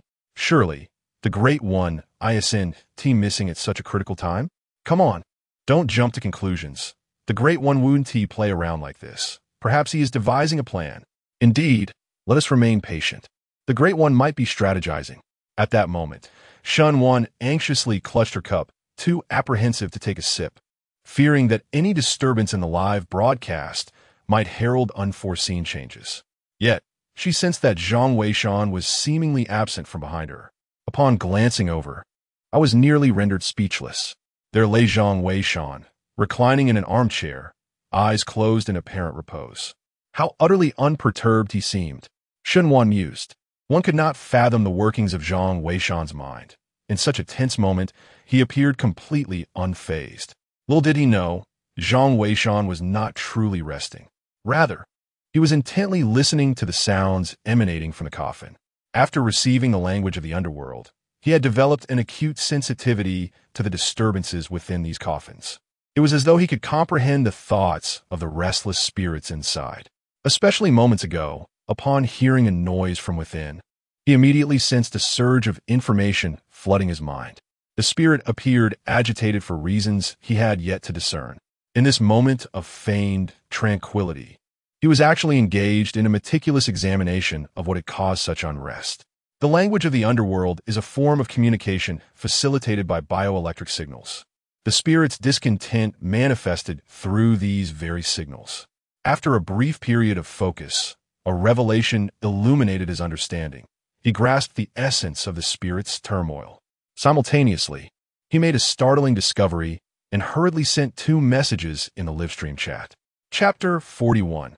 Has the Great One erred in communicating with the dead? Everyone, step forward in succession before the coffin. Whoever can provoke the greatest reaction from what lies within shall have the privilege to draw blood and anoint the coffin, thus gaining passage. There is no other way. As soon as these 3 messages were broadcast, a wave of bewilderment washed over the crowd. Draw blood? Approach? Great One, are you jesting? Goodness, is this not courting disaster? How can we approach as if we are recognizing our kin? What if it transforms into a corpse? Great One, let us not indulge in such folly. Perhaps we should allow Captain Sheen to suppress the situation instead. Indeed, Great One, you must be joking. The viewers in the live stream were incredulous about Zhang Weishan's words. The corpse within the coffin seemed on the verge of transformation. To draw near now would surely be tantamount to seeking one's own demise. However, Shen Wan furrowed her brow and remarked, "Do you truly believe the Great One would jest? I am convinced he possesses his own rationale. To refrain from this course of action may pose an even greater threat. Indeed, I concur. The Great One has never deceived us." Precisely. Without the Great One's guidance, would the archaeological team have reached this point? Soon, voices of agreement echoed in the live stream. While some expressed their belief, others remained skeptical. Meanwhile, on-site, Captain Sheen and Professor Li exchanged apprehensive glances upon hearing Zhang Weishan's pronouncement. Professor Li, a steadfast believer in the Zhang family of tomb raiders, found the proposed solution rather peculiar.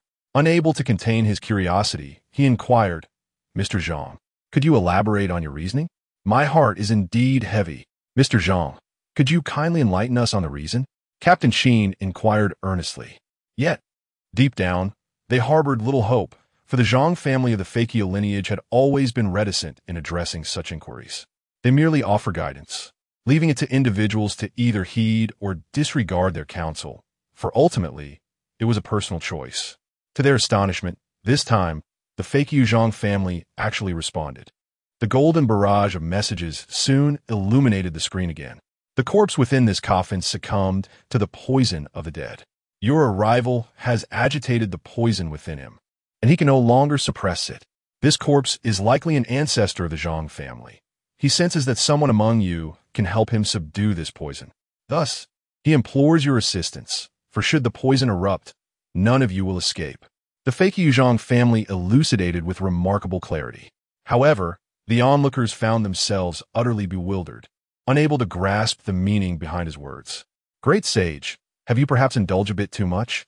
How did you deduce all of this? Indeed, it feels as though you are weaving a tale of your own. Wait, the sage was silent for quite some time, Could it be he was communicating with this Zongzi?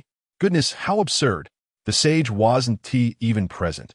Any communication could only be one-sided listening. Listening?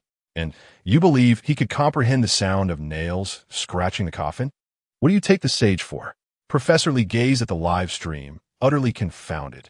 Mr. Zhang, were you truly communicating with the deceased just now? He felt a sense of childishness upon posing the question. How could this possibly be true? Yet, the subsequent response from Zhang Qiusha profoundly reshaped his understanding. The corpse poison is indicated by the presence of a green liquid beneath the coffin. This signifies the infiltration of poison into the marrow. Moreover, this is not merely a form of communication. The noise is generated by the biological electricity emitted by the zombie. With sufficient experience, one will naturally comprehend its intentions. You must assist him, or none shall escape. Time is of the essence, so commence without delay. After dispatching these 3 messages, regardless of the inquiries from the viewers in the live stream and Professor Lee, Zhang Weishan chose not to respond. He had conveyed all that was necessary. The rest was now in their hands. To be candid, Zhang Weishan harbored a lingering question himself. How did this Zongzi know that among Professor Lee's group, there existed someone capable of countering the poison? And who might that individual be? His curiosity was piqued. It seems the master is quite serious. But this matter is rather ludicrous, is it not? This is precisely the distinction between the master and us. His comprehension exists in the stratosphere. I believe it is wiser to heed the master's advice. After all, trying poses no harm and is preferable to a reckless intrusion. Indeed, I too think it worth a try. The majority of the viewers in the live stream lean towards following Zhang Qiusha's approach, given the countless prior experiences. Listening to Zhang Qiusha's words was undoubtedly the right choice. Professor Lee, what is your perspective? Inquired Captain Sheen. He had no voice in the matter, as he lacked knowledge regarding archaeology. Perhaps the methods proposed by the Zhang family were indeed correct? Professor Lee pondered for a moment and remarked, "What does the ancient saying go? Trust those you employ, and do not employ those you doubt." Mr. Zhang's guidance throughout this journey has been evident to all of us. We should not harbor suspicions, as it may dishearten him. Without hesitation, he boldly approached the coffin. The others, witnessing his courage, grew increasingly tense. Captain Sheen ordered everyone to load their weapons, ensuring Professor Lee and Appo's safety at all costs if any issues arose. At that moment, the entire live stream and those present were engulfed in palpable tension, each person fixated on the coffin, fearing that whatever lay within might spring forth to cause harm. Professor Lee swallowed hard and cautiously approached the coffin. However, there was no discernible change within. The stillness remained unaffected by his presence, neither intensifying nor diminishing, as if it had no awareness of his arrival. Upon realizing that all was well, Professor Lee finally exhaled in relief and quickly retreated, signaling for the next person to proceed. Empowered by his experience, the subsequent individuals mustered their courage and stepped forward, each taking their turn. With nearly 50 members in their team, the process inevitably took time. During this interval, everyone could scarcely blink, their eyes wide open in anticipation. Soon, the archaeological team had each taken their turn, yet the atmosphere within the coffin remained unchanged. Captain Sheen, upon witnessing the situation, could only summon the soldiers to begin their attempts one by one. The number of soldiers was fewer than that of the archaeological team, and in less than 5 minutes, the trials were completed. At this juncture, only Captain Sheen was left. He beckoned to the others to maintain their composure and made his way toward the coffin. However, to everyone's astonishment, upon reaching the coffin, it remained utterly unchanged. The crowd was left in disbelief. What could this mean? Had the words of the divine failed? Oh no, there's no reaction at all. Could it be that the divine has made a mistake this time? I told you, even the divine is human. Errors are inevitable. You just refuse to believe. Indeed, it must be a mistake on the divine's part. I suggest we charge ahead without hesitation. Yes, let us hurry. The longer we delay, the more troublesome it becomes, the viewers in the live stream urged. However, seated before her computer, Shunwan suddenly discerned an issue. She hurriedly sent a message in the live stream chat. Wait, Professor Lee, you've overlooked someone. Xiao Zhang hasn't tried yet. Professor Lee, did you see that? Fearing that Professor Li might miss her message, Xinwan quickly sent a private note to Yun. Since Yun had been attentively watching the live stream, upon receiving Xinwan's message, she promptly alerted everyone in the chat. Professor Li, you've forgotten someone. Your student Xiao Zhang hasn't attempted yet. Chapter 42. Xiao Zhang's bloodletting reveals a Qilin tattoo. At this moment, Professor Li was on the verge of despair when he suddenly heard Yun's voice, causing him to pause in astonishment. Indeed, Xiao Zhang has yet to try. Xiao Zhang, how are you faring? Professor Li hurriedly approached him. Earlier, Xiao Zhang had sustained injuries on the 7th level, leaving him quite feeble. Moreover, the subsequent exposure to the strong alkaline mist in the drum tower, especially since he was upper body bare, had a significant impact on him. Even after someone draped a garment over him, his upper body bore the severe burns from the caustic mist, rendering his skin a fiery red. Thus, he had remained at the back of the group until now. Whereupon they stopped, he leaned against the wall to rest. Only upon hearing the call did he manage to stand up with some effort. Xiao Zhang, are you all right? Professor Li inquired anxiously. He was the only surviving student among those he had brought along. Each time he laid eyes on Xiao Zhang, memories of his deceased students flooded back, and tears brimmed in his eyes. Teacher, I am fine. I shall give it a try. Xiao Zhang replied, his voice somewhat frail. He then made his way towards the coffin, step by step. At this moment, everyone else had already attempted their turn, so as he approached, a tense silence enveloped the group, all eyes fixated on him. They were eager to see if he was indeed the one the deity had spoken of, capable of aiding the spirit trapped within the coffin. Xiao Zhang soon reached the coffin's front. However, the commotion within the coffin remained unchanged, and upon witnessing this outcome, disappointment washed over the crowd. At the same time, a thought emerged. Could it be that the deity had truly erred this time? But is that even possible? Suddenly, when everyone was engulfed in despair, the commotion from within the coffin intensified violently. The entire coffin seemed as though it would be forcefully breached by the entity contained within. A series of piercing cries erupted from the coffin. Xiao Zhang, quickly, use your blood, Professor Li exclaimed, sensing the urgency. The instructions from the Zhang family of the Fakyu had been quite clear. As long as they could identify the individual capable of eliciting abnormal behavior from the coffin, a bloodletting would suffice.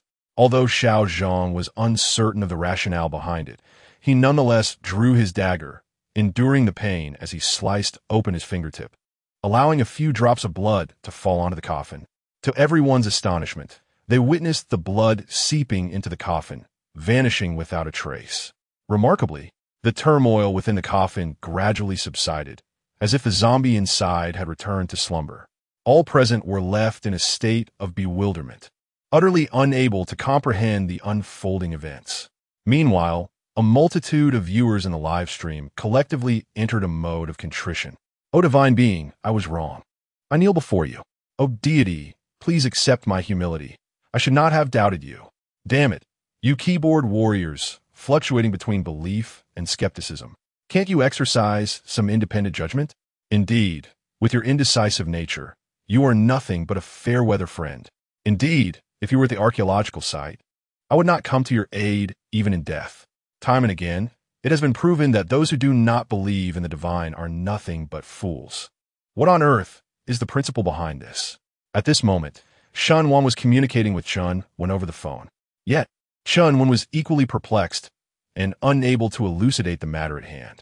After all, the ability to calm a zombie with a mere drop of an individual's blood was a concept she had never encountered before. Xiaowan, do not fret. Elder Mu and the others must have seen this. Their vast experience may provide some insight. I will inform you as soon as I receive any news. With that, Chunwen ended the call. Xinwan sat before the computer, her mind racing in confusion. Meanwhile, just after Chunwen hung up, a call from Elder Mu came through. Elder Mu, Xiaowen, you must think of a way to ensure Xiao Zhang's safety. Once he emerges, he should be directly invited into the Archaeological Institute. His background is not a concern. This individual may very well become a successor in our archaeological community. As soon as the call connected, Elder Mu spoke with great fervor. Elder Mu, but Xiao Zhang. Chunwen was still bewildered. He may possess the rare, special constitution mentioned in legends. I once read in a compendium that among ancient archaeological workers, many not only had exceptional abilities, but also possessed unique bloodlines, essentially individuals who had been immersed in medicinal substances since childhood. Their blood exhibits a restraining effect on the entities within the ancient tomb. Of course, we are still not entirely acquainted with Xiao Zhang's condition. This is merely a preliminary hypothesis. However, if it proves to be true, his significance to the field of archaeology would be second only to that of the illustrious Zhang family. You must ensure his safety. Oh, Chunwen promptly acknowledged. Yet she felt a twinge of difficulty within her heart. Being absent from the front lines, how could she possibly safeguard him? Nevertheless, given the current circumstances, the archaeological team should be able to traverse the coffin's burial chamber without incident. With the guidance of a Zhang family, the exit should not pose a challenge. Once Xiao Zhang emerges, she would simply escort him back to the Archaeological Institute. Yet, the so-called special constitution mentioned by Old Mu seemed rather enigmatic to her. It might merely refer to an unusual blood type, perhaps something akin to the exceedingly rare Rh-negative blood. Of course, these matters will require thorough investigation once Xiao Zhang is out. Discussing them now feels rather premature. Accompanied by the escort of the warriors, the archaeological team swiftly navigated through the pitch-black chamber of the coffin. Indeed, after Xiao Zhang's blood was applied, the coffin displayed no further anomalies. This revelation caused many to regard Xiao Zhang with newfound respect, as they had not anticipated such an effect from his blood. To be frank, Zhang Weishan, seated before his computer, also felt a sense of bewilderment. He pondered the true origins of this Xiao Zhang. As the archaeological team and the warriors moved through the chamber, they soon encountered a larger cavern ahead. Within the cavern, there lies an enormous stone bed, yet it remains unoccupied. Beside this stone bed flows an underground river, which astonishingly forms a stream within the tomb chamber. The stream measures nearly 3 meters in width, with a depth reaching up to the calves. Regrettably, the path ends here. Captain Qin can only instruct the team to rest in place, awaiting guidance from the Zhang family of the Feiqiu clan. Observing the surrounding circumstances, Zhang Weishan's mind is as clear as a mirror. Just as he prepares to advise the archaeological team to depart, an unexpected exclamation echoes from the live broadcast. Who is that? Xiao Zhang. What is that on you? You have a tattoo? How come we've never seen it before? The camera swiftly shifts to Xiao Zhang. Indeed, the audience is astonished to discover a tattoo adorning Xiao Zhang's back. The tattoo only partially reveals its design, leaving the lower section obscured. The onlookers are left puzzled, unable to discern its meaning. However, upon a mere glance, Zhang Weishan is momentarily taken aback. While others remain oblivious, he recognizes the tattoo with utmost clarity. The tattoo on Xiao Zhang's body is unmistakably the Kirin tattoo, identical to the reward he himself had received. Yet at this moment, the Kirin tattoo on Xiao Zhang has yet to fully manifest. Chapter 43. The reward of the Kirin bloodline and the Kirin tattoo. The Kirin tattoo, unlike ordinary tattoos, manifests under specific conditions, such as elevated body temperature or heated blood. The sudden emergence of a Kirin tattoo on Xiao Zhang's body, particularly in such an irregular pattern, likely resulted from the incident involving caustic mist in the Zhang family's ancient tower. No one understands the significance of the Kirin tattoo better than Zhang Weishan. The secret history of the Feiqiu records that the original Feiqiu, celestial official, and the tomb robber were distinguished not merely by the golden symbols and Feiqiu seals. When Chao Chao established the inaugural Feiqiu, celestial official and tomb robber, he adorned the Feiqiu, celestial officials with tattoos to differentiate the two roles. The initial tattoo depicted a fearsome beast, a creature entirely fabricated by Chao Chao, with no basis in legend. As the Feiqiu, celestial officials evolved, the design of this beast began to change, ultimately being replaced by the Kirin, thus giving rise to the Kirin tattoo. Consequently, the Kirin tattoo became one of the emblems of the Feiqiu, celestial official. However, as the Feiqiu, celestial officials declined and dispersed across the nation, their totems also began to evolve. Some individuals preserved the Kirin tattoo, while others incorporated various elements, resulting in the creation of the Qianqi tattoo. despite their striking resemblance. The two tattoos can be indistinguishable to the untrained eye. Regrettably, both forms of tattoos failed to endure, ultimately vanishing into the annals of history. The late-stage Fa Qiu Tianguan bore no tattooed characteristics. However, Zhang Weishan's great-grandfather once imparted a saying, "The authentic Fa Qiu Tianguan must inevitably possess either a qilin or a qiongqi tattoo. Should one encounter an individual adorned with such tattoos in the future, it is imperative to find a way to bestow upon them the Fa Qiu legacy. To elevate the craft of Fa Qiu Tianguan, the presence of a genuine practitioner is essential. In comparison to those naturally bestowed with qilin tattoos, others fall short." Zhang Weishan never anticipated that upon his arrival in this new realm, he would meet someone who possessed a qilin tattoo. This individual is undoubtedly a promising candidate for the Fa Qiu profession. Should he succeed in imparting the legacy to him, it would contribute significantly to the Fa Qiu lineage, preventing its complete extinction upon his demise. Yet, upon reflection, Zhang Weishan understood that no matter how promising a candidate may be, they remain merely a seedling. He was fortunate to have the assistance of the system, which facilitated his rapid advancement. However, for young Zhang, achieving the level of Fa Qiu Tianguan would likely require a considerable journey ahead, fraught with challenges and obstacles. Such a promising talent must not be allowed to wither prematurely.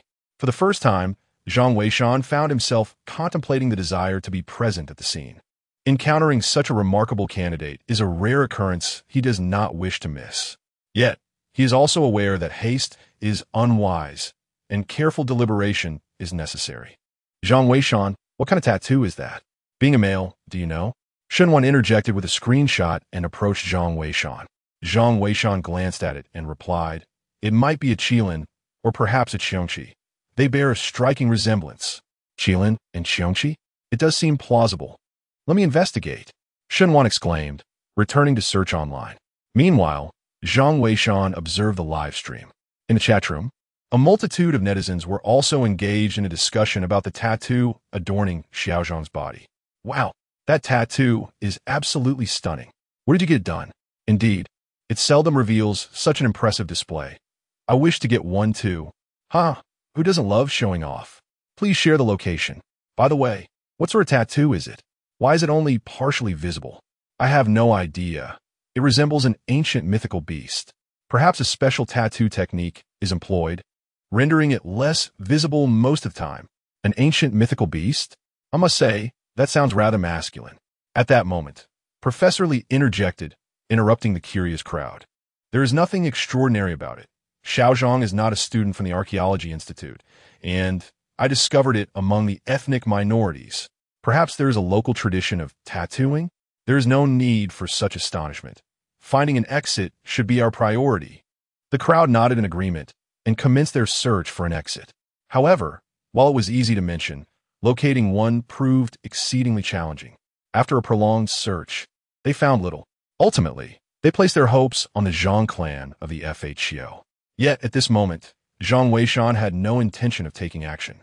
First, the members of the archaeological team, having journeyed tirelessly, now find themselves in need of a brief respite, for the path ahead promises to be even more perilous.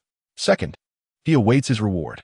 Xiaozhang's discovery had been a serendipitous stroke of fortune, and he is eager to learn what rewards the system shall bestow this time.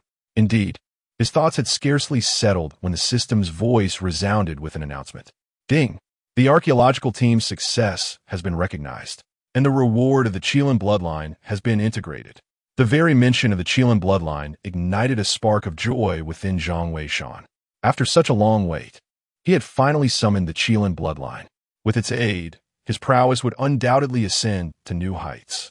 He felt the fervor of his blood surging and sensed the harmonious fusion between the qilin tattoo and his essence.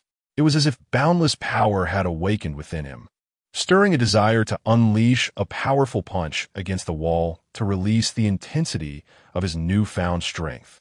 Is this the effect of the integration of the qilin bloodline and the qilin tattoo? No wonder those who bear the qilin tattoo are deemed the most formidable of the Tomb Raiders. A smile graced Zhang Weishan's lips, his heart brimming with satisfaction. Nearly 10 minutes passed before he gradually calmed from this exhilarating sensation, as the effects of the Qilin blood and tattoo integration began to subside. Rising to his feet, he stretched to gauge the strength coursing through him, before finally directing his attention to the live broadcast. Noticing his peculiar behavior, Shenwan inquired, "What are you up to?" "How peculiar it is. The esteemed expert has remained silent for almost 10 minutes.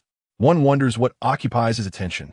Zhang Weishan chuckled softly, but refrained from responding, returning directly to his designated spot.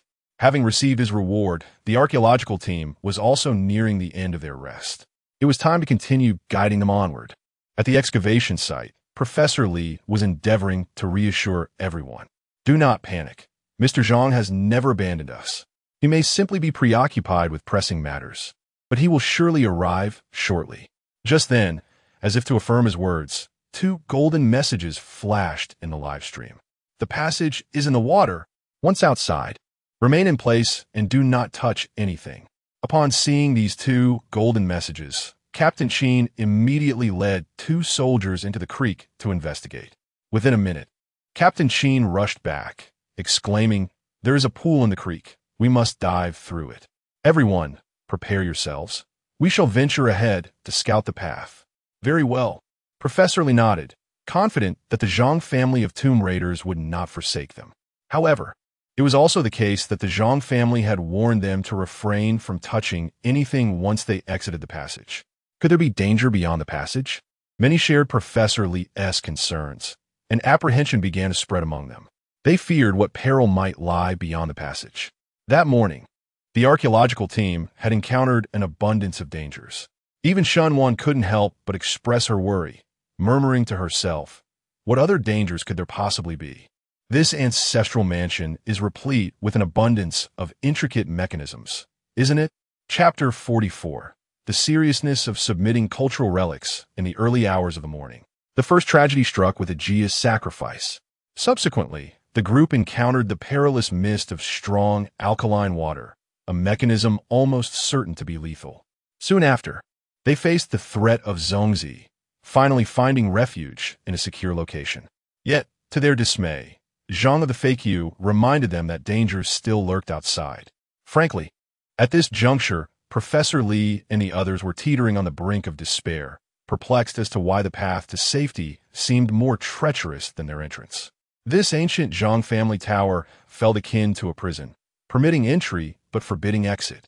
Shenwan sat before her computer, striving to compose herself, aware that today's archaeological endeavors were likely to entail numerous challenges. The ordeal was far from over.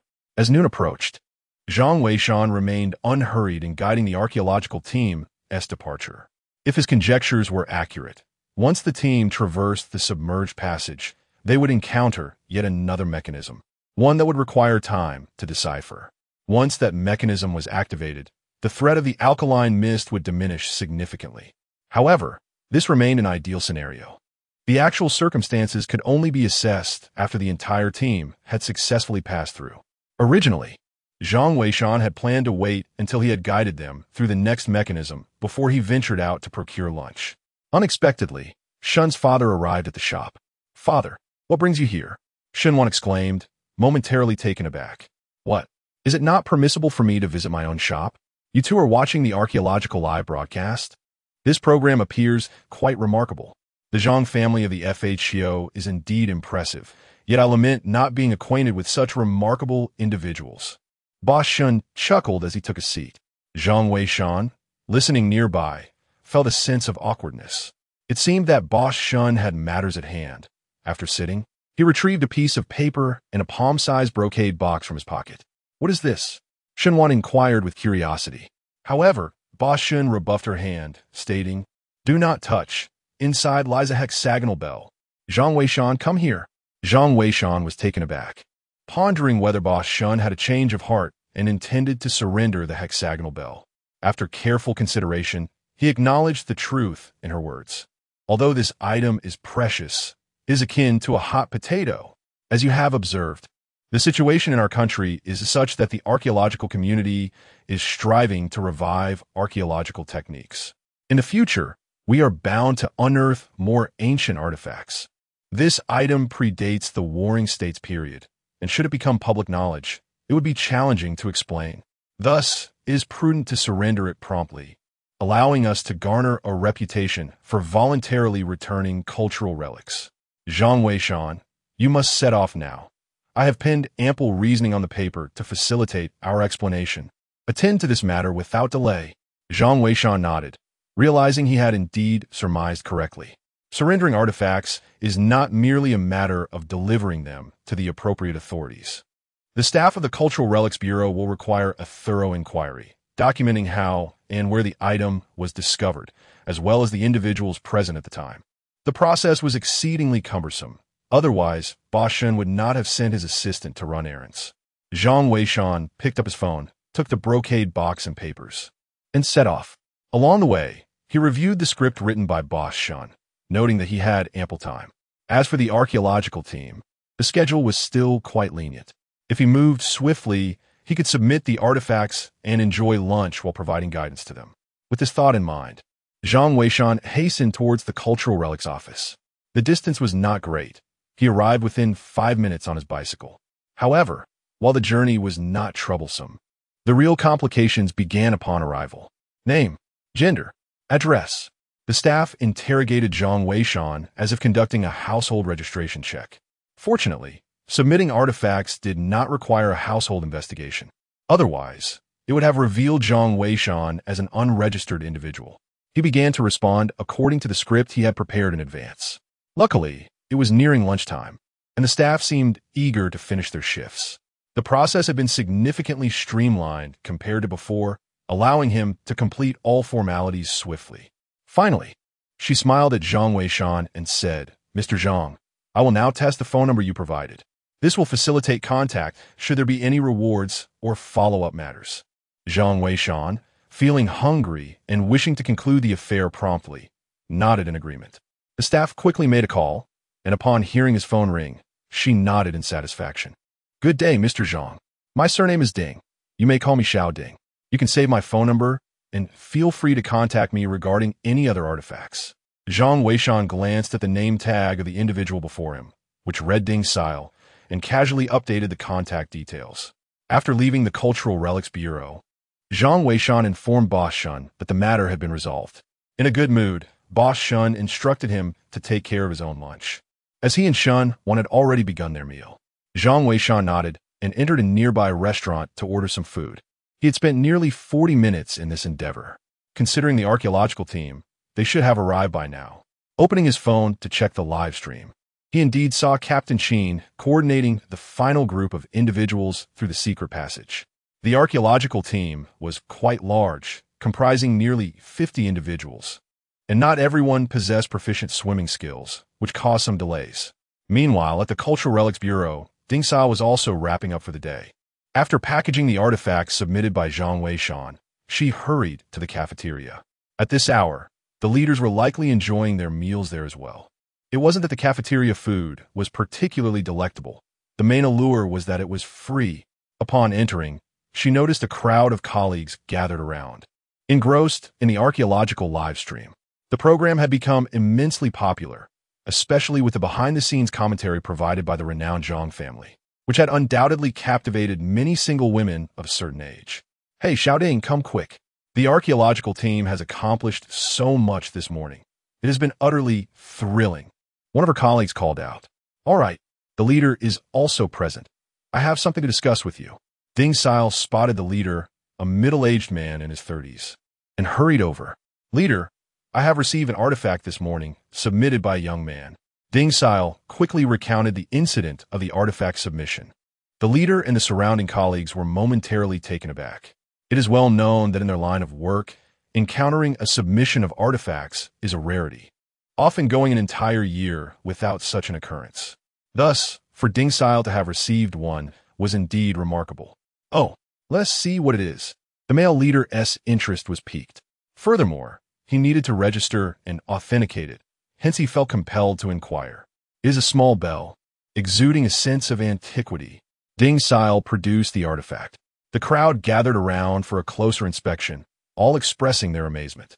Despite its diminutive size, its craftsmanship and intricate patterns were evidently extraordinary. The leader, visibly pleased, remarked, "It appears to be genuine.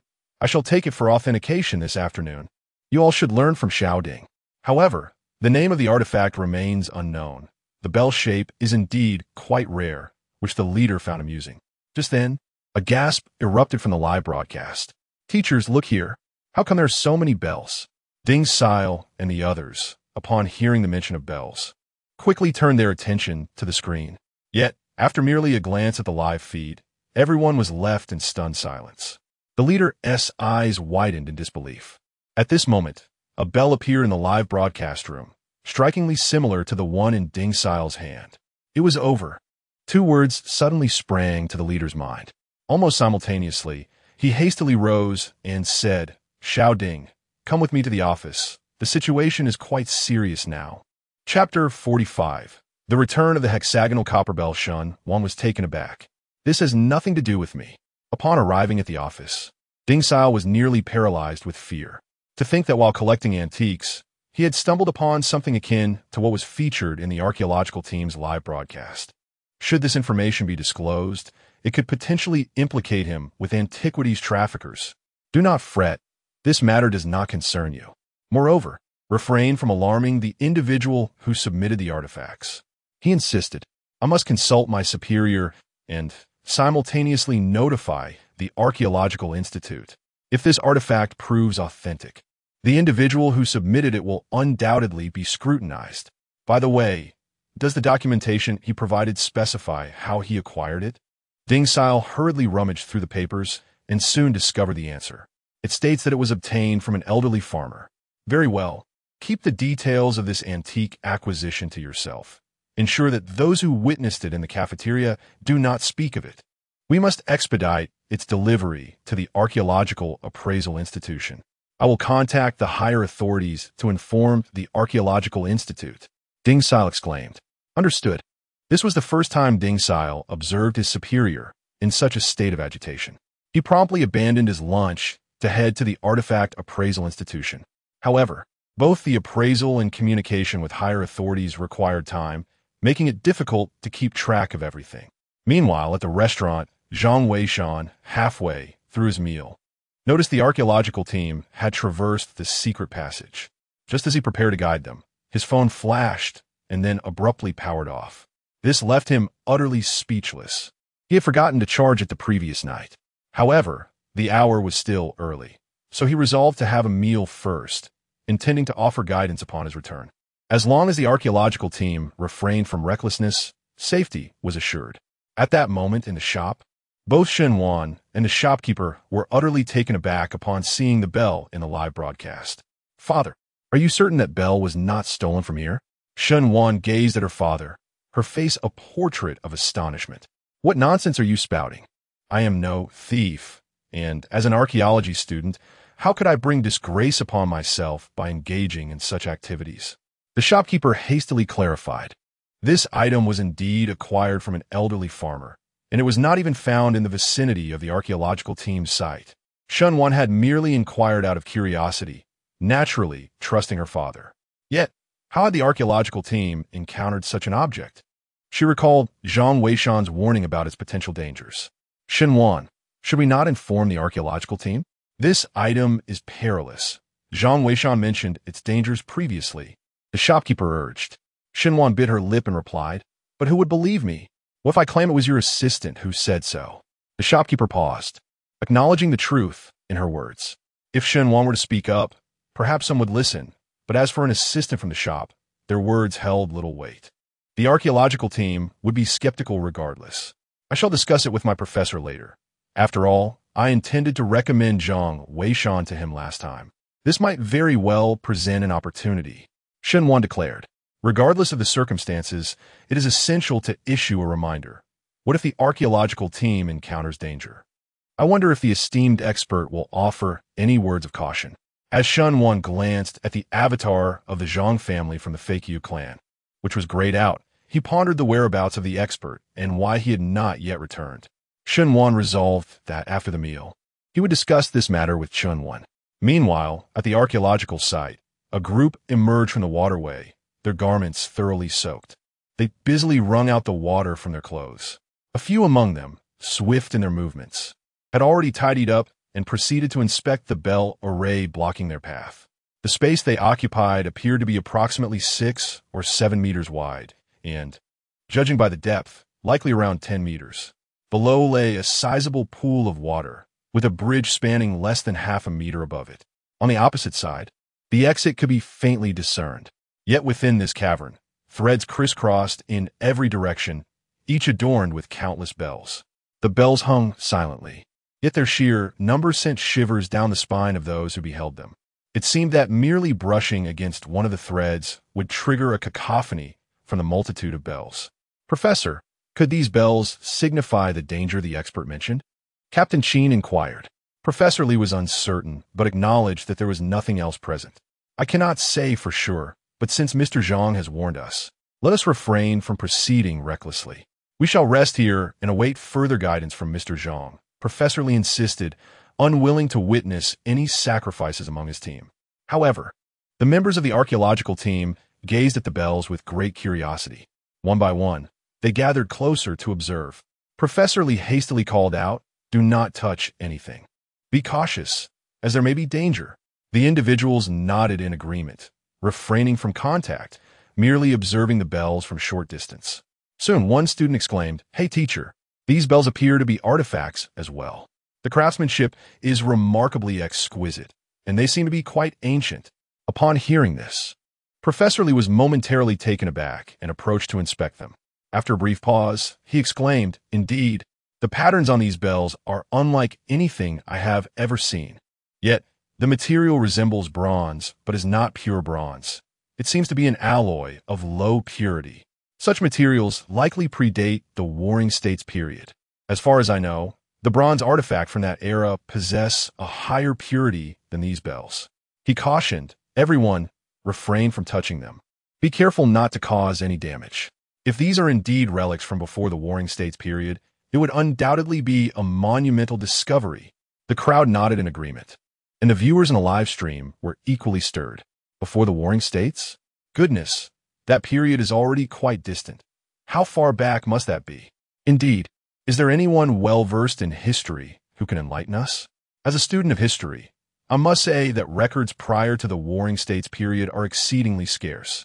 However, the Warring States era is undeniably a fascinating epoch.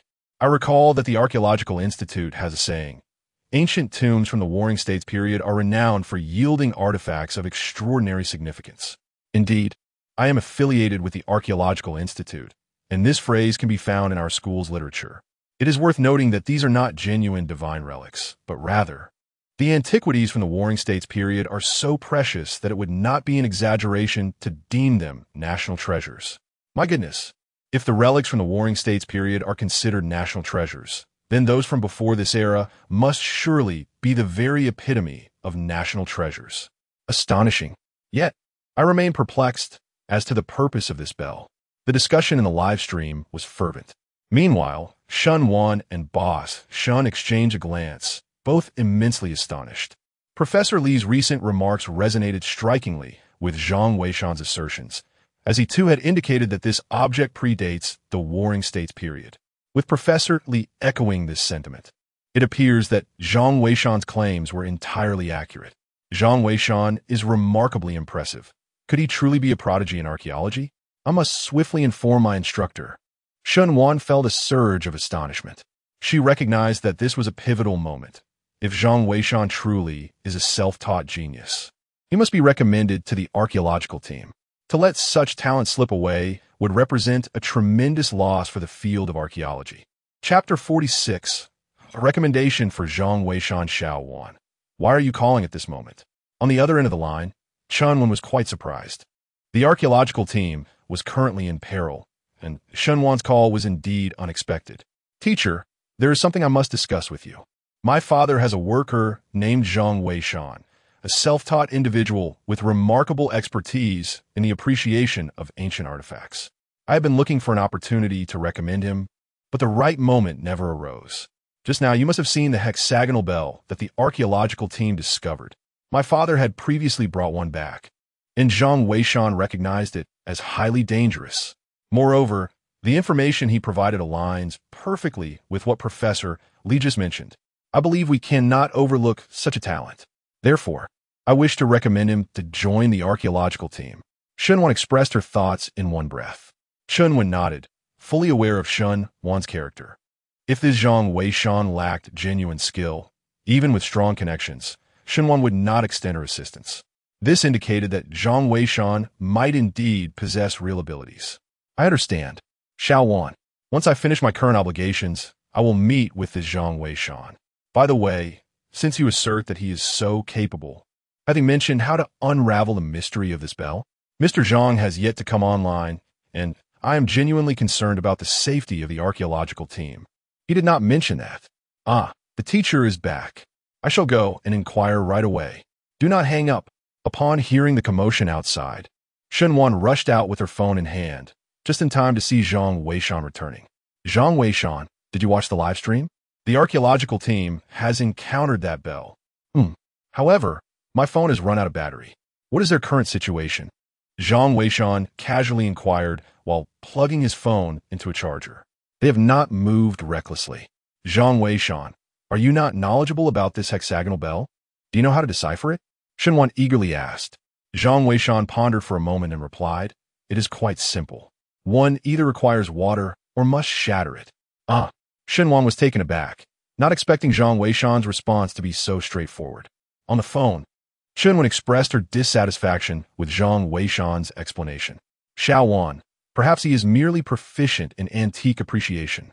I have heard that there is an antique exhibition in Shihu City recently. You could take him to have a look.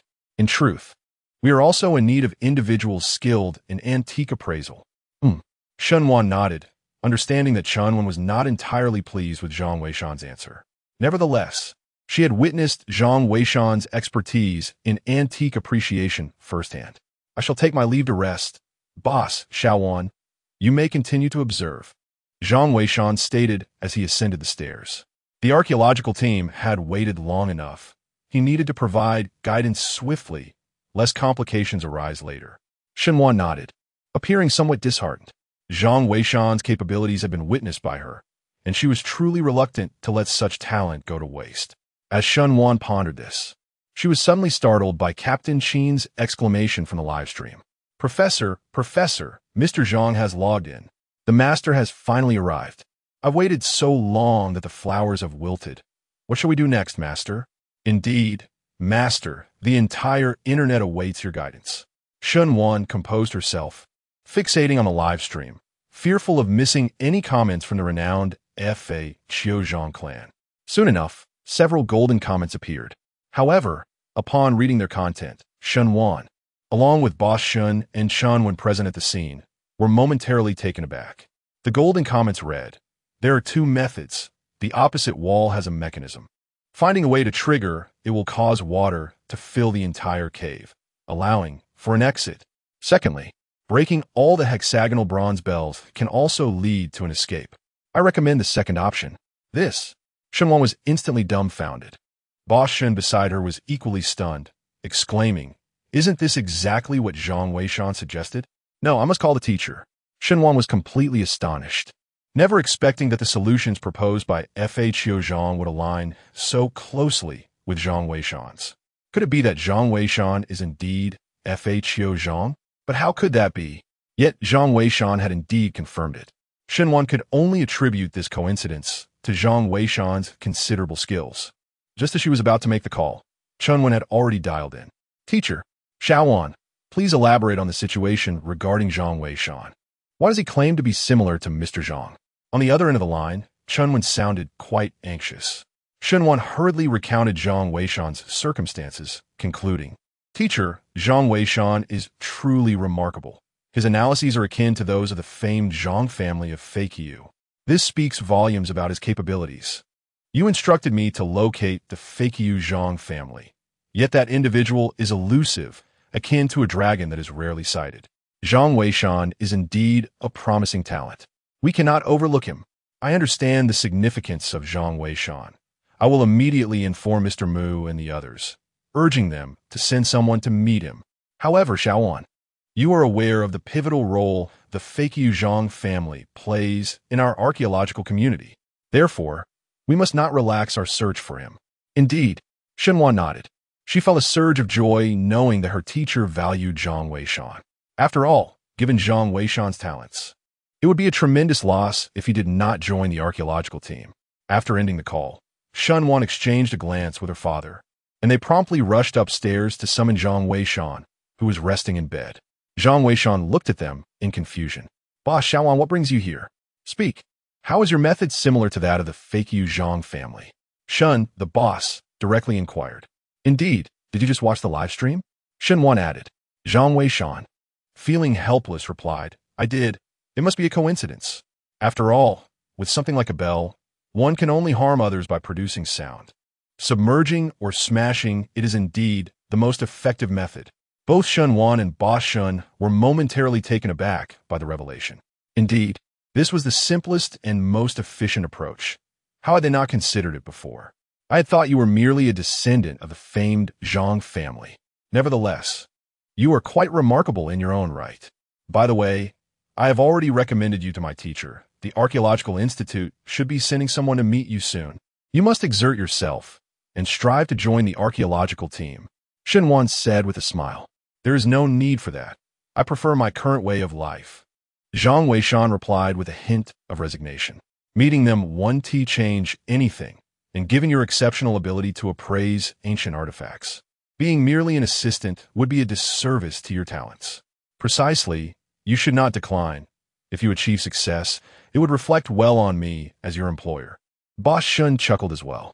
Zhang Weishan shook his head in resignation and chose not to elaborate further.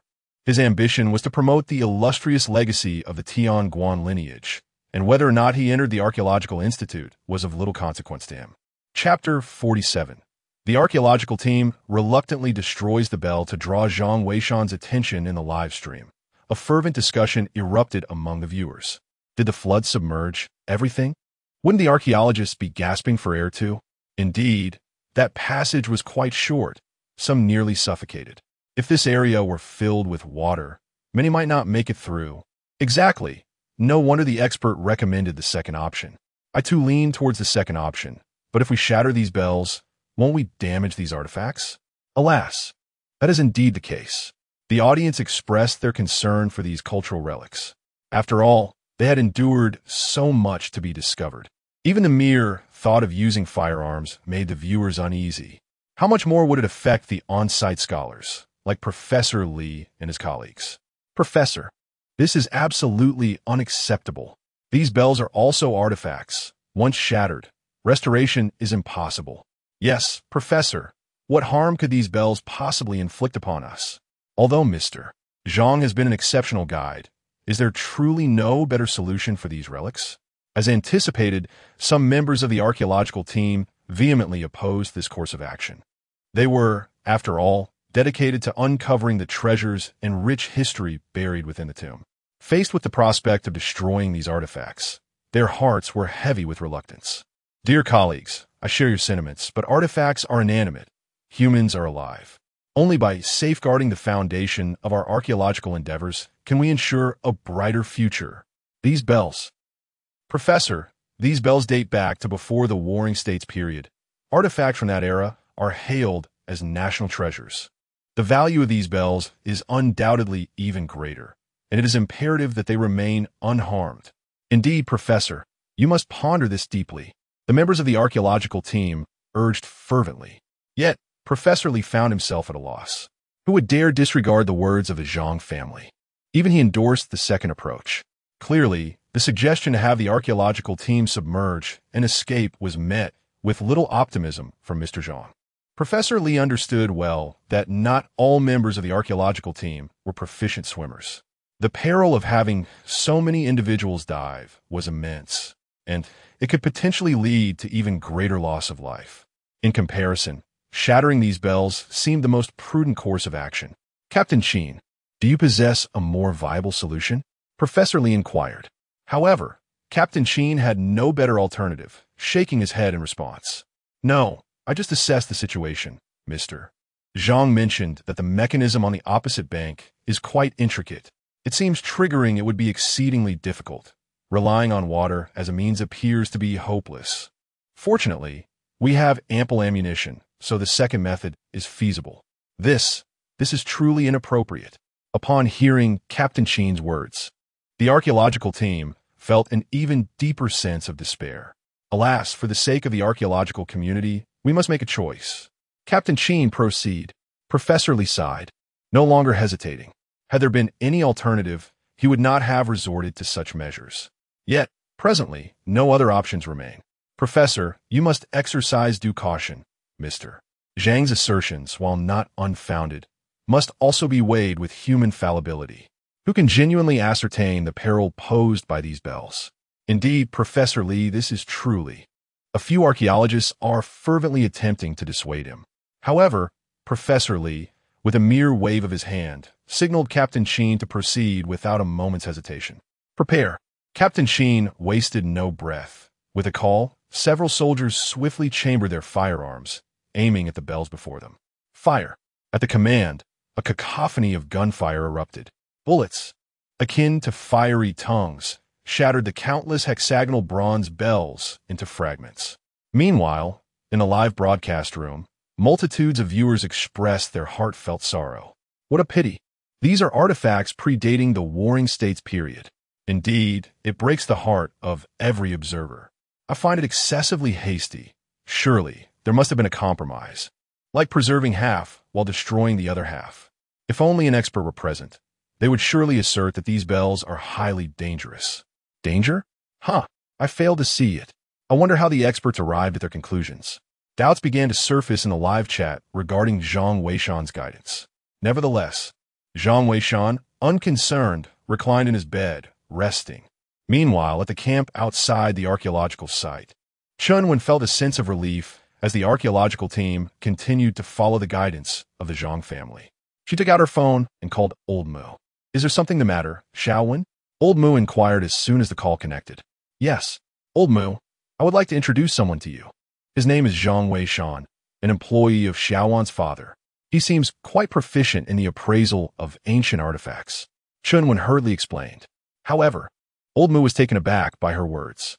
What did you say? His name is Zhang Weishan? Is that so? Chunwen was momentarily stunned. Yet, Old Mu fell silent for a moment before responding. Xiaowen, I just received a call from the Cultural Relics Department. This morning, a young man named Zhang Weishan submitted an artifact, a bell, to be precise. Do you know anything about his character? Chunwen was taken aback. She realized that the artifact submitted was remarkably similar to one discovered in the live stream. This was a serious matter and could potentially lead to an investigation. However, since Shan Wan was her student and, according to her, Zhang Weishan was her father's employee, it was highly likely that the artifact truly belonged to Zhang Weishan. Old Mu, I believe there has been a misunderstanding. Zhang Weishan is an employee of Xiaowan's father, who is engaged in the antique business. Therefore, this artifact may have been found by Xiaowan's father, with Zhang Weishan merely acting as the one to submit it. Xiaowan mentioned that Zhang Weishan is exceptionally talented and a rare find. Mr. Mu, we cannot afford to lose talented individuals. You are aware of this, and I believe it is imperative to send someone to meet with Zhang Weishan. Mr. Mu nodded, fully cognizant of the situation. The archaeological field is in desperate need of talent at this moment. It would be exceedingly unscientific to cast aspersions on someone merely because they have submitted an artifact that coincidentally resembles one discovered by the archaeological team. Furthermore, Zhang Weishan may very well be a prodigy in archaeology. Regardless, he has certainly captured my attention. I shall promptly dispatch someone to meet him. If he is indeed a talent, we will certainly welcome him into our ranks. As for the legitimacy of his submission, rest assured that inquiries will be made. By the way, is Xiao Zhang safe? You must ensure his safe return. Mr. Mu reminded. Do not worry. The Zhang family of the FHO has already issued a warning. Moreover, I must inform you that Zhang Weishan had proposed a method to deal with the bell before his association with the Zhang family of the FHO. This aligns perfectly with their approach, which is why I ardently advocate for Zhang Weishan. Mr. Mu, This individual may be exceptionally formidable. We must treasure our talents. Indeed, I understand, and I will make arrangements promptly. With that, Mr. Mu concluded the call. First, there was the Zhang family of the FHO, and now another Zhang Weishan has emerged. It seems the archaeological field is poised for a renaissance. Mr. Mu felt a surge of excitement and hastened to have his team investigate Zhang Weishan's background. Chapter 48. The team's overconfidence leads to a crisis across the internet at this moment. It was midday. Although the weather had begun to cool, the lingering autumn heat stubbornly persisted. Many individuals had already started to prepare for their afternoon rest. However, the situation in the archaeologists' live stream captivated countless hearts, rendering their midday respite utterly futile. After clarifying the circumstances, Shun Wan and the proprietor returned to the first floor to continue watching the broadcast. The father and daughter occasionally indulged in casual conversation, which made Zhang Weishan feel somewhat out of place. Thus, he reclined on his bed, watching the stream while ready to offer guidance at any moment. At this juncture, the archaeologist's predicament was far from optimistic. Although they had traversed through the cave of the hexagonal bronze bell, they still faced a significant vertical drop to the surface. The immense weight of the mountain loomed above them. To escape, they needed to exit the confines of the mountain itself in order to return to the surface swiftly. Emerging from within the mountain would not only consume more time, but also subject them to the perilous creatures lurking inside. Fortunately, the archaeologists had yet to encounter any immediate dangers. The passage ahead was both narrow and lengthy, and the team had been walking for nearly half an hour without a break, leaving them utterly fatigued. Yet, Professor Lee understood that every additional minute spent in this ancient tomb increased their peril. It was better to muster their strength and push forward. He urged everyone to grit their teeth and persevere just a little longer. Captain Sheen and his team were relatively well off, as they all had military backgrounds and thus possessed greater physical strength compared to the archaeologists.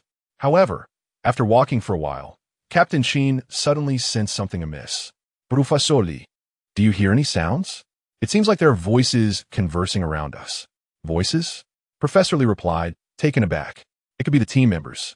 Their fatigue hasn't silenced their chatter. Pay them no mind. Captain Sheen nodded in agreement. The voices sounded indistinct and incomprehensible, and he was disinclined to focus on them. He warned the others to remain vigilant and continued on their way. Yet, merely 2 minutes later, a soldier spoke up. Captain Sheen, I believe I've heard that sound too. It seems to be coming from behind us. Yes, I heard it as well. Others chimed in, and soon several soldiers acknowledged the peculiar noise. The atmosphere within the group grew eerie as unease settled among them. Meanwhile, in the live broadcast room, what sound? I can't hear anything. Me neither. That can't be. I heard the archaeological team use the most advanced broadcasting equipment available. The audio recording devices were crafted at great expense. Logically, they should be able to hear us in the broadcast room. Could it be that my volume is too low? Everyone, try turning up your volume. Zhang Weishan observed these comments and found them quite puzzling. This stretch of road should pose no danger. Why then does a peculiar sound resonate? Moreover, those who have received the Qilin tattoo and the Qilin bloodline have experienced a remarkable enhancement in their physical capabilities. While it may not be accurate to claim they possess the gift of extraordinary hearing, their sensitivity to sound has certainly increased significantly. At this moment, indeed, there is no Suddenly, Zhang Weishan's expression changed. He too heard a faint, muffled sound emanating from the live broadcast, akin to someone whispering beneath the covers, speaking directly into one's ear. He could discern that someone was speaking, yet the words eluded clarity. Intrigued, Zhang Weishan concentrated intently on the sound. However, the more he focused, the more indistinct it became, rendering it utterly incomprehensible. Gradually, he closed his eyes, seeking to listen more closely. Yet, as he did so, a jolt coursed through his body, accompanied by an intense heat radiating from his back. In an instant, Zhang Weishan was jolted awake, realizing that cold sweat had erupted on his forehead, while an unbearable heat enveloped his back. He hastily rose, shedding his shirt and gazing into the mirror, taken aback. The Qilin tattoo on his back had inexplicably manifested. He had engaged in no vigorous activity. How could the Qilin tattoo have appeared? Moreover, it appeared to be ablaze with a fierce flame, truly extraordinary. Could it be? Suddenly, a possibility dawned on Zhang Weishan. The Qilin tattoo and the Qilin bloodline are potent weapons against malevolent forces. The Qilin tattoo manifested spontaneously, and the blood within him surged with fervor. It was evident that he had encountered a malevolent entity. How could he possibly encounter such a thing in an antique shop? Could it be the sound from a live stream? Zhang Weishan was taken aback and hastily reached for his phone. His expression shifted dramatically. The live stream was enveloped in an eerie silence. Not only was the host, Yun Yun, absent, but even the typically bombastic barrage of comments was conspicuously missing. Strangely, the viewer count had not diminished at all, indicating that those who were watching remained engaged, yet none dared to comment at that moment. The professors, including Professor Li, appeared entranced, seated motionless with their necks elongated in anticipation. Their demeanor resembled that of individuals awaiting a grim fate. Witnessing this, Zhang Weishan and Appo's heart sank with understanding. Something had undoubtedly gone awry. This incident was undoubtedly linked to the hexagonal bronze bell, likely brought forth by someone from the archaeological team. The number of people involved was likely minimal, which explained why the possession process had gone unnoticed until it was too late. Realizing this, Zhang Weishan and Appo's countenance turned exceedingly grim. While others may have been oblivious, he was acutely aware of the bell's formidable power, comparable to that of a cursed artifact. It was likely that all viewers of the live stream had fallen victim to its influence. Otherwise, the atmosphere would not be so profoundly silent. If this situation continued to unfold, it would transcend the fate of merely one or two individuals. Upon contemplating this, Zhang Weishan hurried to observe Xiao Zhang's situation in the live broadcast room. In such circumstances, assistance from others was futile. The only recourse lay with those present at the scene to obliterate the bell. Otherwise, none would escape unscathed. Xiao Zhang bore a Qilin tattoo, indicative of a natural aptitude for tomb raiding and treasure hunting. Alas, he was still a blank slate, and it remained uncertain how he fared at that moment. If anyone in the archaeological team could maintain their composure, it would undoubtedly be him. Indeed, Zhang Weishan soon beheld Xiao Zhang, who was clutching his head, his entire being trembling. In stark contrast to the bizarre demeanor of the others, he appeared relatively normal. Nonetheless, the situation was evidently dire. Without hesitation, Zhang Weishan dispatched 2 messages into the chat. Instantly, golden words illuminated the vast expanse of the live stream. Xiao Zhang, someone in your team possesses the bell. Locate it and destroy it. Otherwise, death is inevitable. As these golden messages were sent, it seemed that someone's broadcasting equipment at the archaeological site emitted a golden glow, presumably reflecting the brilliance of the messages. Fortunately, the archaeological team was fortunate. Xiao Zhang was drawn to the radiant light. His face contorted in agony, his eyes bloodshot.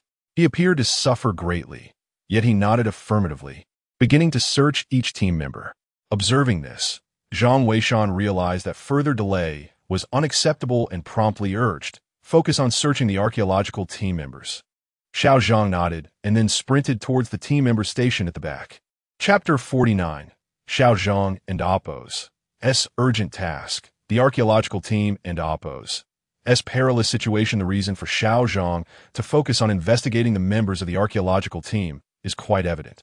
Among these individuals, Captain Sheen and his fellow soldiers would undoubtedly refrain from the act of secretly hoarding the hexagonal bronze bells.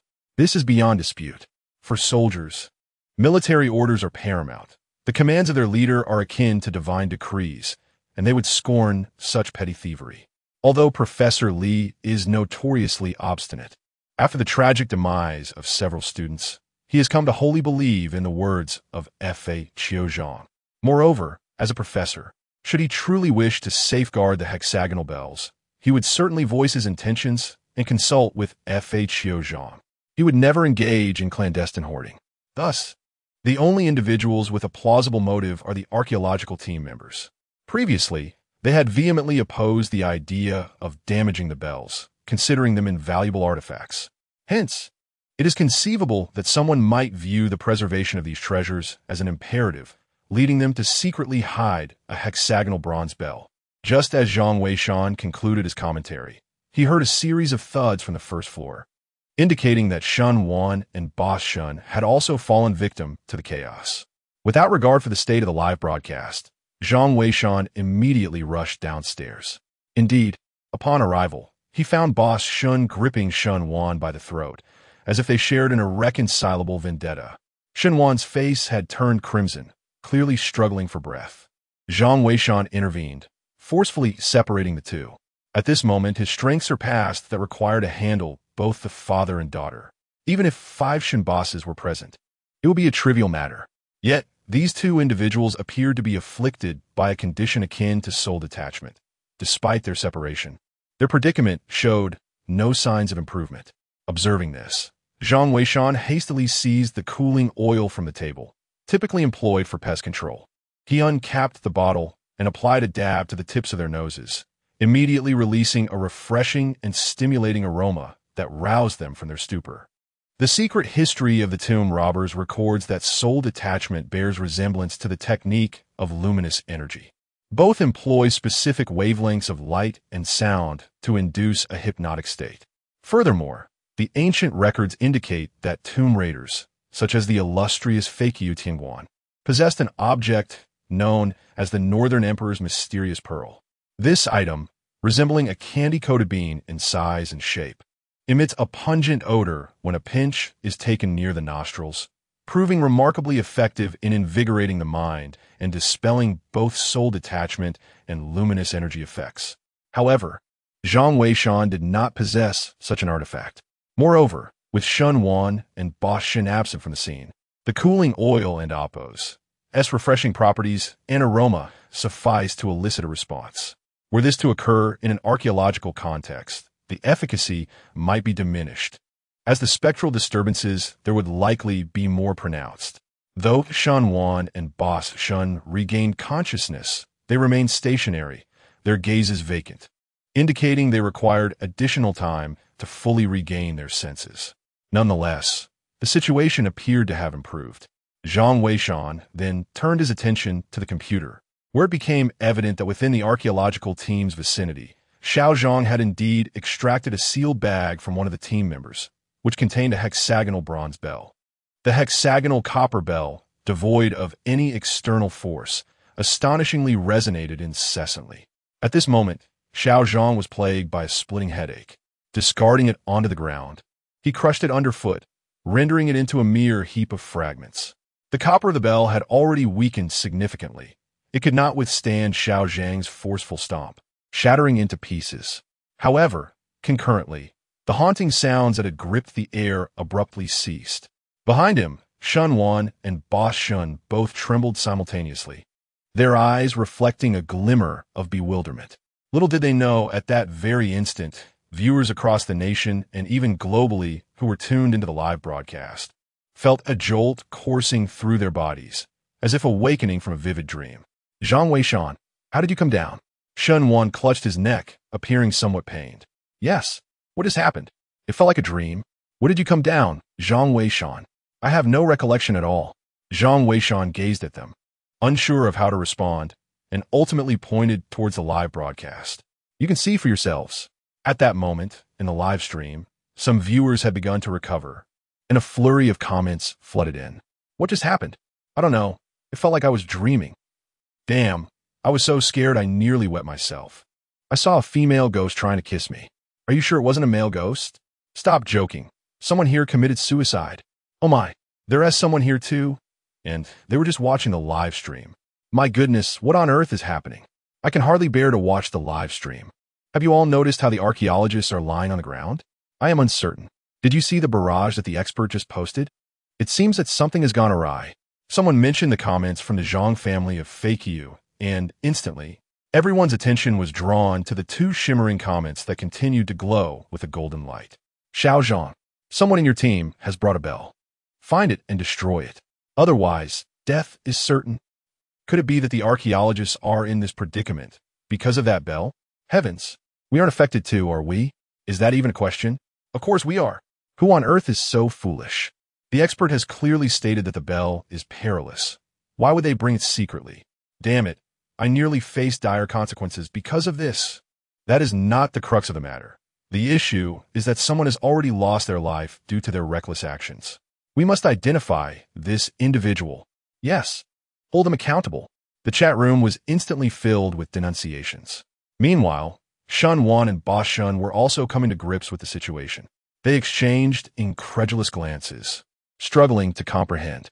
Have we also fallen victim? What exactly is the spell? Why is it so formidable? Shun Wan rubbed his neck and remarked, "By the way, Zhang Wei Shan, did I exhibit any peculiar behavior earlier? Why is my neck so sore?" Zhang Wei Shan hesitated, thinking it best not to reveal the truth, to spare Boss Shun from self-reproach. It must be noted that the previous incident was merely an unconscious act.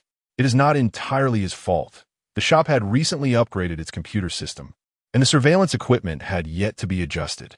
Thus, Zhang Weishan waved his hand dismissively and remarked, "You accidentally bumped into it. It's nothing serious. If you're feeling dizzy, apply some cooling balm to your temples. It should alleviate the discomfort. As for other matters, let's wait and see.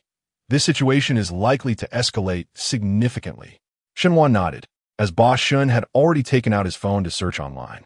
The members of the archaeological team in the live broadcast room did not regain their composure until 10 minutes had passed. However, upon awakening, they all appeared pallid, utterly oblivious to the events that had just transpired. Professor Li, upon seeing the reminders from the Zhang family in the live chat, realized that something was amiss. He instructed everyone to rest in place, deeming it at least a safe refuge until they could clarify the situation. Only then could they decide whether the archaeological team should proceed further. In truth, the tumult surrounding this incident was merely in its infancy. Although the archaeological team had narrowly escaped disaster, videos began to surface online.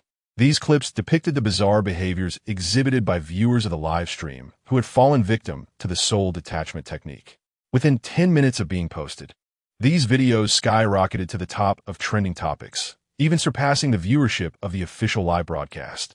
In an instant, they ignited a fervent response across society. Chapter 50. The situation escalates as Mr. Mu steps forward to clarify it is essential to recognize that archaeology is fundamentally an endeavor aimed at uncovering the splendid history of the Huaxia nation. The vast community of internet users has shown considerable support for archaeological initiatives, often contributing ideas during live broadcasts. Some compassionate individuals have even donated money and goods, demonstrating their unwavering commitment to the field of archaeology. However, a recent archaeological live stream has unexpectedly ignited a crisis across the internet, culminating in tragic fatalities linked to the broadcast content. This predicament is far from trivial. The archaeological team paused their progress for an entire afternoon. Fortunately, the passage remained secure for the time being. Nevertheless, throughout that afternoon, nearly everyone in the Huaxia nation engaged in fervent discussions regarding the appropriateness of this archaeological live stream. According to the latest statistics, the number of people who directly succumbed to the consequences of this broadcast has reached a staggering 13. What does this signify? 13 families now teeter on the brink of devastation due to a single archaeological program. Moreover, the number of individuals injured, like Shenwan, is even greater. In a matter of moments, discussions regarding the potential cancellation of archaeological live streams have intensified across the internet. A segment of the public argues that they are merely ordinary citizens who do not wish to be disturbed by the unearthing of buried histories. They implore that archaeological broadcasts cease to intrude upon their lives. Conversely, another faction contends that archaeology remains a vital pursuit for the Huaxia nation in its quest for a resplendent past. They advocate for the public and Oppo's right to be informed and call upon everyone to approach the issue with rationality. The fervent debate online continues to escalate. The entire situation has indeed attracted the attention of the higher echelons. The esteemed Mu and his associates, revered figures in the archaeological realm, have been summoned for discussions. Nevertheless, the nation places considerable importance on the field of archaeology. With Mu's assurances, the prospect of archaeological live streaming has been preserved. However, the archaeological community must implement significant changes. Mu even expressed his willingness to personally address the issue and offer an apology. Shenwen's phone call came through. Upon learning of these developments, she felt a deep sense of remorse. As the team leader, it was disheartening that Mu had to step forward to apologize after the incident. She felt a pang of unease. Xiao Wen, do not take this too much to heart. This indeed reflects a shortcoming within our archaeological community. However, I have consulted with relevant experts, and this issue is not insurmountable. As for the apology, it is only natural to apologize when mistakes are made. Shenwen replied, Mu, perhaps we should consider shutting down the live stream for now. It is, after all, preposterous. Mu interjected forcefully. If we cease the live stream, how shall we establish contact with the Fa Qiuzhang clan? I understand your concerns, but you must also recognize the significance of the Fa Qiuzhang clan to our archaeological field. To say that this individual determines the future prosperity or decline of our discipline would not be an exaggeration. As the old adage goes, when heaven is about to confer a great responsibility upon a person, it must first temper their will, strengthen their bones, subject their body to hunger, and expose them to hardship, thereby sharpening their resolve and enhancing their capabilities. The path to reviving archaeology is fraught with challenges. If we falter at the first sign of adversity, what hope do we have? Who shall unveil the illustrious history of the Huaxiao nation? Xiaowen, you must comprehend that the revival of archaeology in the future will be the greatest consolation for our generation. Do you understand? At this juncture, Mr. Mu sighed. Through this incident, we have truly witnessed the formidable prowess of the Feiqiu Zhang clan. Everyone who watched the live stream fell victim, yet he remained unscathed. He even took the time to caution Xiao Zhang, which is a testament to his remarkable ability. Of course, Xiao Zhang is also quite exceptional. Both are rare talents. We must not give up. The phone conversation was brief, and Mr. Mu soon ended the call.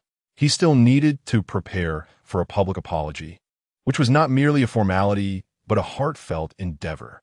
At 9 o'clock in the evening, Mr. Mu appeared punctually in the archaeological live broadcast room.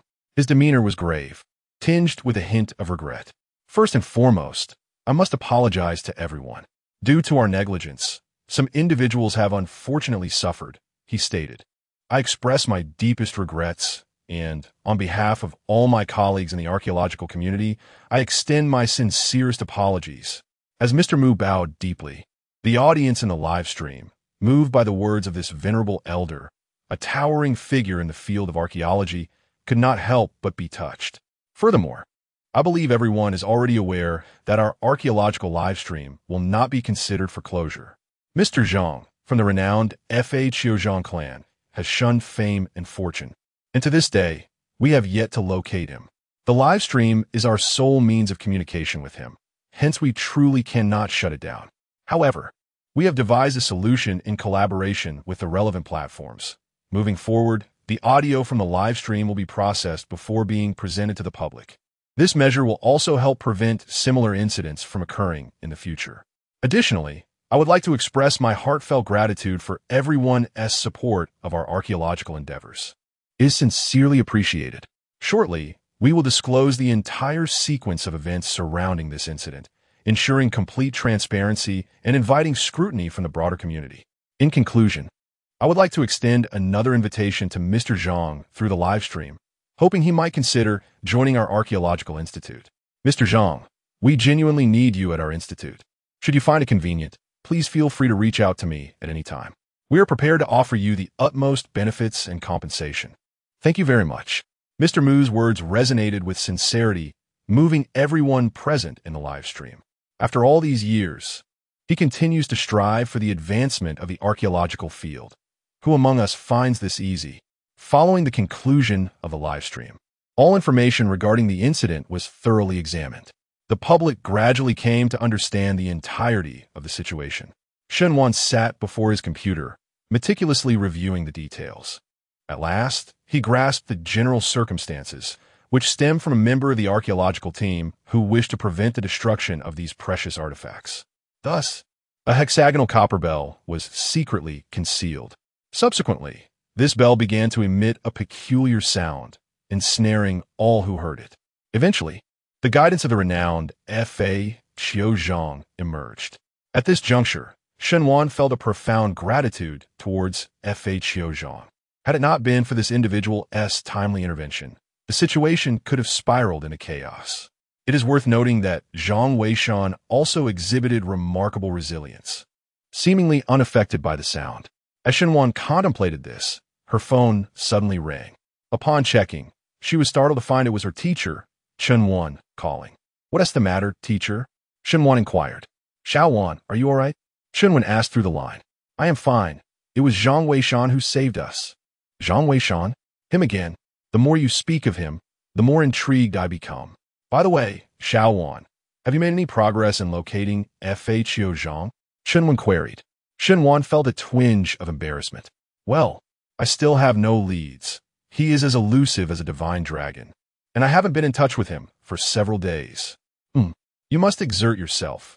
As you have witnessed, Fhu Zhang was seemingly unaffected by that sound. He must indeed be an extraordinary individual. You must strive diligently. Shenwan nodded, her heart wavering as to whether she should disclose that Zhang Weishan also appeared unaffected. After some contemplation, she chose to remain silent, for she could not ascertain when Zhang Weishan had regained his composure. Perhaps it was the scent of the cooling oil that roused him from his stupor. Therefore, let us refrain from discussing this matter for the time being, Chunwen continued. By the way, Xiaowan, is that Zhang Weishan truly as formidable as you claim? What is expertise in antique appraisal? Chapter 51 Professor Chen's desire to visit rewards delivered late at night. Quite impressive, but I have only met AMO once. Therefore, I cannot ascertain his expertise regarding other artifacts. Shenwan remarked, sticking out her tongue. Indeed, Zhang Weishan had only exhibited his prowess once with the hexagonal bronze bell, leaving her somewhat uncertain. Well, when you have a moment, take him to the museum in Shihu City. There's an antique exhibition happening soon. Let him explore the depths of it. If he truly is a connoisseur, once matters here settle, I shall personally visit you in Shihu City. I must pay my respects to this Zhang Weishan. Teacher, you jest. We, being juniors, could never impose upon you to make a visit. Shenwan hurriedly replied, additionally, my thesis is nearly complete. Once you are free, I shall bring him to see you. That sounds reasonable, but we must first assess his capabilities. If he is indeed remarkable, then a visit is warranted. In our field, age is irrelevant. Only skill matters. Shenwan stated. Shenwan nodded with a smile and subsequently ended the call. Although the teacher's words held merit, Shenwan resolved that it was inappropriate for an elder to visit. Regardless of Zhang Weishan's prowess in antique appraisal, he was still a youth, and such actions would not be suitable. However, this matter required discussion with Zhang Weishan. She cannot decide on his behalf. Contemplating this, Shenwan decided to seek out Zhang Weishan. He was currently in the midst of his evening routine, clearly preparing for sleep. Is there something you need? Upon seeing Shenwan approach, Zhang Weishan inquired, there are two matters at hand. First, when did you regain consciousness? Zhang Weishan was momentarily taken aback, realizing that Shenwan was referring to events from midday, and replied with a smile, after awakening. I noticed something was amiss with you all and descended. Did you not watch the live stream at noon? Shenwan responded with surprise. I did, but I fell asleep. Zhang Weishan chuckled. I see. Well, the second matter is this. In a couple of days, accompany me to the museum. My teacher is quite intrigued by your expertise in antique appraisal. However, I am uncertain of your true capabilities. Allow me to gauge them. What? Zhang Weishan was taken aback, thinking to himself that this girl was being rather straightforward about it. How could one assess one's skills after being informed so directly? You are far too honest. You've already told me. How can I gauge your abilities now? Besides, I have no interest in your teacher, so please spare me the trouble. Please don't. Shenwan implored hastily. Zhang Weishan, you genuinely have no idea how challenging the field of archaeology is nowadays. Many individuals in the live stream are sacrificing so much for archaeology. They truly face great hardships. I understand your preference for a tranquil life, but at worst, I could persuade my teacher to make accommodations for you. You need not take a regular position. If the archaeological team requires your insight, you can assist us in that capacity. We really need talents like you in the archaeological community. Dressed in her adorable bunny pajamas, Shenwan's playful demeanor was almost irresistible to any man. All right, enough of this. Zhang Weishan felt a surge of internal turmoil and waved his hand in response. That could work. I still have time for consultations. As for the museum, I am quite eager to experience it. Let's plan to go another day. Agreed. It's a deal. With that, Shenwan left with a smile. Zhang Weishan shook his head in resignation.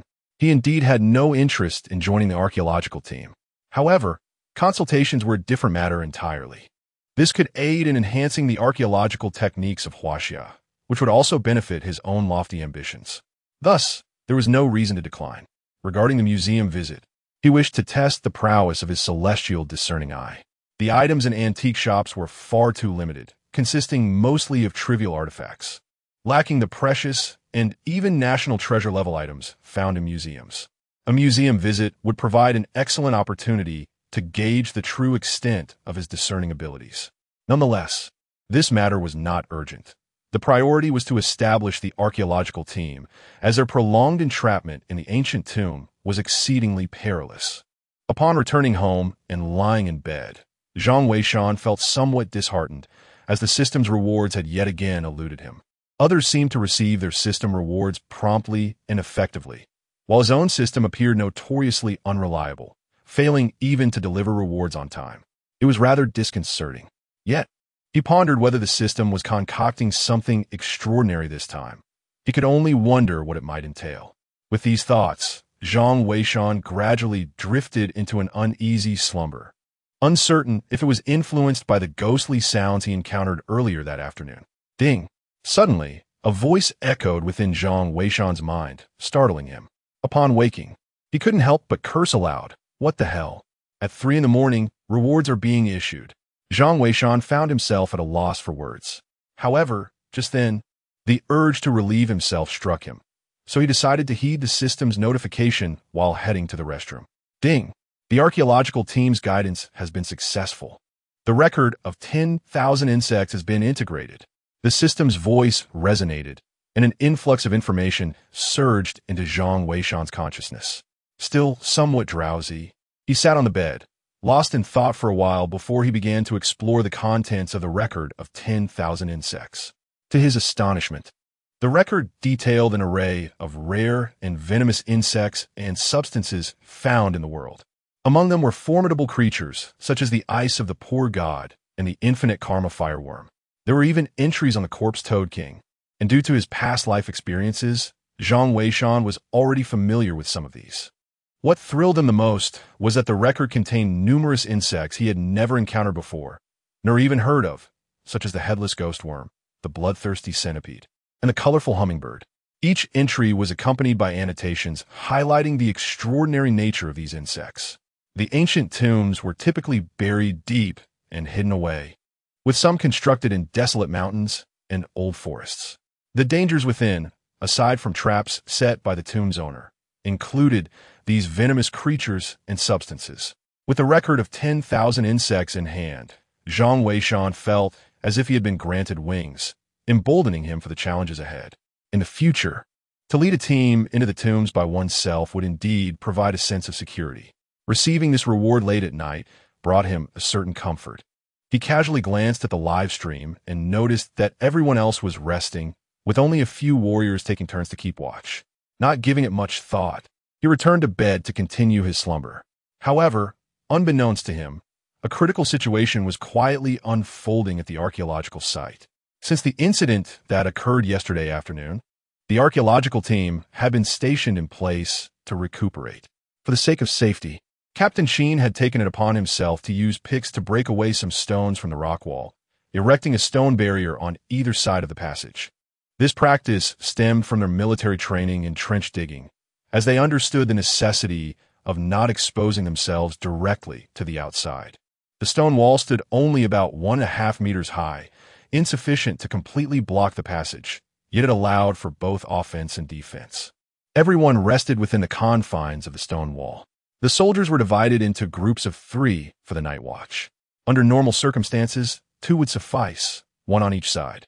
However, due to the earlier incident, the archaeologist who had secretly kept a hexagonal bronze bell was on the brink of a mental breakdown.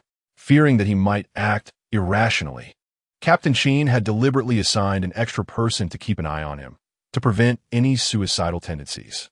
After all, the weight of having caused the deaths of 13 individuals due to his own folly, leading to Old Moo's personal apology and casting doubt across the entire archaeological community, was a psychological burden that not many could bear. The individual responsible for overseeing the archaeologist checks on his condition once every hour. At this moment, the time has arrived. Chapter 52. The archaeological team attacked in the dead of night. Old 3. What do you think that bell actually is? Inquired Old 7 as he approached the archaeologist. Old 3, who was on guard nearby, responded, I have no idea, but our willpower is quite strong, yet we couldn't withstand it. My grandfather once told me that our nation possesses an air of mystery. I never thought much of it back then. Now, it appears the ancients truly did not deceive me. Enough of that. Old 3, you're quoting idioms now. Old 7 chuckled, but I can't help but wonder what was inside that bell. Didn't Xiao Zhang say he trampled it? We haven't seen it since we regained consciousness. Perhaps he discarded it. After all, keeping such a malevolent object would only cause worry, Old 3 replied. Old 7 nodded, not dwelling on it further. By this time, they had arrived at their destination. He crouched down to assess the condition of the archaeologist. The man was sleeping, and Old 7 felt reluctant to wake him. All he needed was to ensure he was all right. However, upon closer inspection, Old 7 furrowed his brow. He noticed that the archaeologist's complexion was flushed, as if he were running a high fever. He quickly raised his hand to feel the man's forehead, which indeed felt exceedingly hot. In haste, he rummaged through his backpack for some medication and a few cooling patches, essential supplies for such situations.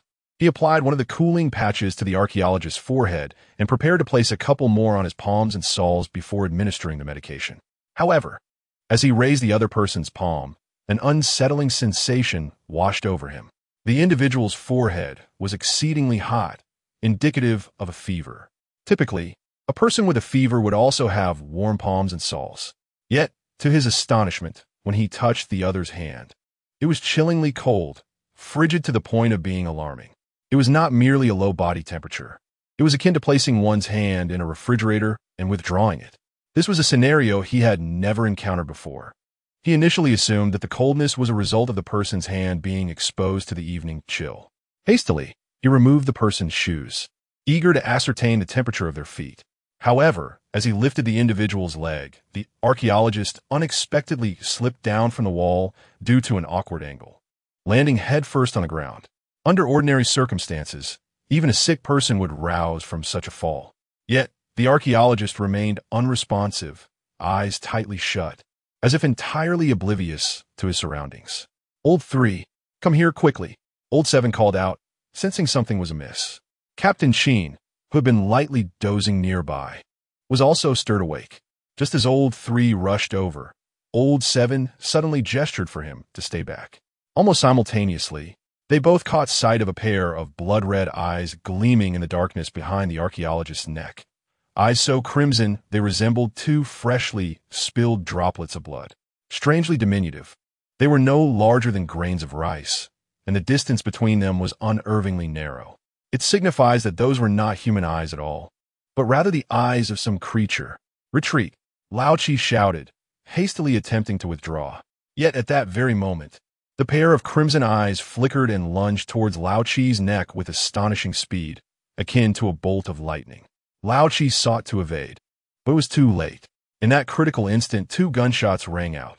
Blood splattered onto Lao Chi's helmet, and a decayed entity fell to the ground. It was Captain Sheen, roused from his slumber, who had swiftly aimed at the unfolding peril. In that dire moment, two shots had saved Lao Chi's life. He managed to force a smile, glancing at the fallen creature, only to discover it was a red snake, leading to an awkward remark. The leader is. However, before Lao Chi could finish his sentence, a sudden flash of red light surged from behind an archaeological team member, swiftly sinking its fangs into Lao Chi's neck. The collar of his uniform was notably high, a feature of their combat attire. The venomous serpent bit into his collar, and Lao Chi, recovering from the shock, seized the snake and hurled it away. Upon inspecting his collar, he saw it had been shredded. Fortunately, the thickness of the collar had spared his skin from the serpent's fangs.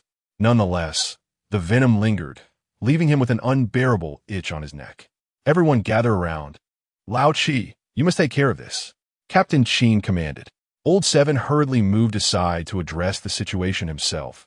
The snake in damp, Oppo's venom was evidently potent. Although it had not pierced the skin, prolonged exposure would surely take its toll on the flesh of his neck. Captain Sheen's urgent shout roused the soldiers from their slumber, awakening even Professor Lee and several members of the archaeological team. Yet, as they gathered and surveyed the scene, a collective gasp escaped their lips. To their horror, 2 soldiers and 4 archaeologists lay motionless on the ground, clearly beyond salvation. "Shit, get up, 12-17, cried several comrades, their voices thick with anguish as they noticed the pallor of their friends' faces.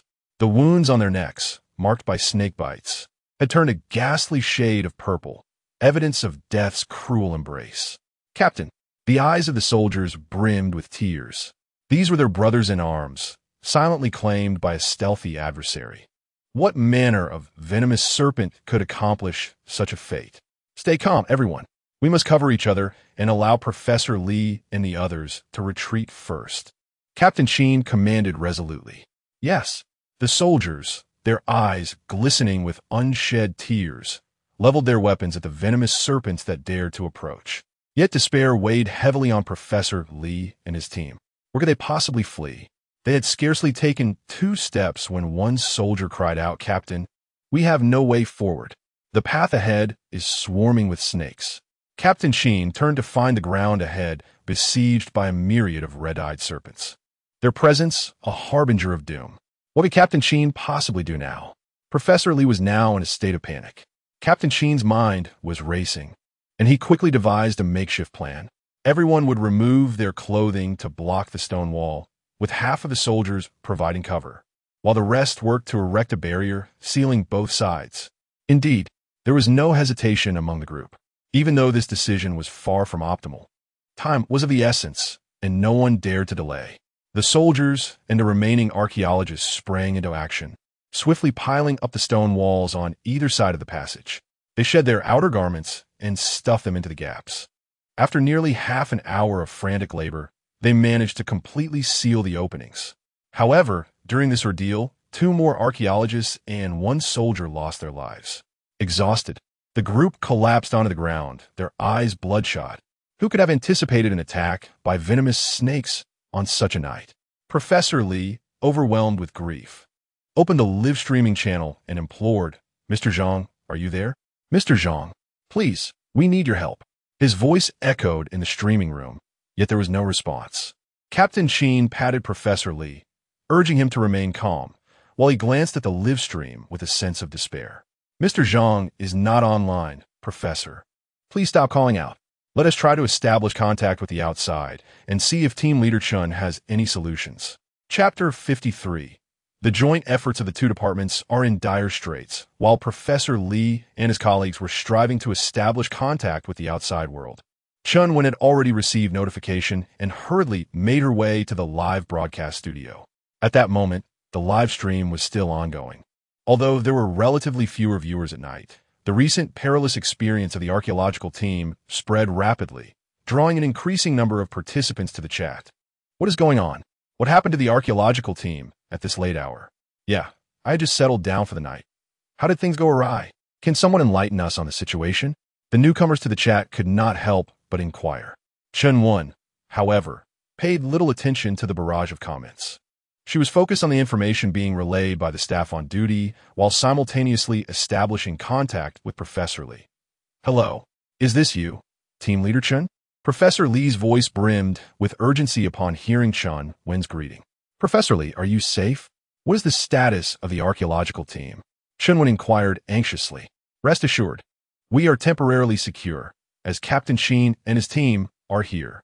However, you must devise a plan quickly. We are trapped, and the snakes we encountered are of an unknown species. They strike with lethal swiftness, rendering our escape impossible. Please think of something from your end, and it would be prudent to reach out to the biology department for effective countermeasures. With the absence of the Fa Chiozhang clan, our situation is exceedingly critical," Professor Lee urged, his concern palpable. He was not one to shy away from danger. But what of the archaeological team members? They are all invaluable talents in the field of archaeology. The loss of even one is a significant blow to the discipline. Yet now, nearly 10 members of the archaeological team have tragically perished. As a professor, how could he not feel profound sorrow? Professor Chun, rest assured, I will find a solution swiftly. You all must hold on. Chun 1, known for her decisive nature, immediately instructed the staff to send over the photographs of the venomous snake. Afterwards, she proceeded to contact the Archaeological Institute. It is often said that good news travels slowly, while bad news spreads like wildfire. Despite it being night, the incident concerning the archaeological team had rapidly circulated, reaching a wide audience. In less than half an hour, the live stream's popularity surged to about 70 to 80% of its daytime peak. Countless netizens erupted with fervor, engaging in animated discussions within the live chat. What kind of venomous snake is that? Why didn't the expert warn us beforehand? The expert seems to be offline. Perhaps they didn't anticipate the presence of such snakes. What do you mean by that? Are you questioning the expert's judgment? Regardless, the Zhang family of the fake you did indeed fail to provide a warning this time. But we can't blame the expert entirely. They had previously advised against touching the bell, yet the archaeological team disregarded it. Exactly, the expert is human too. They might only know that the bell is dangerous, unaware that it would attract venomous snakes. I can end oppose. Stand you keyboard warriors. If you have the ability, why not offer your guidance instead? Right, without being present, you criticize others. The expert is human and needs rest, okay? The atmosphere in the live stream grew even more animated. Meanwhile, Chunwen had successfully reached Mr. Mu on the phone. Both Elder Sun and Elder Chun must have already retired for the night. Given the urgency of the situation, he refrained from disturbing them and went directly to Elder Mu. Elder Mu maintained good relations with the biological community, thus facilitating a swifter resolution. Shaowen, I'm already aware of the situation. Please send me the photographs. As soon as the call connected, Elder Mu's voice resonated through. Chunwen was momentarily taken aback. Elder Mu, you haven't retired? Retire? With such events unfolding, how can we possibly rest? Elder Sun and your teacher are also awake. We are diligently working to communicate with the biological sector. Simultaneously, we are investigating the particulars of this snake. However, it appears we must await input from the biological community, as there seems to be no record of such a snake in our archaeological archives. Elder Mu's tone conveyed a sense of pessimism. Elder Mu, are there any preliminary measures we can prepare to buy them some time? After all, Before Chun-Wen could finish her thought, she was interrupted by Elder Mu. I inquired, and Professor Gao mentioned that we could try using Realgar first. But how could the archaeological team possibly carry Realgar? We are out of options now. Snakes have always been averse to Realgar. Yet, how could the archaeological team bring such a substance? There is Realgar available in the village at the foot of the mountain, but that is too distant to resolve our immediate predicament. Professor Gao, a towering figure in the biological community, was once a classmate of Elder Mu. However, he later discovered that his true interest lay in biology and subsequently changed his career path to pursue research in that field. To my surprise, significant progress has been made in the realm of biology. However, Chunwen was puzzled. The use of Realgar to repel snakes could only be deemed a remedial measure. Was it possible that Professor Gao had yet to ascertain the true nature of this serpent? Chunwen directly inquired, to which Old Mu sighed, the likelihood is quite high. I have shared the photographs he sent me with him, yet there has been no response thus far. It is likely they do not recognize it either. Moments ago, while conversing, Old Mu had already forwarded the images provided by Chun-Wen to Professor Gao. Yet, several minutes had elapsed without any reply, indicating a degree of difficulty on their part. Shaowen, I shall inquire further about the situation. You, too, should contemplate a solution. Time is of the essence. We cannot place all our hopes on old Gao. If you have any suggestions, do not hesitate to share. The safety of the archaeological team must take precedence. Understood. Chunwen nodded. Subsequently, Old Mu ended the call. Given the urgency of the matter, he wasted no time and promptly contacted Professor Gao. However, as soon as the call connected, Professor Gao sighed. Old Mu, I fear I may be of no assistance this time. I have only encountered such a creature once. And that was merely in an ancient text. There are no accurate records pertaining to this venomous snake. The name red-scaled snake is one we have coined ourselves. The more old Mu listened, the more helpless he felt, realizing that his fears were likely to materialize. Is there truly no reference or method to guide us? Old Mu could not help but ask. Upon hearing this, Old Gao's tone became markedly serious. Old Mu, you must understand that this is a matter of life and death. This is the first time I have encountered such a venomous serpent. The images and live feeds you sent depict a creature that moves with lightning speed and possesses a toxicity that is unprecedented. I cannot speak lightly on this. It is a matter that could cost lives. Old Mu fell into silence upon hearing this. He was well aware of Old Gao's character. If he knew something, he would readily admit it, and if he did not, he would not feign knowledge. This was true in everyday matters, but even more so now, when lives were at stake. He was particularly reluctant to make any reckless statements, for a suggestion he deemed plausible could potentially endanger the entire archaeological team. That would not merely be a mistake. It would be tantamount to murder.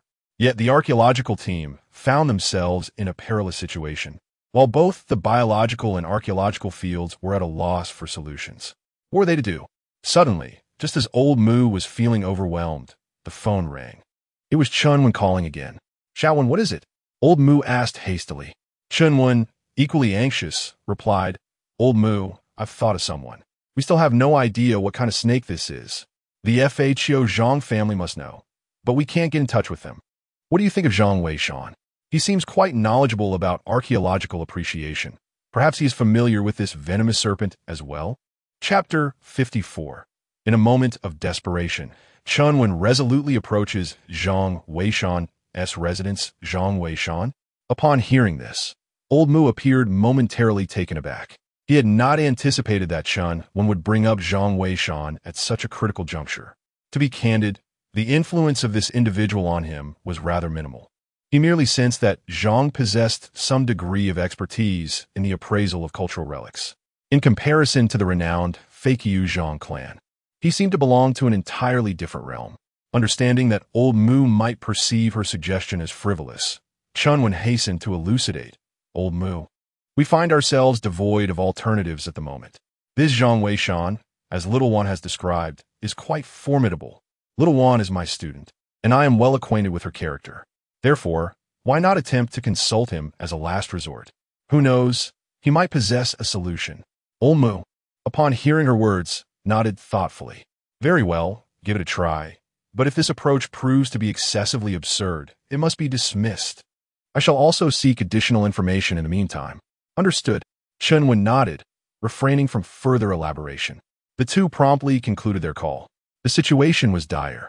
Every minute the archaeological team spent within the ancient tomb posed a significant threat.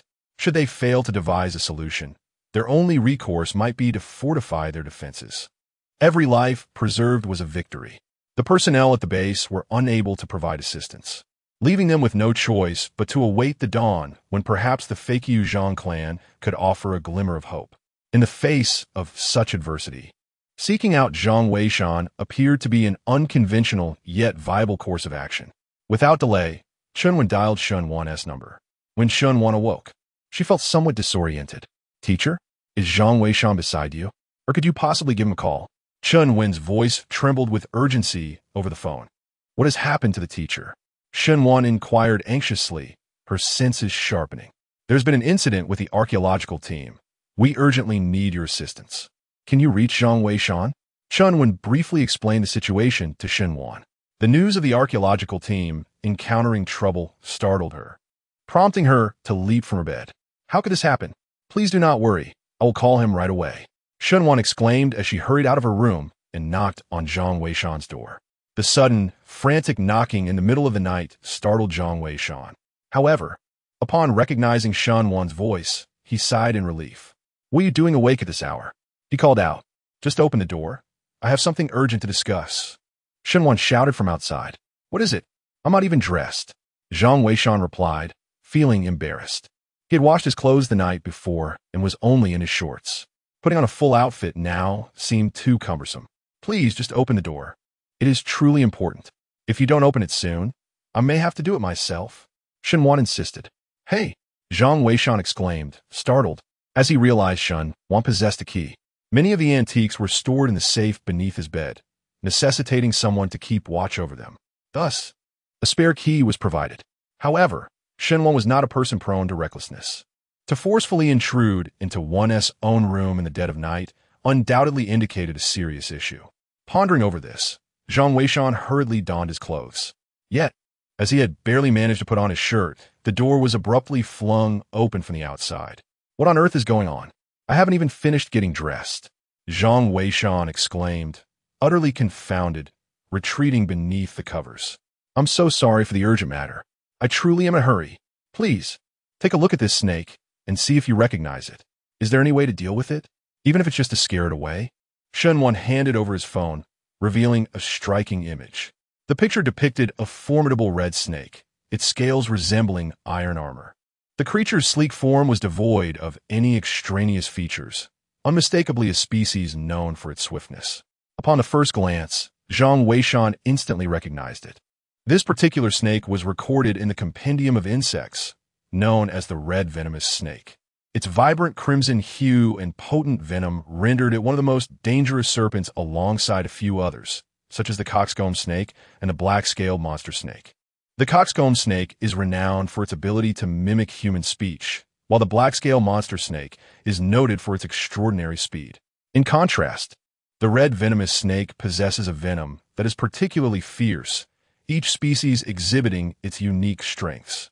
Historical accounts suggest that encountering a coxcomb snake or a black-scaled snake could lead to dire consequences, but to encounter a red venomous snake is to face certain doom. The essence of the text conveys that these venomous snakes are indeed terrifying entities. For an ordinary person who encounters them, the likelihood of survival is virtually non-existent. However, the crimson viper is exceedingly rare, thus very few individuals have laid eyes upon it. Zhang Weishan, noticing Zhang Weishan's silence, Shenwan hastily interjected. It was only then that Zhang Weishan regained his senses, his countenance darkening as he remarked, "This is the crimson viper. Why do you suddenly inquire about such a creature?" Shenwan had intruded into his chamber in the dead of night, immediately broaching the topic of the crimson viper. This prompted memories of the archaeological team to resurface. It was indeed the archaeological team that had encountered this peril. Do you possess any means to combat these venomous serpents? The FHO Zhang family remains unreachable, and many lives have already been lost within the archaeological team. If we do not devise a solution, we may soon face dire consequences. As Shenwan spoke, tears welled in her eyes. The archaeological field is already bereft of talent, and the plight of the team only deepened her sorrow. Zhang Weishan nodded, realizing that indeed, the archaeological team had encountered calamity. However, he had not anticipated the presence of the Crimson Viper within the Zhang family's ancient edifice. The situation within the Zhang family's ancient building is fraught with complexity, and the extent of the dangers concealed within remains uncertain, even to Zhang Weishan. In comparison to naturally occurring wonders, the Zhang family's ancient building represents the pinnacle of human ingenuity. Its level of peril is ineffably profound. I possess some knowledge of this snake. It exhibits behaviors akin to that of the black-scaled serpent. Intense light causes them to feel uneasy. We could experiment with a strong light source. If we need to create a barrier, we can artificially produce a source of illumination. Shenwan nodded, her eyes brimming with tears of excitement. "Teacher, did you hear that?" she exclaimed as she hastily picked up the phone. "I heard it. I will arrange it right away. Please convey my thanks to him." In a state of urgency, Chanwen promptly hung up the call, though she genuinely wished to have a meaningful conversation with Zhang Weishan. The venomous snake, whose name even Gao was unaware of, was something Zhang Weishan was familiar with, along with methods to combat it. Such profound knowledge compelled Shen Wan to regard Zhang Weishan with newfound respect. However, whether these methods would prove effective remained uncertain for the time being. After hanging up, Shen Wan finally exhaled in relief, wiping her slightly reddened eyes. "Thank you," she said. Zhang Weishan waved his hand dismissively. "No need for thanks. But could you refrain from being so flustered next time? I sometimes prefer to sleep in the nude." "Huh?" Shen Wan was taken aback. only then realizing that Zhang Weishan was still curled up in his blankets. This made her cheeks flush with embarrassment. It was quite inappropriate for a young woman to intrude upon a man's room in the dead of night, evoking a feeling akin to a lamb entering a tiger's den.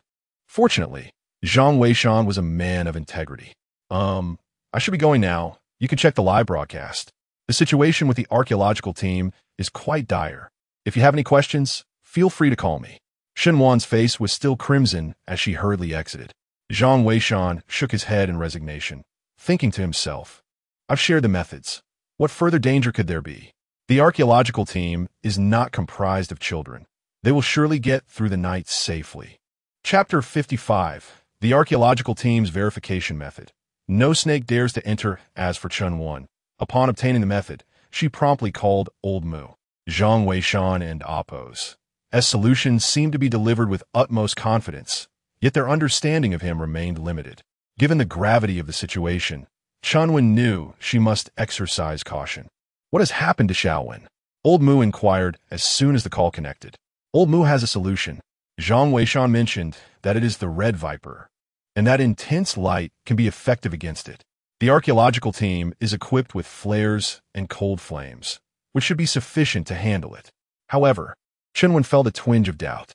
The venom of this snake was so potent. Could it truly be repelled by mere light? That seemed overly simplistic. Do you have any leads on your end, Old Mu? Chun-Wan tentatively asked. None. Old Gao is genuinely at a loss. Here's what we'll do. You should inform the archaeological team to try it out. Having a method is better than having none. I'll speak with Old Gao again to see what he thinks. Understood. Chun-Wan nodded, and they both set off to act on their respective tasks. Old Mu immediately called Professor Gao. Upon hearing the news from Old Mu, Professor Gao was momentarily taken aback. So, this snake is called the Red Viper.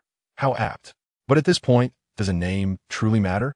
I need to ascertain whether intense light is effective against these venomous creatures, Old Mu stated, cutting straight to the chase. Professor Gao responded thoughtfully. The likelihood is quite substantial. Snakes possess poor eyesight and rely primarily on a mechanism akin to infrared sensing to capture their prey. Our research has revealed that certain species of snakes, which dwell underground for extended periods, have experienced a significant degradation of their visual capabilities. Intense light can initially release a considerable amount of energy, thereby disorienting these venomous serpents. Furthermore, bright light stimulates the sensitive visual nerves of snakes, instilling a sense of fear within them. However, given the varying habits of different snake species, the efficacy of this method remains uncertain until it is personally tested. By the way, Old Mu, who informed you of this approach? That individual seems quite knowledgeable about biology and is familiar with the red viper. Could they be well-versed in biological studies? Upon hearing this, Old Mu comprehended the implication of Old Gao's inquiry. He promptly replied, No, do not speculate on anything. This information was sourced entirely by me, without any external guidance. I have other matters to attend to, so I shall terminate this call. With that, Old Mu ended the conversation. The biological realm is teeming with talent, vastly surpassing that of the archaeological field. Old Gao, too, places immense value on expertise. Should he discover that the identification of this snake was made by Zhang Weishan and that the strategy originated from him, it is likely he would rush over the following day to recruit him. Thus, it is prudent to refrain from discussing this matter further. At the archaeological site, Chun-Wan hurriedly relayed the method to Professor Li and the others at the forefront. At this moment, nearly an hour had elapsed since the incident occurred. This hour had been an excruciating ordeal for them. Although they risked blocking the passages in front and behind, the stones were merely hewn from the walls and were utterly incomparable to those produced in a brick factory, with gaps so numerous they left one speechless. Despite the collective effort to seal these crevices with clothing, venomous snakes occasionally slithered through, dislodging the makeshift barriers of fabric or stone. It is well known that these serpents strike with lethal precision, constantly lurking outside for an opportunity to inflict harm. This unsettling reality has left the group on edge, with no room for complacency, for as the saying goes, it is not the thief's act that instills fear, but rather the thief's intent. Since the archaeological team entered the ancient tomb, they have endured numerous trials, pushing many to the brink of mental exhaustion. Should they fail to devise a means to repel the snakes, it is likely that someone will soon falter. Captain, there's news from Team Leader Chun. They have found a solution. Suddenly, one of the soldiers responsible for communications exclaimed excitedly. Upon hearing this, the group felt a renewed surge of hope. Captain Chin urged, "Speak quickly." The soldier hurriedly relayed the proposed solution, but as the words left his lips, the team exchanged incredulous glances. Clearly, they were taken aback by the suggestion. Who concocted this plan? Is this some sort of jest? One voiced, incredulous. Can mere light dispel such formidable snakes? This is absurd. Another added, who even devised this idea? It would have been better left unspoken. Enough. Professor interjecta starly. Having a plan is better than having none at all. Captain Chin, what are your thoughts? Professor Lee inquired, gazing at Captain Chin. After a moment of contemplation, Captain Chin articulated his perspective. Professor, I believe it is prudent for us to refrain from venturing outside. Although the reliability of this method remains uncertain, we can still attempt it without exposing ourselves to danger. Consider this. Since Team Leader Chun has shared this information with us, it indicates she still deems it valuable. Presently, we lack alternative strategies, so it is worth a try. Very well. We possess an abundance of illumination flares and cold pyrotechnics. Please share your plan, Professor Lee urged eagerly. Captain Chin and Appo's idea was, in essence, quite straightforward. There was no necessity for them to risk their safety by testing the efficacy of this method outdoors. Instead, they could ascertain its validity within their makeshift defensive structure. The archaeological team was equipped with a variety of paints, predominantly white, as many artifacts they excavated bore distinctive markings indicative of their dynastic origins. Consequently, these relics would be meticulously preserved and marked with white paint on their packaging or containers, serving as a means of identification that indicated their provenance. For those artifacts that remained undeciphered, such as ancient scrolls, alternative paints would be employed, awaiting further investigation upon their return. The white paint was particularly suitable for reflecting light. Captain Chin's approach was remarkably simple. He located a fissure in the wall and applied white paint around the opening. Subsequently, he illuminated it with a flashlight and removed the clothing that had been obstructing the crack. Two soldiers stood guard nearby, ensuring their safety. As long as this method proves effective, the venomous snakes will undoubtedly refrain from entering. The white paint reflects light, enhancing its brightness. If the snakes dare not approach, it will serve as ample evidence of the viability of this approach. Should they venture inside, there would be sufficient time to address any ensuing troubles. Professor Lee clapped his hands in approval. Indeed, a seasoned warrior, this method is truly reliable. The other archaeologists cast curious glances in his direction, their hearts gripped by tension. Even those in the live stream could not help but break into a cold sweat. Who conceived of this method? Can it really work? I have no idea, but it seems we have no other options. I have an unsettling feeling about this. It's a pity the expert is absent, for surely they would have a solution. Indeed, I wonder where the expert has gone. The expert might still be asleep, alas. Wait, venomous snakes, someone suddenly exclaimed. At that moment, Captain Chin and his team also caught sight of it. Beyond the crevice, two crimson eyes had lit up. The snake was evidently lurking just outside. Everyone, stay alert.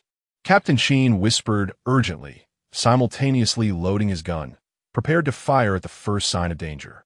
However, the snake lingered outside for quite some time. It did not dare to enter. Eventually, with a swift movement, it vanished from sight. The spectators were momentarily taken aback. The previously skeptical archaeologists were now filled with exhilaration. This method had indeed proven effective. The venomous snake was too intimidated to enter. Chapter 56. Zhang Weishan's striking resemblance to the deity. The emergence of the Zhang clan of tomb raiders proves fruitful.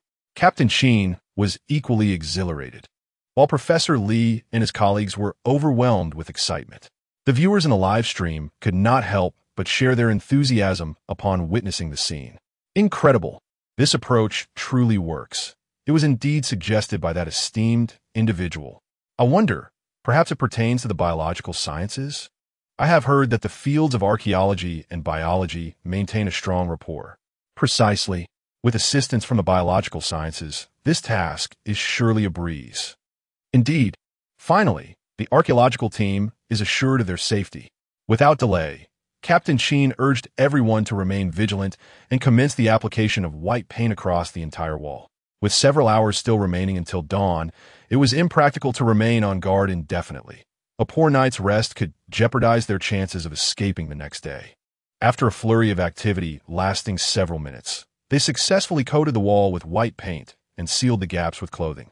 Subsequently, Captain Sheen assigned a few soldiers to take turns keeping watch, before instructing the archaeological team to take advantage of the time to rest.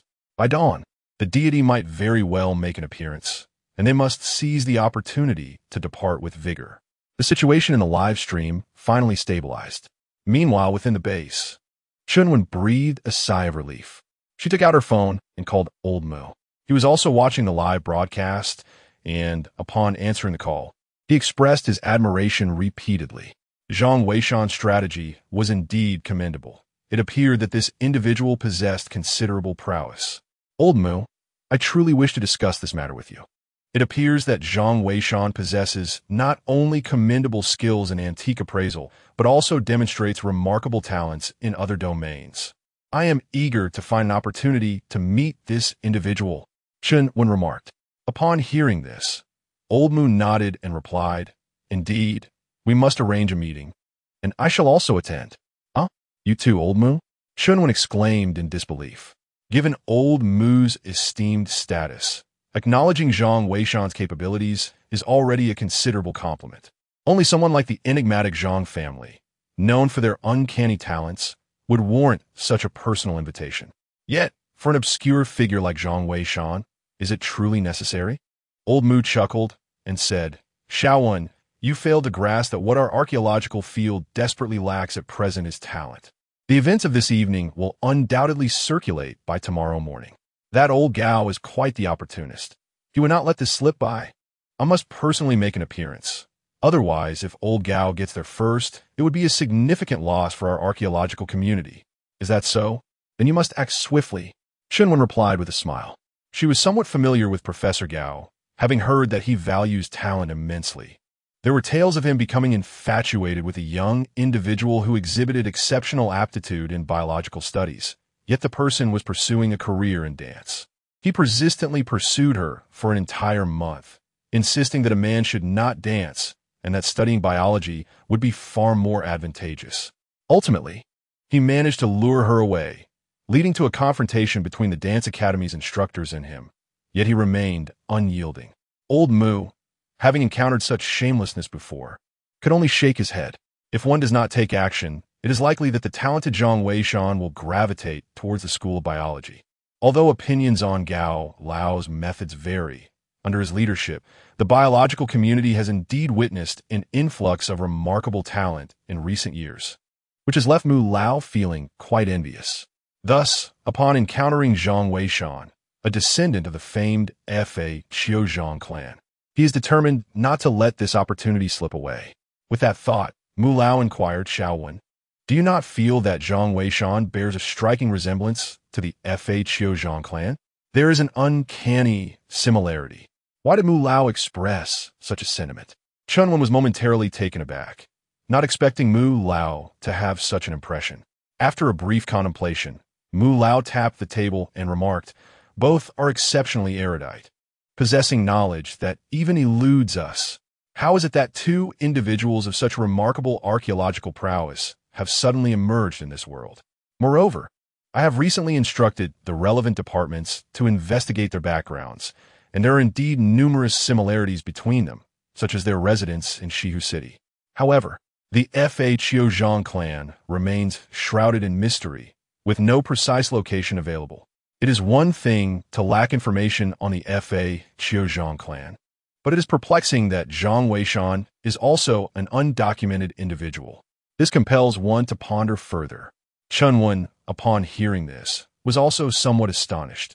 However, she felt that the probability of Zhang Weishan and the Fa Qiuzhang clan being the same person was exceedingly low, comparable to winning a lottery jackpot. Furthermore, if Zhang Weishan were indeed the Fa Qiuzhang, it would be implausible for Chunwon, who spends time with him daily, to be completely oblivious to this fact. Upon observing Chun Wen's silence, Mr. Mu chuckled. Haha, this is merely my conjecture and should not be taken too seriously. Nevertheless, both of these individuals are quite formidable. The Zhang family from Feiqiu is exceedingly challenging to persuade. We must ensure that we secure Zhang Weishan. Once the archaeological team emerges from their current expedition, we must make it a priority to meet with Zhang Weishan. Chun Wen nodded in agreement, sharing similar sentiments.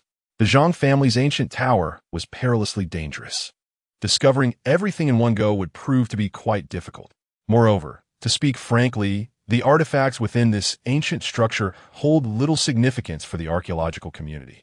Their excavations primarily aim to uncover historical gaps and enhance archaeological methodologies. While the Zhang family's ancient tower is indeed breathtaking, it pales in comparison to the substantial importance of tombs belonging to kings and nobles. Thus, Chun Wen contemplated temporarily setting aside the excavation of the Zhang family's ancient tower, believing that a more mature understanding of archaeological techniques in the future would facilitate the process significantly. Meanwhile, Zhang Weishan found it impossible to drift into slumber. Lying in bed, he listened to the excited voices of Shun Wan from the adjacent room, inferring that the archaeological team was likely unharmed. He even heard Shun Wan's exuberant footsteps as he rushed out of his room, seemingly eager to share the good news. However, upon reaching the door, he refrained from knocking and retreated, perhaps concerned that Zhang Weishan had already settled down for the night. Zhang Weishan merely smiled, choosing to remain silent. The night passed in tranquil silence. The following morning, upon rising, Zhang Weishan discovered Shun Wan seated in the living room, engrossed in a live broadcast. He inquired, "Aren't you supposed to be working on your thesis?" Shun Wan, with a smile, replied, "I have already completed it. I couldn't sleep last night, so I took the opportunity to write. After several days of diligent effort, my thesis is finally finished. Now, I simply await the chance to present it to my professor. By the way, when shall we visit the museum?" "Well, let's wait until we have some free time," Zhang Weishan responded. "There's no rush regarding the museum. Our primary concern now is to address the issues with the archaeological team." With this thought, Zhang Weishan settled down to enjoy his breakfast while simultaneously logging into the live stream on his phone. However, as soon as he entered the live stream, Shun Wan exclaimed excitedly, "The Great Master is online. The Great Master is online. Zhang Weishan, come quickly and see." Zhang Weishan felt a wave of embarrassment, thinking it was unnecessary to make such a fuss over merely checking in on the stream. Yet, upon glancing at the live chat, he soon realized that Shun Wan was not the only one filled with enthusiasm. The chat was inundated with messages. "The Great Master has finally arrived. Great Master, I have waited so long for you. Promise me you won't disappear for such a long time again. Great Master. Great Master, please assist the archaeological team. They have encountered a venomous snake." "Indeed. Have you ever seen that kind of venomous snake, Great Master?" The barrage of questions was dizzying in its abundance. Chapter 57. Zhang Weishan's explosive online presence. As Zhang Weishan observed the barrage of comments, he chose not to respond. He had addressed the queries the previous night, rendering any further discourse unnecessary. Moreover, the situation of the archaeological team had stabilized, alleviating the need for his input at this moment. Meanwhile, at the archaeological site, both Professor Li and Shun Wen outside had received notifications regarding the online presence of the esteemed Zhang. Even Elder Mu had taken to his post early in front of the live stream, eager to witness whether Zhang would offer further insights today. Given the considerable losses the archaeological team had already endured, any further delay could exacerbate their predicament. "Captain Shun, you've seen that the expert has logged on. Perhaps we should inquire about our next steps?" Professor Li suggested discreetly to Chun Wen. After a moment's contemplation, Chun Wen replied, "I would advise against it. I doubt he will respond, as Zhang is not one to engage in superfluous dialogue. Your inquiries during the live sessions are crucial. I shall pose any unrelated questions myself." Professor Li nodded in agreement. Indeed, past experiences indicated that Zhang often refrained from unnecessary conversation. To approach him with queries about the nature of the serpents or how to tackle them would likely yield no response. The events of the previous evening had made their way across the internet, and undoubtedly, Zhang was already aware of them. Thus, posing such questions would only serve to diminish their standing in his eyes. After discussing their thoughts, Professor Li and Chun conferred briefly with Captain Qin. The archaeological team then commenced the organization of their equipment, preparing to embark once more. Meanwhile, Chun urged Yun to open a live streaming session, confronting the camera to voice her lingering doubts. Mr. Zhang, are you there? I have several inquiries I wish to pose to you. Last night, we received information indicating that this venomous serpent is known as the Red Viper, and it is averse to bright lights. We tested this theory, and it appears to be effective. This suggestion was provided by a friend of ours. I wonder what your thoughts on this are. Chun felt a tumult of anxiety within her, fearing that the Zhang family of Feiqiu might overlook her questions, which would leave her in a rather awkward position. Nevertheless, in her quest to ascertain the reliability of Zhang Weishan's method, she decided to take the plunge. Should the Feiqiu Zhang family endorse Zhang Weishan's approach, it would substantiate his capabilities significantly. Wait, last night's method was proposed by someone else. Impressive. Who is this friend? Indeed, the individual who suggested this must be quite formidable. I too am curious about their identity. I assumed it was a renowned expert as proposition. The expert was offline last night, so it's certainly ISNTM. Then who could it be? The viewers in the live stream were left in astonishment. Yet the Feiqiu Zhang family remained silent. Chenwen's unease only intensified. Suddenly, a golden comment appeared, silencing the entire live stream as everyone's attention was drawn to this singular golden message, which contained but a simple statement. He is correct. This seemingly simple statement appeared to seal Zhang Weishan's capabilities with a mark of approval. All of Chun-Wen's doubts and speculations evaporated in an instant. The fact that Zhang Weishan's prowess had garnered the recognition of Fa Qiuzhang was indeed a testament to everything. Wow, the master actually said he was right. Who is this person? I have no idea. Even Professor Chen isn't saying anything. Is it a joke that he can't reveal it? Perhaps the archaeological community needs to keep this person confidential. Impressive. First a master, and now an enigmatic figure emerges. The field of archaeology is truly brimming with talent. While observing the chat in the live stream, Chun suddenly conceived a bold idea. She directly inquired, Mr. Zhang, do you know that person? She refrained from mentioning a name, as Elder Mu was concerned about being outpaced by Elder Gao. Moreover, Chun believed that, under normal circumstances, experts would have a mutual appreciation for one another. It was entirely possible that the Fa Qiuzhang family and Zhang Weishan were friends. Thus, she felt that her question would be understood by Fa Qiuzhang. However, the viewers in the live stream were oblivious to this context. Upon seeing her question, they began to inquire, who is he? Yes, Professor Chun, do enlighten us. Who is he? Professor, this is rather uninteresting. Are you afraid to say the name? Yet, Chun merely gazed at the live stream, ignoring the barrage of comments. The golden barrage of comments ceased to appear, clearly indicating that Fa Qiuzhang was unwilling to respond to the question. This left Chun quite exasperated. Little did anyone anticipate that, at that moment, suddenly, a barrage of comments erupted in the live broadcast. Chun, you and that old fool Mu are truly excessive. How could you conceal such a promising talent as Zhang Weishan from me? Fortunately, I am quick on my feet. Is it not Zhang Weishan? I have already uncovered the truth. The archaeological community is indeed far too narrow-minded. Unlike me, we shall all rely on our own merits. Upon reading these 3 comments, Chun was momentarily taken aback. Yet, she soon realized that it must be Professor Gao from the School of Biology. Mu had indeed spoken the truth. This Professor Gao had already discovered that it was Zhang Weishan who guided them. His actions were astonishingly swift. Recognizing the gravity of the situation, Chun promptly ended the broadcast to contact old Mu. Meanwhile, the live chat was in an uproar. Zhang Weishan? Who is Zhang Weishan? No way. I don't know him. Could it be the method he provided last night? Impressive. That name sounds formidable. I know Zhang Weishan. I work at the Cultural Heritage Bureau. He even came to submit artifacts a couple of days ago. What a coincidence. Beauty, do tell, is he handsome? Right? Is he an old man? Nonsense. He is quite handsome. The key is he has a great physique. Wow, Zhang Weishan has gained the recognition of a master. That is incredible. Zhang Weishan, you are now in the limelight. Beside her, Chun also exclaimed in surprise. She had not anticipated that the situation would escalate to this extent. Now, it seemed that even the esteemed Professor Gao from the biological sciences had taken notice of him. I must say, true talent will eventually shine. It is a pity that you are so underappreciated here. Nevertheless, I still hope you will join the field of archaeology to assist me. By the way, what are your thoughts on this? Shenwan inquired. Zhang Weishan sighed with resignation and replied, "Let into Oppos. Let's discuss it later. I have no interest in biology." "Oh, that in Oppos. That's good." Shenwan smiled and added, "In that case, I shall take you to meet my teacher when the time comes. You mustn't be arrogant.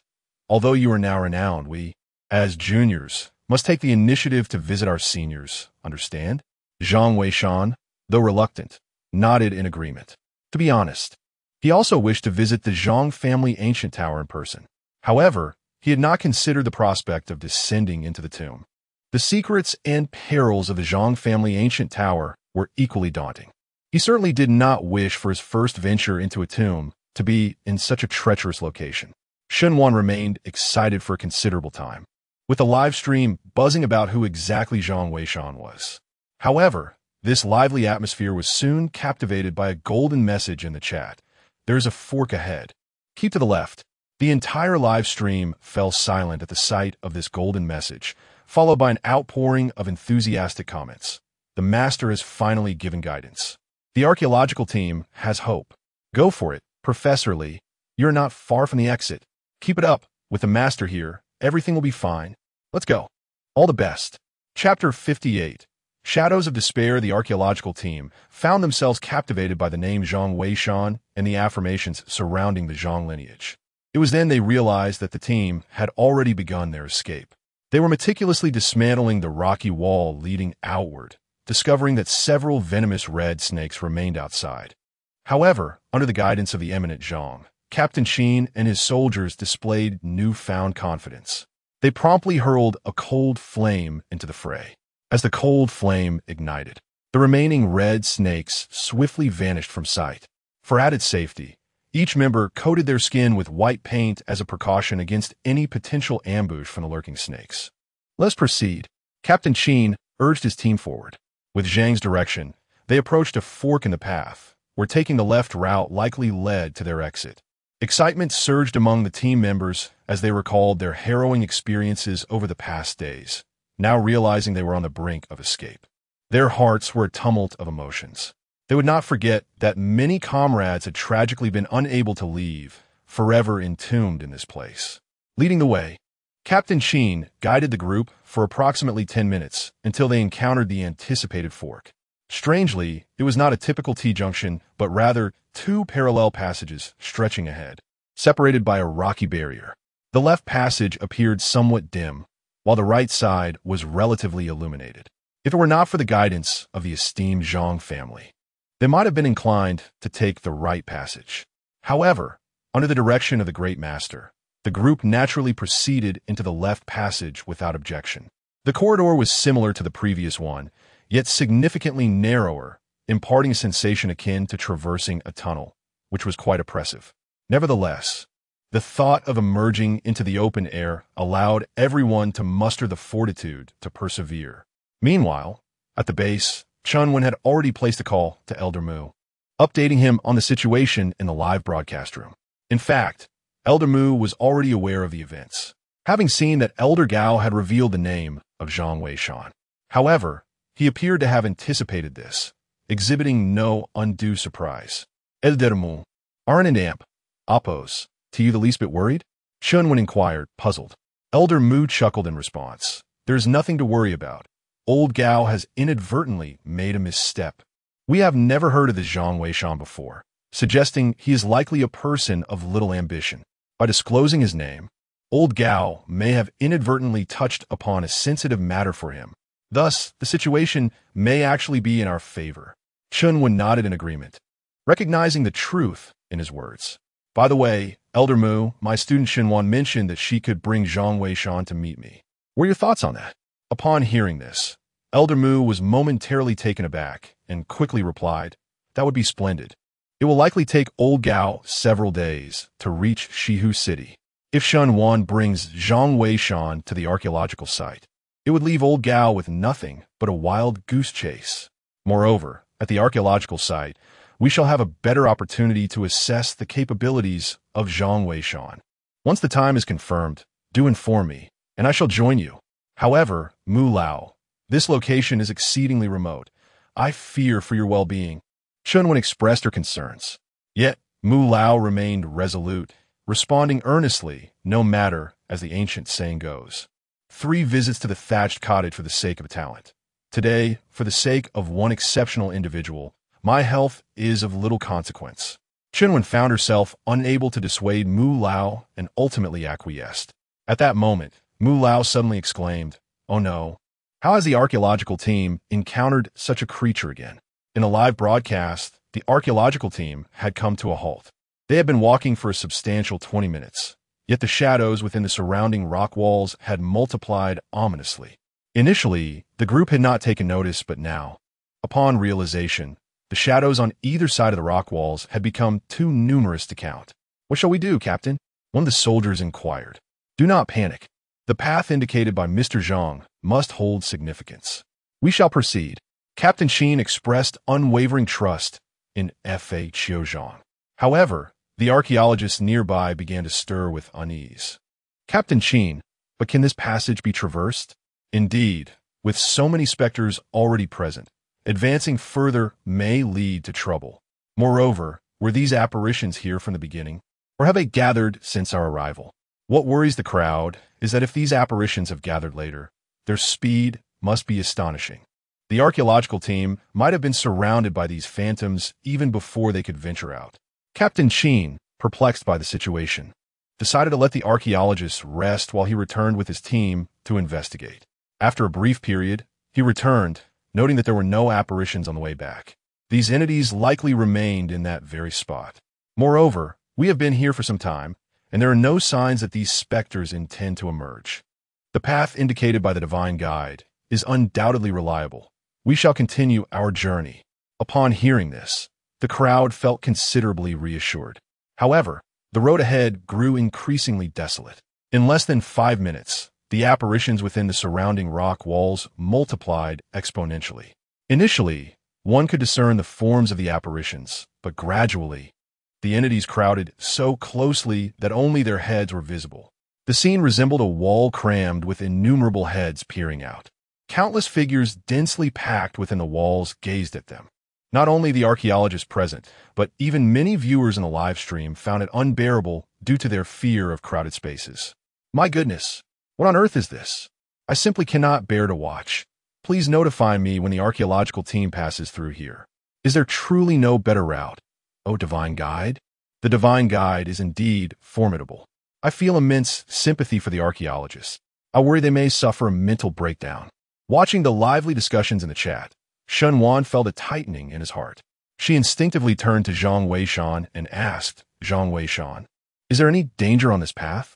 I can't shake the feeling that something will happen to the archaeological team." Zhang Weishan replied with a calm demeanor. "The guidance from the skilled Tomb Raider should not be mistaken.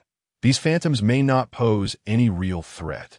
My greater concern lies with the mental state of the archaeological team. Should anyone succumb to anxiety, it could lead to serious trouble." Shunwan nodded, biting her lip, her own worries escalating to an extreme. However, Zhang Weishan's words seemed to ignite a spark amidst the dry straw. No sooner had he spoken than a furious shout erupted from the live stream. "Damn it! I can't take this anymore. I refuse to walk this path. I'm going insane." One of the archaeologists, overwhelmed by the immense psychological pressure, completely broke down. It was hardly surprising, given the frightening abundance of phantoms within this corridor. To make matters worse, another passage ran parallel to this one, with an intersection every 100 meters or so. The immense pressure of having a potential escape route proved too much for this archaeologist to bear. After sprinting a few dozen meters, he dashed into the corridor on the right. Captain Qin, noticing this, urgently exclaimed, "Hurry and catch up to him. Be cautious. That passage may be problematic." "Understood." Several soldiers, not daring to delay, hurriedly pursued him. Professor Lee did his utmost to reassure everyone and quickly followed as well. However, upon reaching the scene, They discovered that the archaeologist was standing in the right side corridor, a look of sheer delight on his face. Upon seeing the others approach, he exclaimed with excitement, "Professor Chin, Captain, how splendid this path is! Why must we venture down that way? Even the great ones are human. Could they not err? Come, take a look for yourselves." Chapter 59. The archaeological team enters a perilous realm. Xiao Wu meets his untimely demise upon witnessing this scene. Shunwan felt a chill settle in her heart. She had only just concluded a discussion with Zhang Weishan regarding this matter, and now, unexpectedly, it had come to pass. Yet, upon reflection, it was not surprising. Although Zhang Weishan was not present, he possessed an uncanny ability to perceive the inner workings of each individual's mind. The archaeological team had suffered a series of casualties.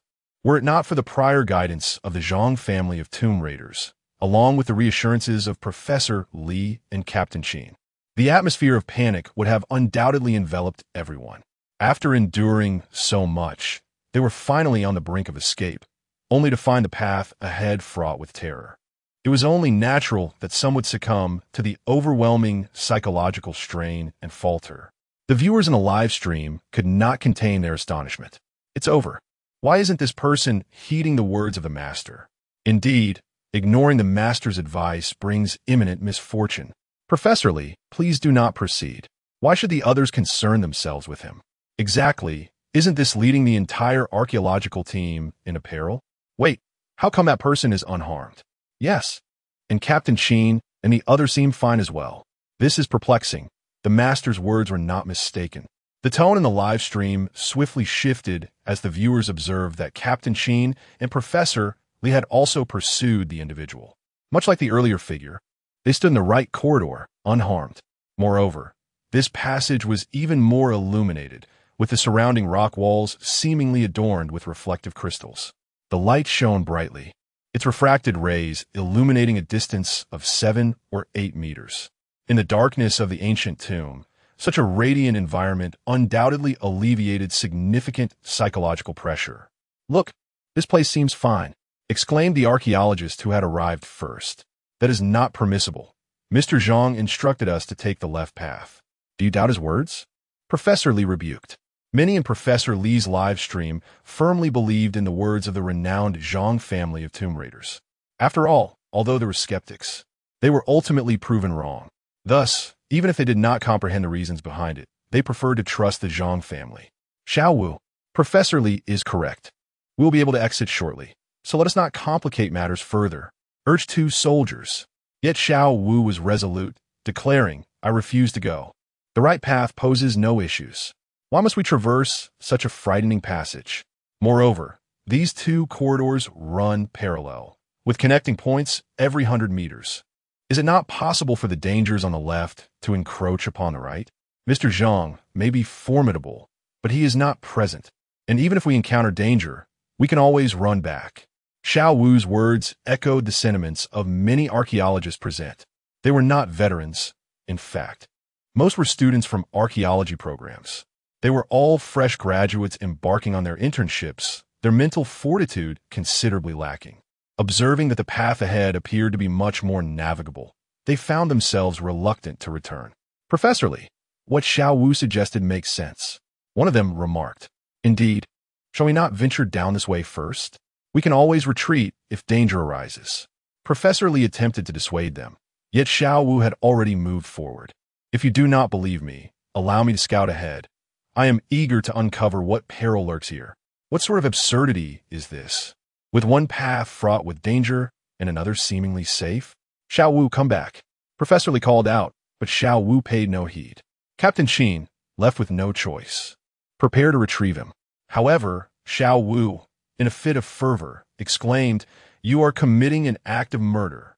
If I continue down that road, I shall surely lose my sanity. You may inquire with others if you doubt my words."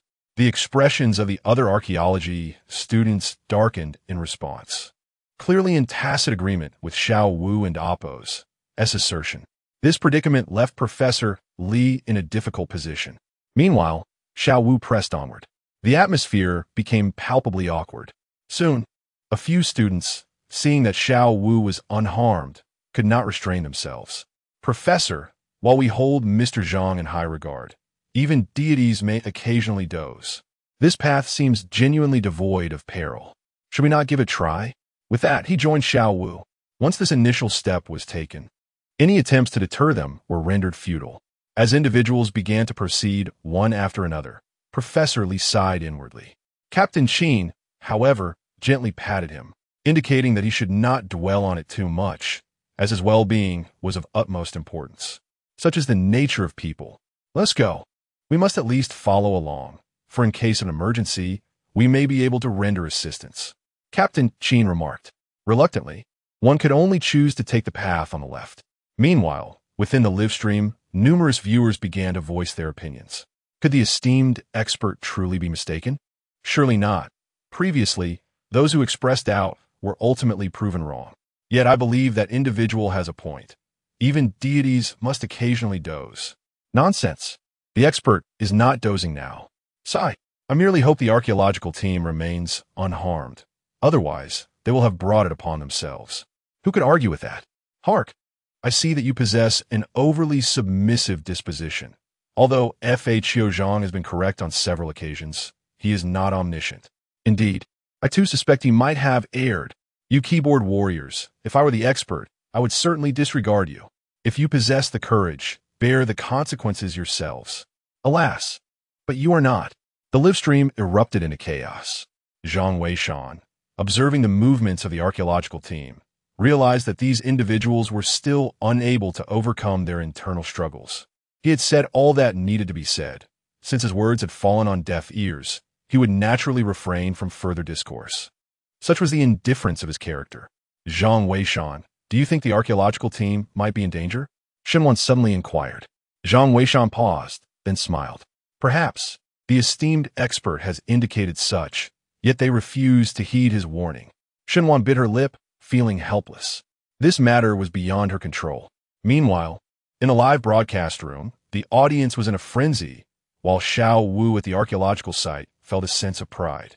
Suddenly, Captain Qin exclaimed, "This is not right. He nearly walked 100 meters, yet there's no passage." The others became flustered upon hearing this. Indeed, they had almost covered 100 meters. How could there be no return to the passage on the left? Xiao Wu, leading the way, scoffed. What is there to worry about? Isn't it right ahead? With that, he proceeded forward. The others hurried to follow, and soon discovered that less than 10 meters ahead lay a passage. However, this passage turned out to be a crossroads, with two routes leading forward and to the right. Fortunately, there was indeed an exit leading to the left passage, which relieved the group. Xiao Wu reached the crossroads and pointed to the exit, saying, "See, there's nothing to worry about. It's evident that people will." Suddenly, a deafening rumble echoed through the passage. Captain Qin and Oppo's expression changed instantly. Xiao Wu, get back. Yet before the others could react, a massive rock tumbled down from the left, swiftly blocking the left passage. In an instant, Xiao Wu had vanished, leaving only a pool of blood behind. It seemed he had been crushed into a pulp. Professor Li was momentarily blinded by darkness, nearly succumbing to unconsciousness upon witnessing the scene. Fortunately, Captain Qin was there to support him, preventing him from falling. However, at that moment, Professor Li's legs grew weak, rendering him unable to stand. Chapter 60. The whole network blames F.A. Qiuzhang for his recklessness. Captain. The expressions of several soldiers shifted dramatically upon witnessing the scene. However, Captain Qin, being a seasoned veteran, quickly reassured them. Do not panic. Professor Li is unharmed, merely affected by a surge of emotions. You must return and assess whether the route we took is still passable. There is something amiss here. It will be prudent to continue down the left passage. Understood. The two soldiers hastened back to investigate. Yet, within a mere 3 minutes before they could return, a resounding roar echoed throughout the vicinity, one that everyone present, including those in the live stream, recognized all too well. It was the same ominous sound that heralded the incident with Xiao Wu. What should we do, Captain Qin? Please think of something, cried the trembling archaeologists, their faces pale with terror. Some, gripped by fear, collapsed to the ground, unable to articulate their distress. Seeing their panic, Captain Qin admonished them. Why are you so flustered? Professor Lee is a man of considerable experience. He remains composed, yet you young ones cannot withstand the pressure. The soldiers were left speechless, yearning to voice their thoughts. It was evident that Professor Lee was not unafraid. Rather, he was still grappling with the shock of Xiao Wu's demise. Just as the discussion unfolded, the soldier who had gone to investigate finally relayed a warning. "Captain, take cover. A stone is hurtling towards us. Quickly, take cover." Upon hearing the voices of the two soldiers, a heavy dread settled in the hearts of nearly everyone present. They realized that there was truly no escape this time. The trap had indeed befallen them. A few soldiers, possessing resilient spirits, managed to maintain their composure. However, the archaeology students were utterly consumed by despair, with some frantically attempting to flee. Yet, ahead lay a colossal boulder blocking their path, while behind them, another stone was descending. It was a dire situation, akin to being trapped with no way out. In the live stream, countless viewers erupted in outrage. How could this happen? They deserve it, truly. Indeed, but what do Professor Lee, Captain Sheen, and those soldiers have to do with this? Damn it, I sympathize with Captain Sheen. Those foolish experts insisted on going right despite the warnings. This is infuriating. If I were an expert, I certainly wouldn't rescue these fools. Enough said. The expert hasn't even spoken yet. It seems they are also frustrated. I believe the expert should disregard them. If they refuse to listen, that foolish Wu deserves his fate. Yet they drag down Captain Sheen and the others. Exactly, why should these soldiers bear the brunt? They are faced with such disobedient individuals, which is truly infuriating.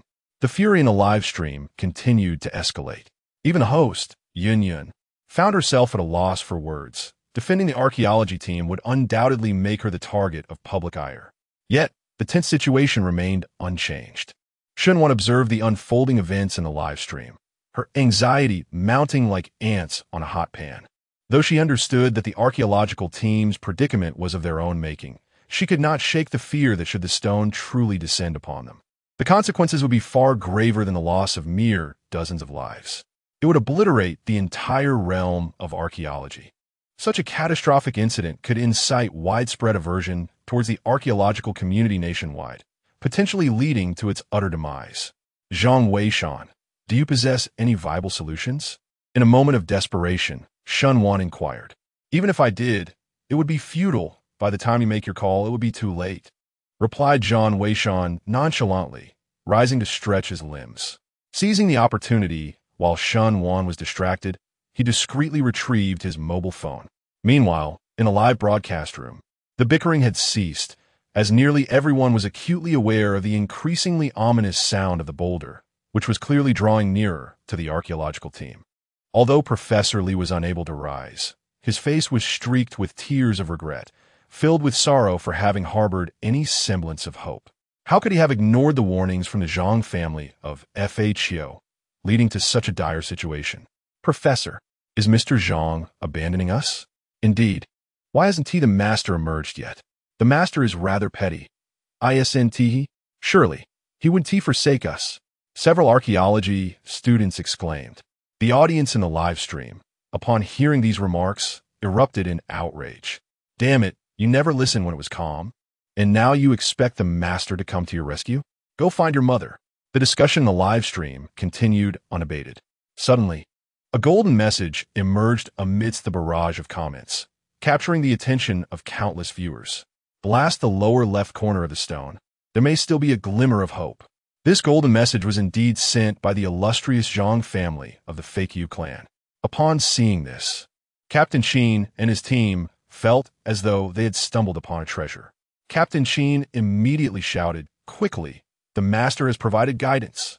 Everyone, act swiftly and take cover." A soldier who was returning exclaimed, "Captain, we have laid explosives on our way back.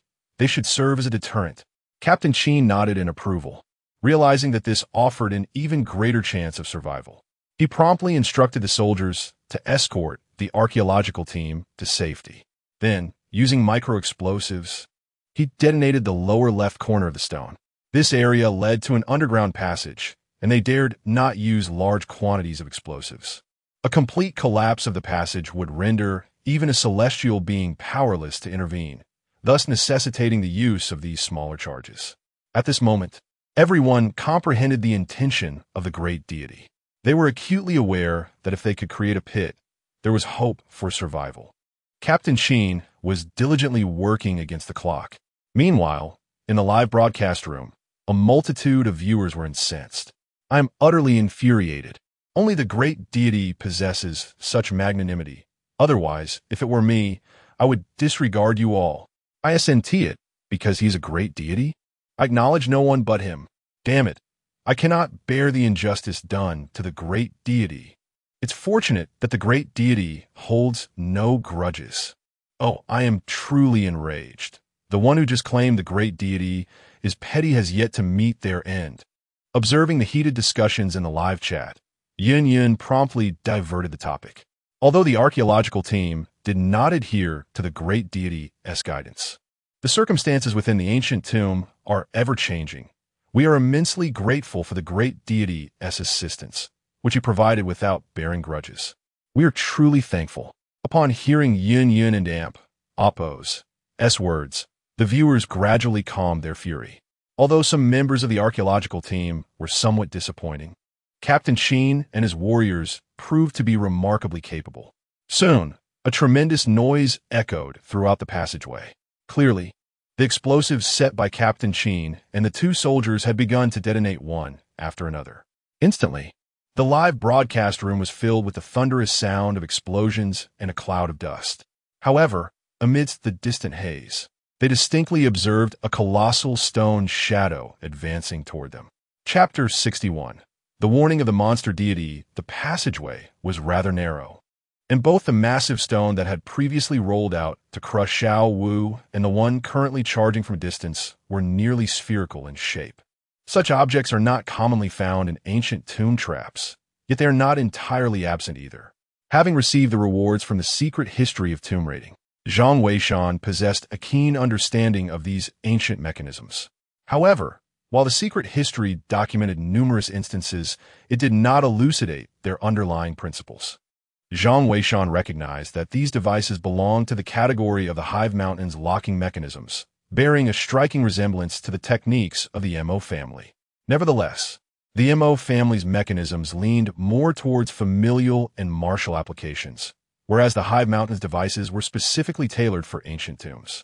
It is said that throughout the ages, every tomb raiding official possessed a manual known as the Record of Ingenious Mechanisms.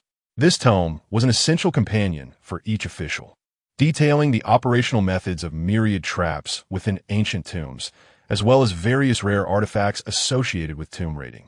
Whenever two tomb raiding officials encountered one another, an exchange of this manual was inevitable, allowing each to share insights into the mechanisms they had recently encountered. This practice undoubtedly enriched their collective knowledge of the traps and devices within the tombs. However, as the ranks of the tomb raiding officials dwindled over time, nearly all copies of the Record of Ingenious Mechanisms were ultimately buried alongside their owners. Zhang Weishan had not received the manual as a reward. Thus, he could only deduce that the current mechanism resembled a stone formation, yet he remained oblivious to its operational principles. His adaptability is remarkable. Although the underlying principles remain elusive, structures like Stonehenge posed insurmountable challenges in ancient times. Yet in the modern era, aided by explosives, such enigmas can be unraveled with relative ease. Bang! Bang! With two resounding explosions, the dust within the passage thickened considerably, accompanied by the ominous sound of trembling ground. Nevertheless, the gathered individuals understood that this was the result of the two warriors who had previously laid explosives along their path. The stones rolling towards them had undoubtedly been detonated, though the outcome remained uncertain. Captain Sheen hastily gestured for several soldiers to inspect the space created by the explosion. Upon arrival, he could not suppress his joy. The massive stone blocking the intersection had a substantial portion blown away from its lower left corner, and the wall bore a deep cavity where the explosion had occurred. Although the area was not vast, it could accommodate several dozen individuals, albeit in a rather cramped manner, which was unavoidable. Observing this, Captain Sheen, without hesitation, called for his team to hurry over. He promptly shouldered Professor Lee and, along with several soldiers, surged into the opening. The archaeological team, having been eagerly anticipating this moment, rushed forward upon hearing the life-threatening sound of the rolling stone. Just then, another thunderous boom echoed through the air, signaling the activation of the second explosive point set by the soldiers. At this juncture, their defensive measures had been entirely expended, leaving their fate to the whims of fate. It was uncertain how many times that immense stone had been blasted. What might the situation be now? A group of individuals huddled within a crater created by an explosion, quietly awaiting the judgment of fate. Regardless of the outcome, they have exerted every effort possible. At this moment, they can only resign themselves to the will of the heavens. The viewers in the live broadcast room have fallen silent. Whether the archaeological team had previously disobeyed orders or not has become irrelevant. The paramount concern now is survival. Bang! Time seemed to stretch indefinitely, with each passing second an agonizing ordeal. Suddenly, a tremendous crashing sound reverberated. The soldier standing at the edge of the deep pit felt a powerful gust of wind rush toward him, followed by a flurry of dust. Relieved to find himself unharmed, he instinctively shone his flashlight in the direction of the noise.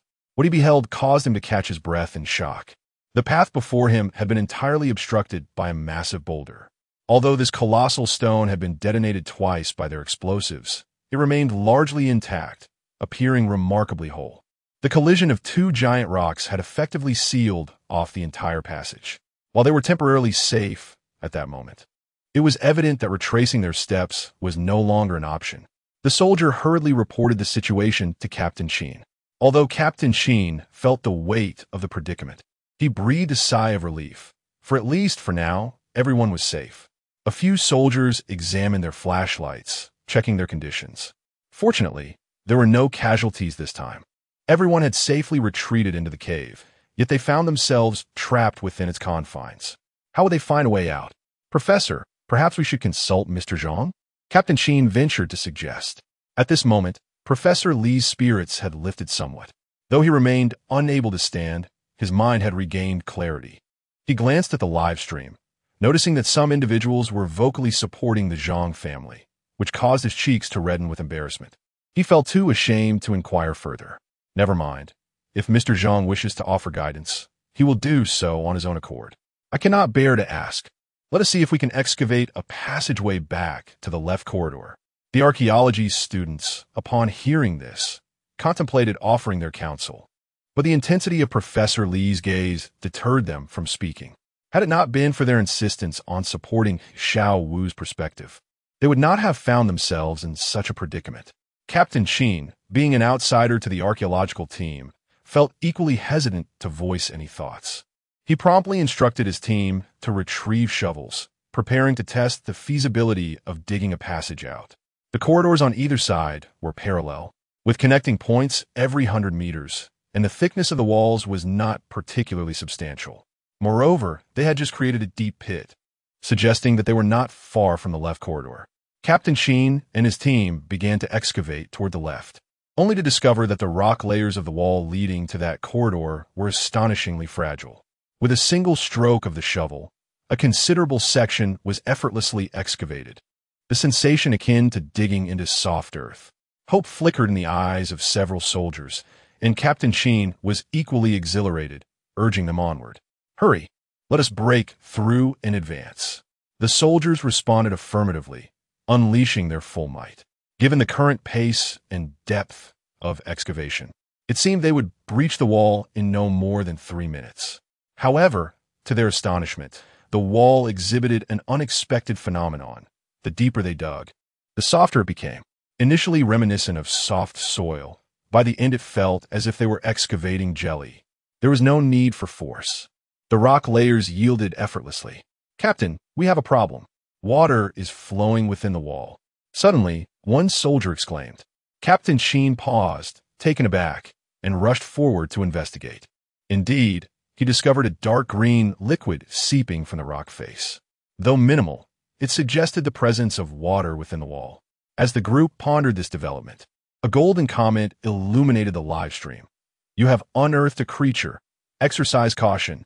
This ominous warning, unmistakably from the renowned Zhang family of treasure hunters, prompted Captain Sheen to react swiftly. "Arm yourselves.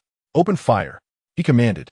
In response, the soldiers swiftly readied their weapons and unleashed a barrage at the wall, the bullets shattering the rocky surface in a chaotic display. Chapter 62. The perilous escape route. In such close proximity, several firearms were aimed and ready. The bullets swiftly chipped away at the rocky layers, sending fragments cascading to the ground. Ultimately, a green shadow emerged from the crumbling rock, utterly shattered, collapsing like stone upon the earth. What Captain Sheen and his team did not anticipate was that, alongside the apparition of this figure, a passageway materialized in the very spot it had occupied. This passage was a labyrinthine network, forming a concealed space within the walls. The group was momentarily bewildered, and in the silence, no one knew how to proceed. However, Captain Sheen was acutely aware of the implications. This passage likely mirrored the perilous situation they had previously encountered when trapped. They could not afford to linger. Otherwise, an influx of monstrous entities might overwhelm them. "Let's move quickly," he urged. "We must press forward and clear the passageway, even if we have to shoot our way through."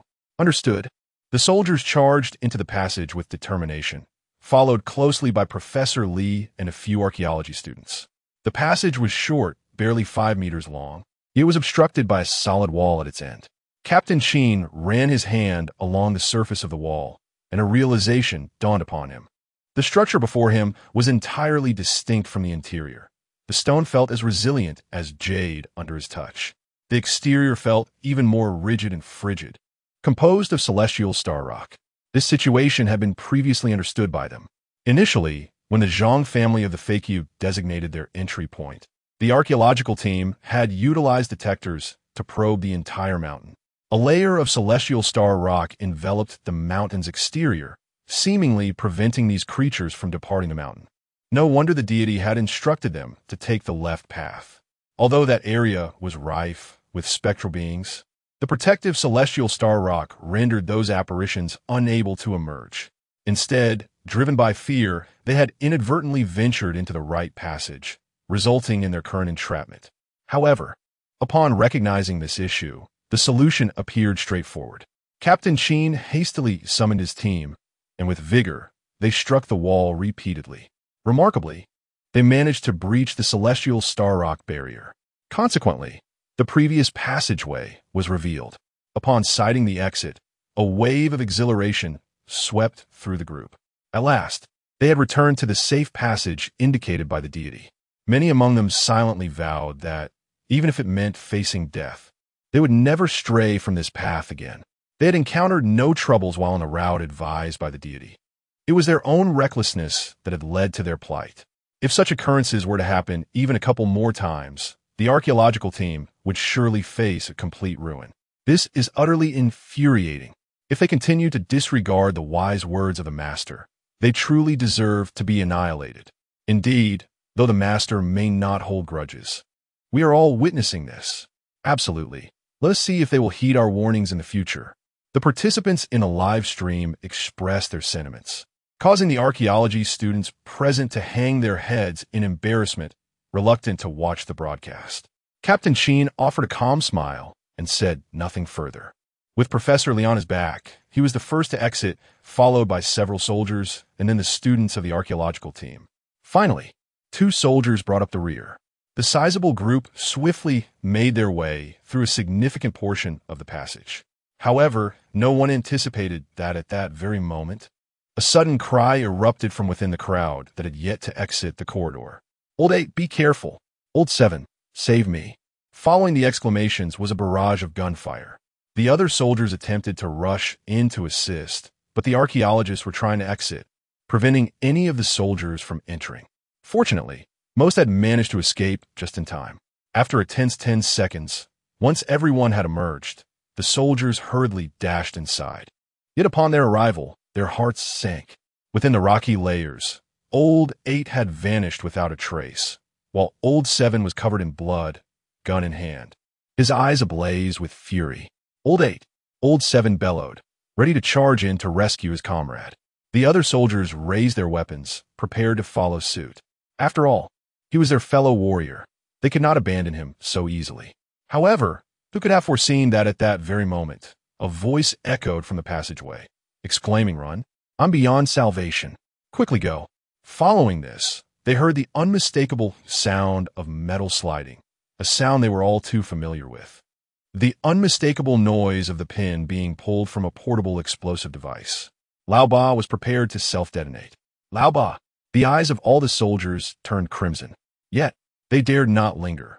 One by one, they surged toward the passage. Almost simultaneously, a desperate cry resonated from within the corridor. "Damn it! If you want to take me down, you'll perish alongside me. Captain, go!" As the voice faded, a violent explosion erupted. Several soldiers were swept away by the force of the blast. Captain Sheen's eyes too filled with tears, but as the leader, he could not allow others to take risks.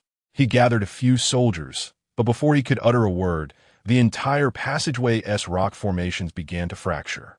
Lao Ba's explosion was devastating. Perhaps due to its depth, it had shattered the very layers of Tianqing rock. There were too many monsters within, should they emerge. The soldiers would be engulfed in an instant. "Move!" Captain Sheen shouted, his eyes ablaze. The soldiers could only wipe away their tears and hasten forward. Yet, Lao Ba would remain forever in that place. In later discussions, they would learn that at that moment, Lao Ba had been ambushed from behind by two monsters, leaving a gaping wound in his abdomen. Whenever Old Seven reflects upon this incident, he can only blame himself for his negligence. The warriors escorted the archaeological team forward with great determination. They soon dashed beyond the reach of the fissures. However, the sounds emanating from behind grew increasingly intense. It was evident that the wall could no longer withstand the sheer number of creatures within. A collapse seemed imminent. At that moment, at the forefront, the passageway had reached its terminus, revealing a stone door. Captain Sheen, unwilling to linger, commanded, "Divide into two teams. Those with ample ammunition will guard the rear, while the others proceed to blast open the door." Yes, the team promptly split into two factions. Captain Sheen personally led his squad to secure the rear, with rows of firearms aimed at the passage behind them. Should those monsters dare to approach, they would certainly face dire consequences. Meanwhile, the other group hastened to set explosives in preparation to breach the door. Just then, Professor Lee interjected, "There is no need to blast the stone door. It can be opened by activating a mechanism over there." This revelation was indeed a stroke of fortune. A soldier quickly activated the mechanism, and the stone door swung open instantly. "Captain Sheen, the door is open. Quickly, let's move," a soldier urged. A throng of individuals hurriedly retreated inside. Almost simultaneously, the rock layers behind them collapsed entirely. The wailing of infants erupted like a chorus of malevolent spirits. Just as Captain Sheen and the others had barely entered the stone door, several creatures emerged from the passageway behind. "Open fire," Captain Sheen commanded, and the bullets surged forth like a torrent of fire. The foremost monsters were instantaneously reduced to mere fragments. However, the sheer number behind them was overwhelming, obscuring any view of the end. One of the warriors shouted, "Captain, it's impossible to defeat them all. We should detonate this place to block their advance." Chapter 63. The Supreme Being has logged off. The most incredible reward. Captain Sheen nodded. He had already discerned that the walls beyond this stone door were composed of celestial star rock. This indicated that as long as those monsters were obstructed, they would be utterly unable to advance. It seemed this place might indeed be the destination indicated by the Supreme Being. Once they entered through the stone door, they could be close to an exit.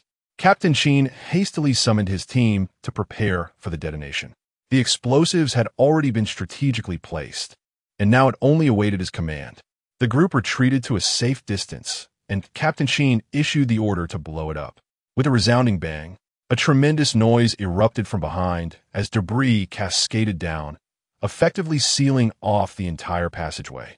Upon seeing the monsters trapped within, everyone breathed a sigh of relief, grateful for the protection bestowed upon them. They had, at long last, escaped with their lives. "Let us rest here for 10 minutes before we venture forth to scout the way ahead," Captain Sheen panted. The others nodded in agreement. However, Professor Lee hurried off to check the live stream. At that moment, the discussions in the chat had shifted, rather than lamenting their plight. Viewers were now expressing admiration for the Supreme Being.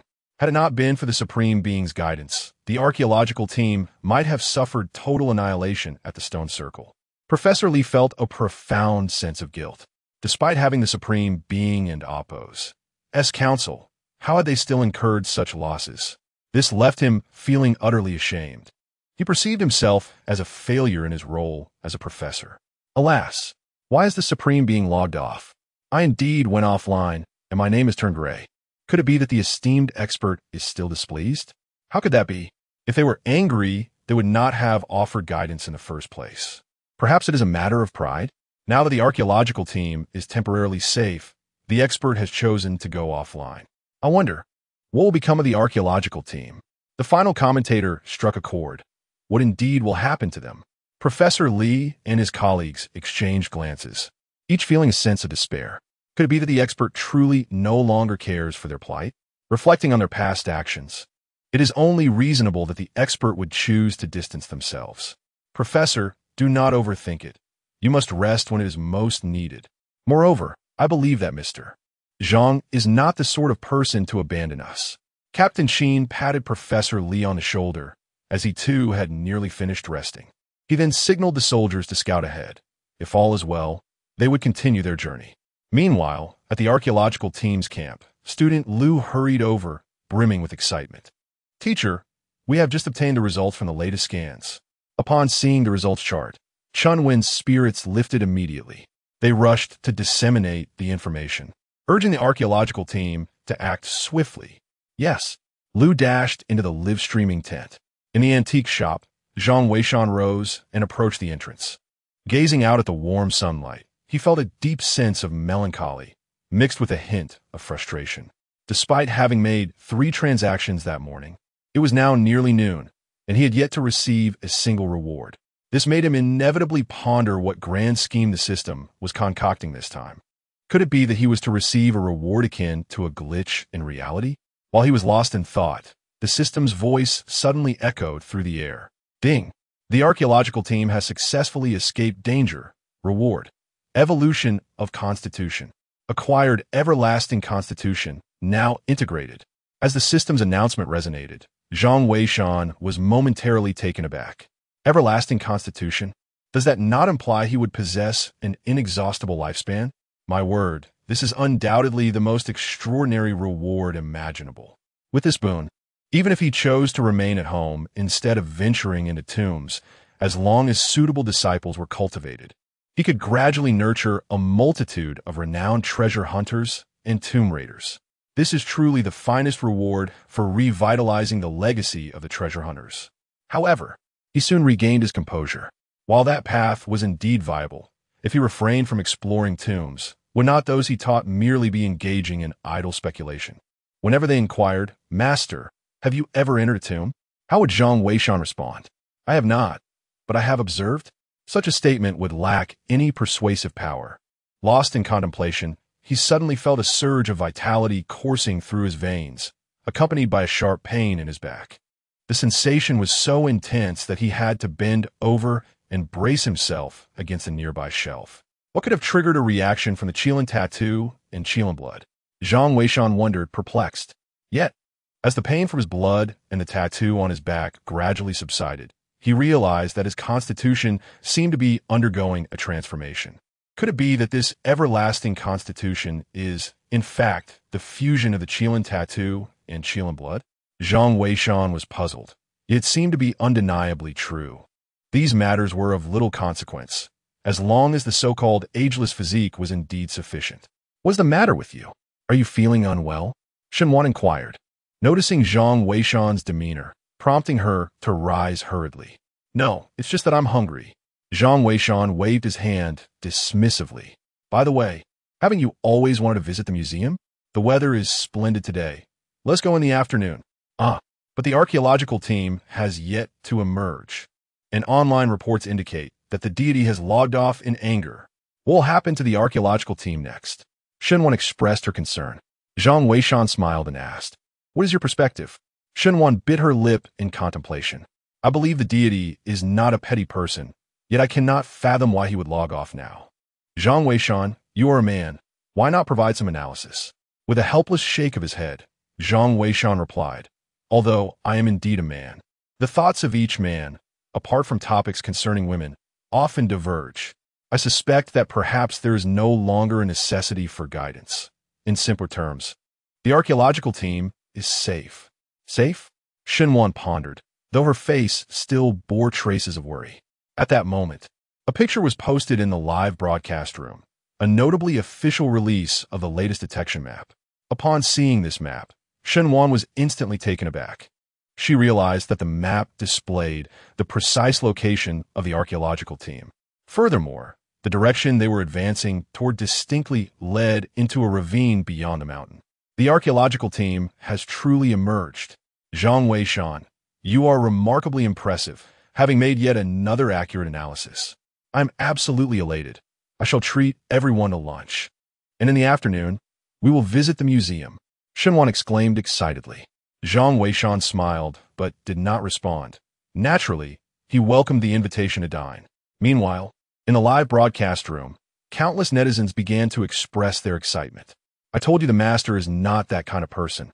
How could he abandon the archaeological team? The master is indeed extraordinary. He must have known the team was safe, which is why he logged off. The master is phenomenal, forever in my heart. I am genuinely in awe. I sincerely hope the authorities can locate the master as soon as possible. Yes, on behalf of countless women, I implore to meet the master. The live broadcast room buzzed with fervor. When Captain Sheen and the others saw these messages, they were overwhelmed with emotion, tears of joy streaming down their faces. After enduring so much, they were finally about to be free. Not a single member of the team complained of fatigue. Each one pressed on tirelessly. After an hour, they caught sight of a glimmer of light. The group rushed towards it in excitement, only to discover they had exited the cave and emerged into a mountain valley. Gazing up at the bright blue sky and the warm sun, many were moved to tears, weeping like children. Even Captain Sheen, a stalwart man of iron will, could not help but have tears welling in his eyes. Silently, he removed his helmet and turned to look back at the cave behind him. The other soldiers mirrored his actions. As Captain Sheen rendered a salute, all the soldiers donned solemn expressions, imbued with profound sorrow. They paid the highest tribute to those who sacrificed their lives in the pursuit of archaeology. The members of the archaeological team also rose, bowing their heads in silence, mourning for their comrades who would forever remain here. Chapter 64. The museum exhibit is all a facade. Thank you all for your support. Our archaeological live broadcast will be on hiatus for a while. However, the channel will continue to replay this thrilling journey. The live program will resume once the archaeological team has organized the artifacts. Here, Yin Yin would like to present a delightful surprise. The archaeological team has invited the nation's foremost ancient artifact appraisal expert, Professor Su Tian.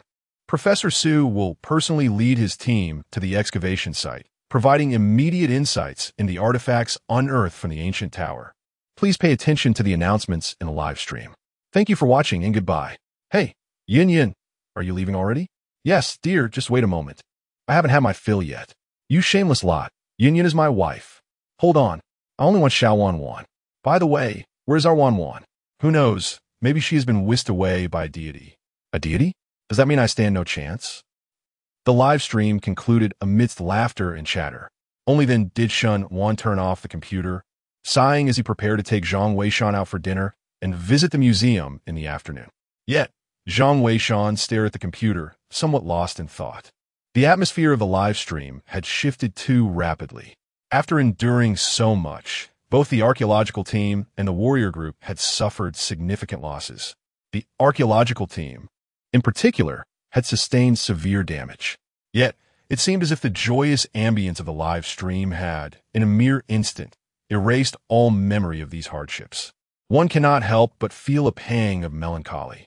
Although the mention of those who have sacrificed themselves evokes solemnity, the shift in atmosphere inevitably chills the hearts of those very individuals. This sentiment elucidates why Zhang Weishan is reluctant to hastily descend into the grave. Even though his popularity is currently soaring, revealing his identity might attract even greater scrutiny. Yet, what purpose would that serve? Would he rush to his demise? proclaiming before the end, "I am a descendant of the esteemed Fakyu Tianguan. We, the Fakyu Tianguan, hold great prowess, and I aspire to elevate this vocation." Such a notion is nothing short of absurd. Perhaps some may remember the term Fakyu Tianguan, but it is likely to fade from memory as swiftly as a fleeting meal. Thus, he understands that in order to truly honor the legacy of Fakyu Tianguan, he must ensure his own survival. Once life departs, all opportunities vanish. "What are you thinking?" Shenwan suddenly inquired. Zhang Weishan snapped back to reality, smiling and shaking his head, indicating that he was fine. "Do not dwell on it. Casualties are an inevitable aspect of archaeological expeditions." Shenwan, discerning Zhang Weishan's thoughts, continued, "I have heard from my teacher that whenever an archaeological team is formed, the members sign a life-and-death agreement. Such matters are commonplace for those in the field. This is precisely why my father has always been opposed to my working on-site in archaeology."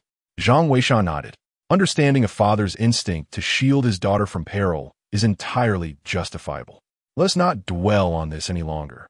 Let us proceed to lunch," Shenwan cheerfully suggested. Zhang Weishan nodded in agreement, and the two promptly departed from the antique shop.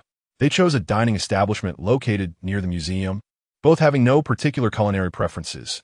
Anything palatable would suffice. During their meal, Shenwan inquired, "By the way, Zhang Weishan, when do you think we should visit the archaeological site? From what I gather, the professors are unlikely to consider excavating anytime soon.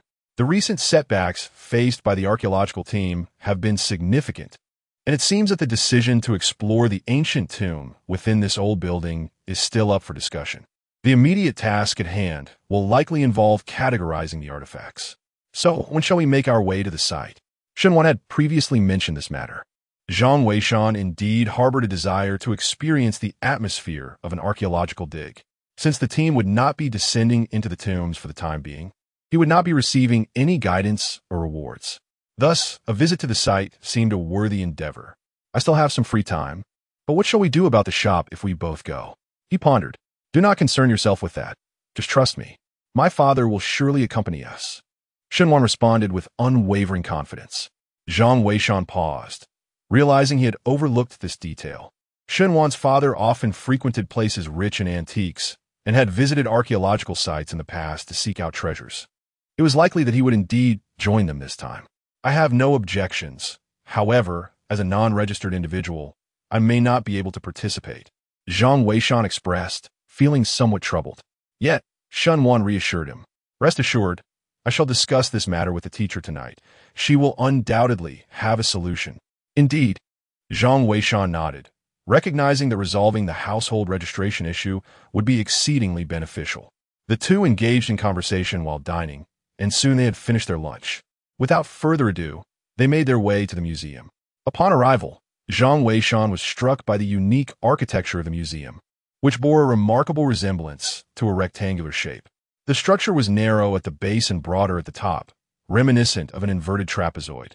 It is noteworthy that this design closely parallels that of a coffin found within ancient tombs, resembling an upside-down sarcophagus.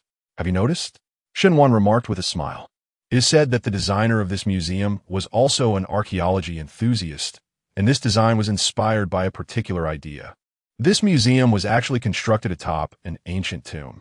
Initially, a tomb belonging to a lord of the Lu state was discovered here. Due to the abundance of relics and the potential damage that could arise from transporting large artifacts over long distances, coupled with the site's proximity to the city, the notion of building a museum on the original site emerged.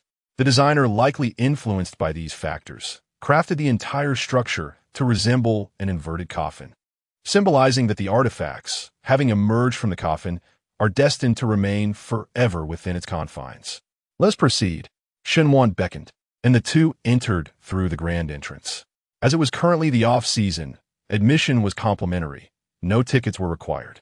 However, during peak holiday periods, a fee would be imposed.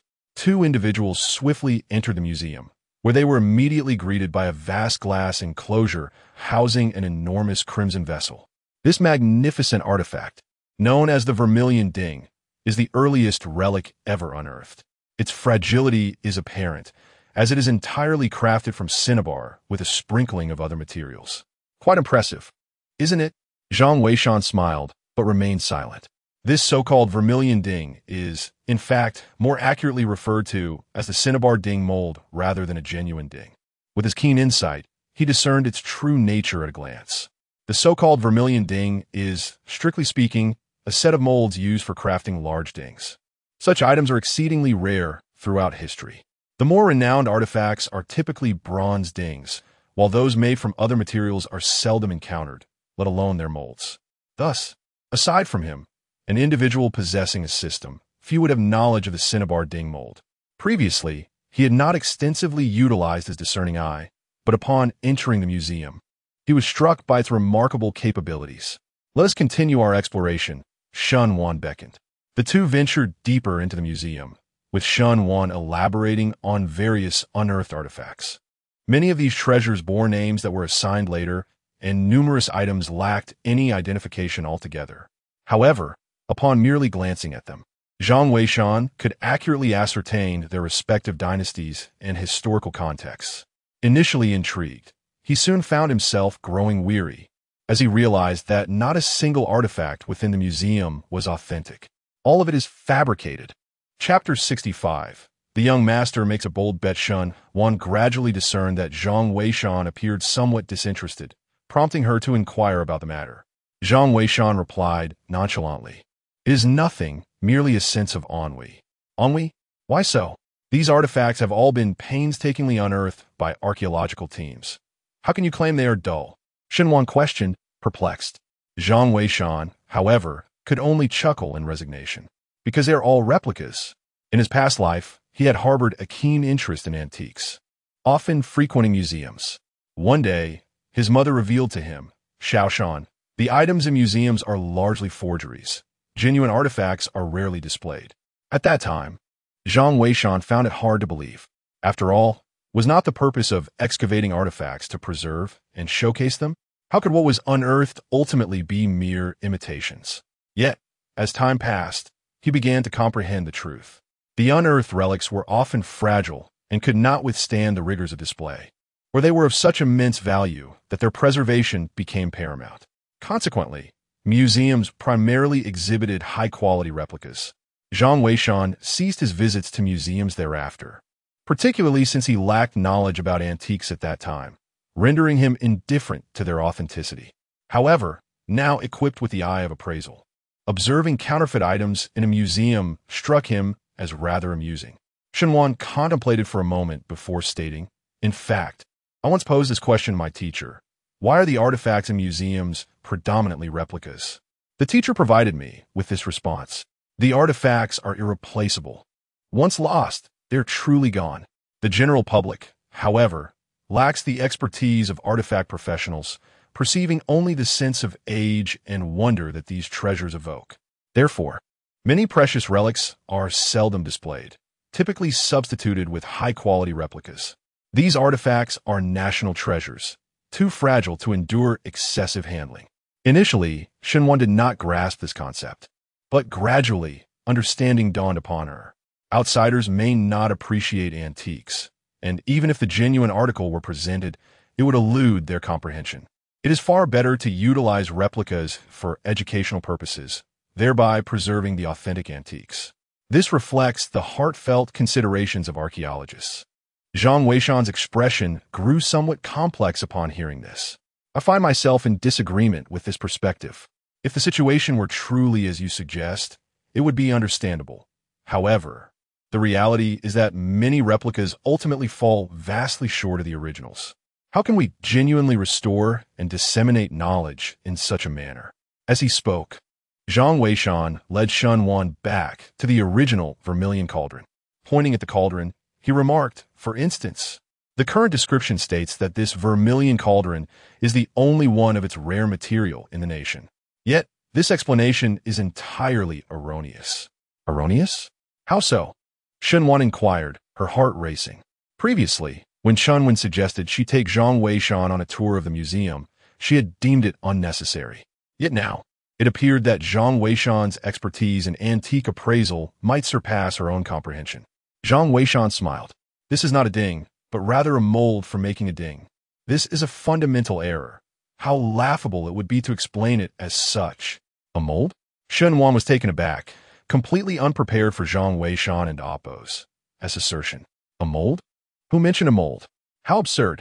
Shen Wan intended to inquire further, but at that moment, a scornful voice interrupted. Shen Wan and Zhang Weishan turned to see a young man, his hair slicked back with what appeared to be a copious amount of pomade. His haughty demeanor further irked the two. Our conversation is none of your concern. Shen Wan frowned. However, upon seeing Shen Wan, the young man's eyes widened in disbelief. You are Shen Wan.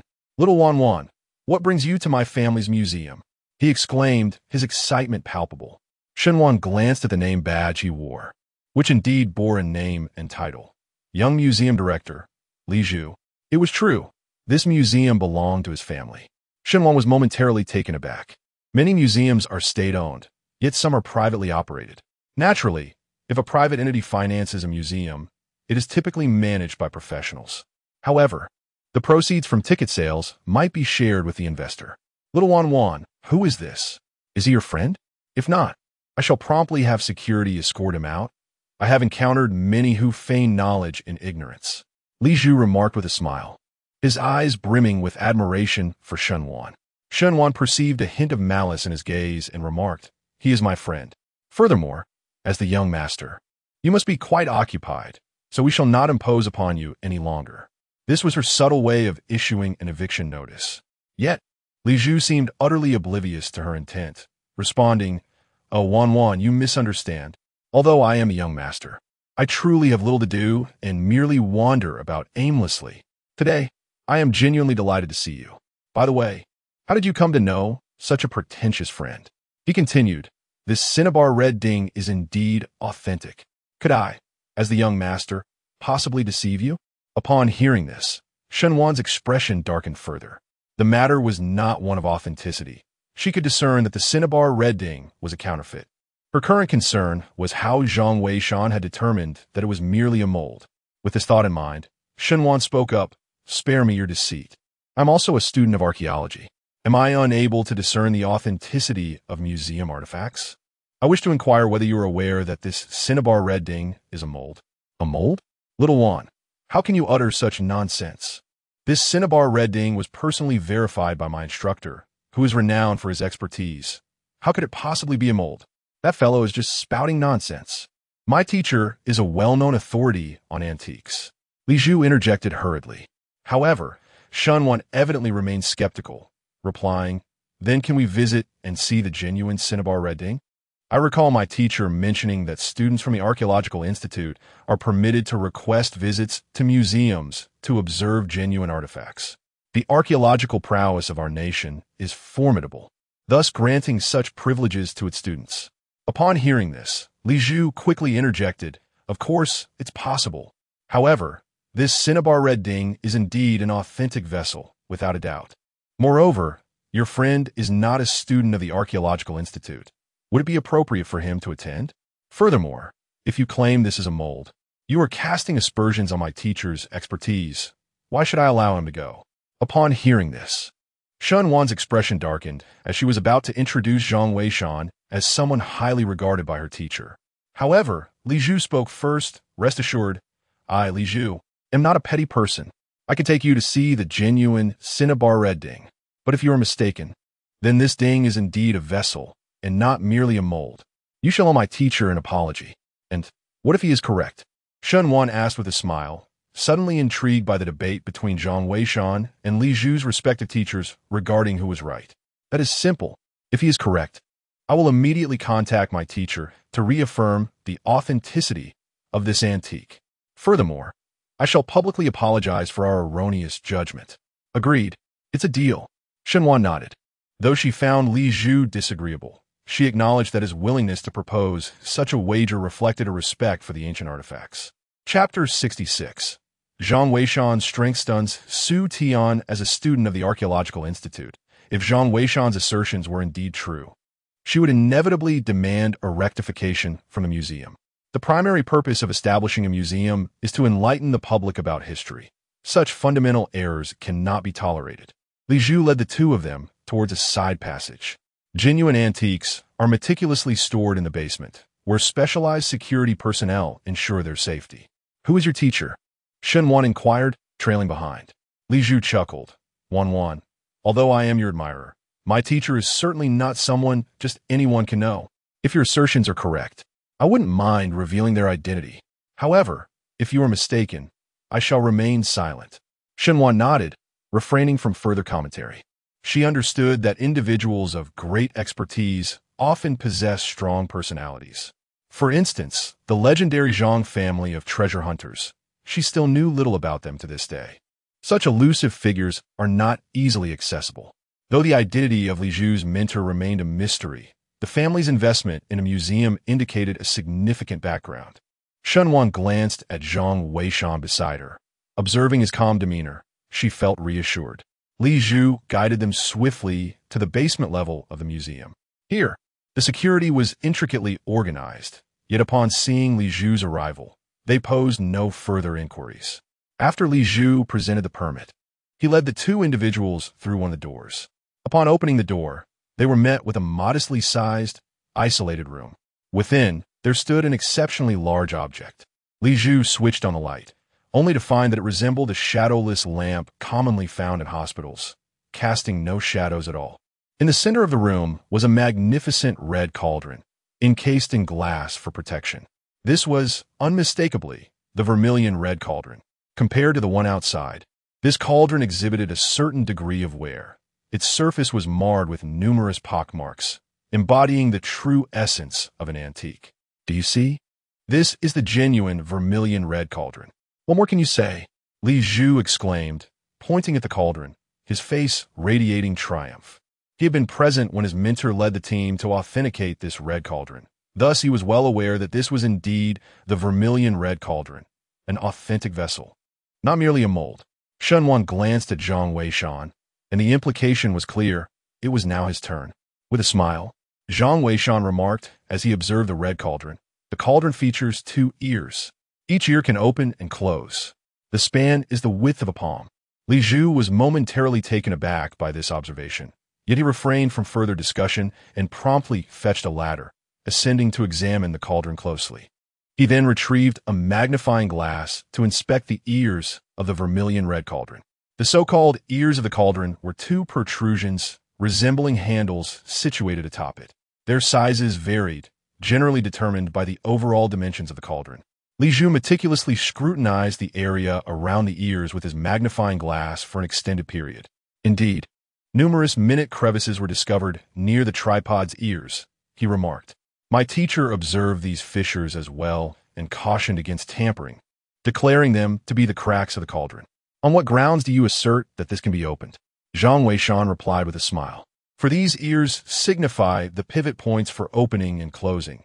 During the cauldron's casting, molten materials such as iron were poured in, and subsequently, the cinnabar cauldron would solidify them. Surely, you have not employed instruments to probe its interior? Yet, did you not notice the considerable weight of the cauldron when it was relocated? Li Zhu was taken aback. Indeed, ancient artifacts should not be examined with detection devices, as these instruments may damage the relics. However, during the excavation of this cinnabar red cauldron, its extraordinary heft was unmistakable. Who could have anticipated that there was another cauldron concealed within? The art of cauldron casting dates back to the Warring States period. Yet historical gaps render it challenging to ascertain whether ancient cauldrons were crafted in a single process or assembled from components. The discovery of this mold significantly supports this assertion. Your high-fidelity replicas fundamentally lack the mechanism of the cauldron's ears opening and closing, which constitutes a grave error. In truth, the genuine cauldron resides within the cinnabar red artifact, and after all these years since its excavation, the authentic relic remains undiscovered. Do you find this acceptable? Having uttered these words, Zhang Weishan ceased further discourse and turned to exit. Shen Wan was left utterly bewildered. Within the confines of the Ding, an event of monumental significance has unfolded, poised to shake the very foundations of the archaeological community. Li Zhu's countenance turned ashen, and he found himself at a loss for how to proceed. However, he quickly regained his composure and promptly retrieve his mobile phone to contact his mentor. The call connected swiftly, and a voice emerged from the device. Li Zhu, what is the matter? Professor, it's bad news. Just now, Shenwan arrived at the museum with someone, claiming that your appraisal of the vermilion ding was erroneous. Li Zhu hastily recounted the situation. The voice on the other end was taken aback and inquired urgently, what is the name of that young man? Li Zhu paused for a moment before responding. I believe he is called Zhang Weishan. Do you know him, Professor? Absurd. You do not know Zhang Weishan? He is the sensation sweeping across the internet. The professor in amp, Oppo's tone was grave. You must take his words seriously. I am about to board a flight. I will arrange for someone to investigate immediately. If this is indeed true, we must rectify it at once. It would be a disgrace for us as antique appraisers. Understood. Professor.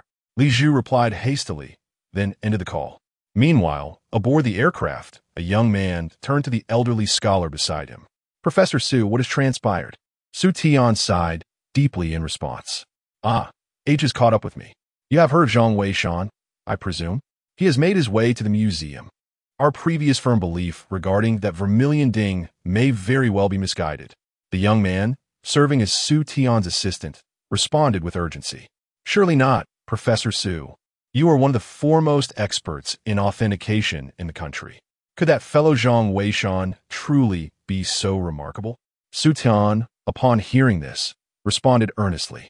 Recently, Zhang Weishan has garnered significant attention. I have even heard that Shenwan intends to pay him a visit. He must indeed possess considerable skill.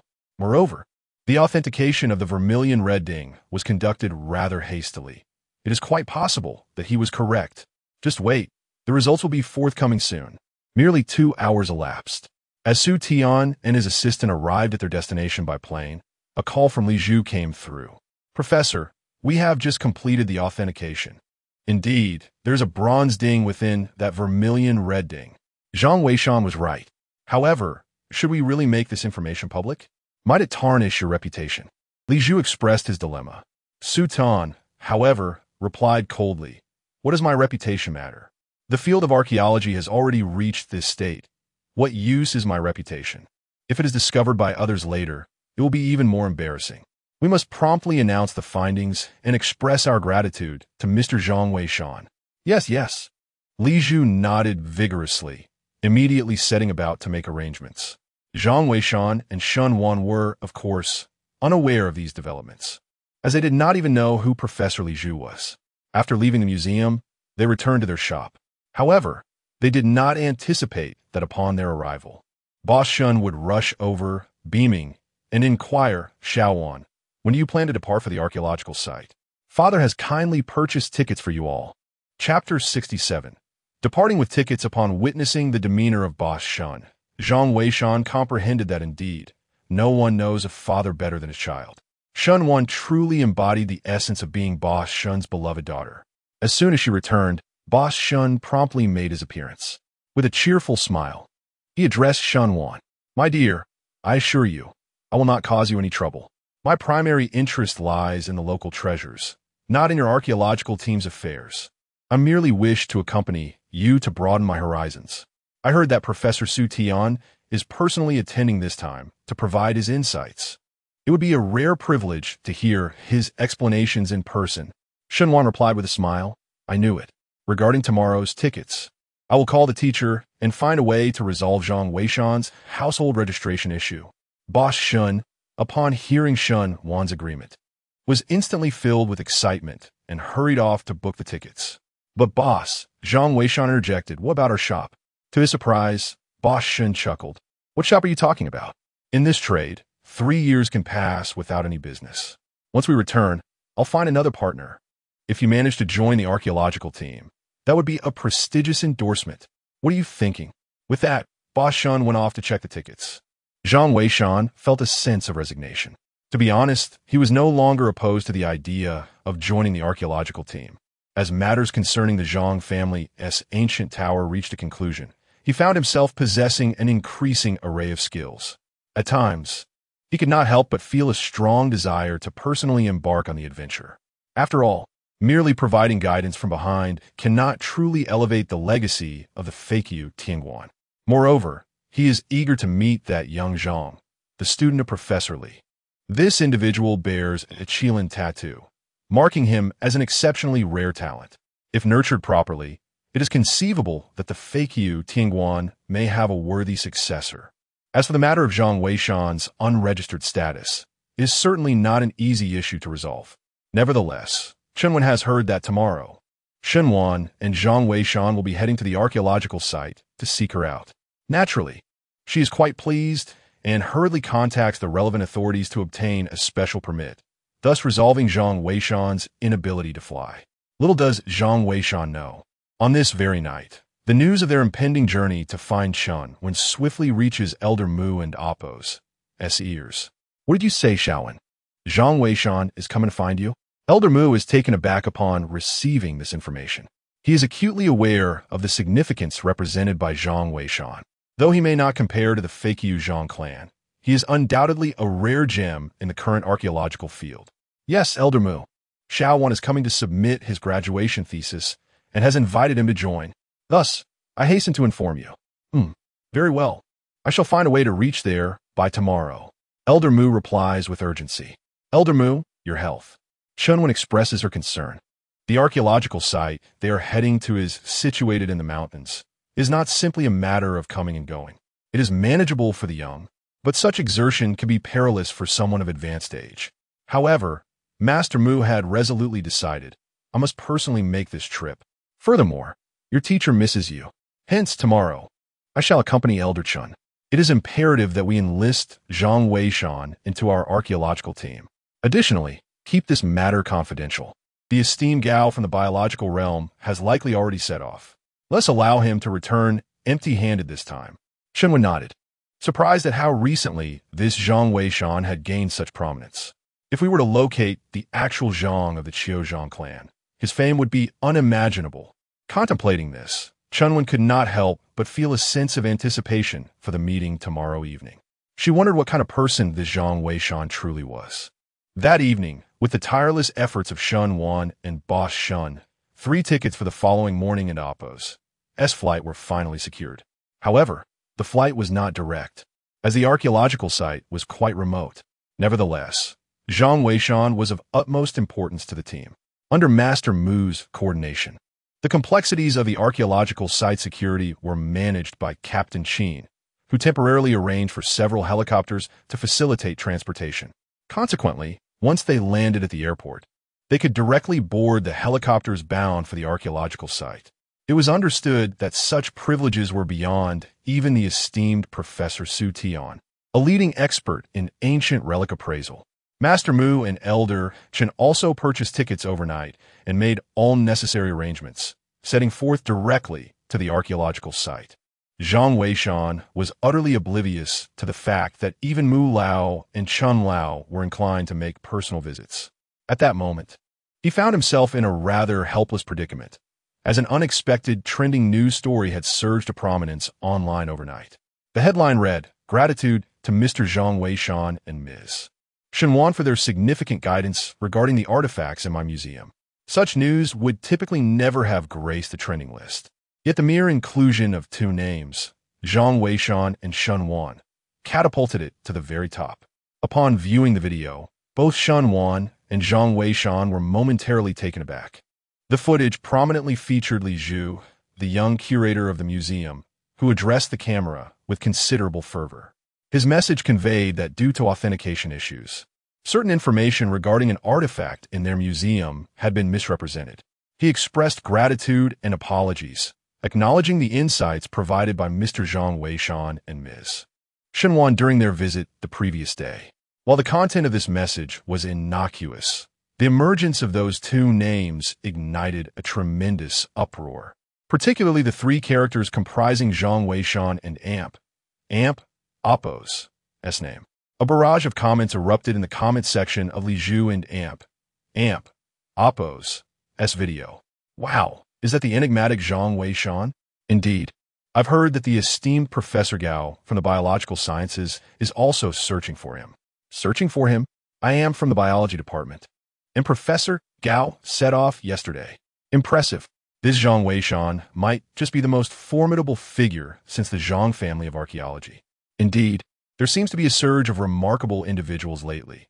My girlfriend even complains that I am too mediocre. Amidst the lively barrage of comments in the video, Shenwan and Amp, Oppo's delicate face flushed with embarrassment. It was an undeniable fact that Zhang Weishan was present alongside her, his demeanor remarkably composed, seemingly indifferent to the flurry of remarks. Suddenly, a frown creased Zhang Weishan's brow at the mention of Li Zhu. Shenwan, taken aback, quickly interjected, "Oh, he will undoubtedly attend." I researched last night and discovered that Li Zhu's family possesses substantial financial resources. They frequently provide funding and equipment to assist archaeological teams, but in return, they seek financial investments for projects such as museum construction. It's a mutually beneficial collaboration with the archaeological teams, ensuring their presence is often felt at excavation sites. Continuing, Shenwan added, "Moreover, I must inform you that I found out Professor Su Tian has connections with their family as well. It's quite possible that Li Zhu's mentor is Professor Su. He will also be at the site this time, and should we cross paths, it may lead to an awkward situation, so it would be wise to brace yourself." Chapter 68. The live broadcast reopened. Zhang Weishan was momentarily taken aback by the mention of Su Tian, but he quickly regained his composure. He was unfamiliar with Su Tian.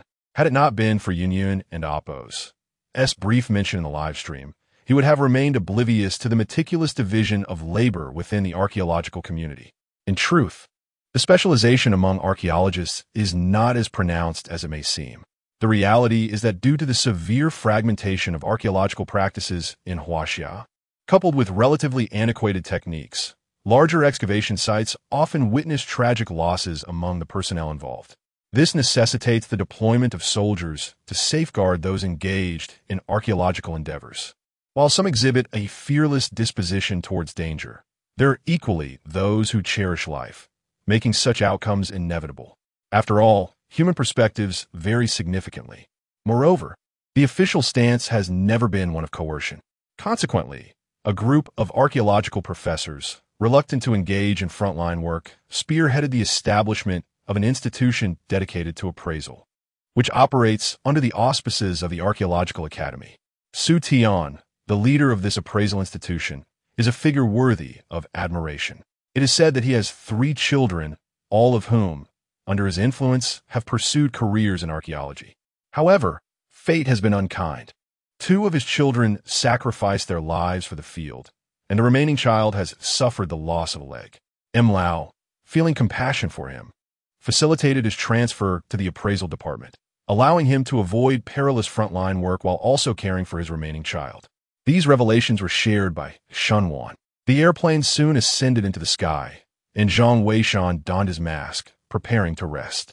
The journey ahead promised to be fraught with challenges.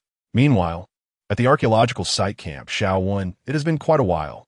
Su Tian, accompanied by his assistant, greeted Shenwan in the tent. Being a junior, Shenwan held Su Tian in high regard. "Su Lao, it troubles you to come in person. This archaeological team has unearthed a plethora of remarkable artifacts from the Zhongjia ancient tower. However, given your arduous journey, perhaps you should rest for a while." Although it was still early in the afternoon, Shenwan wanted to ensure Su Tian did not tire himself too much. Unexpectedly, Su Tian replied with a smile, "No need for that. I am used to hard work. However, before examining the artifacts, I wish to inquire about someone. What is the background of Mr. Zhang Weishan?" "Zhang Weishan? Su Lao, you know of him?" Shenwan was taken aback. Although Zhang Weishan had recently gained fame, she was aware that Su Tian typically showed interest only in antique appraisal and seldom watched television. For instance, he did not watch their archaeological live stream this time. He only came to the site to authenticate the relics. In his own words, to authenticate antiques, one must ensure their own impartial standpoint. While watching the live stream could provide some insights into the ancient tombs and help deduce the origins of the artifacts, it could also lead to preconceived notions and, at times, result in erroneous judgments. You are unaware? Just yesterday, your student Shenwan and Zhang Weishan visited the museum in Shihu City. They questioned the authenticity of the vermilion red ding that I authenticated years ago and gave me quite the lesson. I find myself quite intrigued by Zhang Weishan as well. Chunwen paused momentarily upon hearing this, pondering to herself that this indeed placed them in a rather tight spot. Zhang Weishan would be arriving shortly. Nevertheless, she was aware of Su Tian's character. He was not one to harbor grudges. Once Zhang Weishan arrived, the matter could no longer be concealed. It would be best to address it directly. Su Lao, it appears you truly have arrived. We have not had the pleasure of connecting with Mr. Zhang Weishan previously, but he is on his way, and I hope you too will have an engaging conversation. Oh, that sounds splendid. I shall wait for his arrival before I peruse the items, Su Tian responded with a smile. Chunwen, understanding the situation, did not press further. She arranged for someone to attend to Su Tian and the others before hastily stepping out of the tent.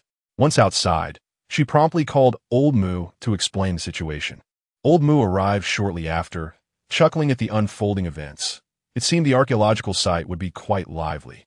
Old Mu, we had initially planned to live-stream Professor Su Tian's appraisal, but if Zhang Weishan arrives, would it be inappropriate to expose him? Chunwen inquired anxiously. Old Mu, however, responded with a laugh. Not at all.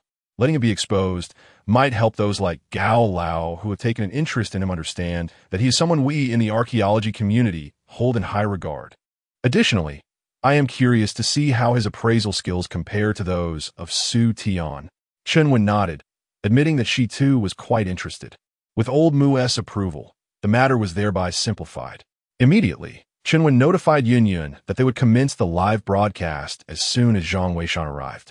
Around noon, Zhang Weishan and his companions disembarked from the helicopter arranged by Captain Qin. Almost simultaneously, the archaeological live stream was initiated. Why did it suddenly start? It's quite alarming. I just joined, and this person's luck is simply astonishing. Where is Yin, my dear? Come out and let your husband see you. Get lost. Yin is my wife.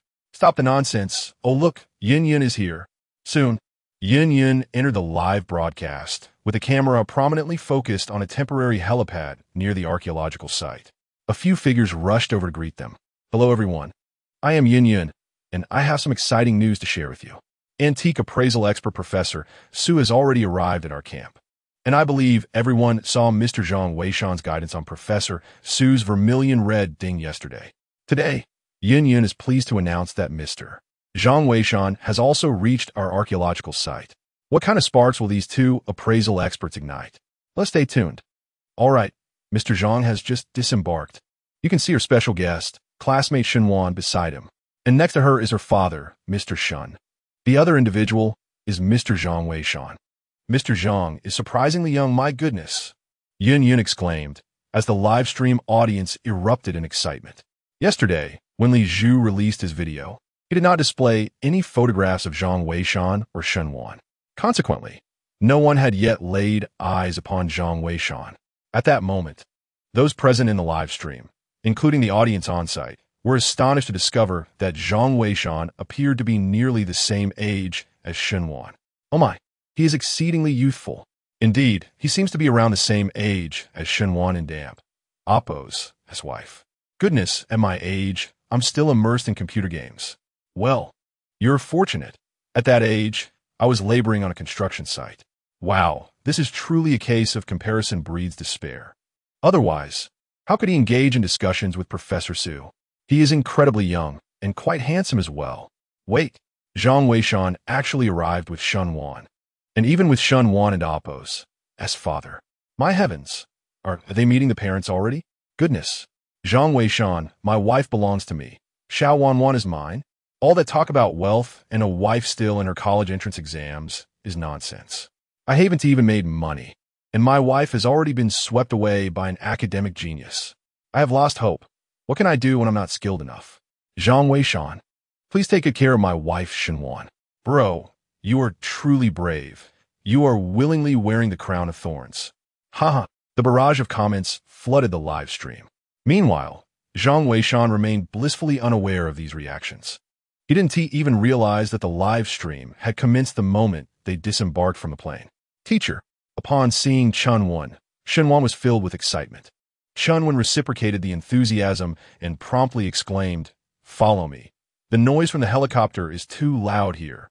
She then led the group to a nearby tent. Chapter 69. Su Tian seeks guidance from Zhang Weishan 10 minutes later. Within the confines of the tent, Chun Wen had completed her introduction. Zhang Weishan finally discerned that the other two individuals present were none other than Su Tian and his assistant, Xiao Wang. Mr. Zhang, Mu Lao and the others will arrive shortly. Professor Su is quite interested in you. Would you like to engage in conversation? Chun Wen suggested with a smile. She was in no rush to persuade Zhang Weishan, knowing that once Mu Lao and her mentor, Chun Lao, arrived, they would take the lead. At this moment, her words held little significance. The entire online community was eagerly anticipating what sparks might ignite between the enigmatic Zhang Weishan and the esteemed expert Su Tian. Zhang Weishan nodded without further comment. Meanwhile, Su Tian approached with a smile. Mr. Zhang, your insights from yesterday have left me humbled. May I inquire about your mentor? Su Tian asked, cupping his hands in respect. In the field of archaeology, age holds little weight. It is the merit that prevails. Zhang Weishan's ability to identify the vermilion red ding that had eluded even him commanded Su Tian's respect for the young man before him. However, Zhang Weishan remained silent. Observing Su Tian, Professor Su, you are mistaken. Zhang Weishan is an orphan without a mentor. Shen Wan interjected with a grin. He is entirely self-taught. Oh, self-taught? Impressive, Su Tian exclaimed, taken aback. In that case, I shall not dilly-dally. Mr. Zhang, I have come to assess the artifacts brought back by the archaeological team. Might you be interested in collaborating? To accompany remarkable individuals in the appraisal of antiquities is undoubtedly a splendid opportunity, one that Zhang Weishan would never decline. Others, too, were eager to witness the artifacts that the archaeological team had unearthed. Excellent. Team Leader Chun, please lead the way. Su Tian expressed his anticipation. Observing his enthusiasm, Chun Wen felt it inappropriate to refuse and thus guided the group to a tent designated for the storage of relics. Inside, there lay two substantial boxes, presumably containing the artifacts retrieved. Chun Wen signaled to the staff to open them, and indeed, the sight that met their eyes was a collection of artifacts still cloaked in dust, with no time yet afforded for cleaning. Su Tian's gaze widened with astonishment upon seeing the items, as he recognized many of them to be exceedingly rare. Meanwhile, Zhang Weishan furrowed his brow. For although the artifacts were undeniably invaluable, they lacked the crucial pieces he had anticipated. In his recollection, the Zhang family's ancient tower harbored a ghost seal and even a black gold ancient dagger. Yet, the dagger was missing, and the ghost seal had not been retrieved either. Was it possible that the ghost seal was lost as well? Zhang Weishan, having never ventured inside, remained unaware of the actual circumstances regarding the artifacts within. Nevertheless, the items that had been brought forth were indeed of significant worth. Professor, your item. At that moment, Xiao Wang approached discreetly from the side, handing Su Tian something surreptitiously. Su Tian nodded and then rose, smiling as he made his way toward Zhang Weishan. Mr. Zhang, I am unable to discern the significance of this item. May I seek your guidance? Upon hearing this, Zhang Weishan's lips curled into a subtle smile. While others may have been oblivious to Xiao Wang's earlier actions, he was certainly not. After enhancing his physical constitution, such whispered conversations were impossible to evade. Zhang Weishan beheld the object Su Tian had produced, a string of brownish-yellow beads. They bore a striking resemblance to the amber revered in ancient Tibetan Buddhist traditions. However, a mere glance was sufficient for him to recognize its dubious nature. Here it comes. That seems to be amber, right? What do you mean in Appos? Seems in Appos. It undoubtedly is. I am in the jewelry business, after all. How could I not know? Amber comes in various types, does it not? This piece in Professor Su's possession appears quite precious. Indeed, let us hear what Zhang Weishan has to say. At that moment, the audience and Appos, as attention shifted toward the unfolding discourse. Yet, to their astonishment, Zhang Weishan made a startling remark. Professor Su, are you attempting to test me? What do you mean by that? Su Tian inquired, feigning ignorance. By bringing your own bracelet to consult me, are you not probing my abilities? Zhang Weishan stated forthrightly. Su Tian, taken aback by the directness of his words, felt a moment of embarrassment, but soon regained his composure, chuckling impressive. Indeed, I wish to gauge Mr. Zhang and Amp. Appos has expertise. I apologize for any offense. The archaeological field is currently bereft of talent. I find myself in a difficult position, and I sincerely hope you do not take it to heart. Realizing his intentions had been laid bare, Su Tian no longer felt the need to conceal them. On the contrary, the young Wang beside him was quite perplexed and inquired, "Mr. Zhang, could you elucidate how you discern that? I intentionally used the dust on these antiques to create an aged appearance, yet you perceived it without even a touch." Shen Wan and the others also gazed at him, evidently baffled by his insight. Zhang Weishan, feeling helpless, was aware that he had actually deduced it audibly. However, he could not articulate such a notion. The luster of the bracelet was too radiant to be concealed by mere dust. Its polished sheen suggested that it had been handled within the past month. With just these two sentences, both young Wang and Su Tian nodded in understanding. Even Shen Wan and the others were taken aback, as they had not anticipated that such a simple refinement could reveal so much. Indeed, this exemplified the adage that amateurs observe the spectacle while experts discern the intricacies. I have learned a valuable lesson. My earlier assumptions were hasty. What is your perspective on these unearthed artifacts, Mr. Zhang? Su Tian asked. In response, Zhang Weishan shook his head. They are precious, yet not significant. The Zhang family and Appo's ancient structure should not be excavated. The contents within hold no value for the archaeological community. Let us cease this endeavor. Upon hearing this, everyone was astounded. Young Wang quickly interjected, "Mr. Zhang, you must be jesting. Your words are astonishing. The archaeological team has sacrificed so much, and you claim there is no need to excavate the Zhang family ancient structure?" Others echoed his confusion. Yet, only Chun Wen and Su Tian exchanged appreciative glances, particularly Chun Wen, who possessed the deepest understanding of the situation at hand. The room erupted in disbelief upon hearing Zhang Weishan's words. Goodness, does this fellow truly think so highly of himself? Even the esteemed master F.A. Qiu Zhang never spoke in such a manner. Indeed, after so many sacrifices, he simply refuses to relent? Nonsense. How can these artifacts lack significance for archaeology? Exactly. Could it be that this young man is merely a charlatan? I can't shake the feeling that he might be. I long for the wisdom of the master. If only he were here to expose this charlatan. Zhang Weishan, why do you say such things? Shen Wan inquired hastily. She understood that Zhang Weishan was not one to speak without purpose, and she knew he must have his reasons. Zhang Weishan merely smiled in silence. It was Su Tian, standing beside him, who interjected with a smile. Young Wang, do not act irrationally. Mr. Zhang perceives the situation more clearly than any of you. He gestured toward the two boxes of artifacts. These two boxes contain mostly trinkets and jewelry. Their value is undeniable. However, for the field of archaeology, they are indeed lacking in relevance. First, they are not from the tombs of nobility, thus lacking historical excavation significance. Second, there are no bamboo slips or ancient texts, rendering them devoid of archaeological importance. Third, the ancient tower is perilous, and sending someone down merely to retrieve these items is utterly futile. Mr. Zhang's insight is profound, and this is precisely my point. Everyone was taken aback, with only Chun Wen nodding in agreement.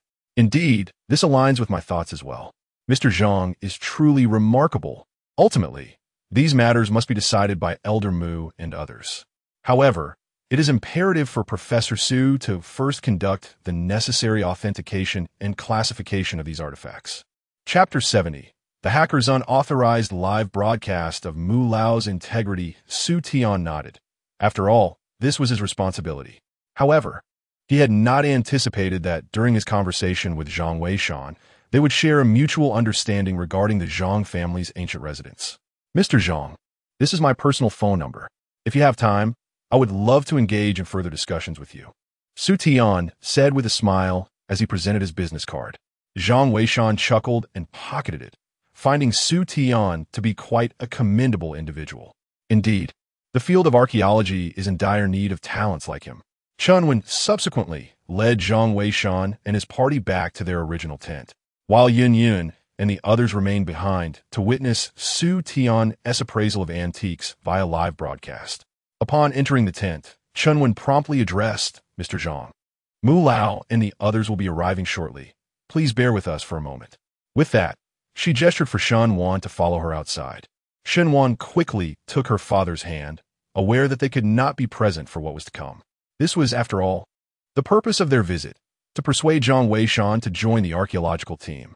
Yet, the outcome remained uncertain, as it seemed that Zhang Weishan had little enthusiasm for joining the expedition. Outside the tent, Chunwen whispered, Xiao Wan, please accompany your father to another tent to rest. Mu Lao and the others hold Zhang Weishan in high regard, and a serious discussion is likely to ensue. Understood, teacher. By the way, I have finished my thesis. When you have time, I would appreciate your feedback. Shen Wan replied. Chunwen nodded, and then proceeded to settle the two. Within the confines of the tent, Zhang Weishan surveyed his surroundings. He noted the multitude of surveillance cameras integrated into the base's Eye of Heaven system, even within the tent itself, likely installed to deter any potential theft of artifacts. However, at that moment, the camera appeared inactive, its light extinguished, suggesting it had been disabled. After a brief interval, the sound of hurried footsteps and anxious voices echoed from outside. How could we keep Mr. Zhang waiting? My sincerest apologies. Suddenly, 3 figures entered. Leading the group was the distinguished Mu Lao, accompanied by an elder who was presumably Chun Lao. Chunwen brought up the rear, and upon entering, she gestured for the guards at the entrance to prevent any interruptions. Mr. Zhang, these 2 gentlemen are Mu Lao and Chun Lao. Mu Lao, rest assured that the cameras are not activated here, allowing you to converse freely. I shall remain at the entrance and will be alerted should any matter arise. With that, Chunwen stepped outside, leaving only the 3 of them within the tent. Zhang Weishan regarded the 2 elderly gentlemen before him, feeling somewhat at a loss for words. Nevertheless, he remained silent. Mu Lao, visibly excited, stumbled over his words. Mr. Zhang, I am Mu Tianming, a scholar of archaeology. We have crossed paths before, albeit briefly. I have come here with the intention of inviting you to join our archaeology academy. As you are aware, our academy is in dire need of talents, such as yourself at this juncture. Please, feel free to express any conditions you may have. I assure you that I will fulfill your desires. Mr. Mu is truly sincere. However, Zhang Weishan harbors little interest in joining the Archaeological Institute. Mr. Mu, please refrain from further discussion. My enthusiasm for joining the Institute is non-existent. Zhang Weishan was forthright in his response. This candid reply left both Mr. Mu and Mr. Chen momentarily at a loss for words, and the atmosphere became palpably tense. Meanwhile, in a live broadcast room, viewers expressed their concerns. Why is the program solely showcasing steadfast artifacts? What about Zhang Weishan? Indeed, where is that enigmatic figure? It seems Mr. Mu is on his way, likely to engage in a private discussion with Zhang Weishan. What could there be to discuss? It's not state secrets. Precisely. Let us initiate a live broadcast. Isn't it tedious to watch artifact appraisals endlessly? Faced with the audience's demands, Yun Yun found herself at a loss. She could only instruct her staff to inform Chunwen, hoping to initiate a broadcast featuring Zhang Weishan. However, the response was unequivocal. Absolutely not, unless signaled by Mr. Mu. Their conversation must remain confidential. Unexpectedly, at that moment, another staff member responsible for the live streaming platform rushed out from a nearby tent. Team leader, we have a situation. Our system has been compromised by a hacker, and it appears to have originated from abroad, possibly from Maru. What? Chunwen's countenance darkened dramatically upon hearing this. Captain Sheen, upon receiving this alarming news, issued a swift command. All personnel, assume a state of heightened alert. Understood. Suddenly, all the warriors in the camp sprang into action, remaining vigilant of their surroundings. Chunwen had already dashed into the live streaming tent. However, the live streaming system had temporarily succumbed to dysfunction. The staff remarked that the opposition was approaching aggressively, and the live camera in Mu Lao and Appo's tent had been activated. Our experts can repel them within a minute at the latest. Chun, the team leader, suggested that one should inform Mu Lao and the others to take a break. Upon hearing this, Chunwen's eyes blazed with anger. The interruption in the archaeological technology of the Huaxia nation was directly linked to the heinous acts of the Maru nation in the past. In their bid to obstruct Huaxia's archaeological advancements, the Maru nation had indeed thrown all shame aside. Chunwen immediately rushed out, intending to notify Mu Lao. However, upon entering the tent, she found that Mu Lao and the other two were silent. Thus, she could only approach them quietly and relay the situation. Yet, how could her whisper escape the keen ears of Zhang Weishan? He heard everything with crystal clarity. Simultaneously, he noticed that the nearby camera had indeed turned red, evidently in an active state. Meanwhile, in the live streaming room, countless netizens were utterly bewildered. My goodness, the heavens have manifested. Why did the live stream suddenly activate? It seems the production team is always responsive. Oh, why is Team Leaderchin here too? What are they whispering about? I don't know, but why is there no sound? Just wait and see. The netizens in the live stream remained oblivious to the unfolding events. Meanwhile, Zhang Weishan's brow gradually furrowed in concern. He was also aware of the long-standing grievances between the Huaxia nation and the Maru country. However, he never anticipated that Maru would be so devious, even seeking to eavesdrop on the conversation he had with Elder Mu. This only fueled Zhang Weishan's indignation. Yet, how would Elder Mu choose to respond in that moment? Zhang Weishan was eager to witness the outcome. Chunwen swiftly recounted the situation, only for Elder Mu to suddenly slam his hand on the table and declare in a stern voice, "How can these petty miscreants intimidate us? So what if Maru's hackers forcibly breached our live stream? Let them watch if they wish. Is there a time when the archaeological field of Huaxia has sunk lower than now? As a vast nation, why should we fear a mere speck of land in Opos? As blockade? I firmly believe that the resurgence of Huaxia's archaeological community is an inevitable trend. Only a nation devoid of ancient civilization would resort to such underhanded tactics. Let them watch the live stream. I hold no fear, nor does Huaxia." Elder Mu and Amp. Oppo's words resonated with a powerful conviction, far removed from the demeanor typically associated with someone of advanced age, particularly the assertion that they should be allowed to watch. Such fortitude was remarkable. Chunwen was momentarily taken aback, but quickly regained her composure. With a solemn expression, she affirmed, "Yes," and exited the tent. No sooner had she stepped outside than a staff member approached, reporting that the system had been restored. The hacker's location had been traced, and a counterattack was underway. Should the live stream be terminated? Chunwen resolutely replied, "No need. Master Mu is indeed correct. If they wish to see, let them behold." The rise of archaeology in the land of Huaxia cannot be hindered by mere prying eyes. Chapter 71, Identity Exposed. Zhang Weishan emerges from the Zhang clan of Feiqiu.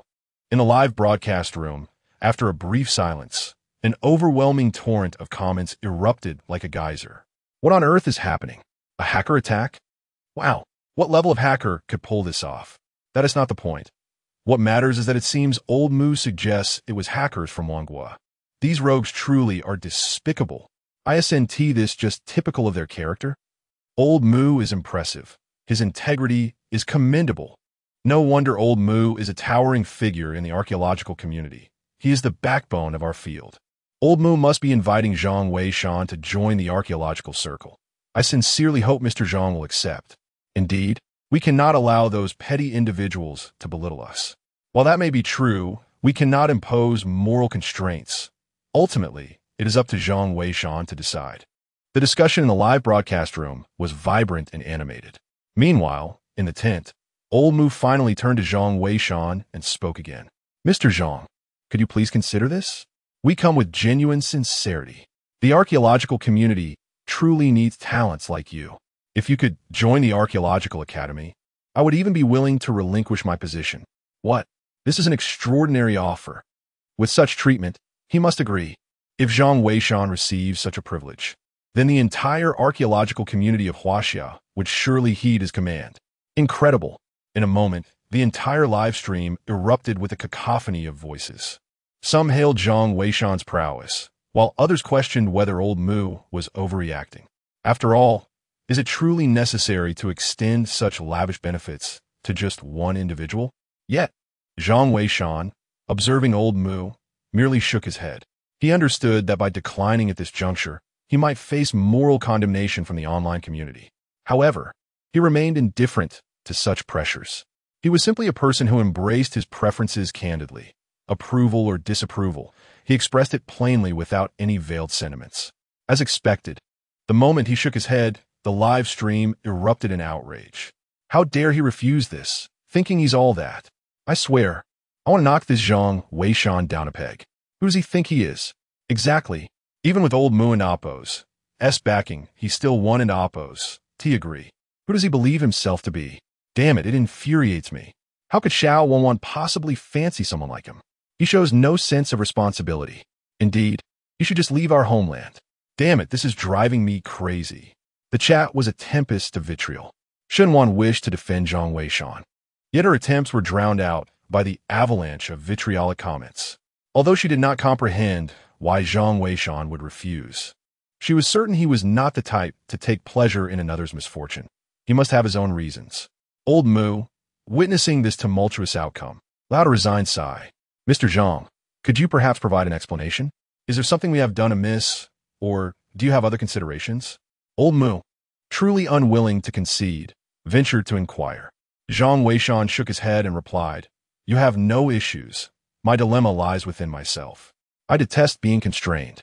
While I can forego joining the Archaeological Institute, should you encounter any difficulties in the future, feel free to reach out to me." Upon hearing this, both Elder Mu and Elder Chun were momentarily taken aback. Although Zhang Weishan had declined the invitation to the Archaeological Institute, he had not refused to assist their archaeological endeavors. In essence, this was no different from joining the Institute. He simply remained outside the formal structure. Elder Mu found this acceptable. Elder Chun, filled with excitement, exclaimed, "This is wonderful." Elder Mu, equally thrilled, nodded vigorously, "Excellent. We shall heed your words, sir. This is truly splendid. We are immensely grateful to you." Simultaneously, the tone in the live stream chat shifted dramatically. "Wow, so this is what Zhang Weishan meant. My apologies for the misunderstanding, brother. I knew it. Any patriotic son of the Han Nation would never refuse to aid in the country's development. Well done, Zhang Weishan. I always believed Zhang Weishan wouldn't act that way. Those keyboard warriors were so quick to criticize him. Exactly. His level of understanding far surpasses yours. He is supporting the archaeological community without seeking any financial compensation. Such a grand vision. Hey, don't flatter yourself. Just a moment ago, you were the loudest." The conversation in the live stream chat shifted more rapidly than a woman's change of heart. Elder Mu and Elder Chun were both profoundly moved, even though they had not invited Zhang Weishan to join the Archaeological Institute. At the very least, a response had been received from the other party, expressing a willingness to assist the Archaeological Institute, which was sufficient. Mr. Mu rose to convey his gratitude. However, at that moment, a cacophony erupted outside the tent. Observing this, Mr. Chin quickly stood to investigate. Mr. Mu hastily remarked, with Mr. Zhang's assurance, "I am at ease. It is nearly mealtime. Shall we proceed to dine? Gentlemen?" Mr. Zhang Weishan, indeed feeling famished, did not decline the invitation. The three men rose and departed the tent, with Mr. Mu trailing behind, when suddenly his phone rang. Mr. Zhang Weishan, standing at the tent's entrance, was taken aback to see that two excavators had arrived outside, accompanied by trucks transporting coils of steel. As if preparations for construction were underway, a sense of bewilderment washed over him. Ms. Chinwen was there, overseeing the operations. Meanwhile, the sound of Mr. Mu speaking on the phone resonated within the tent. "Hello, Mr. Mu. We have made a new discovery. Zhang Weishan might be the descendant of the famed Fake-You Zhang clan. What is happening? Please elaborate." Mr. Mu promptly explained, "The situation is as follows. Previously, we had only traced both Zhang Weishan and the Fake-You Zhang clan to Shihu City, and both were undocumented, leaving us with no leads. However, there exists a distinction within the undocumented. Zhang Weishan is indeed a person, albeit without registered household information, while the Fake-You Zhang clan remains entirely elusive. Hence, we were unable to ascertain whether they were one and the same. Yet, we have recently conceived a method. We compare the times when Fake-You Zhang and Zhang Weishan appeared in live broadcasts, along with Zhang Weishan's activity trajectory in Shihu City. It has come to our attention that whenever the renowned Zhang of the Fakyu lineage is online, Zhang Weishan is invariably present in his shop. Conversely, during the periods when Zhang of the Fakyu lineage is offline, Zhang Weishan is often occupied with various external matters. Admittedly, there have been a couple of instances where Zhang Weishan was outside while the Fakyu Zhang was online, yet remained silent. We suspect he might have been utilizing his mobile device to access the live stream, keeping an eye on the archaeological team's endeavors. Although these pieces of evidence may not provide direct proof, they certainly suggest a probability of around 70 to 80%. Upon hearing this, Old Mu's heart raced with excitement. He quickly lifted his gaze to meet Zhang Weishan's, only to find that Zhang Weishan was also looking back at him. A knowing smile graced Zhang Weishan's lips, imbued with significance, as if he had indeed overheard the conversation on the phone. The truth is, he had. I understand now. This matter must remain confidential, a top secret within our archaeological institute. You need not pursue this any further. I have grasped the situation. Upon witnessing Zhang Weishan's smile, Old Mu realized that the individual before him was undoubtedly the great Zhang of the Fakyu lineage. Given that he wished to conceal his identity, it was clear that he would not be foolish enough to divulge such information. That would be the act of a simpleton. At this moment, Zhang Weishan felt a sense of resignation. He had not anticipated that his movements would inadvertently reveal his identity. However, this was of little consequence. He had never intended to maintain this guise indefinitely. He simply preferred not to draw attention to himself. After all, it would be rather absurd for him to announce, "I am Zhang of the Fakyu lineage. Behold my presence." It is inconsequential. Now that Mr. Mu is aware, it is quite beneficial, at least many times when offering advice. With Mr. Mu presiding, the field of archaeology will be more inclined to heed such counsel. Chapter 72. The archaeological situation is grim. Li Zhu must enter the tomb. All right, everyone. Today's live broadcast comes to a temporary halt. Shortly, we shall present even more captivating content, the host Yun Yun announced. Thank you for watching. I am Yun Yun, and I shall see you shortly. As her voice faded, the live stream ended momentarily. Nevertheless, the audience lingered, deeply engrossed in discussions regarding the recent hacker attack. At that moment, Shun Wan sat within the tent, absorbed in the broadcast, yet an unsettling feeling gnawed at her. Just then, Zhang Weishan entered, exclaiming, "Come on, Team Leader Chun has invited us to lunch." Shun Wan nodded in agreement and promptly exited alongside Boss Shun. However, her unease persisted, prompting her to inquire during their meal, "Zhang Weishan, don't you find it peculiar? My computer was infected last time, and now hackers have directly targeted the live streaming platform. Could it be that my previous computer issues were also the work of those hackers?" Zhang Weishan paused, contemplating her words. That seems unlikely. If it truly were the hackers, it would be beyond the capabilities of a mere computer repair shop owner. Nevertheless, we cannot entirely dismiss that possibility. After all, Marikoku is intensely focused on our archaeological endeavors in Huaxia. They might indeed have plans targeting students from your archaeology institute. Shun Wan nodded, finding merit in Zhang Weishan's reasoning. Although she could not definitively ascertain whether her computer troubles were linked to those hackers, she could not shake the suspicion that the virus-laden software might very well have been crafted by them. Through this incident, Zhang Weishan has come to the realization that the state of archaeology in the Huaxia nation is indeed rather bleak. The chasm in archaeological technology is quite pronounced, compounded by the relentless pursuit and obstruction from foreign institutions. It is no wonder that over the years, the pool of talent in the field of archaeology has remained so meager. It is likely that a significant number have been lured away by foreign entities. After a meal, seizing the opportunity presented by the fresh mountain air and the pleasant sunlight, Zhang Weishan decided to survey the surroundings. Having acquired a variety of skills, he had long awaited an opportunity to apply them, and now that he had finally arrived at an archaeological site, it was only natural to practice. Not to mention, the intricate feng shui patterns contained within the yin-yang diagram could certainly be tested one by one. It is said that ancient grand tombs were typically constructed in locations with exceptional water-dividing configurations. The yin-yang diagram not only encompasses the principles of feng shui, but also includes the secrets of dragon searching. Thus, it would be advantageous to employ the dragon searching technique to examine the topography of the mountains and rivers here, allowing him to become more familiar with these abilities. Shunwan has also gathered information regarding the archaeological teams. The recent expedition to the Zhang family ancient tower resulted in significant losses for the team, and there are currently no plans to continue exploring. This aligns closely with what Zhang Weishan had previously mentioned. Although the Zhang family ancient tower is stunning and perilous, its significance in terms of archaeology is rather limited. Rather than risking further peril, it would be wiser to conserve their strength in order to unearth tombs of substantial historical value, such as those belonging to nobles or remnants of ancient states. The excavation of these ancient tombs often brings forth significant historical and archaeological value. Mr. Shun expressed a desire to venture up the mountain, for it is known that most of the items in the village were collected from the earth or the mountains. Given the confirmed presence of ancient tombs in this area, the prospect of uncovering more on the mountain would render their journey worthwhile. As the three emerged from their tent, they observed a gathering of people encircling the edge of the campsite. To their astonishment, 2 large trucks appeared to be preparing for departure.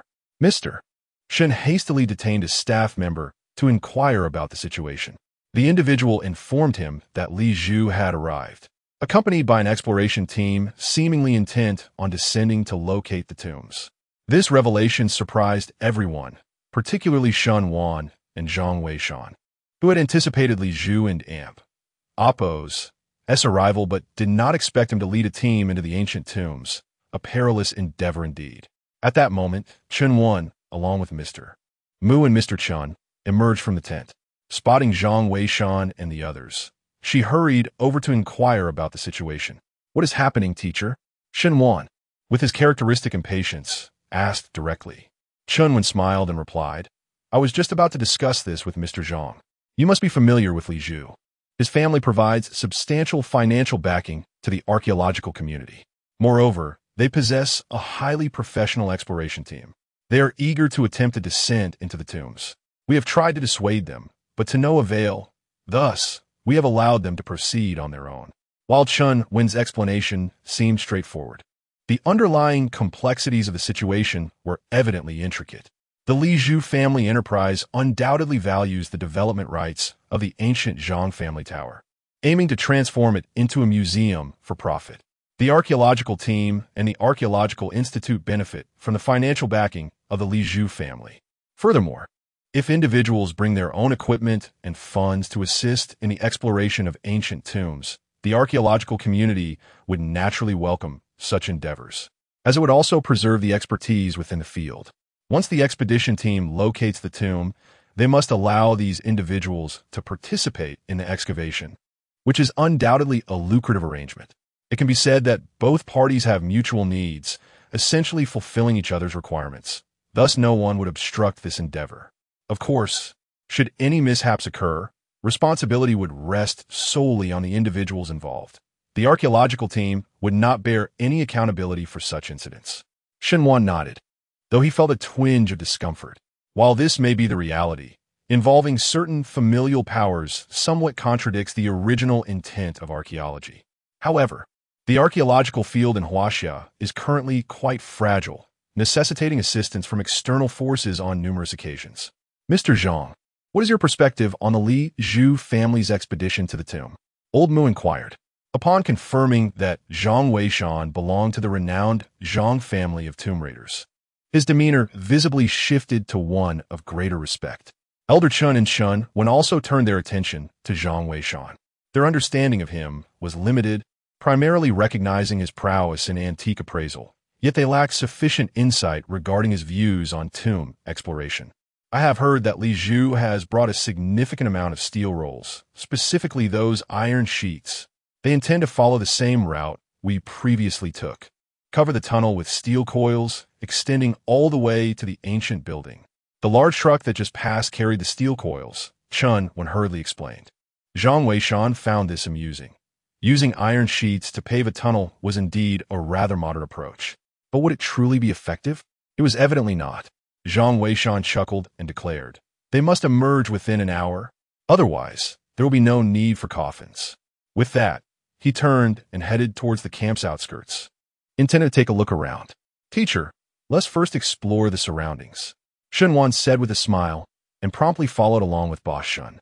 Old Shun, what are your thoughts? Old Mu inquired, glancing at the elder Chen beside him. After a moment of contemplation, Elder Chen replied, could it be that Mr. Zhang has overstated the situation? With iron sheets and coils, what danger could possibly remain insurmountable? Old Mu, upon hearing this, chuckled while stroking his beard and looked towards Shunwan. According to Mr. Zhang's suggestion, inform Li Zhu and the others. Whether they heed it will be their own decision. Old Chen, let us go. I wish to share a matter over a drink. Oh, it seems to be something good. Old Mu, it has been ages since you last indulged. Elder Chen responded with a grin. Old Mu was also in high spirits and replied, indeed. Today, we must celebrate with a drink. As they spoke, the two men made their way towards the tent. Chen Wen, feeling helpless, could only proceed to inform Li Zhu. Chapter 73. Mr. Mu's decision on the Warring States tomb plan. I never anticipated the intricate relationship between the archaeological community and these prominent families. I must have been too naive.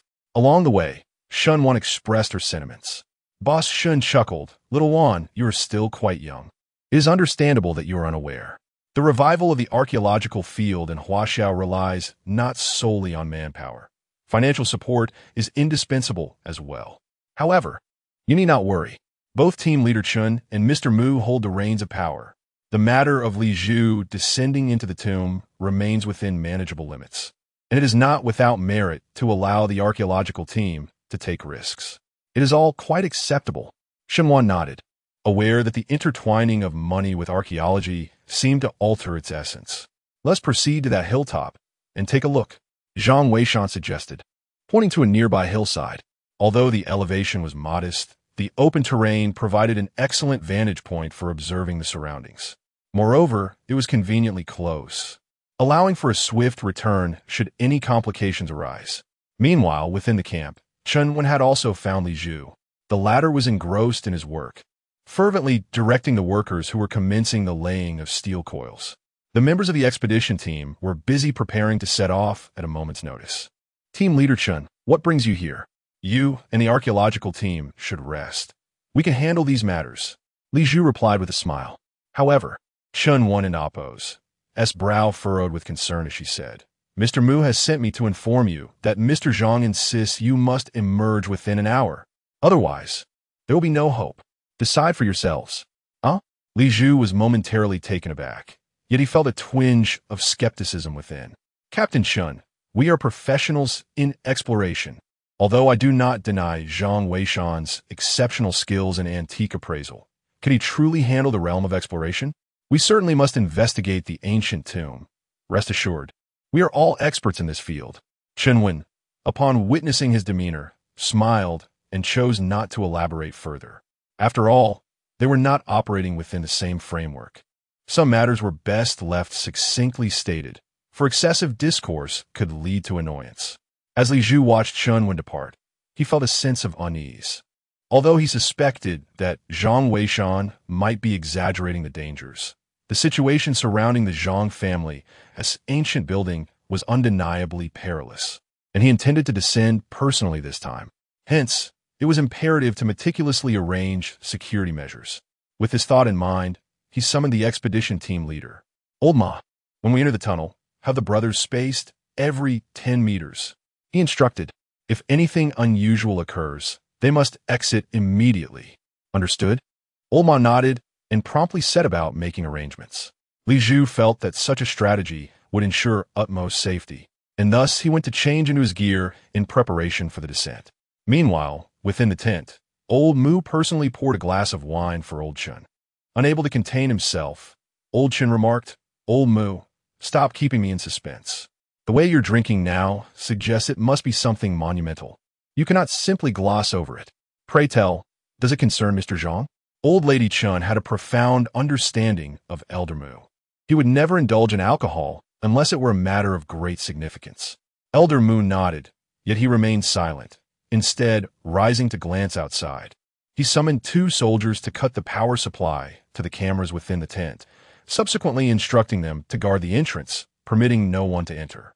With the power disabled, even the most adept hackers would find it impossible to activate the cameras.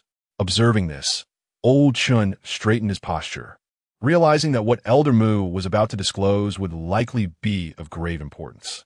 Indeed, Elder Mu lifted his glass and took a sip, his first words being, "Mr. Zhang Weishan must not be allowed to leave with Gao. He is exclusively one of our archaeological community. Furthermore, I wish to invite him to lead our Warring States tomb project." "What?" Old Chun was taken aback. "Are you jesting? Mr. Zhang possesses remarkable skills in antique appraisal, but that does not equate to proficiency in tomb excavation. To assign such a talent as a leader for such perilous endeavors would be a disservice to him." Old Chin's agitation was palpable. Yet, Elder Mu raised his hand, urging him to remain calm. "Do not be hasty. Who informed you that he is solely adept in antique appraisal? You heard his insights regarding Li Zhu and the others. This indicates he is certainly aware of certain conditions surrounding the Zhang family's ancient building. And so what? Li Zhu and his companions have yet to descend. Who can ascertain the veracity of his claims? While I too have confidence in him, the Warring States Tomb Project is the utmost secret of our archaeological institute. Even Chun, one lacks the qualifications to serve as the team leader. It may not be appropriate to assign him that role. Elder Chen still harbors reservations. The Warring States Tomb Project has been under preparation for the past year, and its implications are immense, potentially revitalizing the entire field of archaeology. Elder Chun is convinced that if the Warring States Tomb Project can be executed successfully, it will undoubtedly become a monumental discovery that astonishes both domestic and international audiences. The enthusiasm for archaeology in the Huaxiao Nation would reach unprecedented heights, and perhaps this momentum could lead to a qualitative leap in the nation and Oppo's archaeological endeavors. Therefore, it is imperative that the Warring States Tomb Project encounters no errors. Our initial resolution stands. Individuals may perish, but once the Warring States Tomb Project commences, it must not be halted. Elder Mu chuckled, acknowledging the importance of the Warring States Tomb Project, as if to say, "Am I unaware?" However, allow me to finish my thought. My choice of Zhang Weishan as the team leader is well-founded. Let me ask you, would you have any objections if I were to invite the FHO Zhang clan to lead the Warring States Tomb Project? Naturally not. We all recognize Mr. FHO Zhang's formidable abilities, and I too wish to recommend him. Yet this individual is elusive, rarely seen. Before Elder Chun could finish his sentence, a sudden realization struck him. His eyes widened in astonishment as he gazed at Elder Mu. "Are you implying that Zhang Weishan is FHO Zhang?" Elder Mu remained silent, merely nodding in affirmation. Elder Chun quickly covered his mouth, seemingly fearful of being overheard. "Old Mu, this is no time for jest. This matter involves significant implications. Do you truly believe I am jesting?" Old Mu chuckled, simultaneously gesturing for Old Chun to take a sip of his drink to steady his nerves. Both men savored their beverages, and only then did Old Mu divulge the contents of the earlier phone call to Old Chun. Although certainty eludes us at this moment, based on the gathered information and Mr. Zhang's previous gaze, I can assert with conviction that he is indeed a descendant of the famed Fakyu Zhang clan. Moreover, we now possess an opportunity to validate this assertion. As he spoke, Old Mu retrieved his mobile phone and sent a message to Chun Wan. I have already informed Chun Wan to initiate a live broadcast, showcasing the situation of Li Zhu and his companions as they delve below. Firstly, if Li Zhu and his team encounter no issues after an hour, it would simply indicate my waning eyesight. However, should a predicament arise within that hour, the prowess of Mr. Zhang requires no further elaboration. Furthermore, we shall observe, for Mr. Zhang is currently absent from a base. He has the chance to log in and post comments. Should he log in and post, the nearby devices will capture the signal's origin. We can then confirm his identity as a member of the Fakyu Zhang clan. Once this is established, do you believe there will be any objection to my invitation for him to lead the Warring States Tomb Project? Old Chun, taken aback by the revelation, quickly inquired. Old Mu, do you not think this course of action may be ill-advised? If Mr. Zhang were to discover this, he might become incensed. Chapter 74. Ambitious aspirations before the tomb. Upon hearing this, Old Mu chuckled, that will not be the case. Mr. Zhang is aware of our investigation, yet he has never concealed anything. Therefore, I surmise that Mr. Zhang simply prefers to remain low-key, and our intentions are not to delve deeply into his past. As long as we ascertain his identity, that suffices. Moreover, this matter of identity should remain known only to you, me, and at most, old Sunday. No one else should be privy to this information. This is what Mr. Zhang cares about. With a sigh, old Mu continued, at present, we are akin to an ant beside a giant, yearning to glimpse the giant's visage. If our hearts are sincere, the giant may not reveal himself to us. Yet he would not harm us, for we are too insignificant. On the mountainside, Boss Shun searched fervently, hoping to uncover some ancient artifacts. However, the prospect was dim, as it resembled the futile endeavor of finding a needle in a haystack.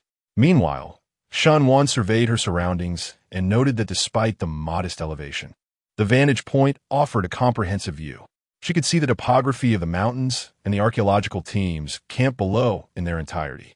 Standing here, she felt a connection to the past, as if the individuals who decided to construct the Zhang family ancestral hall had once stood in this very spot, observing the landscape before making their choice.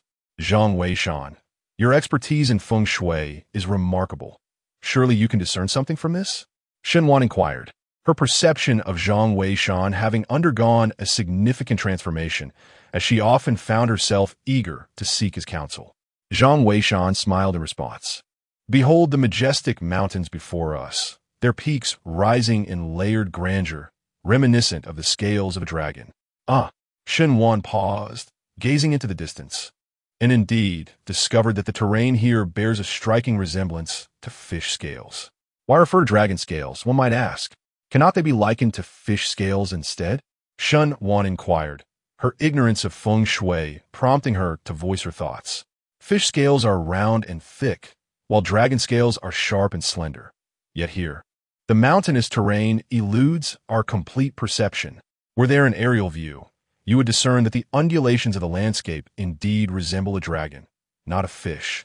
This ancient tower is situated in a dragon's eye position, a feng shui configuration known as the dragon's eye. It is most suitable for the placement of collective burial sites. The surrounding dragon scales stack upon one another, resembling a 1,000-layered wave, symbolizing the unity of brothers, a rare and precious location. Shenwan was taken aback by this revelation. She had not anticipated such an interpretation of feng shui, which, although enigmatic, felt entirely reasonable. There was a profound accuracy to it all. Zhang Weishan surveyed the towering mountains and felt a stirring of longing within his heart. Suddenly, he seemed to grasp why, in ancient times, the tomb raiders and those who sought treasures would descend into perilous ancient tombs, fully aware of the dangers that awaited them. Perhaps the pursuit of wealth was merely a secondary motive. The true driving force was a spirit of adventure and passion. Beneath such splendid rivers and mountains lie countless secrets waiting to be uncovered. In this one life, in this fleeting world, if one does not seek to explore, how dreadfully mundane life would be. Do the tomb raiders and treasure seekers truly lack for money? Evidently, there was no shortage of opportunities, and at that moment, Zhang Weishan was filled with a fervent desire to personally descend into the tomb and experience its wonders. It seemed that the moment had arrived. It was time to embark on this journey. The lineage of the FHO should also see the light of day once more. Observing the splendid scenery before him, he felt a surge of ambition. It is no wonder that ancient people cherish the moments of reunion, relishing the beauty of nature while enjoying fine wine. Indeed, it is one of life's greatest pleasures. Before long, more than half an hour had swiftly passed.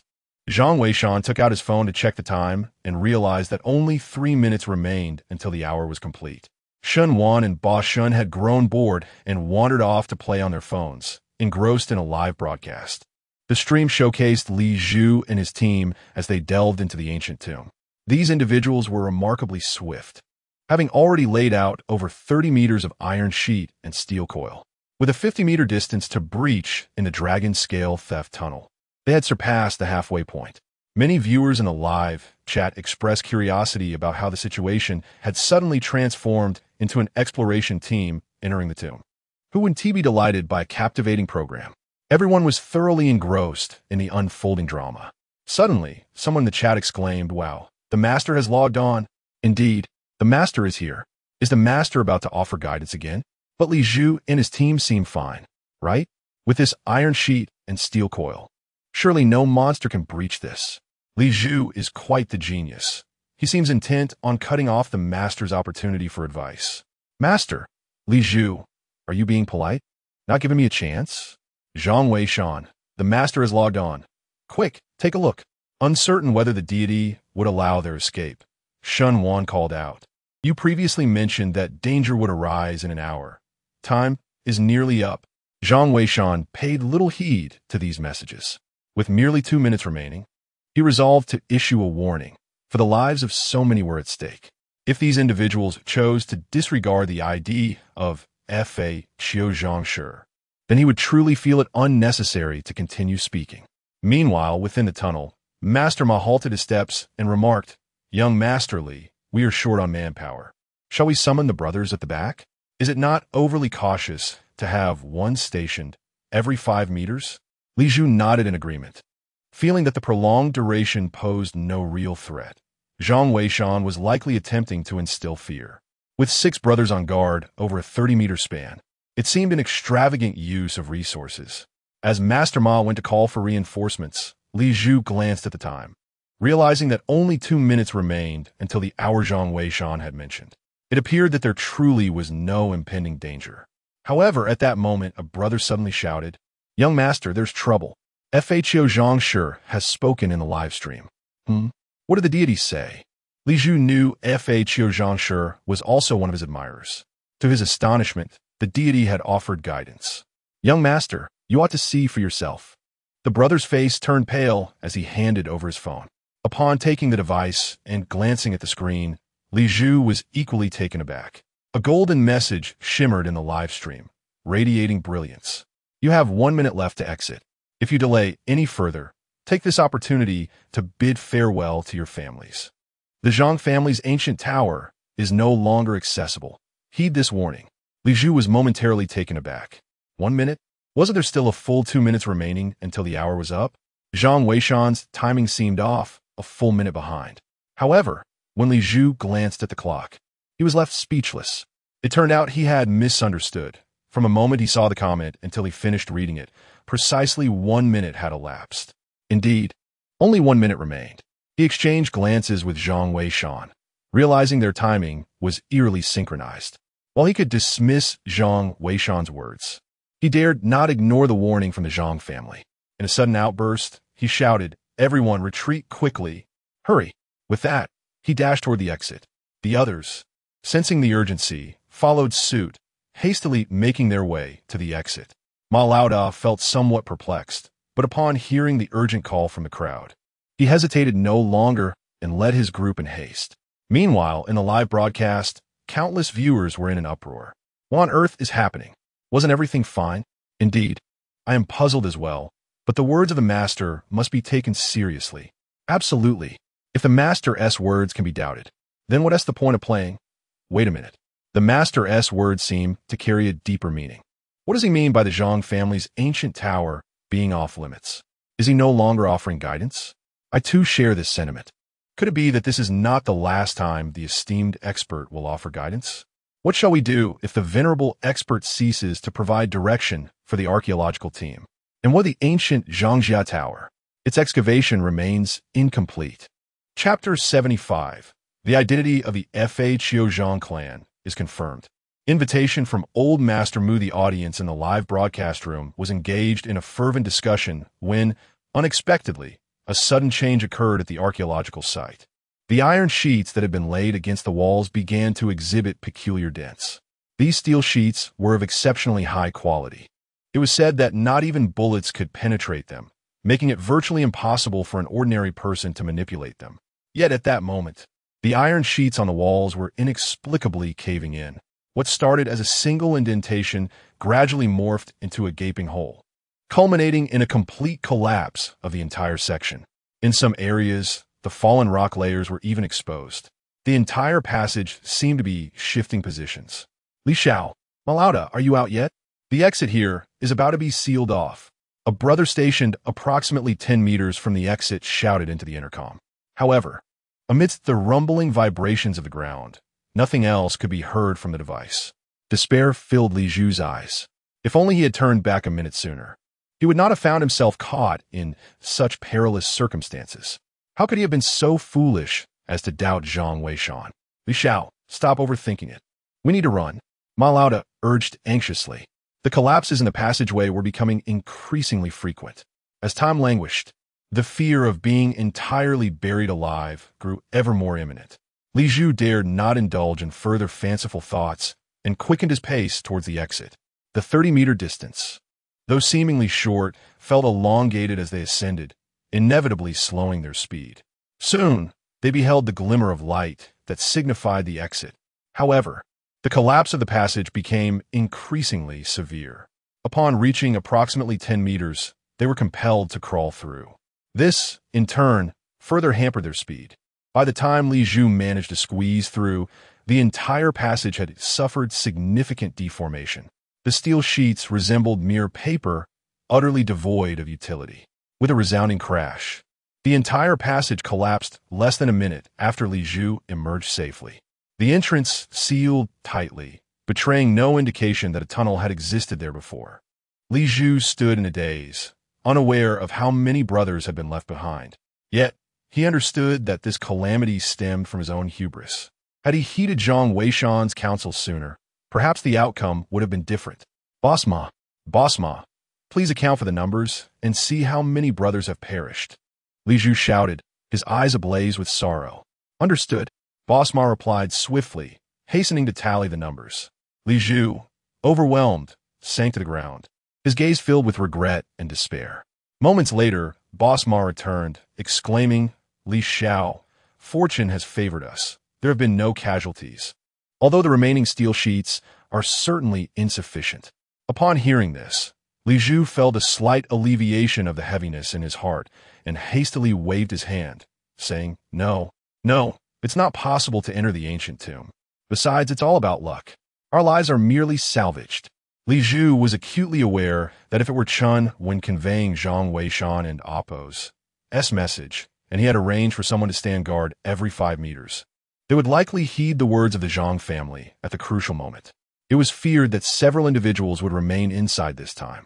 Li Shou, does this mean we are not descending? What will happen to the museum project? Ma Lauda inquired anxiously. Their descent into the tomb was primarily to assist the archaeological team in excavating the ancient site, paving the way for the future development of the city museum.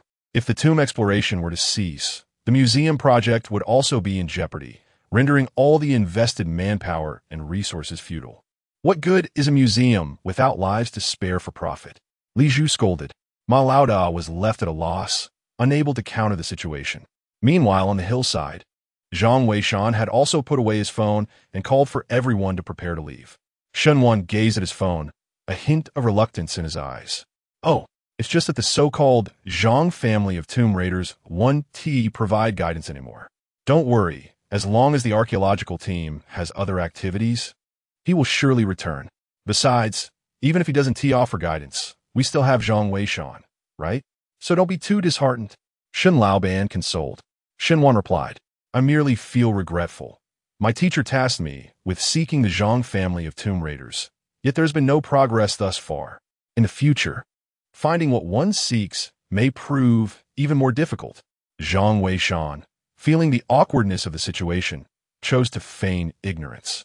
The audience in the live broadcast eagerly awaited a response from the esteemed figure. However, unexpectedly, the Great One simply logged off. The officials, naturally, found themselves at a loss, resulting in an unresolved conclusion.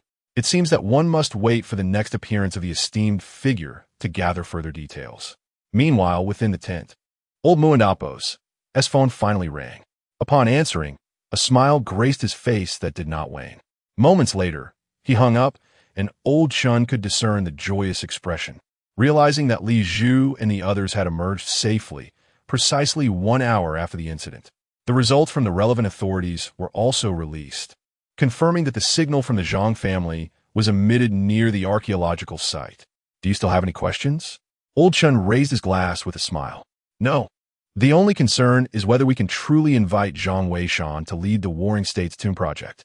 Discussing this topic, Old Mu expressed some apprehension. However, he quickly regained his composure and replied, regardless of the outcome, we must strive to make this attempt. Even if it does not succeed, the presence of Zhang Weishan in our archaeological community heralds an inevitable rise. This is indeed a cause for celebration. As for the Warring States Tomb Project, I have already devised a comprehensive plan. The outcome will depend on the esteemed figure and Oppo's inclination. Old Chun nodded. Since we intend to extend an invitation, we must certainly articulate the details of the Warring States Tomb Project. Even if Zhang Weishan were to decline, it would serve as a foundation for future guidance of the archaeological team. Without hesitation, Mr. Mu immediately rose and, accompanied by Mr. Chun, set out to discuss the matter with Zhang Weishan.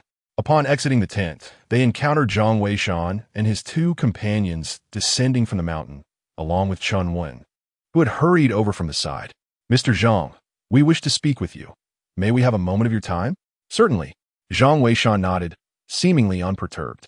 Meanwhile, Chun Wen and Shun Wan had intended to withdraw, but Mr. Mu deemed it unnecessary. The plan for the Warring States tomb would inevitably be made public, and since Shun Wan was already aware of it, Shin Wan knowing would not pose an issue either. Thus, he invited them to join the discussion. As for Shun, he exhibited a complete lack of interest, conjuring an excuse to visit Professor Su Tian for an appraisal of antiques instead. Once inside the tent, and after everyone settled, Mr. Mu promptly addressed the matter at hand. Mr. Zhang, on behalf of the archaeological community, I would like to extend an invitation for you to participate in our Warring States Tomb Project to serve as the team leader. Would you be inclined to accept this role? The team leader of the Warring States Tomb Project? Chun Wen was taken aback, while Shun Wan, equally bewildered, inquired, what is this Warring States Tomb Project? Do you know about it, teacher? Chun Wen nodded and quickly responded, isn't this rather hasty, Mr. Mu? While Mr. Zhang possesses formidable expertise, I have heard that the Warring States Tomb is said to be quite perilous. Chun Wen was not well versed in the details. Mr. Mu waved his hand dismissively. It is not hasty. This decision was reached after consultation with Mr. Chun. If the initiative for the Warring States Tomb is to commence, Mr. Zhang is undoubtedly the only one capable of leading the endeavor. I wonder, Mr. Zhang, would you be interested? Naturally. Old Mu could not disclose that Zhang Weishan belongs to the renowned Zhang family of tomb raiders, as the latter clearly preferred to keep his identity concealed. Thus, he could only leverage his own standing to suppress the matter. As long as Zhang Weishan consented to take on the role of leader, he could manage any ensuing issues. Zhang Weishan regarded Old Mu, finding the Warring States Tomb Project rather intriguing, and then spoke up. Please elaborate. Chapter 76. The reward of the archaeological revelation. The archaeological community was shaken by the revelation of the intricate plans surrounding the Warring States tomb. Upon recognizing the potential, Old Mu promptly divulged the entire scheme. The introduction alone, detailing the origins and procedures of the Warring States Tomb Project, consumed a full hour. When he elaborated on the comprehensive aspects of the undertaking, it took an additional 3 hours to conclude. Throughout this extensive discourse, neither Zhang Weishan nor Old Mu, along with Shun Wan and others, excused themselves for even a moment, as the complexities involved in the Warring States Tomb Project were staggering. They were utterly captivated, particularly Shun Wan, who had previously been unaware of the so-called Warring States tomb plan. Chun Wen possessed a modicum of knowledge, yet upon grasping the full scope of the project, even she found herself momentarily paralyzed. The two remained in a state of astonishment for an extended period, failing to notice whether Zhang Weishan had nodded in agreement or shaken his head in refusal. They were immersed in the grandeur of the plan until Zhang Weishan finally rose to bid farewell to Old Mu and the others, still oblivious to their surroundings. That very evening, Zhang Weishan, Shun Wan, and Ba Shun departed from the archaeological site. No one anticipated that their visit would be so fleeting. It lasted merely a day, with no overnight stay. Old Mu and his companion also took their leave that night. After disembarking from the plane back in Shihu City, Shun Wan finally posed a question. Zhang Weishan, did you accept Old Mu and Appo's invitation? Zhang Weishan smiled and countered. Were you not present at the site as well? I was so engrossed in the discussions about the Warring States tomb project that I failed to pay attention. Shan Wan admitted, a hint of embarrassment in her voice. Zhang Weishan smiled slightly, choosing to remain silent. Noticing his demeanor, Shan Wan refrained from probing further, sensing that Zhang Weishan had tacitly agreed. The Mu elders departed in haste, likely to prepare for something. She had an inkling that a significant shift was imminent in the realm of archaeology, and it would not be long, perhaps just within the next couple of days. In truth, events unfolded even more swiftly than she had anticipated. The group returned home by 10 o'clock the following morning. At noon, the official examination committee's live stream released an announcement. Tonight at 8 o'clock, a major revelation in the archaeological community will be unveiled. Please stay tuned. A simple headline that captivated countless individuals, eagerly awaiting the news. As 7:00 and Appos clock approached, with merely an hour remaining until the announcement, the live stream's viewership began to surge. A flurry of comments flooded the screen as numerous netizens began to speculate. Hey, does anyone know what the archaeology officials are up to? This seems quite grand. I have no idea. They haven't broadcasted since yesterday. This must be something significant. Could it be that they are about to unravel the mysteries of the Zhang family's ancient tower? No way. Didn't the experts say they wouldn't descend unless absolutely necessary? The consequences would be theirs to bear. What if the archaeological team has discovered the experts? Could the experts be joining the archaeological team? I perceive the possibility that if the esteemed expert were to join the archaeological team, there would indeed be no need for him to provide guidance in the live broadcast. The thought of what the expert might look like truly intrigues me. Indeed, Zhang Weishan appears remarkably youthful. I have a strong feeling that the expert must be even more handsome. However, what does looks matter? I wonder if the expert has a girlfriend unbeknownst to Zhang Weishan. He is currently nestled in his room, astonished as he gazes at a booklet in his hands. This booklet has come as quite a surprise to him, for it is a reward he received after his journey at the archaeological site. The records of the subtle mechanisms is presumably a reward bestowed upon him by the system after he provided guidance to Li Zhu and others in the live broadcast. Nonetheless, Zhang Weishan finds it peculiar that during the latter stages of the archaeological team and Appos' endeavors, rewards were typically granted after 1 or 2 instances of guidance. He did not anticipate receiving the records of the subtle mechanisms after just 1 instance this time. He suspects it may be due to the guidance he offered on site.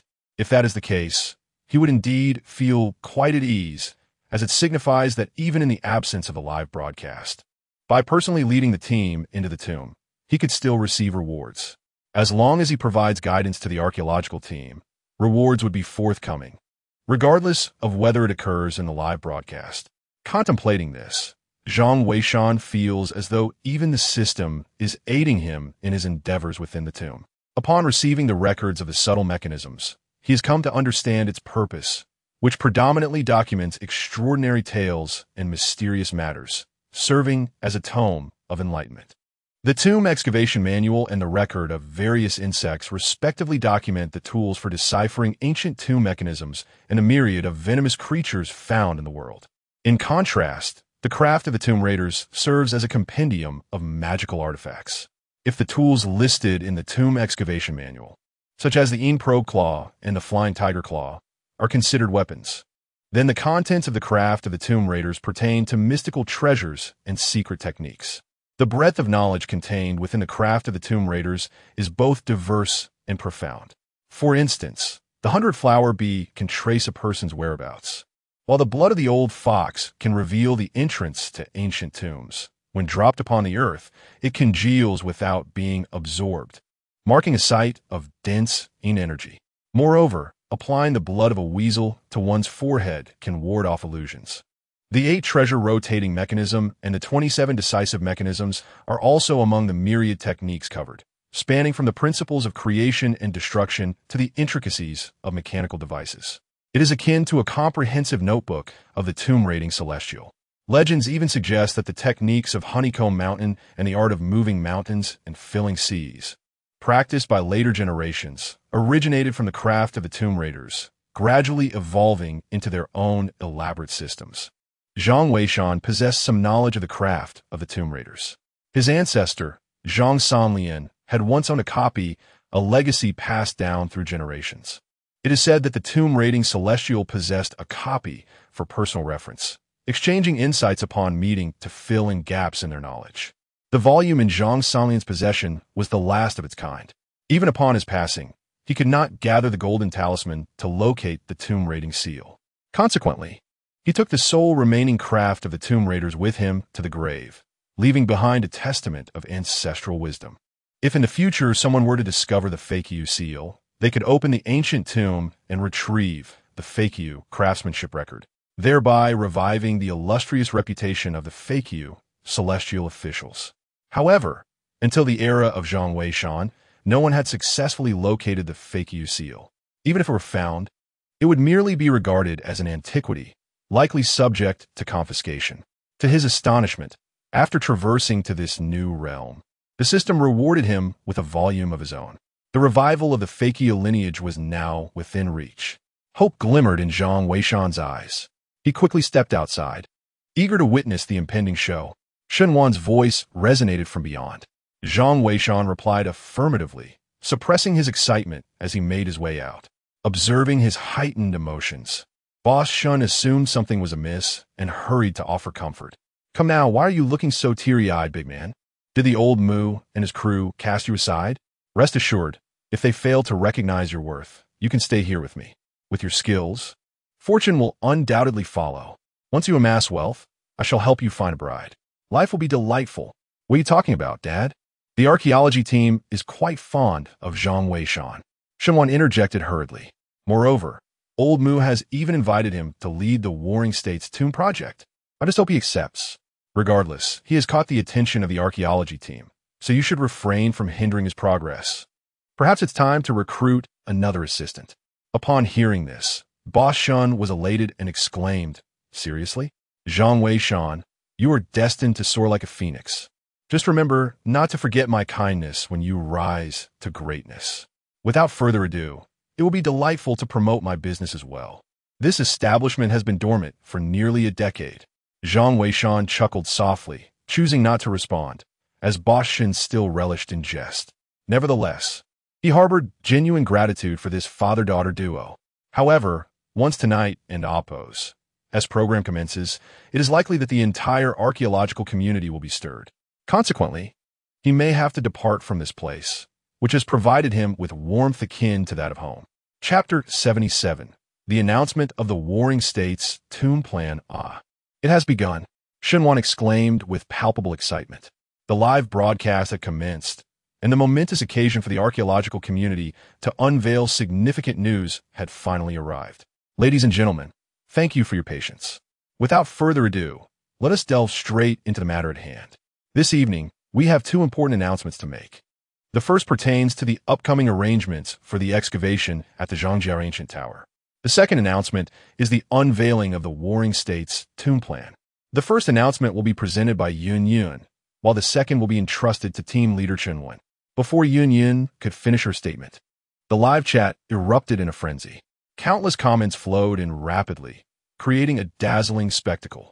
The majority of the comments, it seemed, were centered around the second announcement. In contrast to the Zhangjiao Ancient Tower, it was clear that more individuals were eager to learn about this so-called Warring States Tomb Plan. What is this Warring States Tomb Plan? Come on, dear, stop keeping us in suspense.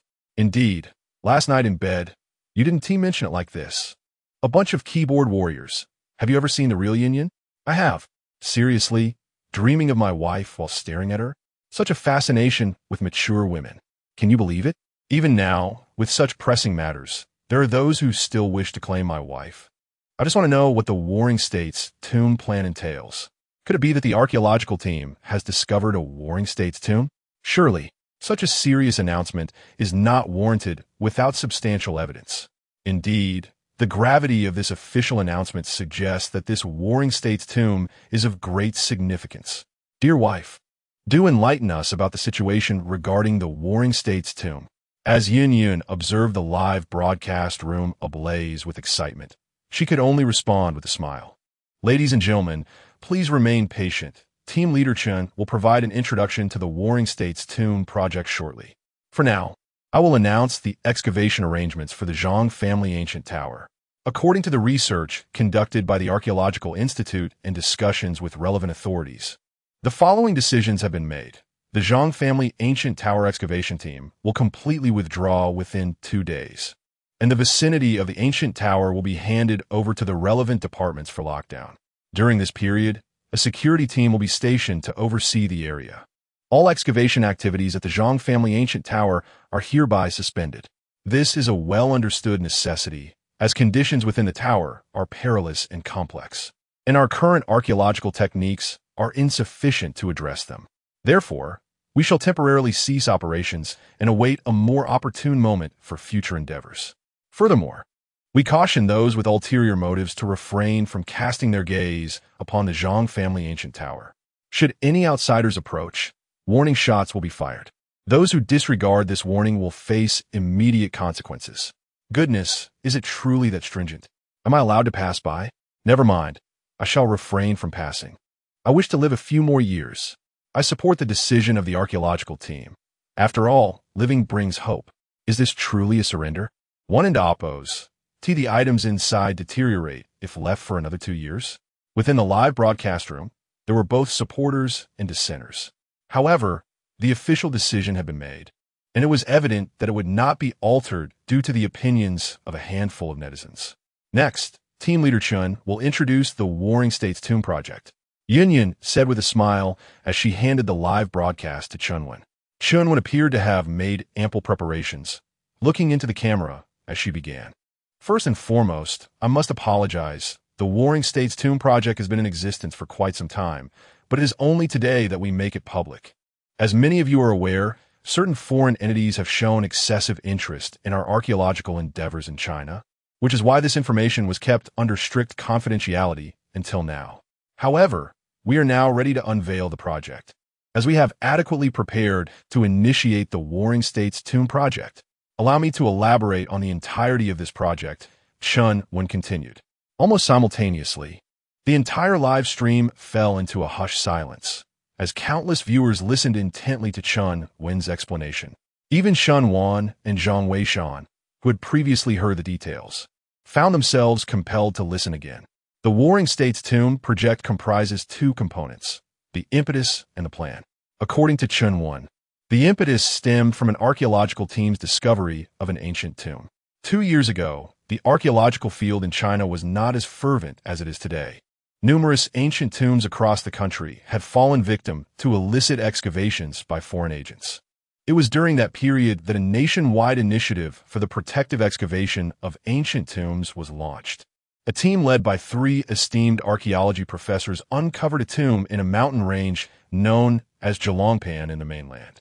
This tomb, while not particularly large, was comparable in size to those of ancient landowners' burial sites. However, the numerous scrolls unearthed within astonished the archaeological team. Upon deciphering the information contained in these artifacts, they uncovered an immense secret that has remained classified since its discovery, only to be revealed today. The information deciphered by the team indicates that this ancient tomb dates back to the Warring States period. Although the tomb itself is not particularly large, the identity of its occupant is of great significance. This individual was a military strategist, geomancer, and advisor during the Warring States era. While details about this person are vague, the records narrate a conspiracy he orchestrated in his time. He was tasked with finding an auspicious burial site for his master, one that promised eternal life. However, after interring his master, he usurped the tomb for his own use, seeking immortality for himself. Of course, the notion of eternal life was merely a figment of ancient imagination and should not be taken literally.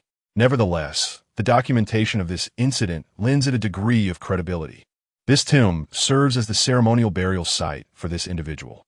Subsequently, the archaeological team, utilizing these records alongside geographical data from the Warring States period, eventually discovered clues near Ghost Mountain, which are suspected to belong to the tomb of his master. The team undertook 2 expeditions to investigate, yet suffered catastrophic losses with none returning alive.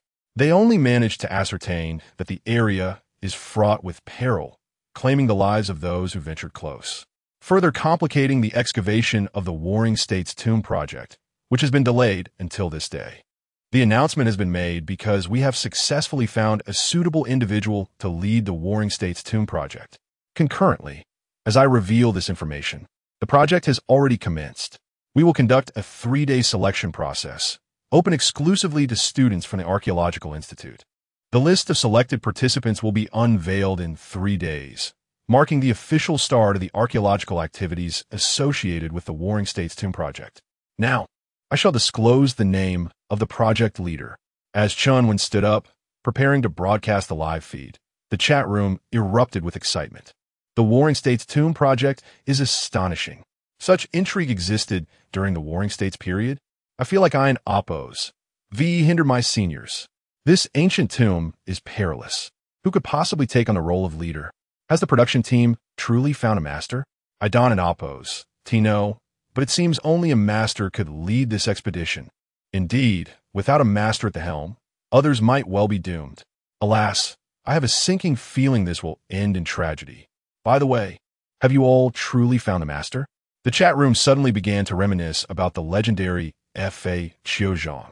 Chunwon also wished to invite him as the leader, but without any means to locate him, what could she do? Moreover, the choice of the leader had been firmly established by Mu Lao, leaving her with no alternatives but to announce the truth. On the live screen, a photograph and a few words suddenly appeared. Warring States tomb project leader, Zhang Weishan. Chapter 78. Zhang Weishan leads the archaeological team into the tomb. Zhang Weishan? Who on earth is that? No way, it's this kid. Calm down upstairs. Could someone please enlighten me on who Zhang Weishan is? Wow, he is my classmate. Impressive. Wait, your classmate is named Zhang Weishan? Yes, exactly. But hold on. My classmate is a girl, and she works at a medical school. Are you really sending a woman to be the leader? Huh, you must be mistaken. That's just a coincidence of names. Oh, my apologies, I misread it. My classmate's name is Zhang Weishan. Sorry. Are you here to amuse us? Huh, Zhang Weishan, you crack me up. Chunwon laughed heartily, clutching his stomach, leaving Zhang Weishan beside him feeling quite embarrassed. What a coincidence to share a name and find oneself in a live broadcast. You become a team leader now. That's impressive. Make sure to tell everyone that you've made it through my tutelage, Chunwon remarked with a grin. Zhang Weishan nodded with a smile. Among those in the live stream, there were many newcomers and several others who had never watched the broadcast before, thus they were unfamiliar with Zhang Weishan's identity. However, with explanations from others, it didn't take long for everyone to learn who he was. Yet, knowing his identity didn't change much. Many still held reservations about his capabilities. Isn't this a bit rash? Although Zhang Weishan possesses considerable skill and is reputed to be an expert in antique appraisal, is it truly appropriate for him to lead the team? Indeed, merely gazing at the photograph evokes the impression of a playful puppy. Entrusting him with leadership may well leave him seeking the comfort of an elder sister's embrace. The archaeological team has been rather hasty in their decision. That location is fraught with danger, and it would be prudent to consider a more esteemed expert. Without a doubt, the suggestion to appoint a more distinguished individual is warranted, and we share the sentiment. I too champion the cause of the esteemed expert. Chunwon, well aware of such circumstances, chuckled softly. I regret to inform you that the selection of Mr. Zhang Weishan was a well-considered decision from the Archaeological Institute. Even if you were to rally 108 supporters, it would prove futile. She continued, moreover, Mr. Zhang possesses considerable expertise. The Archaeological Institute's endorsement of him is not without justification. That concludes my remarks. The identities of the other team members will be revealed in 3 days, she announced. This will also mark the commencement of the Warring States tomb project. I kindly ask everyone to anticipate this with great interest. Thank you. With that, Chunwon exited the live broadcast, and Yun swiftly took over. Chunwon turned to Zhang Weishan, poised to speak, when suddenly, she received a phone call. After hanging up, she sighed in resignation. Sister Yun has requested me to join the live stream as a guest. When my father returns, we shall prepare a sumptuous feast for Mr. Zhang as a farewell gesture. Indeed, Shun's father nodded, taken aback by the evident care his daughter was showing. Observing their interactions over the past few days, It was clear that their relationship had blossomed. Reflecting on Zhang Weishan's impending departure, Shun and Appo's father felt a wave of sentiment wash over him. Although your return has been brief, you are quite endearing. I have never had a son in my life, and I truly regard you as one. Well then, I shall go purchase some snacks to accompany our drinks. Let's enjoy a couple of glasses together. With that, Boss Shun rose and stepped outside. Zhang Weishan smiled as he surveyed the shelves in the shop, filled with items that had languished unsold for months. He felt a pang of reluctance. There's a saying, alone in a foreign land, I feel the ache of homesickness even more during festive times. The past is irretrievable, yet the present Boss Shun and Shun want to become akin to family for him. Suddenly, the ringtone of Zhang Weishan's mobile phone echoed, and upon checking, he saw it was a call from old Mu. Mr. Zhang, we shall commence the selection of archaeological team members tomorrow. Do you have any specific requirements? None, Zhang Weishan replied, but after a moment in Appo's thought, he added, it would be best to select some clever and obedient individuals. Additionally, how is Professor Li faring? Professor Li? He is recuperating in hospital. The expedition to the Zhang family ancient tower has been quite a blow to him. His student, Xiao Zhang, has been attending to him. Will that Xiao Zhang be participating? Zhang Weishan inquired. Mr. Zhang, are you? Old Mu hesitated, uncertain whether Zhang Weishan wished for him to attend. He is quite capable, and I hope he will join us. Zhang Weishan stated plainly. Xiao Zhang bears a Qilin tattoo. He is inherently suited for the role of a tomb raider. It would be a great pity to miss this opportunity. Understood. I shall make the arrangements at once. Old Mu hurriedly hung up the phone. Zhang Weishan, keen on nurturing young Zhang, naturally wished to keep him close for observation. Meanwhile, old Mu, with his meticulous nature, had already grasped much of the situation. He felt a surge of excitement and promptly arranged for someone to replace young Zhang's position. Old Mu, what good fortune do you have this time? Old Chun inquired with a smile. Old Mu stroked his beard and replied, you remember young Zhang, don't you? Mr. Zhang has taken a liking to him. Indeed, it is splendid news.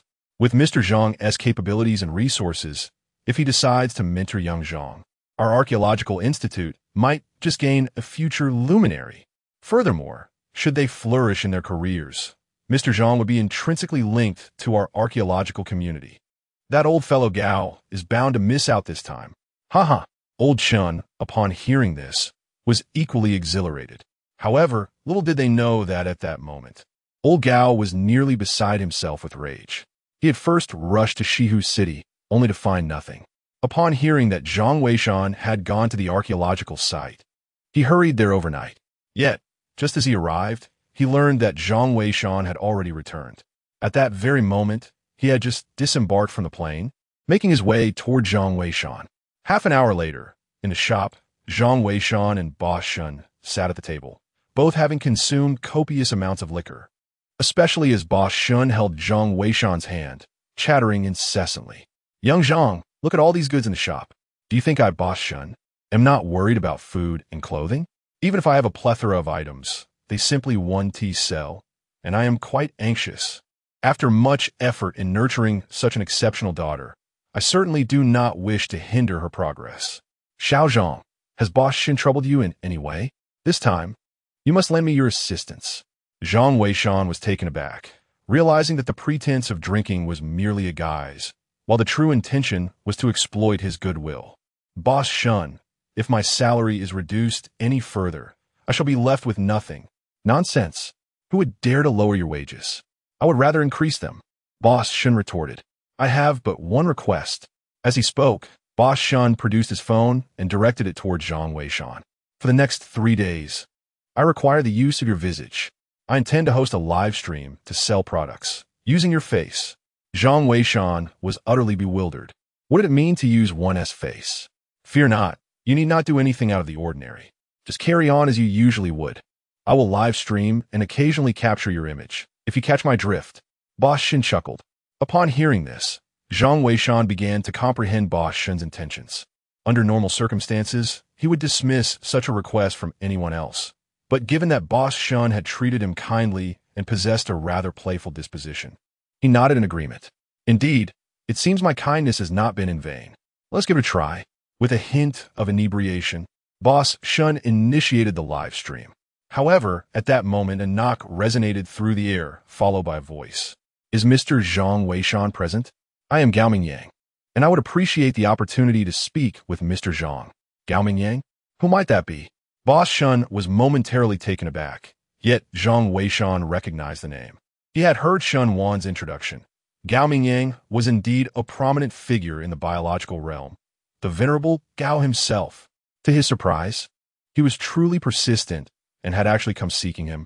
Chapter 79. Professor Gao's invitation shocks the entire internet. Boss Shin set his phone aside to open the door, having forgotten that the live stream was already active. Although this was his inaugural broadcast and the audience was sparse, the platform provides special support for novice streamers. For instance, a minimal level of promotion is granted, allowing a select number of viewers to tune in. If the streamer can captivate these viewers, the platform will subsequently increase traffic support. Otherwise, the momentum will dwindle. Thus, as soon as Boss Shun commences live stream, nearly 100 viewers gradually entered the room. Who are you? Upon opening the shop's door, Boss Shun was taken aback to find an elderly gentleman, appearing to be in his 70s, standing at the threshold. His face bore the marks of a weary traveler, yet his spirit was remarkably vibrant. May I inquire if Professor Zhang Weishan is present? I am here to seek him, the elder said hurriedly, producing his business card. Upon glancing at the card, Boss Shun was momentarily stunned. You are Professor Gao, the eminent Gao Mingyang from the field of biology. What a coincidence. My daughter, Shen Wan, is an archaeologist, and Chun Wan is her mentor. Professor Gao was momentarily taken aback and quickly responded, That's wonderful. Mr. Zhang is here with you. I urgently need to speak with him. Please come in. Boss Shun eagerly ushered him inside. As soon as they entered the shop, Professor Gao and Oppo's eyes fell upon Zhang Weishan, and his expression ignited with excitement. Zhang Weishan felt somewhat embarrassed, as he had not anticipated that even those from the biological realm would be drawn to him. Elder Gao, brimming with excitement, stepped forward to scrutinize Zhang Weishan, akin to selecting a son-in-law. Elder Gao, what brings you here? Zhang Weishan inquired, feeling uncomfortable under the intense gaze. Marvelous. At such a young age, to possess such profound expertise in archaeology and biology, you are indeed a rare gem. Elder Gao exclaimed. Mr. Zhang, you must be aware of my intentions. Feel free to state any conditions. I shall fulfill them all, provided that you join our biological community. Elder Gao was direct and unambiguous. Nearby, Boss Shun was taken aback and hastily interjected, Professor Gao, it seems you have arrived a bit late. Zhang Weishan has already been invited to lead a project concerning the Warring States tomb. However, unbeknownst to them, Professor Gao was unfazed. He waved his hand dismissively. What Warring States tomb project? We are all sensible individuals here. Let's not engage in euphemisms. That is merely a plan for self-destruction. I am aware that 3 archaeological professors previously ventured to that tomb site, and none returned. You are still so young, Mr. Zhang. Why risk such an adventure? Elder Gao turned to Zhang Weishan, emphasizing the need for self-preservation. It is well known that I am particularly concerned for the well-being of the youth. If only Mr. Zhang would consent to join our biological community, I would guarantee it with my reputation. A complete house is being generously gifted, and assistance with securing a job for one's spouse is also offered. In that moment, the few netizens present in Boss Shun's live stream couldn't help but feel a pang of envy upon hearing such enticing conditions. What kind of job is so remarkable that it is still seeking candidates? Indeed, sir, do you think I would be suitable? I am young and robust, ready to cater to a wealthy lady. Sir, are you blind? This is Gao Mingyang, a distinguished professor in the field of biology. Are you joking? How could the biological community have fallen to such a state, broadcasting in such a small live stream? I am unsure, but he is undoubtedly Professor Gao. I am a student in the biological sciences. Nonsense. A friend of mine is also from the biology department. I'll call her over to confirm. The viewers in the live stream eagerly rushed to bring in more people, and the popularity of the stream continued to rise. Professor Gao exuded confidence, chuckling as he spoke.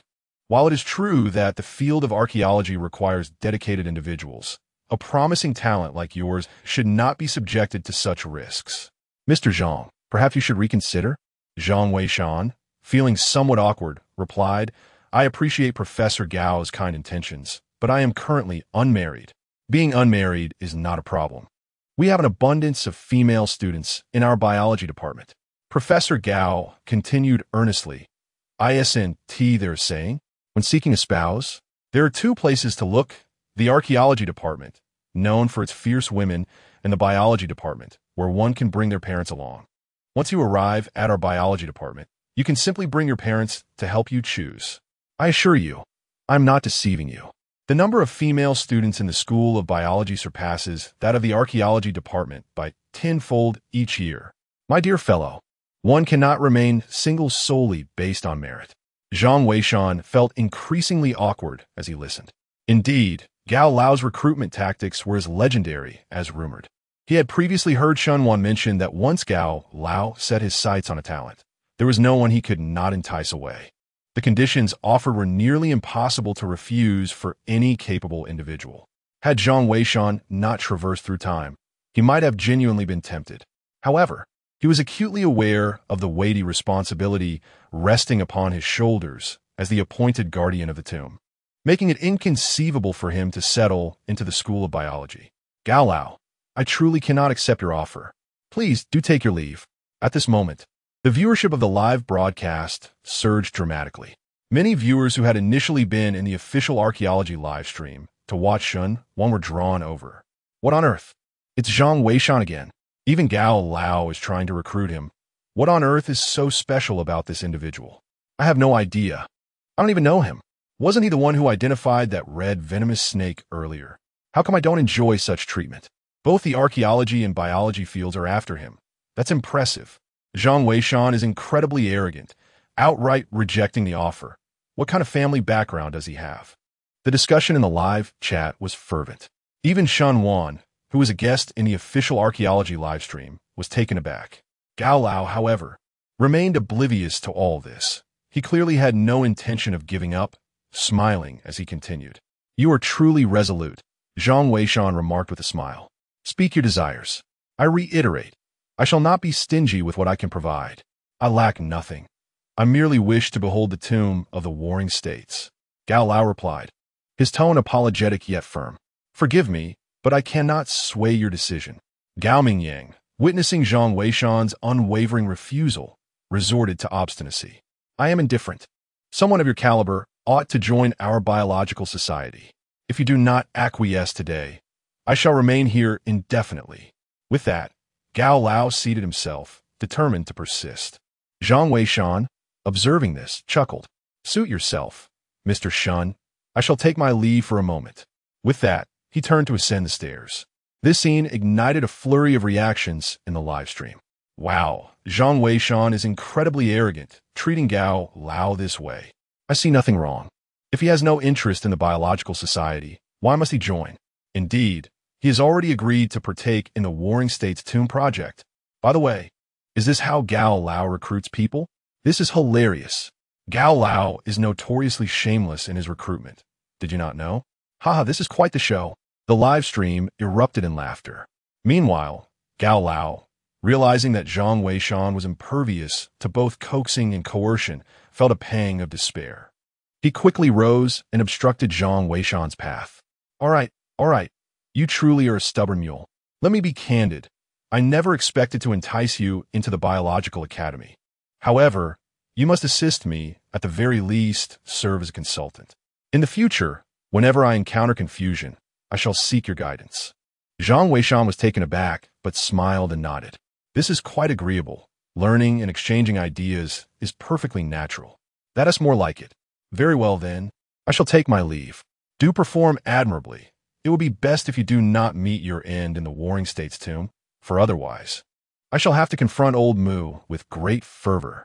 With that, Professor Gao unexpectedly turned to depart. Truly, he was a person of character, never one to procrastinate in his endeavors. Chapter 80. Mr. Shun and Oppos. Sales personnel established rules amidst doubts as Zhang Weishan watched the elderly Gao depart. He returned to his own quarters. Mr. Shun gazed at Zhang Weishan's retreating figure, his heart filled with a sense of reflection. The first time he laid eyes on the young man, he sensed an inexplicable gravitas emanating from him. It was as if, despite his youth, he had traversed countless experiences, imbued with an aura of historical depth. This impression resonated profoundly with the nature of the business he was engaged in, prompting him to kindly bring the youth into his fold. To his astonishment, the young man proved to be extraordinary, now becoming a sought-after figure in both the biological and archaeological realms. It appeared that the success of his enterprise would heavily rely on him. Suddenly, Mr. Shen recalled that he was still live-streaming. He dashed back to find himself utterly flabbergasted. The entire live-stream had erupted into a frenzy. His popularity had skyrocketed to the second highest, surpassed only by the official archaeological channel. Countless netizens flooded the chat with inquiries. Mr. Shen, was that just now Zhang Weishan? Indeed, it certainly looked like him. What do you mean looked like? That was Zhang Weishan. Clearly, you haven't been keeping up with the recent news, Mr. Shen is the father of Shen Wan. No way is that true. Dad, I am your long-lost son-in-law. Dad, I'm your son-in-law. Dad, don't listen to them. I have already pledged my life to Xiao Wan. Mr. Shen felt quite embarrassed, but soon noticed that someone in the live chat was inquiring about the nature of his establishment. At present, I find myself running an antique shop, with Zhang Weishan as my partner. I have proclaimed myself a conscientious businessman, and to my surprise, we have indeed managed to sell a considerable number of items in a remarkably short span of time. During this period, Shen Wan concluded his guest appearance in the official archaeological livestream. Upon descending, he was astonished to discover his father selling goods on live broadcast. However, seeing the considerable number of viewers in the livestream, he promptly made his exit. This occasional appearance inadvertently heightened the popularity of Shen's livestream. The night unfolded, and it remains uncertain until what hour they were engaged. In any case, Zhang Weishan could not help but chuckle upon hearing Shen and Appo's as father slumbering. In the subsequent 2 days, Shen's father sporadically hosted live streams, with sales steadily increasing to the extent that the delivery personnel had to remain in the shop throughout the entire day. Shen's father refrained from overly indulging his daughter and Zhang Weishan, allowing them only brief appearances. However, they underestimated the influence of online viewers. On the 3rd day, a viewer managed to locate their shop, leaving Shen Wan reluctant to leave his room for the entire day. Zhang Weishan, on the other hand, displayed no airs. He tirelessly engaged in selling and presenting the merchandise. As the 4th day arrived, finally, Mr. Mu's call came through, informing Zhang Weishan that the selection of archaeological team members had been finalized. He would soon dispatch a helicopter to collect him. Thus, that evening, Zhang Weishan bid farewell to Shen Wan and Shen's father, embarking on the helicopter destined for the campsite. As he was about to leave, he noticed an unmistakable reluctance in the eyes of Shen Wan and the other individual. Having spent such a considerable amount of time together, it was only natural that he felt a profound attachment to them. Yet, each person is destined to follow their own path. After all gatherings in this world must eventually come to an end. Moreover, Shen Wan is a student at the Archaeological Institute, and there may yet be opportunities for them to reunite in the future. The aircraft that arrived was a military helicopter dispatched by Captain Qin. The archaeological work at Zhang's ancient tower had reached a temporary conclusion, and Captain Qin had been reassigned as the head of the security team for the Warring States Tomb project. Given his extensive experience, which made him uniquely qualified to address the safety concerns associated with this undertaking. On board the helicopter, a staff member presented Zhang Weishan with detailed documentation. Although Elder Mu had previously provided considerable insight into the specifics of the Warring States Tomb project, he had not disclosed the exact location of the tomb discovered by the archaeological team. The materials Zhang Weishan received contained precise geographical coordinates marking the site, known as Ghost Mountain. He observed that the area was indeed desolate, nestled deep within a mountain range. However, it was situated within the borders of Huaxia, surrounded by numerous large cities, which would facilitate logistical support. The base camp was established at the foot of the nearest mountain, allowing for a swift arrival within half an hour at most. In addition to this information, there was a list of personnel presumably determined by the archaeological team for the Warring States Tomb project. To Zhang Weishan's surprise, he noted that he remained the team leader. while the blank spaces below had been filled in with names. Astonishingly, the lead professor was none other than Chen Wen. This revelation took him by surprise. Typically, the conclusion of an archaeological site would afford the team leader and professors a moment of respite to organize the information gathered from the excavation of the ancient tombs. Unexpectedly, Chen Wen was also present this time. Following this was a list of several team members, prominently featuring Xiao Zhang. However, Zhang Weishan found it peculiar. As Xiao Zhang and Appo's name appeared as such rather than his given name. This intrigued him. He wondered why this individual did not use his own name. Surely, the archaeological team should be aware of his true identity. With no answers to his queries, Zhang Weishan resolved to seek clarification once they arrived at the camp. This young talent was indeed worth his attention. Aside from the few familiar names, the others were all noted as graduates from the Archaeological Institute, each boasting a minimum of 2 excavations of ancient tombs. Clearly, the archaeology field had invested significantly in this endeavor. The helicopter swiftly transported Zhang Weishan to the camp, and upon disembarking, it was already past 9 in the evening. Yet, the camp was ablaze with lights, with many individuals gathered in the square, seemingly there to welcome him. This made Zhang Weishan feel somewhat bashful. "Welcome, Team Leader Zhang," Chen Wen exclaimed as he stepped off the helicopter. Immediate applause erupted. Feeling slightly embarrassed, Zhang Weishan gestured for them to refrain. However, Chen Wen smiled and replied, "It is our honor to collaborate with someone of Mr. Zhang's caliber. I am about to announce an important message. According to the decision of the Archaeological Institute, from the moment Mr. Zhang enters the camp, he will be entirely responsible for the affairs of this Warring States tomb project. Everyone must adhere to Mr. Zhang's directives. Any defiance will result in immediate expulsion from the archaeological team. Those who have objections may leave now." Upon hearing this, the crowd was momentarily taken aback, including Captain Qin, who appeared somewhat surprised. "Does this include our security team, Leader Chen?" Captain Qin inquired. "Indeed it does," Leader Chen affirmed. As a military man, Captain Qin, though puzzled, offered no further protest and simply acknowledged the command.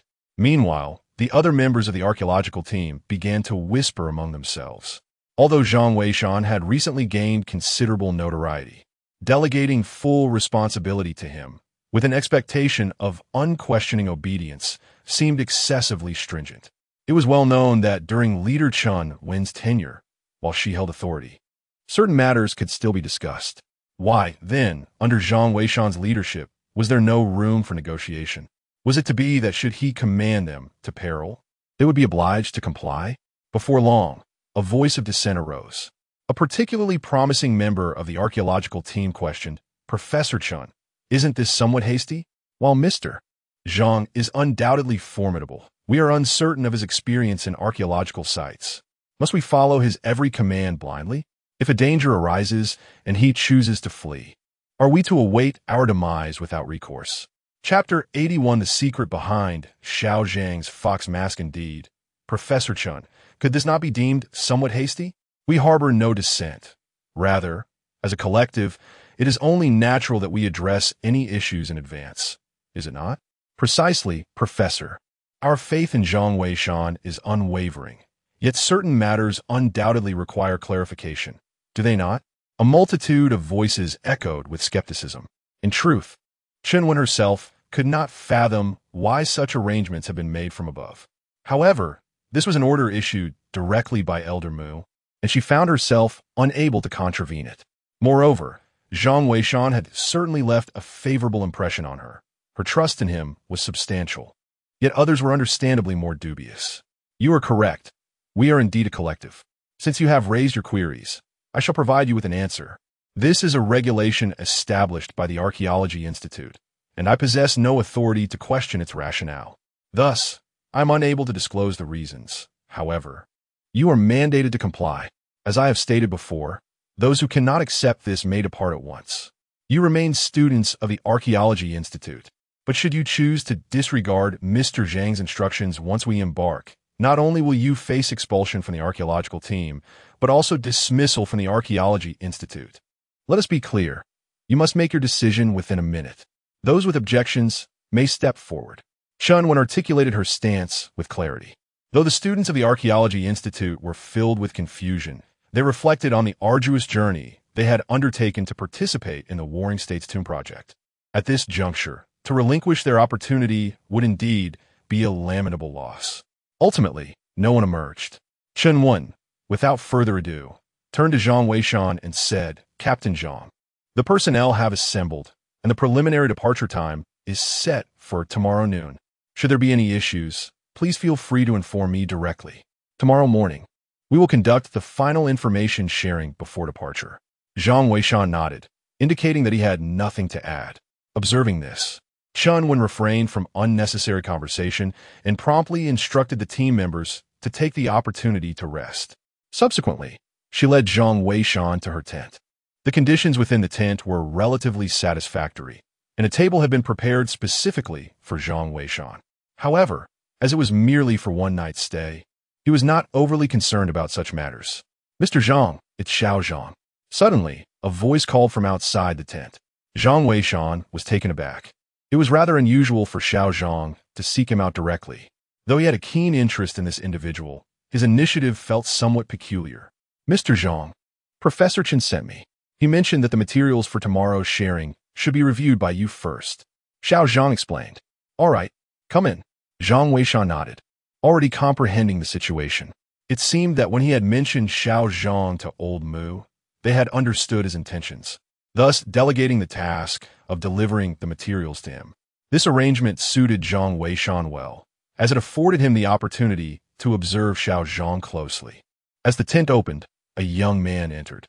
Upon seeing him, Zhang Weishan recognized him as the Xiao Zhang he had previously encountered during the live broadcast. The young man was slender and possessed delicate features, which made him appear rather unfit for the field of archaeology. Yet, by a twist of fate, he truly became a member of the Archaeological Institute. "Mr. Zhang, here are the documents. I shall take my leave now." Xiao Zhang placed the materials down and turned to depart. Zhang Weishan hastily gestured for him to wait. "What is your real name?" Zhang Weishan inquired, his gaze sweeping over the young man. "Real name?" Xiao Zhang paused, a hint of bitterness in his voice. "I've forgotten. Everyone just calls me Xiao Zhang." Do you know what the tattoo on your body signifies?" Zhang Weishan asked. Yet, Xiao Zhang shook his head once more. Observing the young man's sorrowful expression, Zhang Weishan realized he had truly forgotten. He refrained from pressing further. Prompting an amnesiac to recall past events would undoubtedly be a painful endeavor. Furthermore, given Xiao Zhang's youth, it was possible that those memories were filled with anguish, and perhaps it was for the best that he could not remember. As long as he possessed a good nature and was a promising individual, that was sufficient. Xiao Zhang soon departed, and Zhang Weishan had gleaned a modest understanding of him. In the realm of feng shui, besides seeking dragons and locating burial sites, there are also methods of physiognomy and bone examination. Although these techniques may stem from experience, they can still provide insight into a person's character. Thus far, Xiao Zhang had left a rather favorable impression on him. Zhang Weishan retracted his thoughts and began to peruse the materials Xiao Zhang had delivered. Most of it consisted of photographs and annotations. The first document was titled Warring States Tomb Archaeological Data, presumably concerning the initial excavation of that Warring States tomb by the archaeological team. It is precisely due to this ancient tomb that they came to know of the existence of a grand burial site from the Warring States period. The photograph captures the scene of an archaeological team excavating this ancient grave. The tomb is modest in size, containing a single coffin. Upon opening it, they were astonished to find a multitude of items wrapped in cowhide paper. Upon closer inspection, it was revealed that it contained numerous scrolls and documents. Among them was an ancient text akin to a diary, which prominently detailed the tomb owner's scheme to usurp another's nest, reminiscent of the fable of the magpie and the dove. Zhang Weishan was not particularly intrigued by these findings. However, he soon discovered that one of the photographs captured a pure gold mask. The craftsmanship of the mask was exquisite, lifelike, resembling a fox. Indeed, it was a fox mask.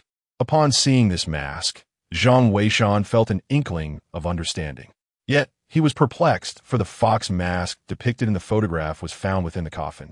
While his memories from a previous life suggested that the mask belonged to the ancient corpse, Could it be that there are two fox masks in this world? And might there be a connection between the two? Pondering this, Zhang Weishan leaned closer to examine the photograph. Upon closer scrutiny, he was jolted, for he discerned that the patterns on the fox mask resembled a map. However, this map was incomplete, indicating a particular location. At the terminus of the route, there was a faint symbol resembling a key. It seemed that the fox mask concealed a significant secret. On the other fox mask, could there not also be a hidden secret? Zhang Weishan was astonished. This was indeed a remarkable discovery. Unfortunately, the mask was merely a photograph, and many areas were obscured by lighting issues, rendering it difficult to ascertain the location of the treasure. Zhang Weishan set the photograph aside, his mind already formulating plans. The night passed in silence. The following morning, everyone rose early and gathered together. Meanwhile, Chunwen had made several copies of the information she had provided to Zhang Weishan the previous night, distributing them among the members of the archaeological team for their perusal. These were all crucial clues that the team members needed to memorize. As noon approached, the live broadcast was set to commence, signaling their imminent departure. Zhang Weishan stood outside the tent, gazing at the verdant peaks of the pine trees before him, feeling a sense of unease. He sensed that something ominous might transpire. He quickly closed his eyes and began to perform a ritual, drawing upon the feng shui records found in the yin-yang diagram, aligning them with the current time and the surrounding information to initiate a divination. However, moments later, his expression changed dramatically. He gestured for Captain Sheen, who was nearby, to approach. "Mr. Zhang, what is it?" Captain Sheen inquired, noting Zhang Weishan's grave demeanor. Without wasting words, Zhang Weishan replied, "Inform Professor Chun that the departure time has been postponed by 3 days. It is too perilous to ascend the mountain now, and I have other arrangements to make." Chapter 82. The reasons for the delay in departure spark outrage indeed. Captain Sheen did not hesitate and promptly notified Chunwen. Chunwen chose not to make a fuss about the matter. Instead, she fabricated an excuse to leave the tent and sought out Zhang Weishan directly. "Captain Zhang, what are your plans?" Chunwen inquired directly, bypassing any questions regarding the reason for the postponed departure. Given that Mu Lao and his associates had entrusted their authority to Zhang Weishan, Chunwen naturally held a great deal of confidence in him. Zhang Weishan pondered for a moment before responding. "Firstly, I require a scanning diagram of the golden fox mask, and the clearer, the better. Secondly, I need 1,000 pigs in heat, with 100 sows and the remainder being boars. Thirdly, we need to alter our route temporarily to visit another location. Lastly, we must prepare black donkey hooves. I will provide you with the materials and methods to follow." Chunwen was taken aback upon hearing this. The first and third points were somewhat acceptable. Perhaps Zhang Weishan had a plan. However, what was the purpose of the second and fourth points? Why so many pigs? Furthermore, what relevance did black donkey hooves have to archaeology? Were they to be used for some sort of culinary endeavor? "Mr. Zhang, I am rather perplexed." Chunwen expressed her confusion. Zhang Weishan gazed at the distant peaks and stated, "We shall depart in 3 days. During these 3 days, there is much to accomplish. All the pigs must be transported to the mountain by noon tomorrow. They should be taken to the location where the 3 professors disappeared, with soldiers stationed outside to ensure the pigs do not escape. Meanwhile, we must venture to another location within these 3 days to find something crucial. Otherwise, even if we locate the tomb of the Warring States, it would be utterly meaningless. As for the black donkey hooves, they are intended to restrain the zombies. We must act swiftly. I need to obtain the scanning diagram of the golden mask as soon as possible." Chunwen was taken aback. Upon hearing Zhang Weishan's remark that the black donkey hooves could restrain zombies, she felt a sudden jolt of surprise. The archaeological community has uncovered numerous ancient tombs, and encounters with corpses that have transformed into zombies are not uncommon. Most can be dealt with using bullets. However, some zombies are impervious to blades of firearms. Just last time, Captain Sheen and his team encountered a zombie in an ancient tomb found deep within the desert, ultimately having to eliminate the threat with Molotov cocktails. Could this so-called black donkey hoof truly be effective? If the words came from the Zhang family of tomb raiders, she would trust them without hesitation. But coming from Zhang Weishan, she felt a twinge of uncertainty. Zhang Weishan retreated to the tent and wrote down the method for crafting the black donkey hooves for Chunwen. Without further ado, Chunwen called Old Mu and recounted the situation. Old Mu was filled with excitement upon hearing the news. Excellent. Little one, you must follow Mr. Zhang's instructions precisely. I will send you the scanning diagram of the fox mask immediately. 1,000 lustful pigs pose no problem. We shall set forth in 3 days as he desires. As for the black donkey's hoof, it is imperative that you regard it with utmost seriousness. Recently, Mr. Sun has been delving into the ancient techniques of tomb raiding. It is said that the methods employed by the Fa Qiu Tianguan and the Mo Jin Shao way to subdue zombies involve the black donkey's hoof. Mr. Zhang may possess knowledge on how to craft this item, and if we succeed, it would signify a qualitative leap in our archaeological techniques. Indeed, Chunwen nodded, her heart brimming with astonishment. She had not anticipated that Zhang Weishan would also be versed in such a long-lost archaeological skill. This inevitably brought to mind the esteemed Fa Qiuzhang clan. Could it be that the heavens are truly favoring the field of archaeology? First, the Fa Qiuzhang clan, and now Zhang Weishan. With these two titans, how could the archaeological community not flourish? In that moment, Chunwen forwarded the scanned images sent by Old Mu to Zhang Weishan, and subsequently set about informing the others. Captain Qin and his team had no objections. However, transporting the lustful pigs would indeed be a considerable undertaking. The archaeological team, upon receiving the news, was stirred with excitement. Professor, why the sudden change in schedule? Yes, wasn't it already set? Professor, even if team leader Zhang wishes to alter the timing, surely an explanation is warranted. Indeed, is there to be no explanation at all? We are about to go live. How shall we elucidate to the audience? Chunwen felt a headache coming on. The archaeological team could be commanded to comply. But with such a large audience in the live stream, the lack of reasoning might lead to rampant speculation. Upon contemplating this, Chunwen resolved to inquire with Zhang Weishan. At that moment, Zhang Weishan was engrossed in studying the fox mask. The scanned image was remarkably clear, and he was confident that he could unravel its secrets within 3 hours at most. Is there something you need? Zhang Weishan's voice emanated from within the tent as Chunwen approached. Mr. Zhang, we're scheduled to go live shortly regarding the delay in our departure. We need to provide the public with an explanation. Zhang Weishan and Appo's thoughts were stirred, and he replied, in the next 3 days, the geomancy and environmental conditions are optimal, with the flora on the mountain exhibiting heightened vitality. Ascending now would be perilous. The conditions will begin to diminish after 3 days, making that the ideal time to venture upward. Understood. Chunwen nodded. Although the situation was somewhat esoteric, it was certainly better than having no rationale at all. She promptly informed Yun, who would later announce the matter publicly during the live stream. After deliberation with Elder Mu, they decided to disclose all pertinent details. This would not only clarify their position to the public, but also demonstrate that they were not idling, but rather preparing. It would also serve to elucidate Zhang Weishan's role, given that this was his inaugural experience as the team leader. A lack of clarity could lead to misunderstandings among the public. However, the whims of the populace are notoriously difficult to manage. That afternoon, the live stream had just disseminated the news when the entire internet erupted. Countless comments flooded in. What on earth? Why the 3-day delay? Are you kidding me? Is that Zhang Weishan too timid to seek out the ancient tomb? If he is, he should simply replace himself. Indeed, what a waste of time. Where is this so-called formidable expert? When it comes to descending into the tomb, has he lost his nerve? Moreover, the excuses he offers are utterly pathetic. The notion of feng shui and geographical conditions being incompatible, coupled with excessive plant vitality. What nonsensical drivel. If the conditions were truly incompatible, the plants would perish, and there would be no point in pursuing this endeavor.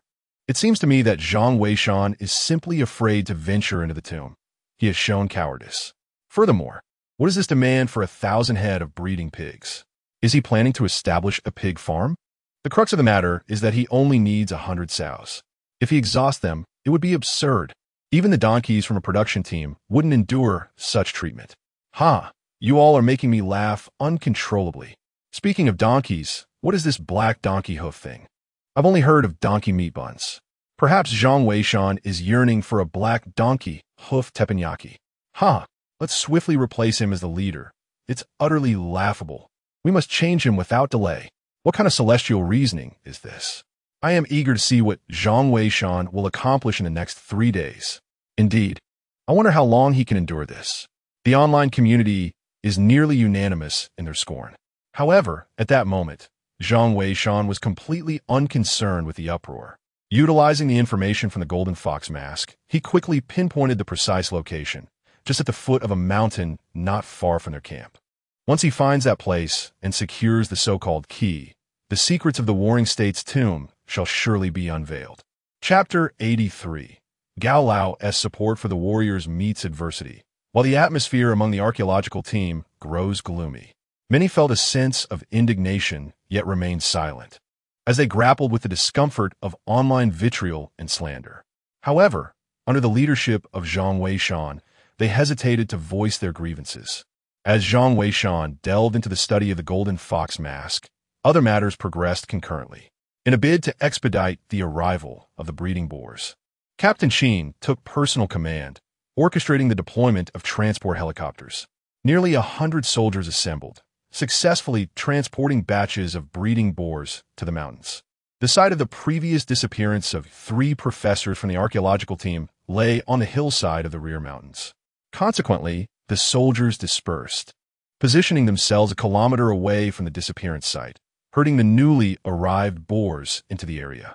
The breeding sows exhibited heightened mating instincts, with the boars displaying an aggressive desire for copulation. The startled sows fled into the forest, prompting many boars to pursue them. The soldiers stationed outside exerted little effort, accomplishing their task with ease. Naturally, the live broadcast showcased their mission, and the viewers in the chat could not help but engage in mockery and derision at the unfolding spectacle. Truly remarkable, allowing these beloved souls to perish while Zhang Weishan oversees the breeding of piglets. You are indeed playing with fire. Indeed, Zhang Weishan is speaking utter nonsense. Had I known earlier, I would not have supported him. I fail to comprehend the significance of this. Sending a batch of pigs up the mountain, are they preparing to breed piglets to supply the archaeological team with provisions? Is the archaeological team planning to reside on the mountain for eternity? This is utterly absurd. I cannot fathom how the authorities continue to act recklessly.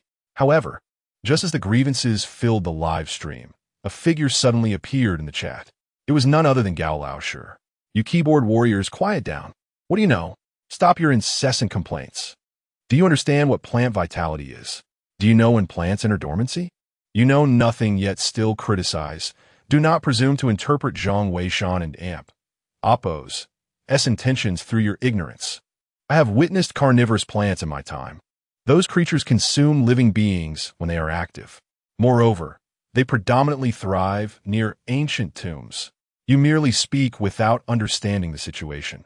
If the archaeological team perishes, will you be responsible for their demise? This is quite outrageous.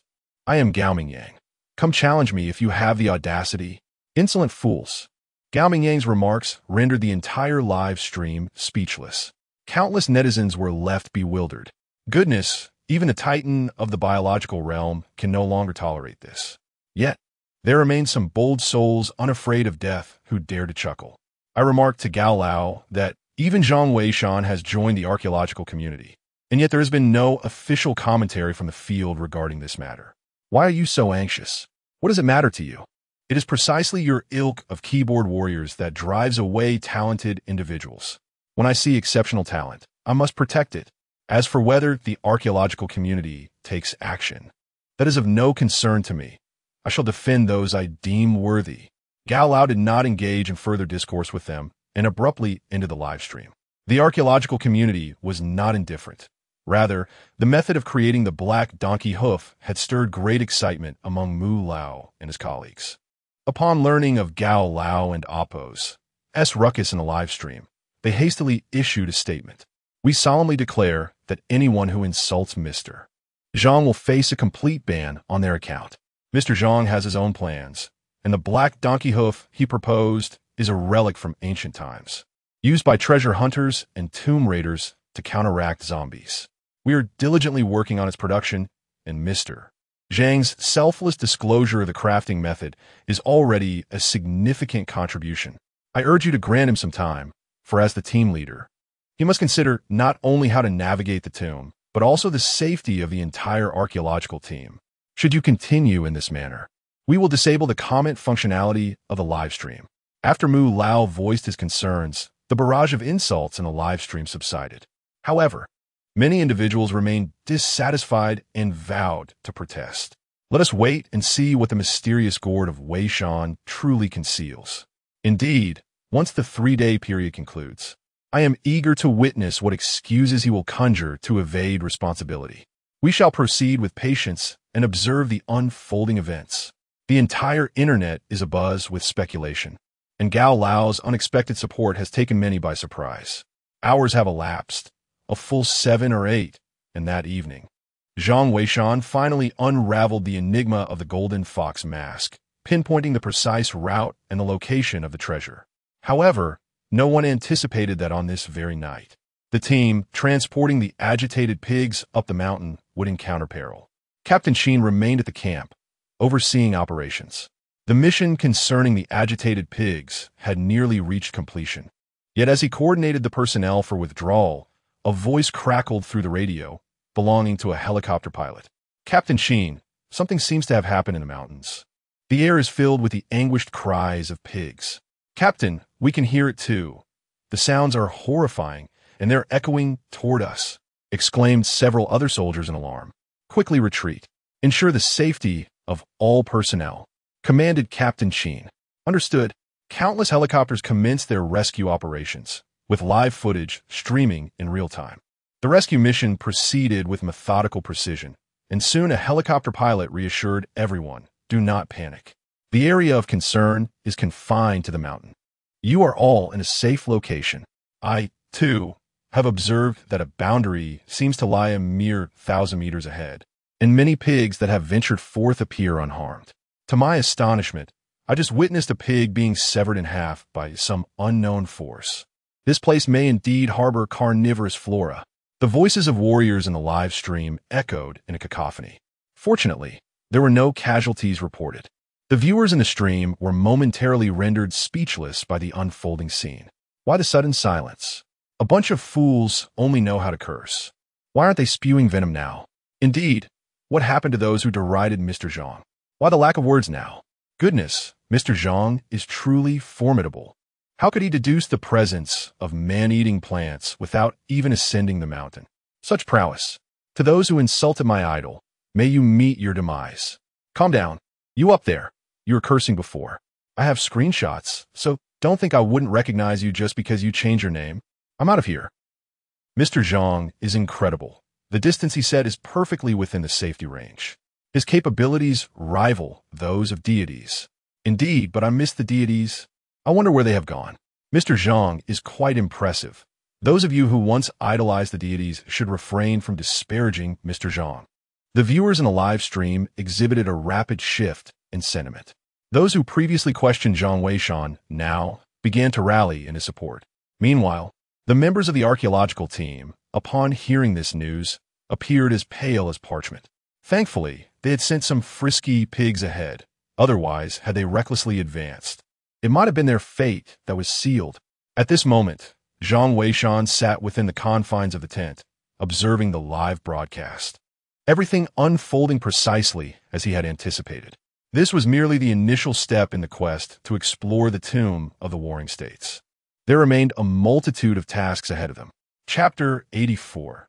Doubts arise regarding the entrance, yet we submit in the midst of a hasty retreat. The warrior group suffered no casualties. Captain Sheen could not help but feel a flicker of respect for Zhang Weishan. Although he could not comprehend the extent of Zhang Weishan's influence, it was evident from this arrangement that had Zhang Weishan not established the necessary distance, they might have lost several comrades. These individuals were his allies, and the fact that they could all return unscathed filled him with profound gratitude. After all, every life is precious, regardless of status. Following the incident involving the warrior group, public opinion across the internet had softened considerably. Nonetheless, Many remained skeptical and watchful. Given the earlier mishap involving 3 professors, it was reasonable for most to suspect that danger lurked within the mountains. Thus, this did not seem particularly impressive. The forthcoming actions of Zhang Weishan would be the true test. The following morning, the archaeological team was assembled at dawn. Confusion swept through the crowd. Was their departure not scheduled for 3 days later? Why the sudden gathering on just the second day? Silence. Let us heed Captain Zhang's directives. Chinlin called out. The atmosphere immediately quieted. Zhang Weishan surveyed the group and proclaimed, "We need to locate a specific site. One that is of paramount importance to our entire endeavor concerning the tomb of the warring states. Our time is limited, so we shall depart immediately." Without further ado, Zhang Weishan's command propelled both the archaeological team and the warrior group into action, setting forth on their mission. Fortunately, the distance was not great. A mere 20-minute drive brought them to their destination. Yun and the members of the live-streaming crew accompanied them throughout the journey. Although it was still morning, the popularity of the live stream had already surged, with many eagerly awaiting Zhang Weishan and Appo's next move.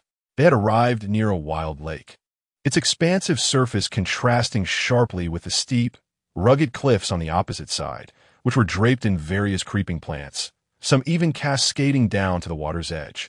Zhang Weishan pointed towards the cliffs and remarked, 100 meters to the left of the cliff's face, there lies an entrance.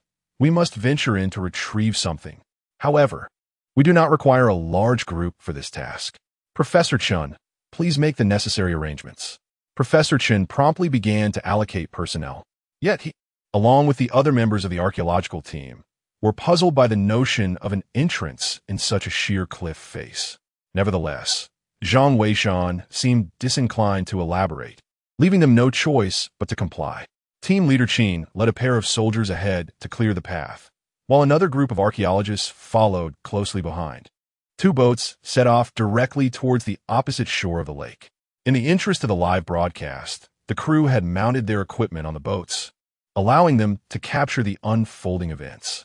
Meanwhile, viewers in the live chat began to speculate fervently. Why is Zhang Weishan searching for a cave instead of an ancient tomb? Indeed, it seems rather nonsensical. Not all. I see he simply lacks the courage to descend into the ancient tomb, hence seeking a cave for a bit of adventure. He has not been idle himself and can also make an appearance on stage. You people truly have short memories, forgetting the pain once the wounds have healed, yet you still question Mr. Zhang. Do you wish to be silenced? What nonsense! We have not insulted him. Indeed, is questioning not permitted? Faced with the topic in the live stream, Chunwen felt quite helpless, having nearly inquired about Zhang Weishan multiple times. Yet the words lingered unspoken on her lips. At this moment, only a small portion of the archaeological team had followed along, including Chunwen and